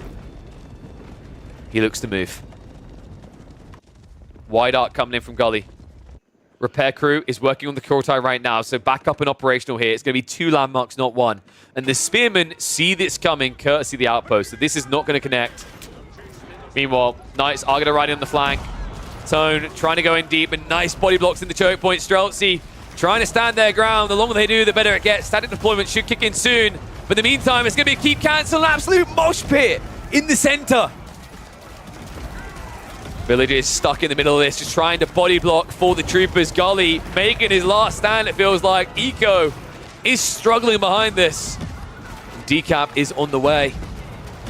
I can't believe this game is still going on. And the attempt to take down the town center is a fat L. And finally, okay, here's a thought for you guys. Why the hell was this Kurultai not here sooner? Imagine how quickly this game would have been over if FaZe was using that aura. It wouldn't even be close. Sacred Site decapped. Beast gets activated. Tone says, I'm not leaving. I think you will eventually, buddy. Like, this is a good clash. You bought time for Yellow to get back, but firm handshakes all around? Question mark. This game is never ending. I can't believe this, dude. So the thing right now is Tone is just basically playing Kingmaker. He has no shot in hell of winning this. Of that, I'm certain. It's between yellow and purple. In fairness, although Gully does get decapped... Wait, he hasn't been decapped fully. He's got to back up, though, so decap will complete. Although he's been decapped, he's less than 3 minutes away from victory now. The amount of Springles as well. 11 in total here. Mango's Bombard should be targeted. Clash comes in. Mangonels over the top. Staggered formation is going to be used, but FaZe, this is hurting.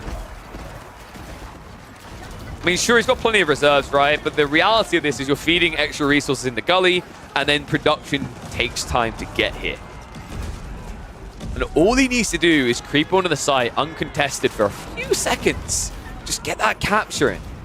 And at this point, he should have enough to just hold it. Tone, he's got 200 again on the pop, but he's just not running them in. Like right now, he's trickling troops to die, while the main army just sits here scratching their asses and fantasizing about the Sharp TV series. I don't know why they're doing that, because the French always losing it, but that's what they're doing right now.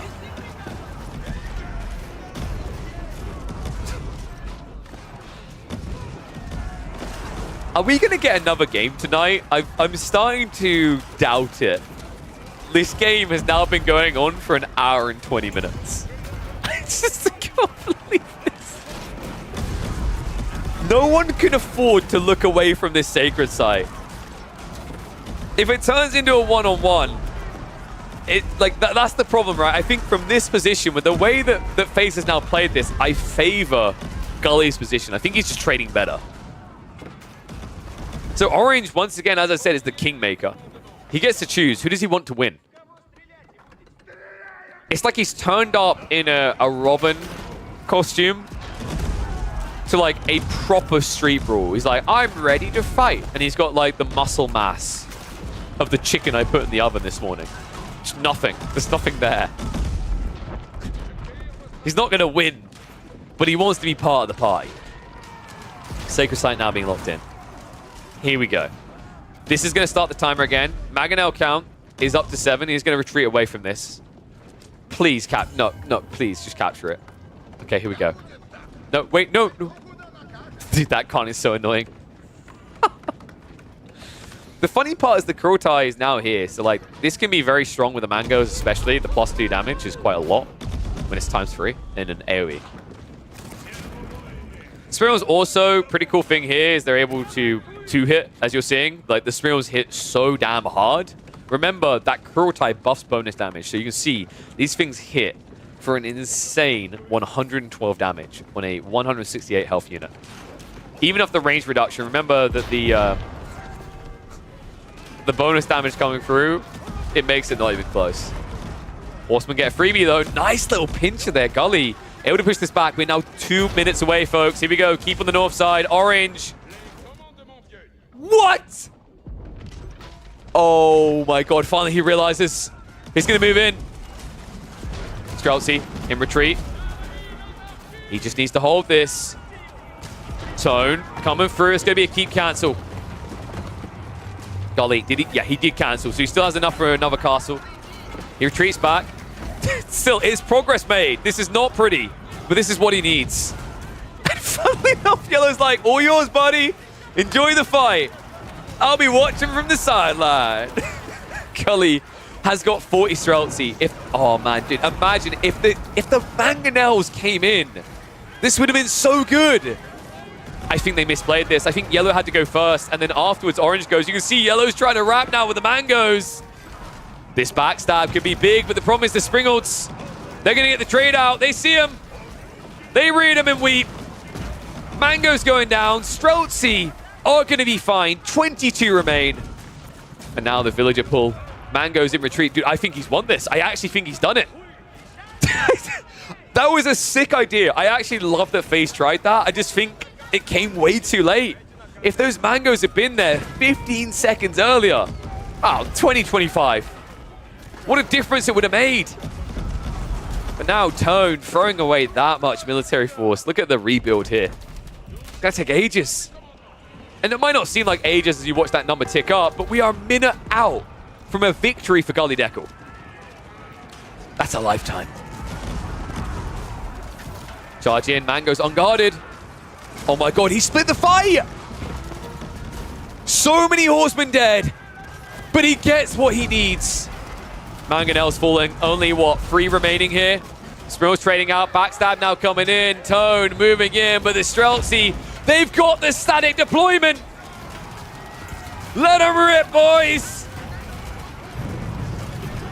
Can he do this? Yellow marching in, Mangoes, there is enough of them to clear up these Streltsy. But now, this is an everlasting threat. If Gully comes back at any point, the game will be his. Love the fact he just stands here, right? Doesn't allow the decap to occur. Limited amount of melee able to connect onto him as well. That little step back was a mistake in my eyes. You just lost the attack speed buffer. New wave of horsemen are coming in. Mass Springald as well. Villagers being pulled. Gully has had enough of this crap. Everyone, a control shift A. Nobody gets left behind. He can smell it. He can sense it. Victory on the horizon. Yellow not able to keep this push going much longer.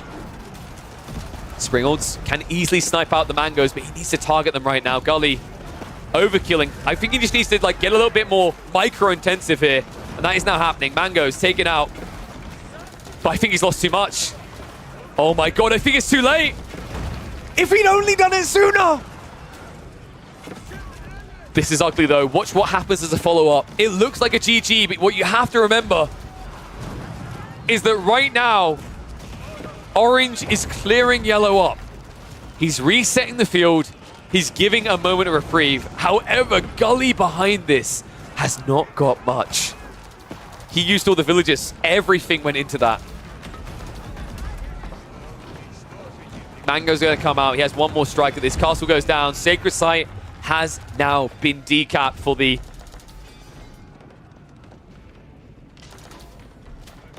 time. It's been decapped for time. I've honestly, props to anyone who's counted the amount of times the Sacred Site's been captured and decapped. I have lost count. We've been here now for an hour and 24 minutes. We now once again, similar to early in the game when Pokemon was a minute away from victory, we're there again with a different player. Gully needs about 40 seconds. Mongols are pushing in. If there's one way Gully can get back in, it's like this. FaZe is making a mistake with this push. He's feeding over resources. Not lots, but when you consider that Gully has gotten rid of all of his eco and this pop count is up to 120, it seems like a lot. He could get to 200 pop. If he does that, there's a way he can do this. He's going to need to get himself a monk, though. He trying to continue. Streltsy baiting it back a little bit. That's even more food. Oh my god. Is he actually going to do this? Yellow needs to go. Love this read. Gully says, oh no, he's coming back. I'm just going to back up here. He needs to use his own buildings as choke points. That's how he wins this, if he's going to win this. Mango's a little bit exposed, though. Big mistake there by Gully. Springles are also starting to splinter him. Needs to trade out. The anti-siege needs to get rid of it ASAP. Looks like it all is gone now, so well played there, Gully.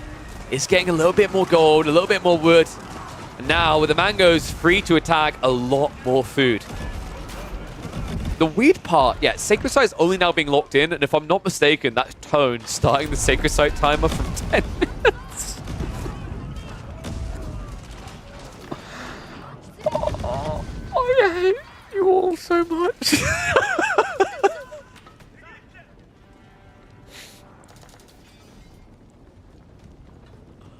You could argue the bounty system caused this, but I'd argue more often than not, the bounty system ends the game quicker. This game is not the case.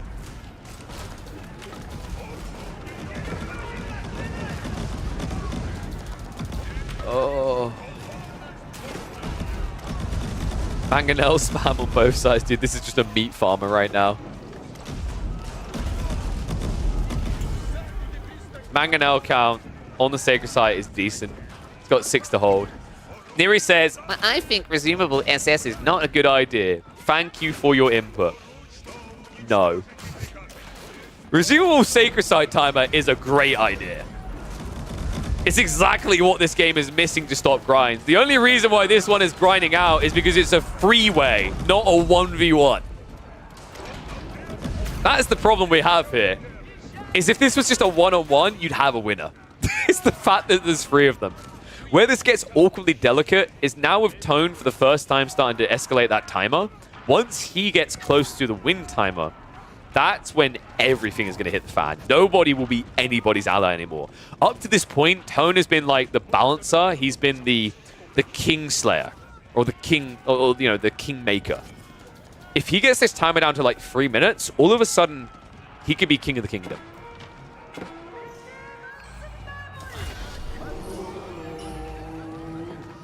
What the hell? Relic race on the side here. Wait, why did you back away? Dude, like, wait, that's not... Wait, where... What the f... Alright, he's taking it back. Okay, counter-argument to Wonders would have ended this game by now, one way or the other. Wonders suck. Wonders are like the dumbest way to end a game, and I think, like, I'm just going to bluntly say I think Wonders are cringe. There you go. I said it. Wonders are the most anticlimactic thing. This is at least not anticlimactic. I love the fact, by the way, that FaZe took the relics as if he needs more gold. He's still got 13,000 in reserve.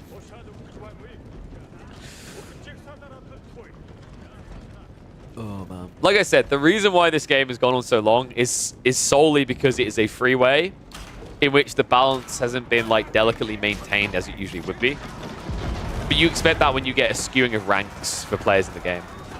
On top of that, the bounty system may have attributed something to this with that extra variable. But more often than not, I'd actually say the resumable timer gets us the most hype endings to games we've seen, by far. Orange getting cleared up by both players. Oh my god! It's 10 Mangonels! Nice castle, bro. Well, it was. Dude, Orange has been booted off that site. Gully has an opportunity now. I mean, what's he at here? 145 military. More resources being fed. Tone. What a heavy loss.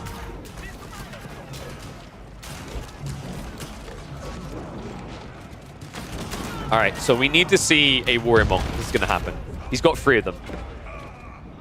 Yellow has backed up temporarily, but he has got Springald Advantage right now. He's got 9 of them. Trades are now occurring. It's like there actually is now 9 for Gully. So it's more a factor of who can click better. Right now, Yellow making a mistake, though. Oh, dear. That was not great positioning. Mangoes are going to go in for a wallop. More Springles being lost. I mean, this is favoring Gully right now. Streltsy standing their ground as you run in like this means static deployment is going to kick in a few seconds, and at that stage, it's going to be a massacre.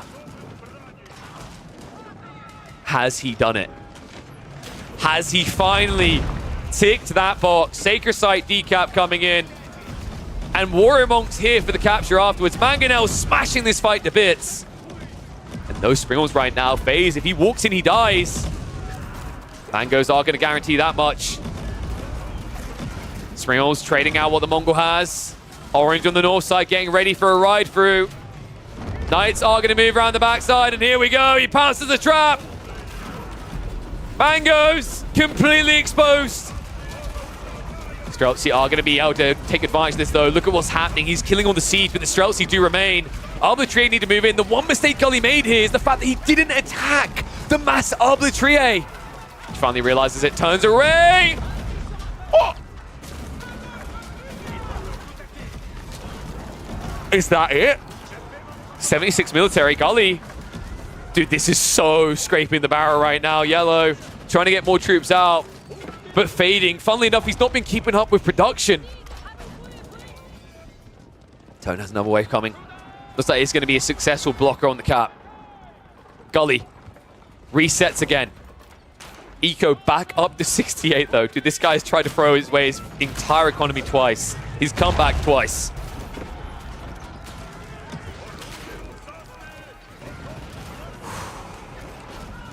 The focus on this central Sacred Site at this point in the game. Everyone cannot look, like nobody in this game can afford to look away from it. You look away, you die, you lose. After the reset, what are we looking at? Gully, only 3 Mangoes, a complete reboom up to 6, plus some Springles to assist for Yellow. Kurultai is also here. That means he's more likely, it's more close to 8 Mangonels in power. Oh my god, this dive though. Uh-oh. Uh-oh. Gully, pack it up, move it away, boy. Misread the scenario a little here. Not as strong as he was hoping. Oh my god, dude, he's doing it again. No, but all the landmarks have been repaired! End me. End me. I can't believe it. How? Why? Wait. Is it feasible this time? Well, no, because the Kurultai is on the front side, right? And the villagers will repair this after you burn it down. I mean, it's optimal because the army's completely out of position. You can kill 3 landmarks, but why?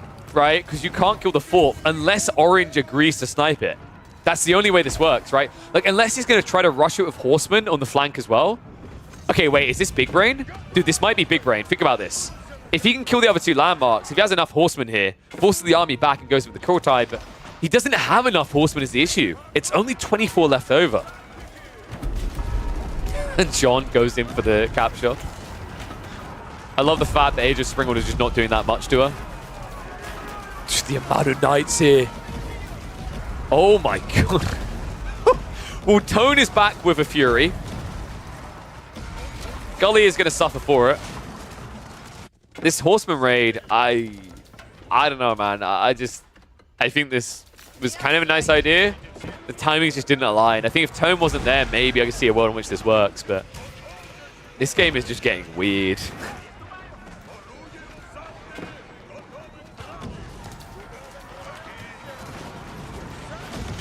Horseman flashing up against Knights is never a good sign. Streltsy is at least backing this up. He has got a lot of gold coming in. This is the thing you have to always remember. The High Trade House, the hunting cabins. Love the 1,000,001 deers there. It means that he's always got gold ad infinitum, even if he doesn't trade. Horsemen are coming in again. I mean, he could block this from getting repaired. He needs to right now. The problem is he doesn't have a scout with him there. Critical blunder in the late game. If you want to make this type of move, you need scouts to see where you're going. Easy to forget, though. Second castle now being rushed up by Gully. Some strong point defenses. Orange is marching in. Oh my god. If he breaks this, that's 12 Mangoes. If Tone commits, here we go. The balance maker has come back. Tone, this is exactly what Gully Deckle needed right now. If he clears the way, if all the siege is gone, this could be it. FaZe, he's got plenty of reserves to replace this. The problem is the pacing to do so. Gully is going to clear up the small splintering of troops that flood into his side of the engagement. But a heavy loss for Tone, and also a heavy reset here for FaZe. More Cav coming though. More Streltsy being produced. I mean, he needs to get a Warrior Monk up here. He needs to try for it, right? It's so tough though. I mean, this game. Every time it looks like we're about to see a pivotal turn, like a moment where, finally, that's going to get him 30 more seconds. There's just so much more coming behind this.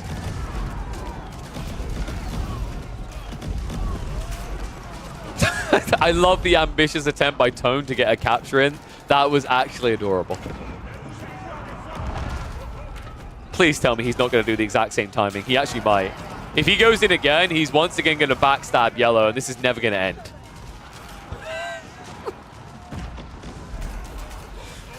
It's like the weird parts of me, like, it's awkward in that maybe the most fair approach is that Gully and Tone should look at FaZe and go, his reserves are too big. We both target him. Nobody takes Sacred Site. And both of them place an outpost there to guarantee the other players are doing it. And then you send full horsemen into the Mongol base. But that's just not happening. I mean, the crazy part is how many times he's built this many mangonels, and yet still he has 15,000 gold in reserve. That's absolutely ludicrous.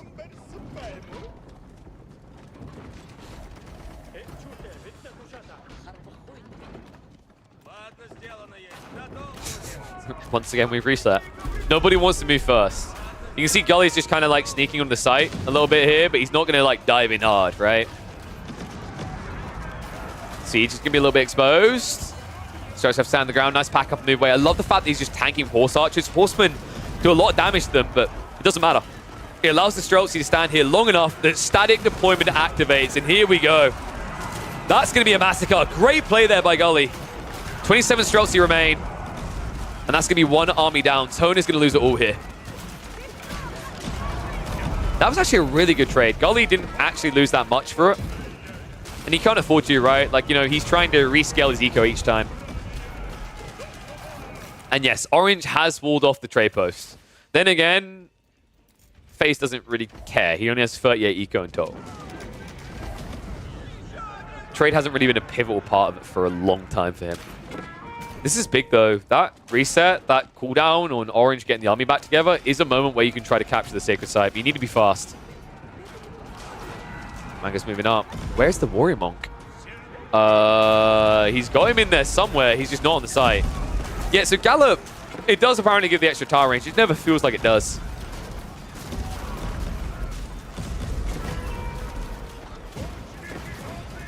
And by the way, like, an interesting point has been raised about Wonders before, and something I would highlight here is, like, actually, if you, like, so here's the thing. So Neri's argument is, like, if it wasn't for the Sacred Site timer, someone Wonder, I mean, FaZe could have just wondered and contested the Sacred Site for the last 20 minutes. That would have worked, if you think about it. Usually the furthest back he gets pushed is here, and then he can't be pushed any further. So, like, here's a funny thought. Build a Wonder here.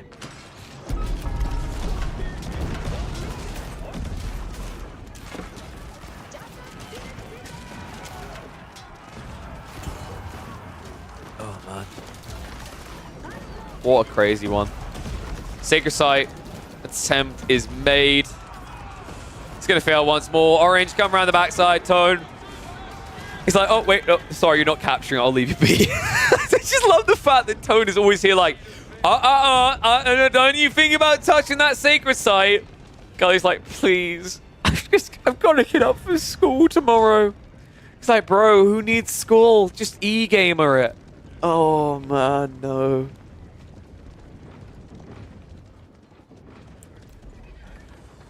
People saying this will never end, but here's the reality of this. If he can sneak in for like 20 seconds here or there, it is going to end.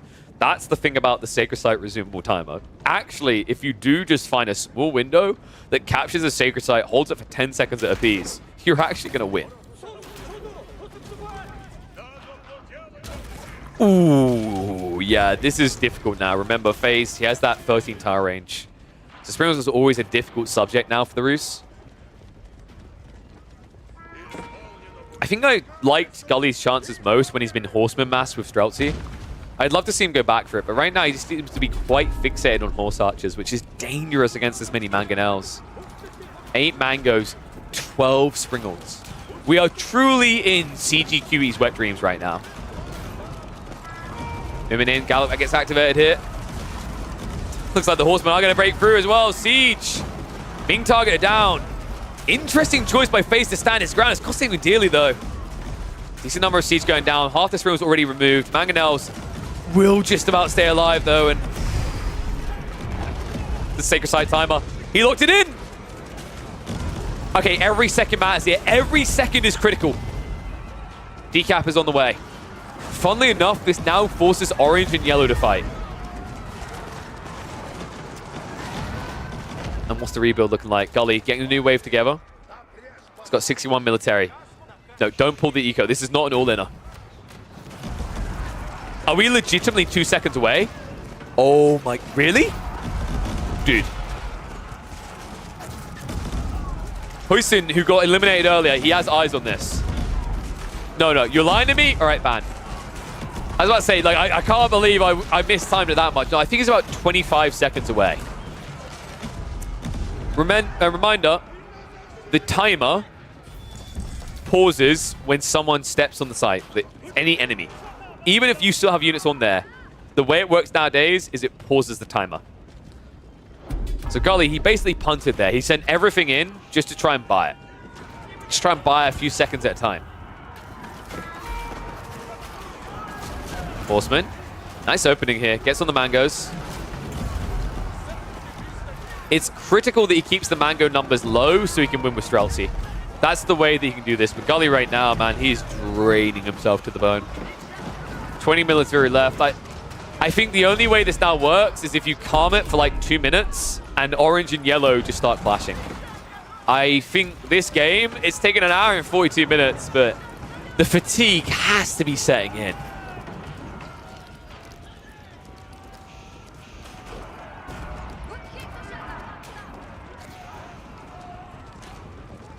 What gets interesting about this, by the way, is as the timer gets really low, Tone can't afford to wait for anyone. Oh, wow. Gully. He just gave up. He's had enough. Oh, no. Gully has to go. Oh, GG, Gully. I mean, apparently, the way to beat Gully Deckle is to make sure his parents come into his room and tell him it's time to go to bed because he's got school in the morning. FaZe. He's like, I got nothing to wake up for. I'm no life in this. I'm either on Reddit for 8 hours straight or I'm stuck in this game. Dude, okay, can I be real? That is like the most pure form of old school RTS, by the way. I don't care what anyone says. Anyone who is there for the Red Alert 2 era type games knows what I'm talking about. You didn't win by just winning. You outweighed your opponent, baby. An hour and 43 minutes.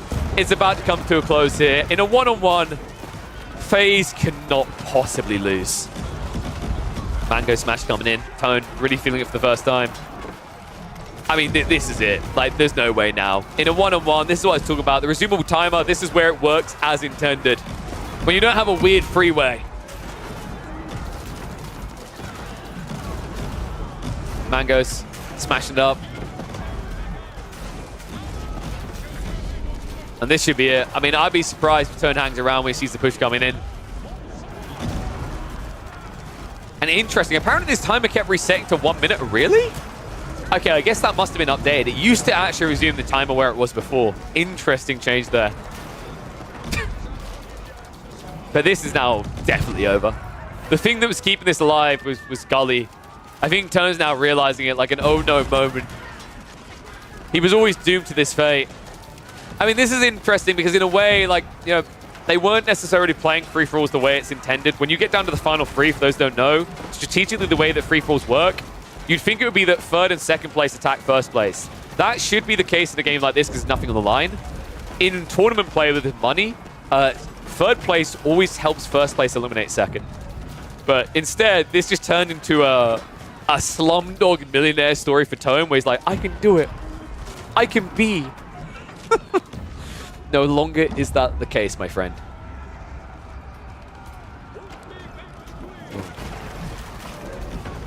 I wonder if Tone is just going to wait this out. Like, honestly, I'd be fine with him just calling it, because realistically, there's no way you break this now.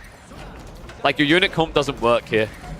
You're building, what, Mass Horseman, Arbitraire into Mass Handcannoneers and Mangonels. It's pretty bad. 3 minutes away. I think Tone's got 2 more punts at this. The likelihood he breaks through, if we're being totally realistic, is low. Cannon emplacements are now being added in. It's the cruel type buff as well. These hand cannoneers hit for 50 damage.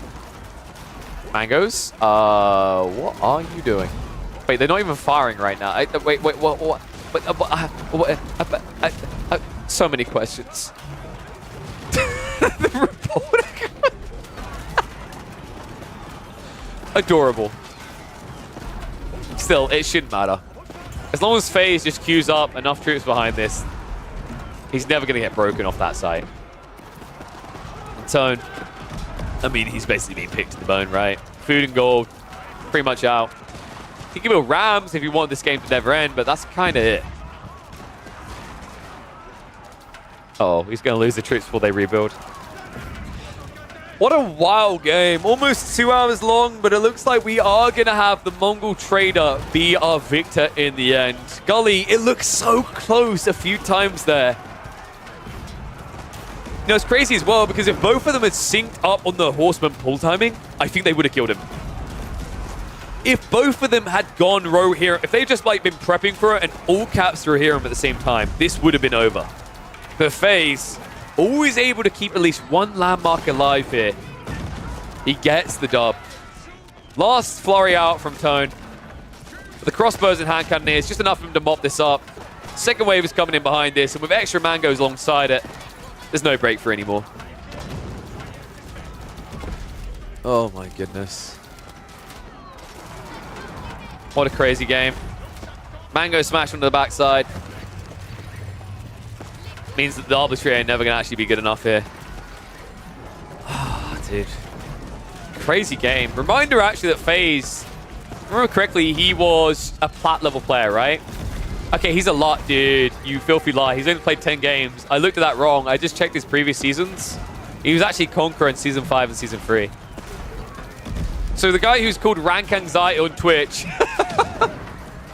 shouldn't have much anxiety over it. Well, maybe right now because he's ranked plat after 10 games, but this makes a lot more sense then. FaZe, not too far behind Gully. And now a mile ahead. Timer should be ticking down very soon. Tone apparently is going to play us to the very end. I mean, honestly, I respect just calling a spade at this point. I guess he's like, hey man, I've been here for almost 2 hours. What's 2 more minutes? I think those things are different. My brain's a bit scrambled after this one. Right now he's like, I should need better KDA. Yeah, good KDA, good KDA. Oh my god. Oh, I think CGQ has a fanboy. GG, there it is. FaZe in the yellow.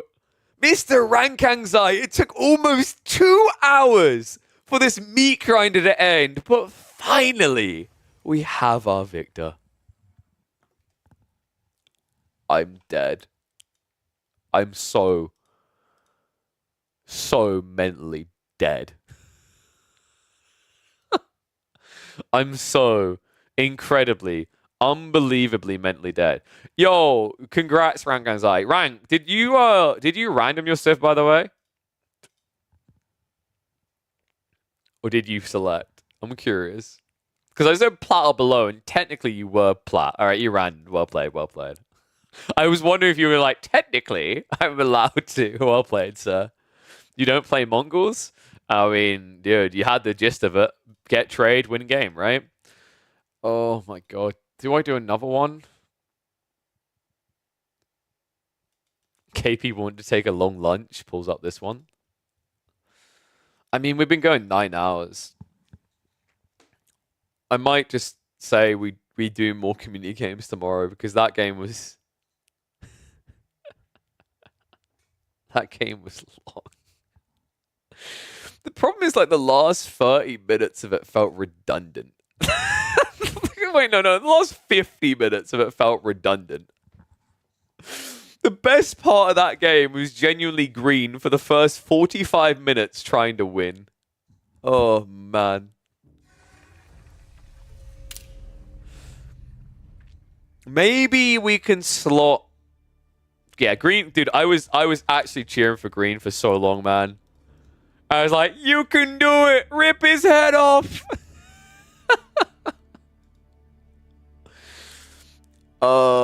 We can maybe do a slaughterhouse, not slaughterhouse, meat grinder game, maybe. Maybe meat grinder for my sanity. That way I know it's not going to go insanely late. What map could we do?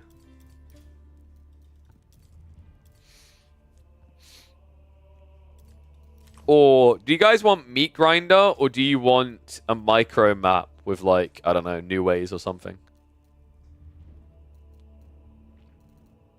Wait, where is Meat Grinder? Am I blind? Oh, there it is.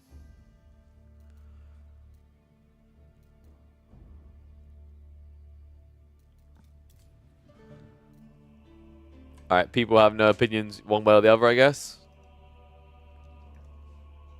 I guess we do... Let's do a micro map. Oh, wait. Oh, dude. Yeah, that works, actually, right? I mean, well, like, some people have different advantages. How does Meat Grinder work? Basically, players get eliminated every X minutes. So, for example, typically what we set it up with is every... So, the timer goes to 10 minutes, and then one player is eliminated, and then every 5 minutes past that, a player is eliminated, is what we do. We could do that. I think small ball throw still works fine, right? I can double check it. Let's have a look. Small ball throw actually might be perfect for this if that's the case. Maybe do 15-minute timer? I don't know. Maybe that gives people too much time. But here, let me start a game. We'll see. Is it based on score? No, it's based on kills. So if you sit there and don't kill anything, you're going to die. That's the way this game mode works. So let me see if it spawns correctly.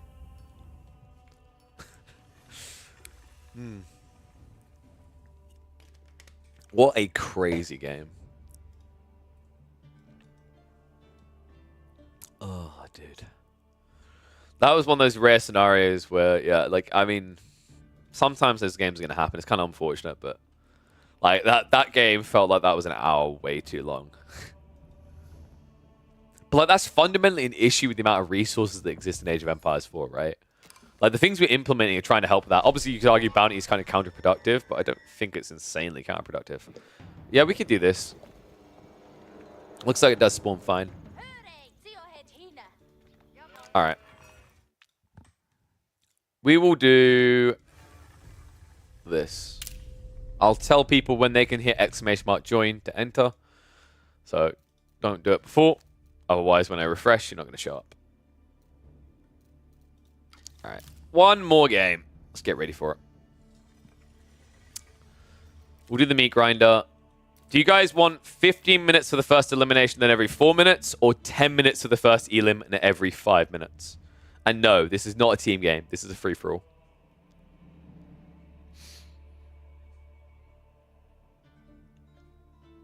So we've got one for 10-5, one for 15. I'm not doing 15-5. No. You don't get that late game. You want that late game? Earn it.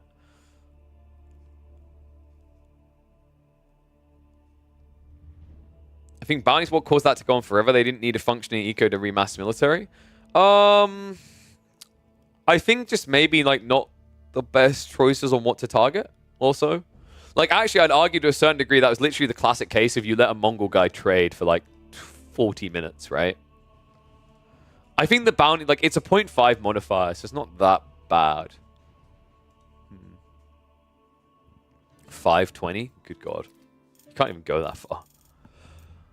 I guess we'll do 15-4.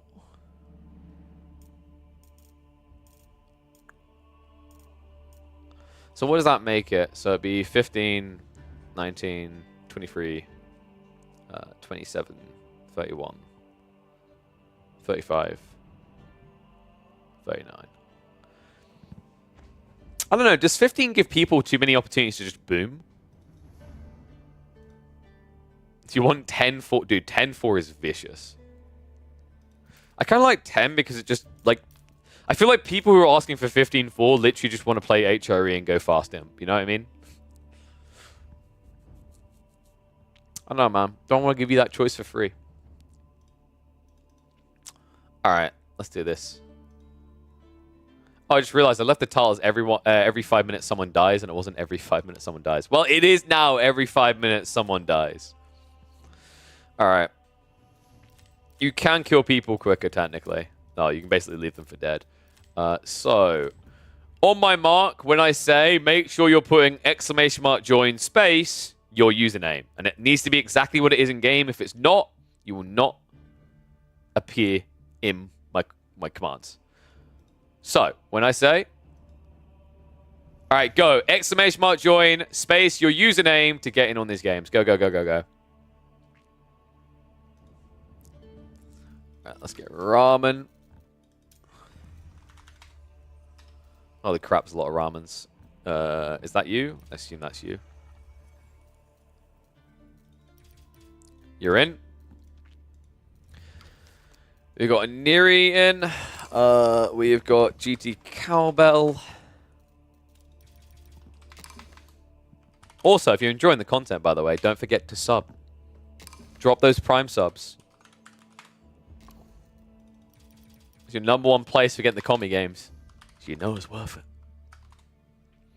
Yes, if you're Diamond or Conk, you have to random. So it looks like we're going to have half the lobby at least being random. So 4x, you're also in. We got room for 2 more.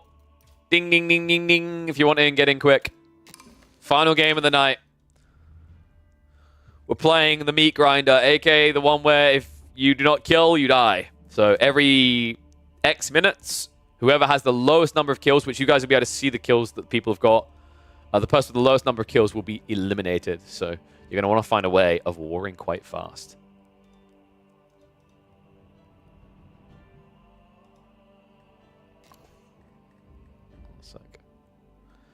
One second, I need to...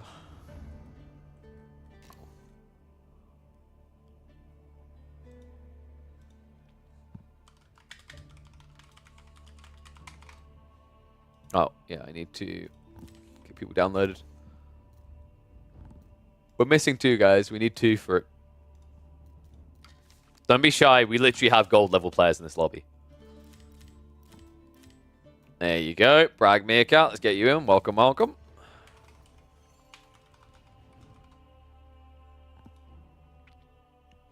Is that correct? Has to be exactly how it's spelled in-game. If it's not, it doesn't show up.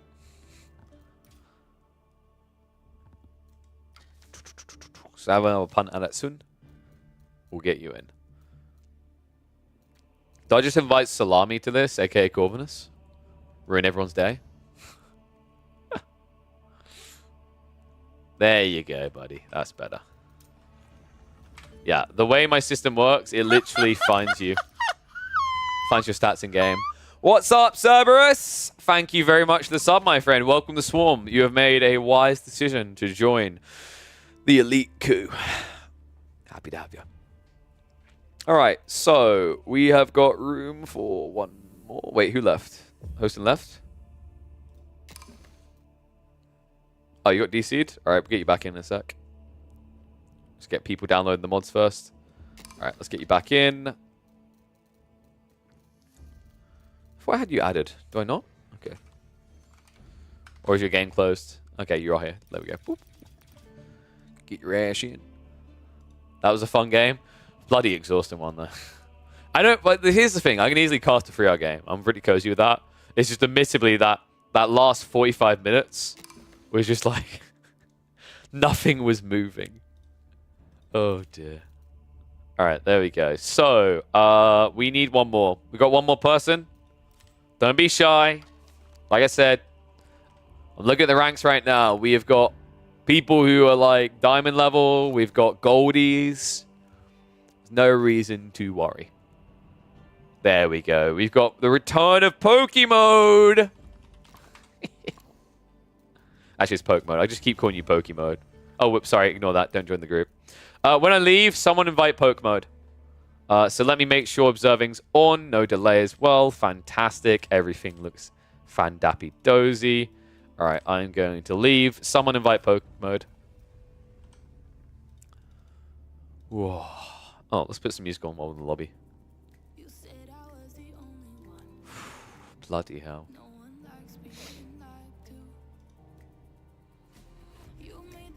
Oh, good fun this has been.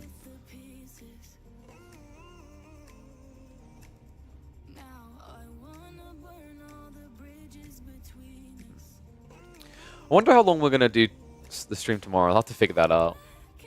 I don't know if it will be a full 9 hours tomorrow. Well, actually, we're going to be like 10 hours at this rate. We'll see. Oof.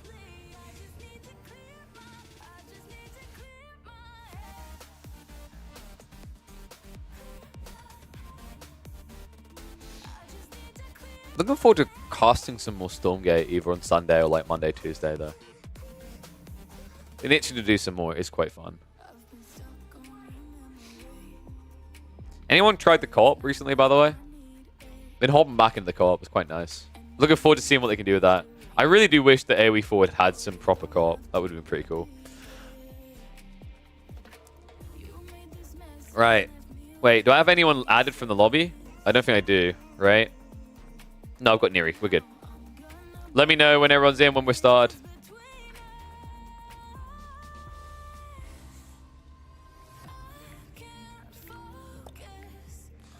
I don't blame you, love. I wouldn't be able to focus after a game that long as well. Hey.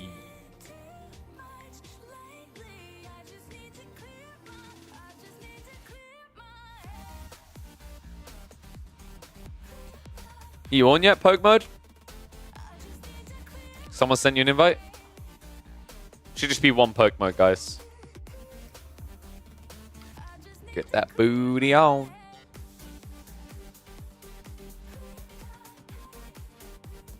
Alright, they're on. Someone invite Poke Mode.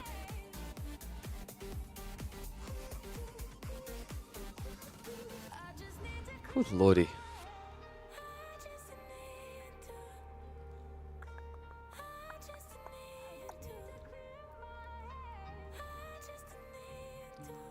You need to re-invite Ramen? Wait, did Ramen get booted? Okay, yeah, re-invite Ramen. I assume there's more than one Ramen, but there's probably only one online. Get their ashes back in, and then we can kick this one off. Whew. Let me take this moment to actually quickly check some messages I had come through. All looks good.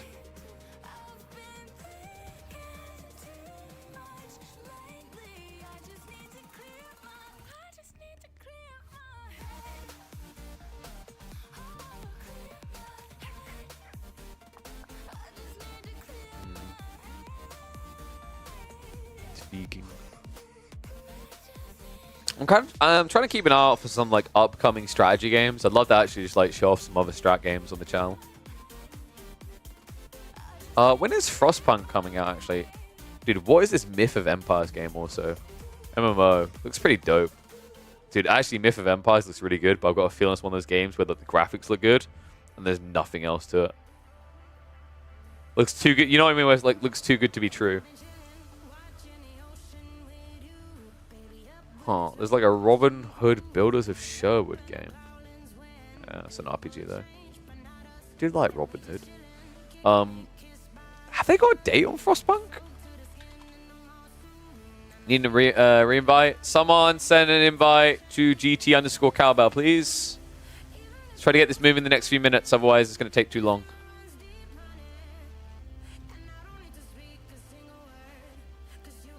So I think Frostpunk 2, if I'm not mistaken, Yeah, they still haven't given a confirmed date, right? I don't know, man. I think we streamed Frostpunk 2 when it comes out. Frostpunk 1 is one of the most incredibly immersive strategy experiences I've ever had to this day. It's incredible what they've done with that game. Game where you go back in time with modern weapons and fight in medieval times. Oh, yeah, I think I saw that advertised. What was it called? I mean, part of me wants to stream that. I just feel like it's not the type of content most of the viewers want to watch. I don't know. Be cool if people would be up for that, though. That game looks hilarious. For those that don't know what he's talking about, literally, it's like the trailer is just there's like medieval knights and footmen fighting, and then a guy just comes by in a 4x4 and runs them all over, and then just starts throwing frags at them. He has like M16s manning the parapets of like castle he's defending. It looks so fun. It looks so fun. Are we starting? A big pog. Okay, we're not starting. Sag. I've been lied to. Been scammed.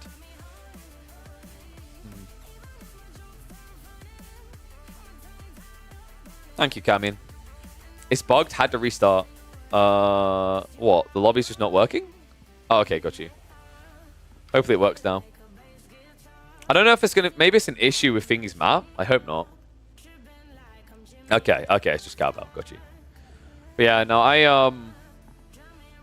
No, I'm hoping we can, like... I'd love to, like, start slotting in some days in the week where we explore new games.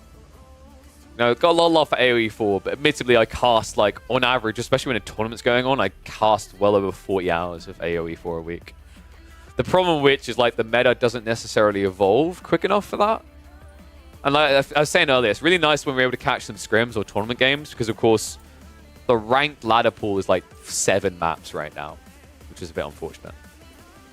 Hopefully we maybe get some more modders coming back to the community soon, actually. That's another way that we can keep it fresh, is obviously having additional mods to play, which is quite nice. It's quite refreshing to see 1 or 2 things that got added here.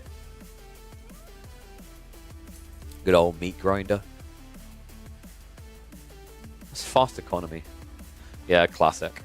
Overburdening the population. No. It's downloading issues? What, still? Okay, we're good. Nice. Fandappy dozy.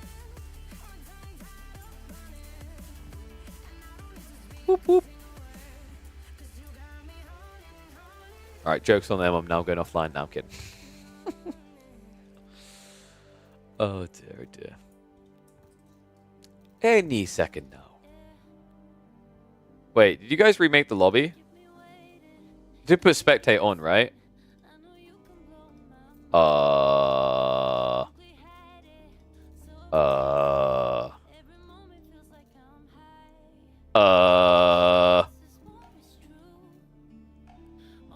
Is the old lobby?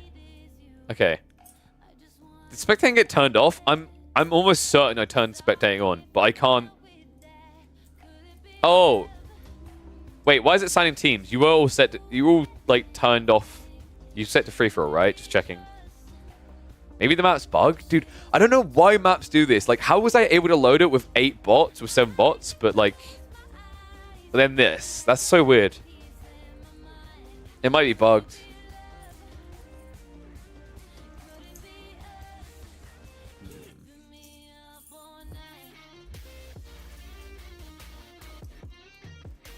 You don't think it's map bug? So many in and out? Yeah, maybe. Ree. Oh, it's gonna take like another 5 minutes or so to get set up, isn't it?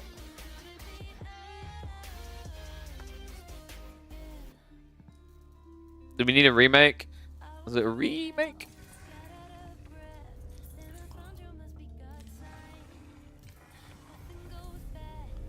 Yeah, I think you have to Alt F4. God, that's a pain in the ass. Alright, we'll try this one more time. If it doesn't work, we'll call it, because honestly, like, with 9.5 hours into stream, my mental for, like, bug fixing AoE 4's busted lobbies is dead. Hopefully it should just work, though. Normally I'd, like, have a bit more, like, bug fixy IT support mind about it, but the problem that I've noticed with AoE 4's entire lobby and modding system is it's genuinely like rolling dice and then predicting the wins. There is no sanity behind it.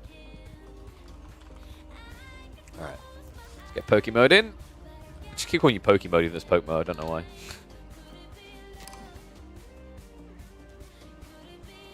Names in chat makes it easy for me. Blimey.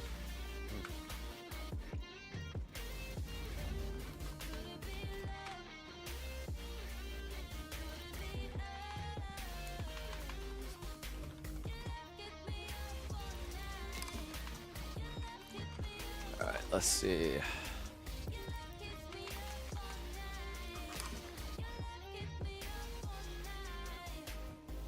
Ramen, you back on yet?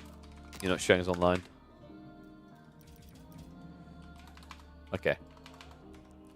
Brag me cat 4909. Did I miss someone? Poke mode is in. Yep. Ramen. That's yep, I'm great at spelling. Not back on yet. Neri, are you on? Neri's back on.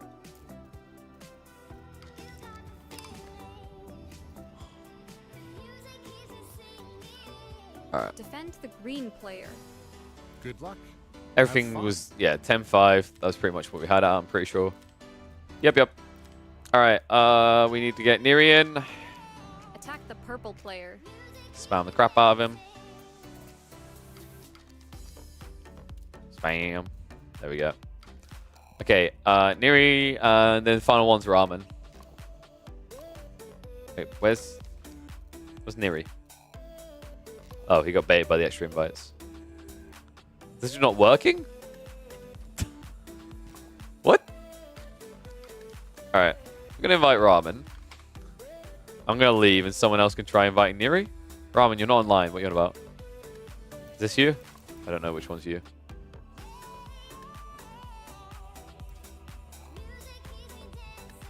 You're not on right now, sir. Okay, there you go.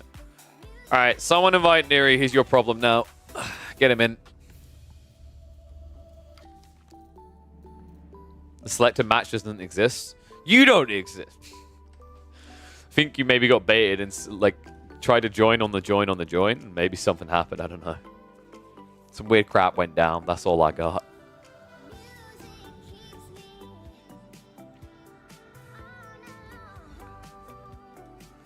Let's see if we can get Neri in. I think he's restarted his game. Give him a sec.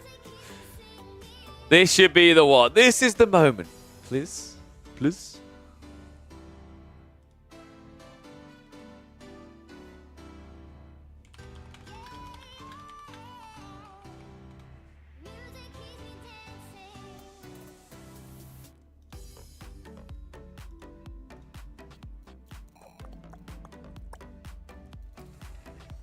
Neri, please.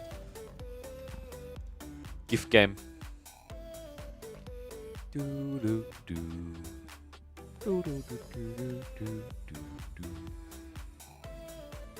Alright, Neri's on. Invite him. Spam his ass until he gets in.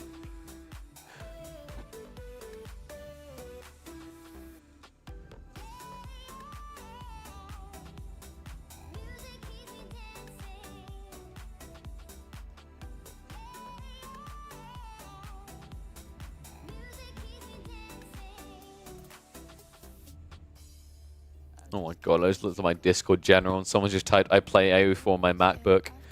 I'm vomiting. I try not to be a PC elitist, but sometimes... sometimes you read things.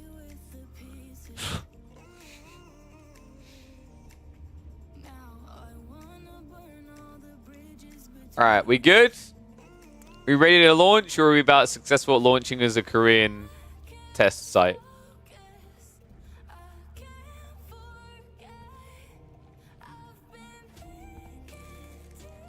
I'm in lazy mode. Let's eat. Actually, I can't be asked to eat one of these biscuits. Trying to be good. Trying to maintain my, like, 8-hour period-ish to eat in. It's working. Big Pog. Big Pog. Big Pog. Imagine if the next generation of Pokemon literally just has a Pokemon that's like, it just says Big Pog. Like, it's just called PogChamp. It just genuinely says Pog, Pog, Pog. That's going to depress me. I hope that never happens. Now you're the only bottleneck. Oh no. I mean, when Hosen's our point of our point of integrity to not fail was screwed, man. I saw what he added S-Slaves to civs, dude. Like, they explode. GG. He added elephant shit. Okay, no, actually, that was a good call. All right, we're good.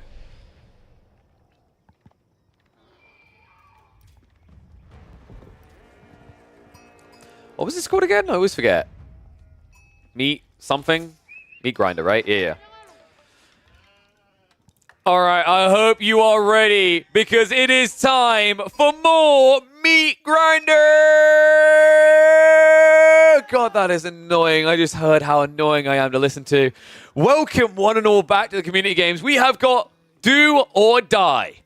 Every X minutes, an person in this lobby, a filthy little camper, if you will, an idle AFK who just wants to boom and doesn't want to kill a soul, is gonna die. We are playing the Meat Grinder mod, courtesy of, I forgot his name again. Blah, apologies, I'll remember it next time.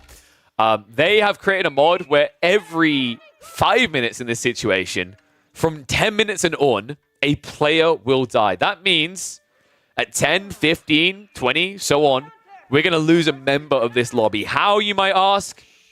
By deciding who's not spilling enough blood. We are basically a blood for the blood god lobby here. The way this mod works is every 5 minutes, starting at 10 minutes, each player who has the lowest number of kills will be eliminated. Instantly, no mercy, no comeback, no take-backsies.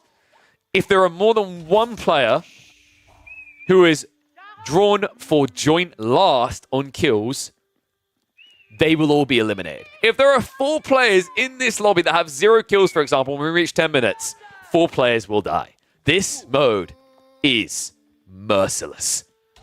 Let's intro the players. Over here, playing as the blue and the Marlians, we have got Neri down to the south side of him. We have got Bragg Meerkat in the pink as the English. Ramen is going to be playing in the orange as the Order of the Dragon. Gold Genius making a resurgence here as the French in the purple. Another Frenchie, Poke Mode in the green. And then Roos is going to be manned by 4X. Finally, rounding us out, we're going to have Hosin in the Byzantines in the teal. And then finally, it's going to be GT Cowbell in the yellow, also playing as the Marlian. So double Marlian, double French here. A little bit of variety amongst the remaining 4. Interesting lobby, actually. Like, overall, rank-wise, we've got, I think, if I'm not mistaken, it was 2 conks in this lobby. We've got Ramen and Neri. And then I think we have about 4 diamonds, a gold, a plat, and I think that brings us to the count. Guys, we're like almost 10 hours in. If you guys are actually watching this on a recording later on, you should be watching this live. We've been doing insane things right now. This is just one of many different crafty little game modes we've been discovering or coming up with ourselves. And I'm excited to see what happens on this one. This map was, of course, one of the creations by one of our community members, Ball for All, they called it. It's a small map. You can see that although it is the size of an 8-player map, it is much smaller than that. You cannot get out into this area because we are not playing Stormgate. There is no such thing as a flying device. The closest you get is the giant ball of rock flying towards your face. And good question coming in. If you eliminate someone, will someone be eliminated when the timer ends? So funny thing is actually if you completely kill someone, they don't get eliminated. So like, if you take out the landmarks, they don't die. The way you kill people is by making sure you have spilled more blood for corn. That's the way we do it around here. I love this start. 4X immediately moving the center with a Kremlin drop. This is what I want to see. Aggressive maneuvers. Neri doing the same thing. Not seeing the same extent from Ramen, but we forgive him. He's playing Order of the Dragon. It has to be only an outpost. Meanwhile, some players playing a bit more cozy here. I'm surprised we're hosting, going for the Grand Winery, also setting up here. Honestly, this game mode is a phenomenal game mode for Hippodrome. It makes so much sense because well, you're able to keep your units alive for longer and trade better against the enemies. So a little bit surprised he chose Grand Winery, especially considering there are no berries in here. Little note about this map, each of these little pockets has different resources in them. Some of them are scam trains with a lot of relics involved. Others have a little bit of shoreline fishing, and some just have fat loads of rock to deal with. So every player got something a little bit different. It's not meant to be balanced. We don't care. Like, anyone who wants to take a deep breath and go, this is outrageously unbalanced, it is a free-for-all. It is a messy free-for-all. That's all I want. I'm here for the entertainment value. The ball pulls right now. I love the fact that they're all griefing each other with their scouts. So that's why this is called Ball for All, by the way. Originally, this map was envisioned to be basically a bunch of ball that made it easy to aggro everywhere on the map. Funnily enough, actually, it ended up being designed more like Glade in a micro form, which I absolutely adore. Tech Up's coming out. Weirdly defensive for GT Cowbell, but if they plan to just go maybe fast castle behind this, it does make a decent amount of sense. Keep in mind, every single little pocket does start with a gold vein, so you're able to play your game. Same with the stone, right? It's just the quantities are a little bit different. As well as the spice on top. Like we said, some do not have berries, some are going to have deer instead, etc., etc. Ramen. What do you got, Wolf? It's going to be the Mine Work Pass. Already got a few people on the stone, so we're probably going to see some placements coming through. Already taking some serious damage on these villages. Courtesy of the fact that he went for a boar with only a handful of villies. The wall in now coming out. Remember, 1 kill can be the difference here, by the way. We are now 4 minutes away from a player being eliminated. This is so important to remember. If there's any player in this lobby that has got 0 kills, any other player who also has 0 kills, and they're looking at each other going, right now, we're safe. No, you are not. If one player in this entire lobby has a kill and everyone else has none, 7 players will die at 10 minutes. Get your predictions in now. We've caught some of the action. We've seen some of the attempts. Who are we saying goes out first? Choose a color. Actually, wait until a minute before. I don't want you guys to jump the gun. I feel like I'm baiting you this early on. So we are going to get Neri adding in the Cattle Rancher. So pretty much just playing your standard Boomy style. It's very important that if you want to take this greedy approach, you need to snipe a unit or 2. That's where something like Javelins is quite effective because their ability to reach in, even underneath defenses quite easily, with all that armor, it means it's unlikely they're going to die. Love this raid attempt by Gold Genius. Is going to back away just in time. It looks like it was a scout for a villager trade, though. So doesn't put him ahead on points. That's problematic. I love the fact that red is just restricting green in the corner. It's not the end of the world for Pokemon. Pokemon could still go up to Castle Age. They can still try to get a keep drop. They can get relics. They can eventually chop through these tree lines as well. Some of these tree lines are thinner than others, by the way. So like this one is, I think, 4 trees to get through to red space. This side would, of course, be a lot more like 9 or 10 trees at least. Some are unchoppable, as you can see here. So it's it's varying. I like it because it's always a different way for you to have to play game to game. Like charge in. It's going to be forced back again. So we have actually got Lombos now coming out. Up against Javelins, that's dangerous. Neri, you can easily win this fight. A bad one here for Bragg Meerkat to be taking. Looks like he will get out of range just in time. The problem is the Javelins, of course, do chase you down. It's a mere baby level 1.12 movement speed. And also the griefing Ramen comes in as well. Well, I think it's fair to say that Neri is safe. The question is there a player that hasn't killed anything yet? It looks like Yellow is making moves. I'm wondering if Teal has gotten any kills. Hosen, he's next to a Malian player. This is very difficult because he didn't go for the Hippodrome. And he can't play the play on the left side because the Kremlin will kind of catch you as you run in. And the wall's now going up guarantees you can't do anything. Forex also now going up in age. Get your guesses in for what this high trade house is going to deliver. Who knows? If you're watching later on YouTube, maybe drop a number. Flex it. Say you've done it beforehand.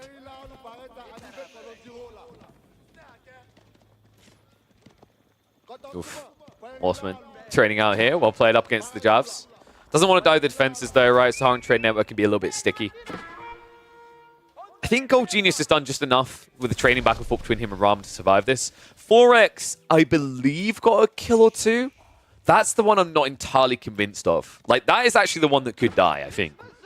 It's between him and Teal. I don't... Okay, now he's getting some kills like this. Like, Green going on like this. You can see he's desperate. Pokemon needed some kills. The question is, did he get enough here? He loses one knight in return.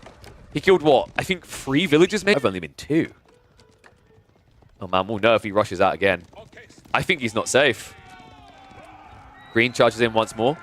Dude, this is so difficult. Remember, the Kremlin, it has the castle turrets, so there's attacks coming out, doing a lot more damage. And also, keep in mind, poke mode is diving this without undermesh. So all they're doing is guaranteeing that red doesn't die. The question still is whether they've done enough to protect themselves. Nice little trade over here with the archers. Looks like a few spears going down, so I think teal might be safe. 20 seconds away, guys. Here we go. Get your predictions in. Choose a color. Point your finger and yell death. It's got to be teal or green, right? Teal, green, or red. I think red is just safe with those trades. Just about. Has to be. I mean, green looked desperate there, though, right? Oh my god! It was purple! What? I thought they charged underneath the outpost more, but I guess the villagers with triple outposts, you couldn't get anything. Wow, dude, that's so harsh. So something to keep in mind is right now in this game mode, and I do need to talk to the creator about it. Order the Dragon may be a bit strong because I'm pretty sure the kill counts count as individuals. They're not based on pop. So, like, technically, it's very hard to get a lead killing Order the Dented units. Sure, villagers only count as 1, but remember, they cost a lot more, but they have more health for it. 65 health compared to 50, so a lot harder to kill. First player out there. And we're already about to approach the 11-minute mark, so only 4 minutes away from another player being eliminated. Looks like there has been a chop through. I love this, Neri. Oh, he forced this. Okay, that's very creative. Remember that the Malians is one of the hardest counters for English. So instead of coming out into the mid-map where he might get backstabbed, Neri's trying to turn this into a one-on-one through the tree line. That's very creative. I love that. Second TC is coming up from Brag Meerkat, though.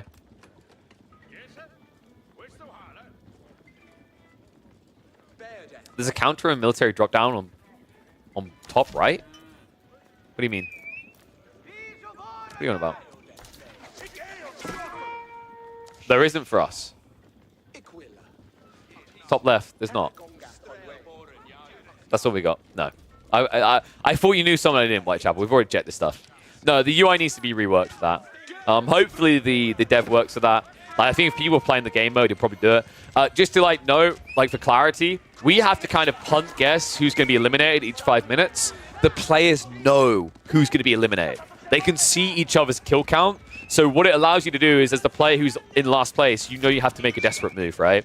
Those are the kind of cool details that's quite interesting about this game mode. It just shows you all those details. So you can usually tell by who's laying back, who's not trying to aggro, who's safe. Neri, interesting choice here to get trades. The funny thing about this, by the way, is this isn't bad. In the idea of him going in to kill units of Pink and Pink killing him means both of them are safe. It means players elsewhere on the map are actually in danger. I'm a bit worried Red hasn't got enough kills yet. This could be a big raid. It could do a lot of damage to Pink.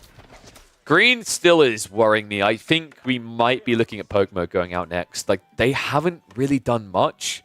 I was expecting them to use this time wisely to go into Rams and break the Kremlin, but they never done that. Night raid in. It's only Lombos, though. That's going to be some decent trades. Pink is definitely surviving this. No. Whoa. Guys, you're looking at this wrong. Pink isn't getting bullied. Pink is being protected. Everyone saw Brag Meerkat. They're like, we love you, buddy. We don't want you to die. We're going to attack you so you can kill us and we can kill you. And then we all get to survive. Isn't that wholesome? Okay, no, they're actually being so cruel right now. It kind of makes sense. You don't want to clash with Green because it's French Knights versus Roost Knights, and Roost will just lose that. You don't really want to go after Order the Dented when they just have all these static defenses. Your torches aren't great at breaking it. So I guess it was the most logical play in his mind. The funny part is if he went after the Malian instead, Neri would have just died. Neri has no protection. He just has javelins. That would have been the death of him. Instead, he gets to live, and now he's able to get Donzos prepped in case they are needed.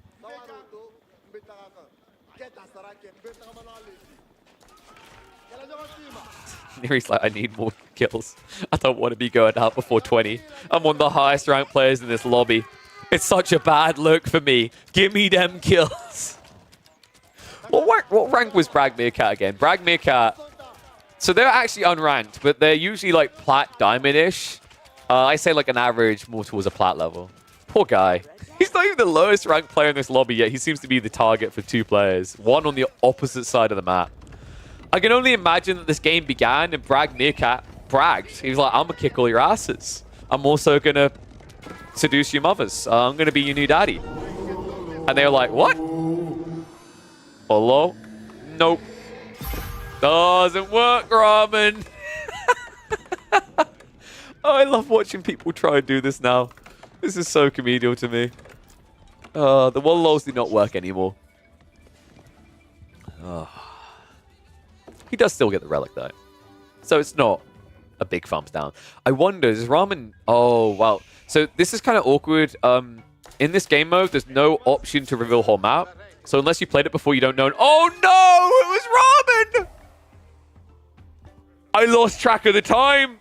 I thought he was safe. How the hell has Green killed enough?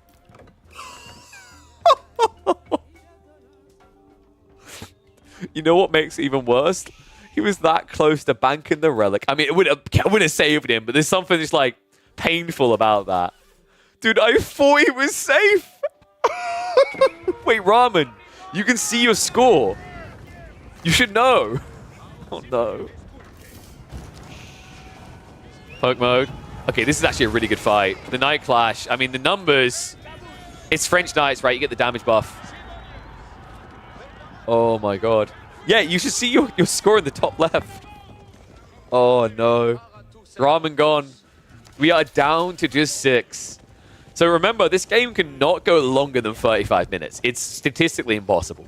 That is our threshold. It can end early if people surrender, because that can skip a kill timer, but you could have 2 people like, well, no, sorry, it doesn't skip a kill timer, which means you'd shorten the game by 5 minutes. So now you got to ask who's safe and who's not. I can't imagine that Hosen's safe here. Like, Yellow done a little bit of trading, but compared to the brawl from Red and even Green apparently just tickling his way through into enemies. I love the fact that, by the way, he's moving into the base of a dead guy. I don't even know if this is intentional. I imagine so because he's out of gold, right? Yeah. So this is strictly out of a need to get more gold. Otherwise, he can't build more knights. Right, meanwhile, goes in on Yellow. I actually love that Forex is doing this. Forex is locking himself into the late game. This is really crafty. Dude, like, this is why I love this game mode. You know how, like, some, it's just kind of like, oh, if you attack a player, oh, I've got an enemy for life, I need to attack him. No, in this game mode, it's like, oh, okay, we're attacking each other. Okay, now we're both living longer. That's good. And now he shifts over to the Malians as well. This is sick by 4. 4X, who... What rank were they? They're Diamond. They're Diamond, but here's the interesting part. They were Season 5, Season 4 Gold. They don't actually play that many games per season of ranked. It's pretty impressive. Still, one thing you have to be careful of is as you do this more and more, you might make more enemies. Luckily for him, Hosen remembers his first. Cowbell just lost the entire army, and now Hosen is coming in for what's left. Oh my god, the timing! Green marching out in the meantime. Rams are moving for the Kremlin, but I just not supported by enough here. Bit weird, actually. With this many knights, I thought there'd be a harder commitment coming out. But weirdly enough, he's quite scared. I mean, for good reason, actually. I say weirdly enough. It's knights versus few-age knights, right? Like, it's one of those dicey things. I think the reason why he's held on is that initial charge damage keeps him in it. But now that Boy's Fortitude is there, 4X could very easily kill off Poke Mode. Poke Mode is adding in extra TCs. Has he done enough? Has he saved himself? Oh my dear god, I can tell you who definitely saved themselves. The Byzantine player is going nowhere. Cowbell. Oh, he's only got Cowbells left here. Army's pretty much gone, right? Yep, 4 military, 37 eco. This is the end of Yellow. Backstab comes in from Red, though. 4X. Dude, this guy has no chill. Everyone turned up to the dance floor. Some people like cha-cha smooth. Some people like do the Congo. And then there's just 4X. He's like, let's do the flail aneurysm. Let's do the flail aneurysm. What's that move? You just swing around attacking everyone, screaming. Oh my god.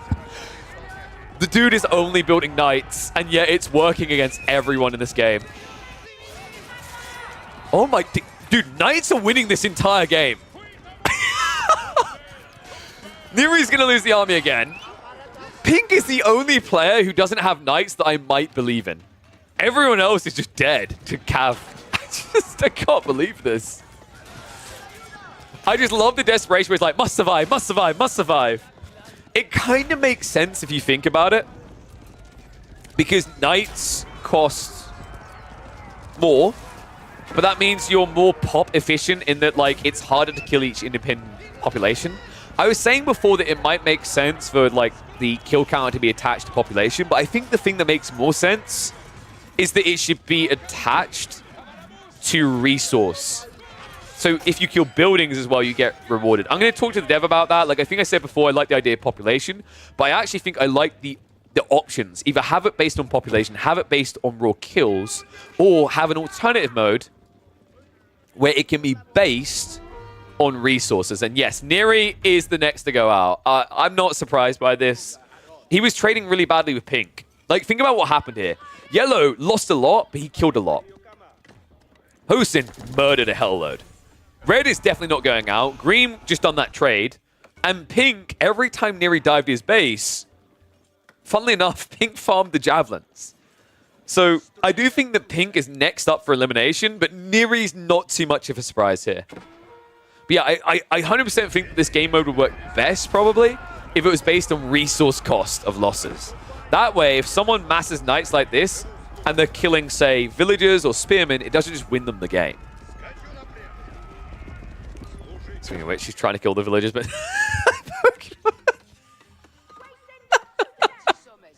He'll never suspect that I'm in the body of the first player eliminated.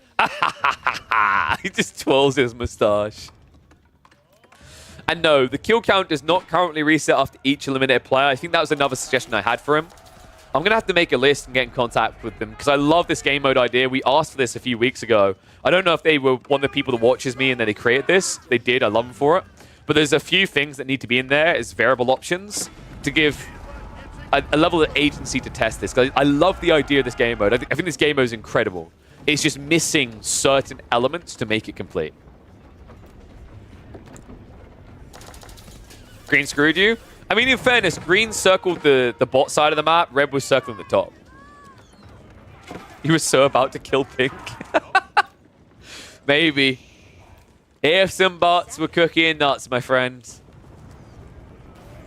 I'm liking Hosin's odds here. Like, you know, you're up against mass cav from 2 players, and you could just spam into spears, right? It's not a bad idea. However, that is a lot of knights and not many spears. Hosin, you need to hurry up, buddy. I hope he's got the Dialecticus ready to go, because if he doesn't get the unlock in his spears, it might be too late! Oh no! Hosin! That's all the army going down. There's no way he trades this well. Dude, I actually love Forex's approach with the Rus here. Like, we already highlighted that Heavy Cav is very efficient population traders. Think about this at this stage in the game, though. Boy's Fortitude makes it the most efficient population trader that's affordable. If Hosin could have gotten up in the Castle Age, we could be looking at Cataphracts. That's a different matter, but there's no way he was going to get there with this pressure that came in from Cowbell and then followed up from Forex. Forex is now starting to make Hosin look a bit forehead. There's no hope here. Hosin, all of a sudden, I actually think that Brag Meerkat has a better chance of surviving elimination. Akato's going to get activated. You don't do anything, though. Like, no. No. Hosin, no. He's like, but they have spears. Why are our spears so sucky? I mean, in fairness, your spears as villagers is the equivalent of taking a small stick, taking a butter knife, and then duct taping a butter knife to a stick. It's probably not going to be very effective against heavily armored knights, if we're being totally real about this. Meanwhile, little backstab coming in. That's not a lot of spears. He's backing up there. Has he got... Wait. Okay, only... That was a very fast attack speed. I thought he had network of citadels for a second there. And oh my god, the keep drop! Poke mode! What? I can't believe he just tried that. Dude, is it me? Or does Brag Meerkat suddenly look like the strongest player? Like, it's kind of feeling that way, right? 4X, he's killing off Teal, but he's spent a lot at that. The health bars aren't looking that great. I mean, English with spears and attack speed are going to do a lot of work. It looks like the keep is at least going to go up, but poke mode. Oh my god, the villagers, they are going to be protected. Pink will have to back away. Keep in mind that green does not have much, though. Poke mode. Military is 17. It's just these archers. There's nothing else. I genuinely think if Brag Meerkat just continues on this path, they are looking next to unbeatable. Because 4X doesn't even know what a siege workshop is. Right? They literally understand stables and stables only. So if they just continue to scale like this, and they go up against Longbow Spear, they're going to die. They need mangonels to deal with what Pink is doing here. And wow. Oh my god, it was poke mode! Dude, I've got to keep an eye on this. I wish I could make this timer bigger. I'm leaning back in my chair. I'm not paying enough attention to this. Another player down. Okay, who guessed that? Like, we thought it was going to be Pink, but those kills on green, I think, just pivoted it. To me, Brag Meerkat is looking pretty cozy in this game. I think Cowbell should be next out because he's been kind of boxed in for a while. He did trade a lot of military for military, but he's been out of the running for a while here, right? So, like, ultimately, I'm expecting the order to be yellow and last, followed up by teal, then pink, and then red at this point. And red's building a bigger lead, folks. So one problem that pink's going to have is the more he sits back like this, the bigger that lead gets. What could easily happen at this rate is you could get to a stage where 4X and him are the last ones alive. And even if you kill 4X's army, it's not enough kills to get you over the hump. And you can't rush landmarks because landmark victory is turned off. So if 4X loses all these landmarks, he doesn't die. He still exists until the timer.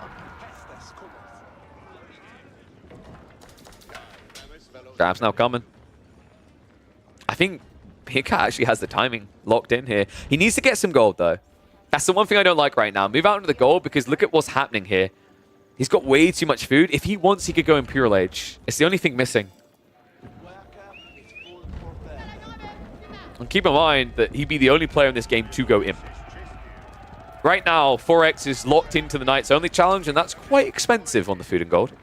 Kind of keeps you away from that final age. Oh my god, dude, I love... Yellow's going in for the finishing blow. Cowbell. He's going to find a grand total of 5 villages. I don't think that's going to be enough to save him from elimination. Who knows, maybe. Oh, wow. Dude, Hosin deleted them.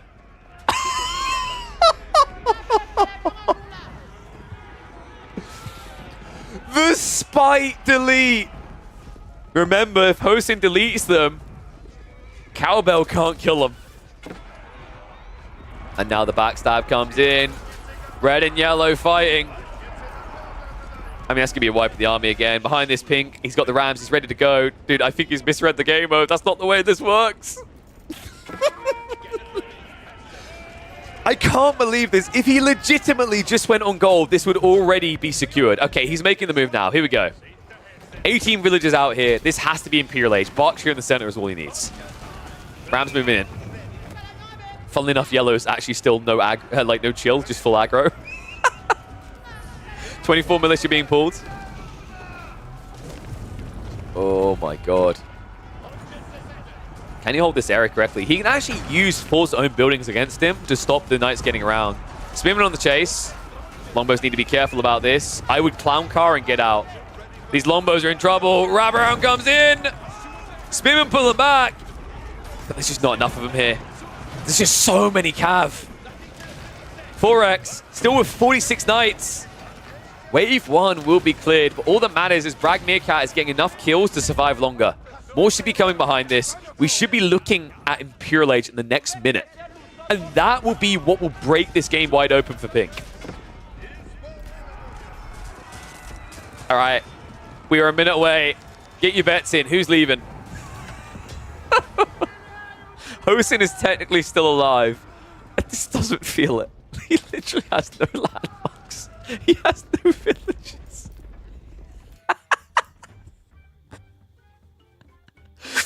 He's a zero population gamer. Ah, yes.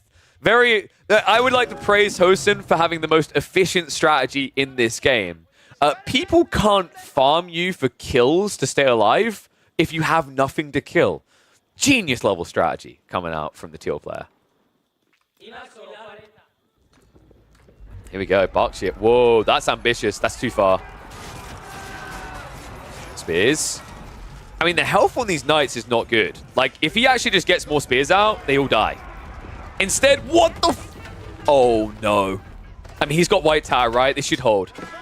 But this is so ugly right now. Brag Meerkat, he will hold on, folks. Don't worry. If you're a big fan of Pink right now, Neri definitely isn't, he's not going to die. The Knight Coward is barely alive anymore. Down to 20. He only has, like, a grand total of 21. I actually think that Brag Meerkat's guaranteed to win now. Forex is at least teching up. Looks like he's got what he needs together. In fact, is it going to turn into a race for a landmark in the center? No. He cancels it. Hosen's out. So we didn't even care on that one. Yeah, I don't know why. It doesn't announce it in-game with eliminations. I'm used to the big ping pop, but it just doesn't come out here. But another player down. Now there's only 3. Did I say it could be a maximum of 35 minutes? Sorry, I meant 40, right? Yeah, 10 for the first elimination, then 5 each afterwards. So this is, like, interesting, right? I like the idea of this kind of game mode conceptually, because it means that when you get into free-for-all, there's no risk that you end up in a 2-hour-long wonder slog. Like, you're getting in, it can be a maximum of this. And that is a promise. That's cool to me. You know, funnily enough, I actually think Red might be going out in 3rd. Like, I legit think Red might just die next. Marlins might outlive him. Cowbell has a better army now. Forex is trying to go for a tech up behind this. But, oh god, dude, that Spaskai does nothing for you. Wall's going down. Once that breakthrough occurs, I mean, the eco is just going to be hemorrhaging. Pink behind this is just cozy. It's Kushki. Well, oh, wait, what? Oh my god! That was so close. Now, interesting thought here. Because Brag Meerkat is close to pop, would the extra conversion attempts been counted as kills? I'm wondering on that one. All right, who are we thinking is going out next? I've already staked my claim that I think, surprisingly enough, despite Forex's best efforts rather in the other game, I think he might be dead next. Yellow is actually going to get what he needs for Imperial Age, so it looks like we are going to have a freeway Impa. Dude, this Berkshire is so annoying. Well, that's one way to protect yourself. Berkshire's kind of nutty in this game mode, isn't it? All the freebies? Oh, man. And Cowbell's like, I can't think about Siege right now. I need more kills. All right, Cowbell is definitely in 3rd place. Like, the way he's trying to attack again, he needs more kills. You can tell. This is the interesting thing. Even without the UI, we can kind of tell who's going to die, right? At least when you get down to, like, the last 4, it's quite obvious by the moves. Donzo looking for freebies. Archers can start to dive into the economy. Cowbell. Wow, that Great Bar took a long time to build. Donzos will turn around for the engagement. Villagers now in trouble.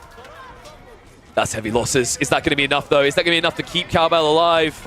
Was that about 10 villagers plus going down? But now you've got this awkward predicament, right? That Spasskaya might keep Red alive, because the issue you now face is if you dive to kill what's there, the cannon emplacement's going to kill more of you, which means you're going to be trading at a disadvantage in kill count. Kill count is all that matters here. I mean, even this feels really bad. This dive underneath the TC is costing him a lot. I legit actually think Yellow might be dead. He's floundering like a fish right now, man. Rename Cowbell Magikarp because this is not looking good.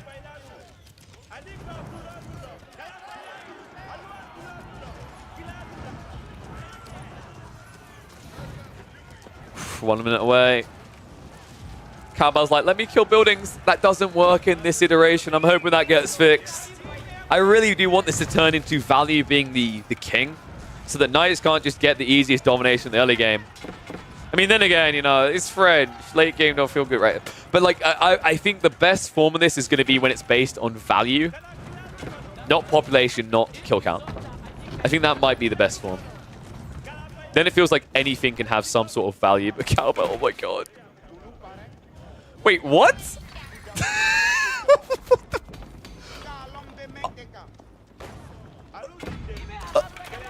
Okay. Well, nice knowing you, Cowbell. That's one way to leave your mark on this this game. Meek Rider. You either kill or you are killed. And unfortunately, in this game, he tried to kill a bit too late. 4X will survive. 2 left over, folks. Brag Meerkat versus 4X. And considering that Brag Meerkat hasn't even tried to move forward, I have a feeling that he might have more kills. Let's find out. Let's get committed to the fight. Spears chasing on. Bombard needs to move into the Sky Tower. This is not optimal right now, what he's doing. He's basically feeding over kill points. That could be the difference. Just get Bombards in range. Make this clean. Don't make it dirty. Knights getting baited into. I actually love this. He's just holding him hostage right now.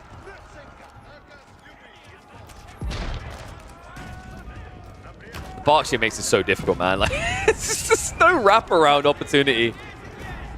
Circling like a shark. But another person who just looks like a magic up. This is it. There's no coming back from that. I can't see a way in which Pink loses this. Going to try now with the charge in. Has to just hit it. Just one more tap, but he can't get it. Bombard stays alive. No doubt the kill count is even further in Brag Meerkat's favor now.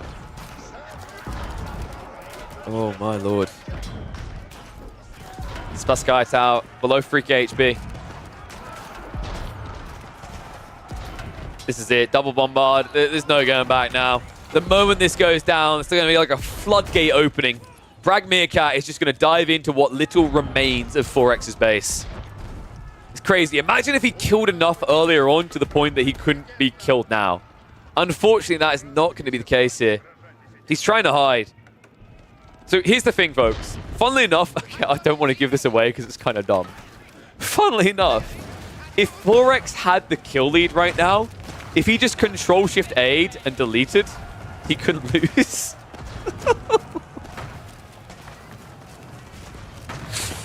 I'm wondering actually if deleting units needs to be disabled in this game mode somehow because of that.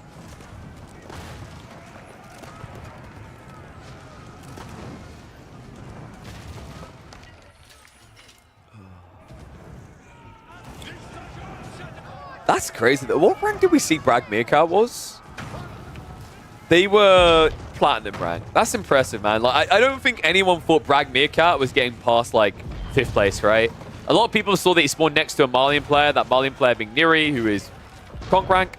They thought that was pretty much GG. But they clawed their way back into this. Even after those early raids, they managed to trade well enough for Neri to stay alive. They went for the free TC boom into the White Tower security. Now in this late game, I mean, sure, early mid-game, Cav amazing. But in late game, the power of the spears and lombos is undeniable. GG comes out. It's going to be a win for Pink. Sick performance by Meerkat.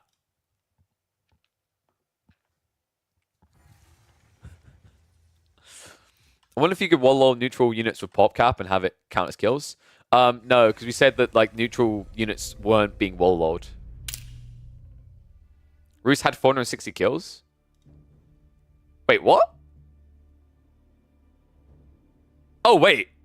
Wait, did Pink GG out? Did I misread that? Oh, no.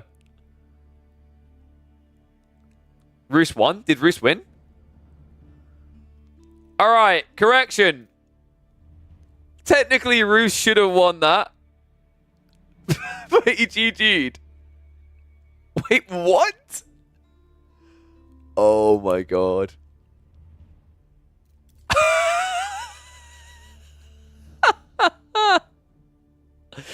Yeah, in fairness, I have said the way that that game mode should work is it should legitimately reset people. It should reset the scores. Wow, dude. I can't believe that. Okay, that will definitely be the last one. I'll let you guys just cook on that. There's no countdown? You thought it was over? Oh, no. Oh, no. Wait, maybe? Is it? Is there a final countdown then? Because the last game... Okay, Hosen, last time when it was you versus Gully, did you wait for the timer? I can't remember. There is. Okay, you did wait for it. Okay. Yeah, I'll have to talk to the dev about that. Like, I think, yeah, I think value would be the best form of that. That is a really fun game mode, though.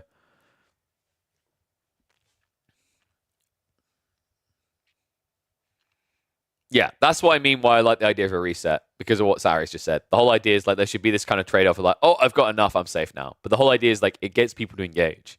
It's like a auction in that way, which I quite like. Oh man. All right, guys. That is going to be it. It's been a very fun 10-hour stream. All I'm going to say is if you're not subbed, why not, dude? You telling me you ain't getting value? You ain't getting entertainment? 10-hour streams? 30+ hours a week? Pfft, where else but here? GG, folks. I'm going to find someone to raid now, and then I'm going to go chill. We should be back for a stream tomorrow. I don't know if we'll have one as long as 10 hours, because I've got a cast on the weekend as well, but we'll see how long we go. Let me find who we can raid. Oh, man. Fantastic stream, as always. Let me see. Let me check who we got in the directory. So, oh,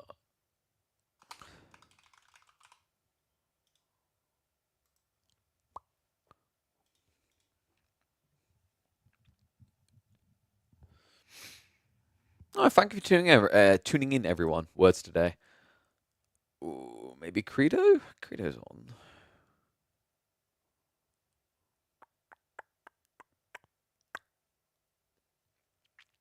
Is there anyone new that we've seen before? Don't think so. Maybe. You know what I'm going to do? I am going to...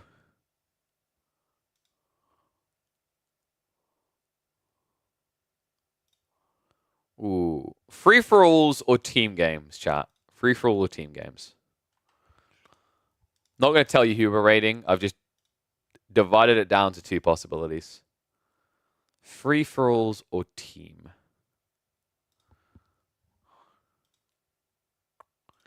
A little bit of team.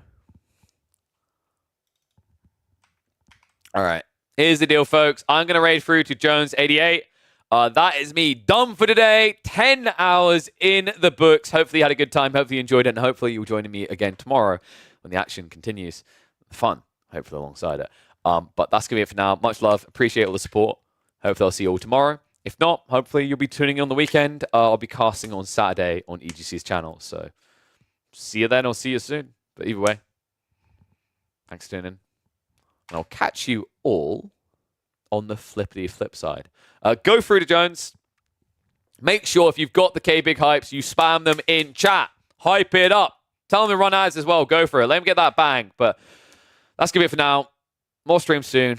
Catch you all on the flip side. Doodaloo.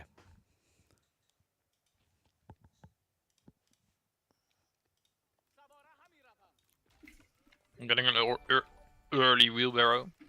Killer Pigeon with a raid. Thank you so much for the raid, sir. How was the stream? How were the casted games? Welcome, everybody. JP, my man. And we're doing some team games over here. Some 2v2s. Trying to work on my deli skills. Wait, which ones? The so far non-existent ones. I did make an elephant against Couch Tomato with the joust earlier, so that was nice. Oh, nice. I'm getting those dumbos going. We Oh, love some stream's good still elephant going. gameplay. Bye! Yeah.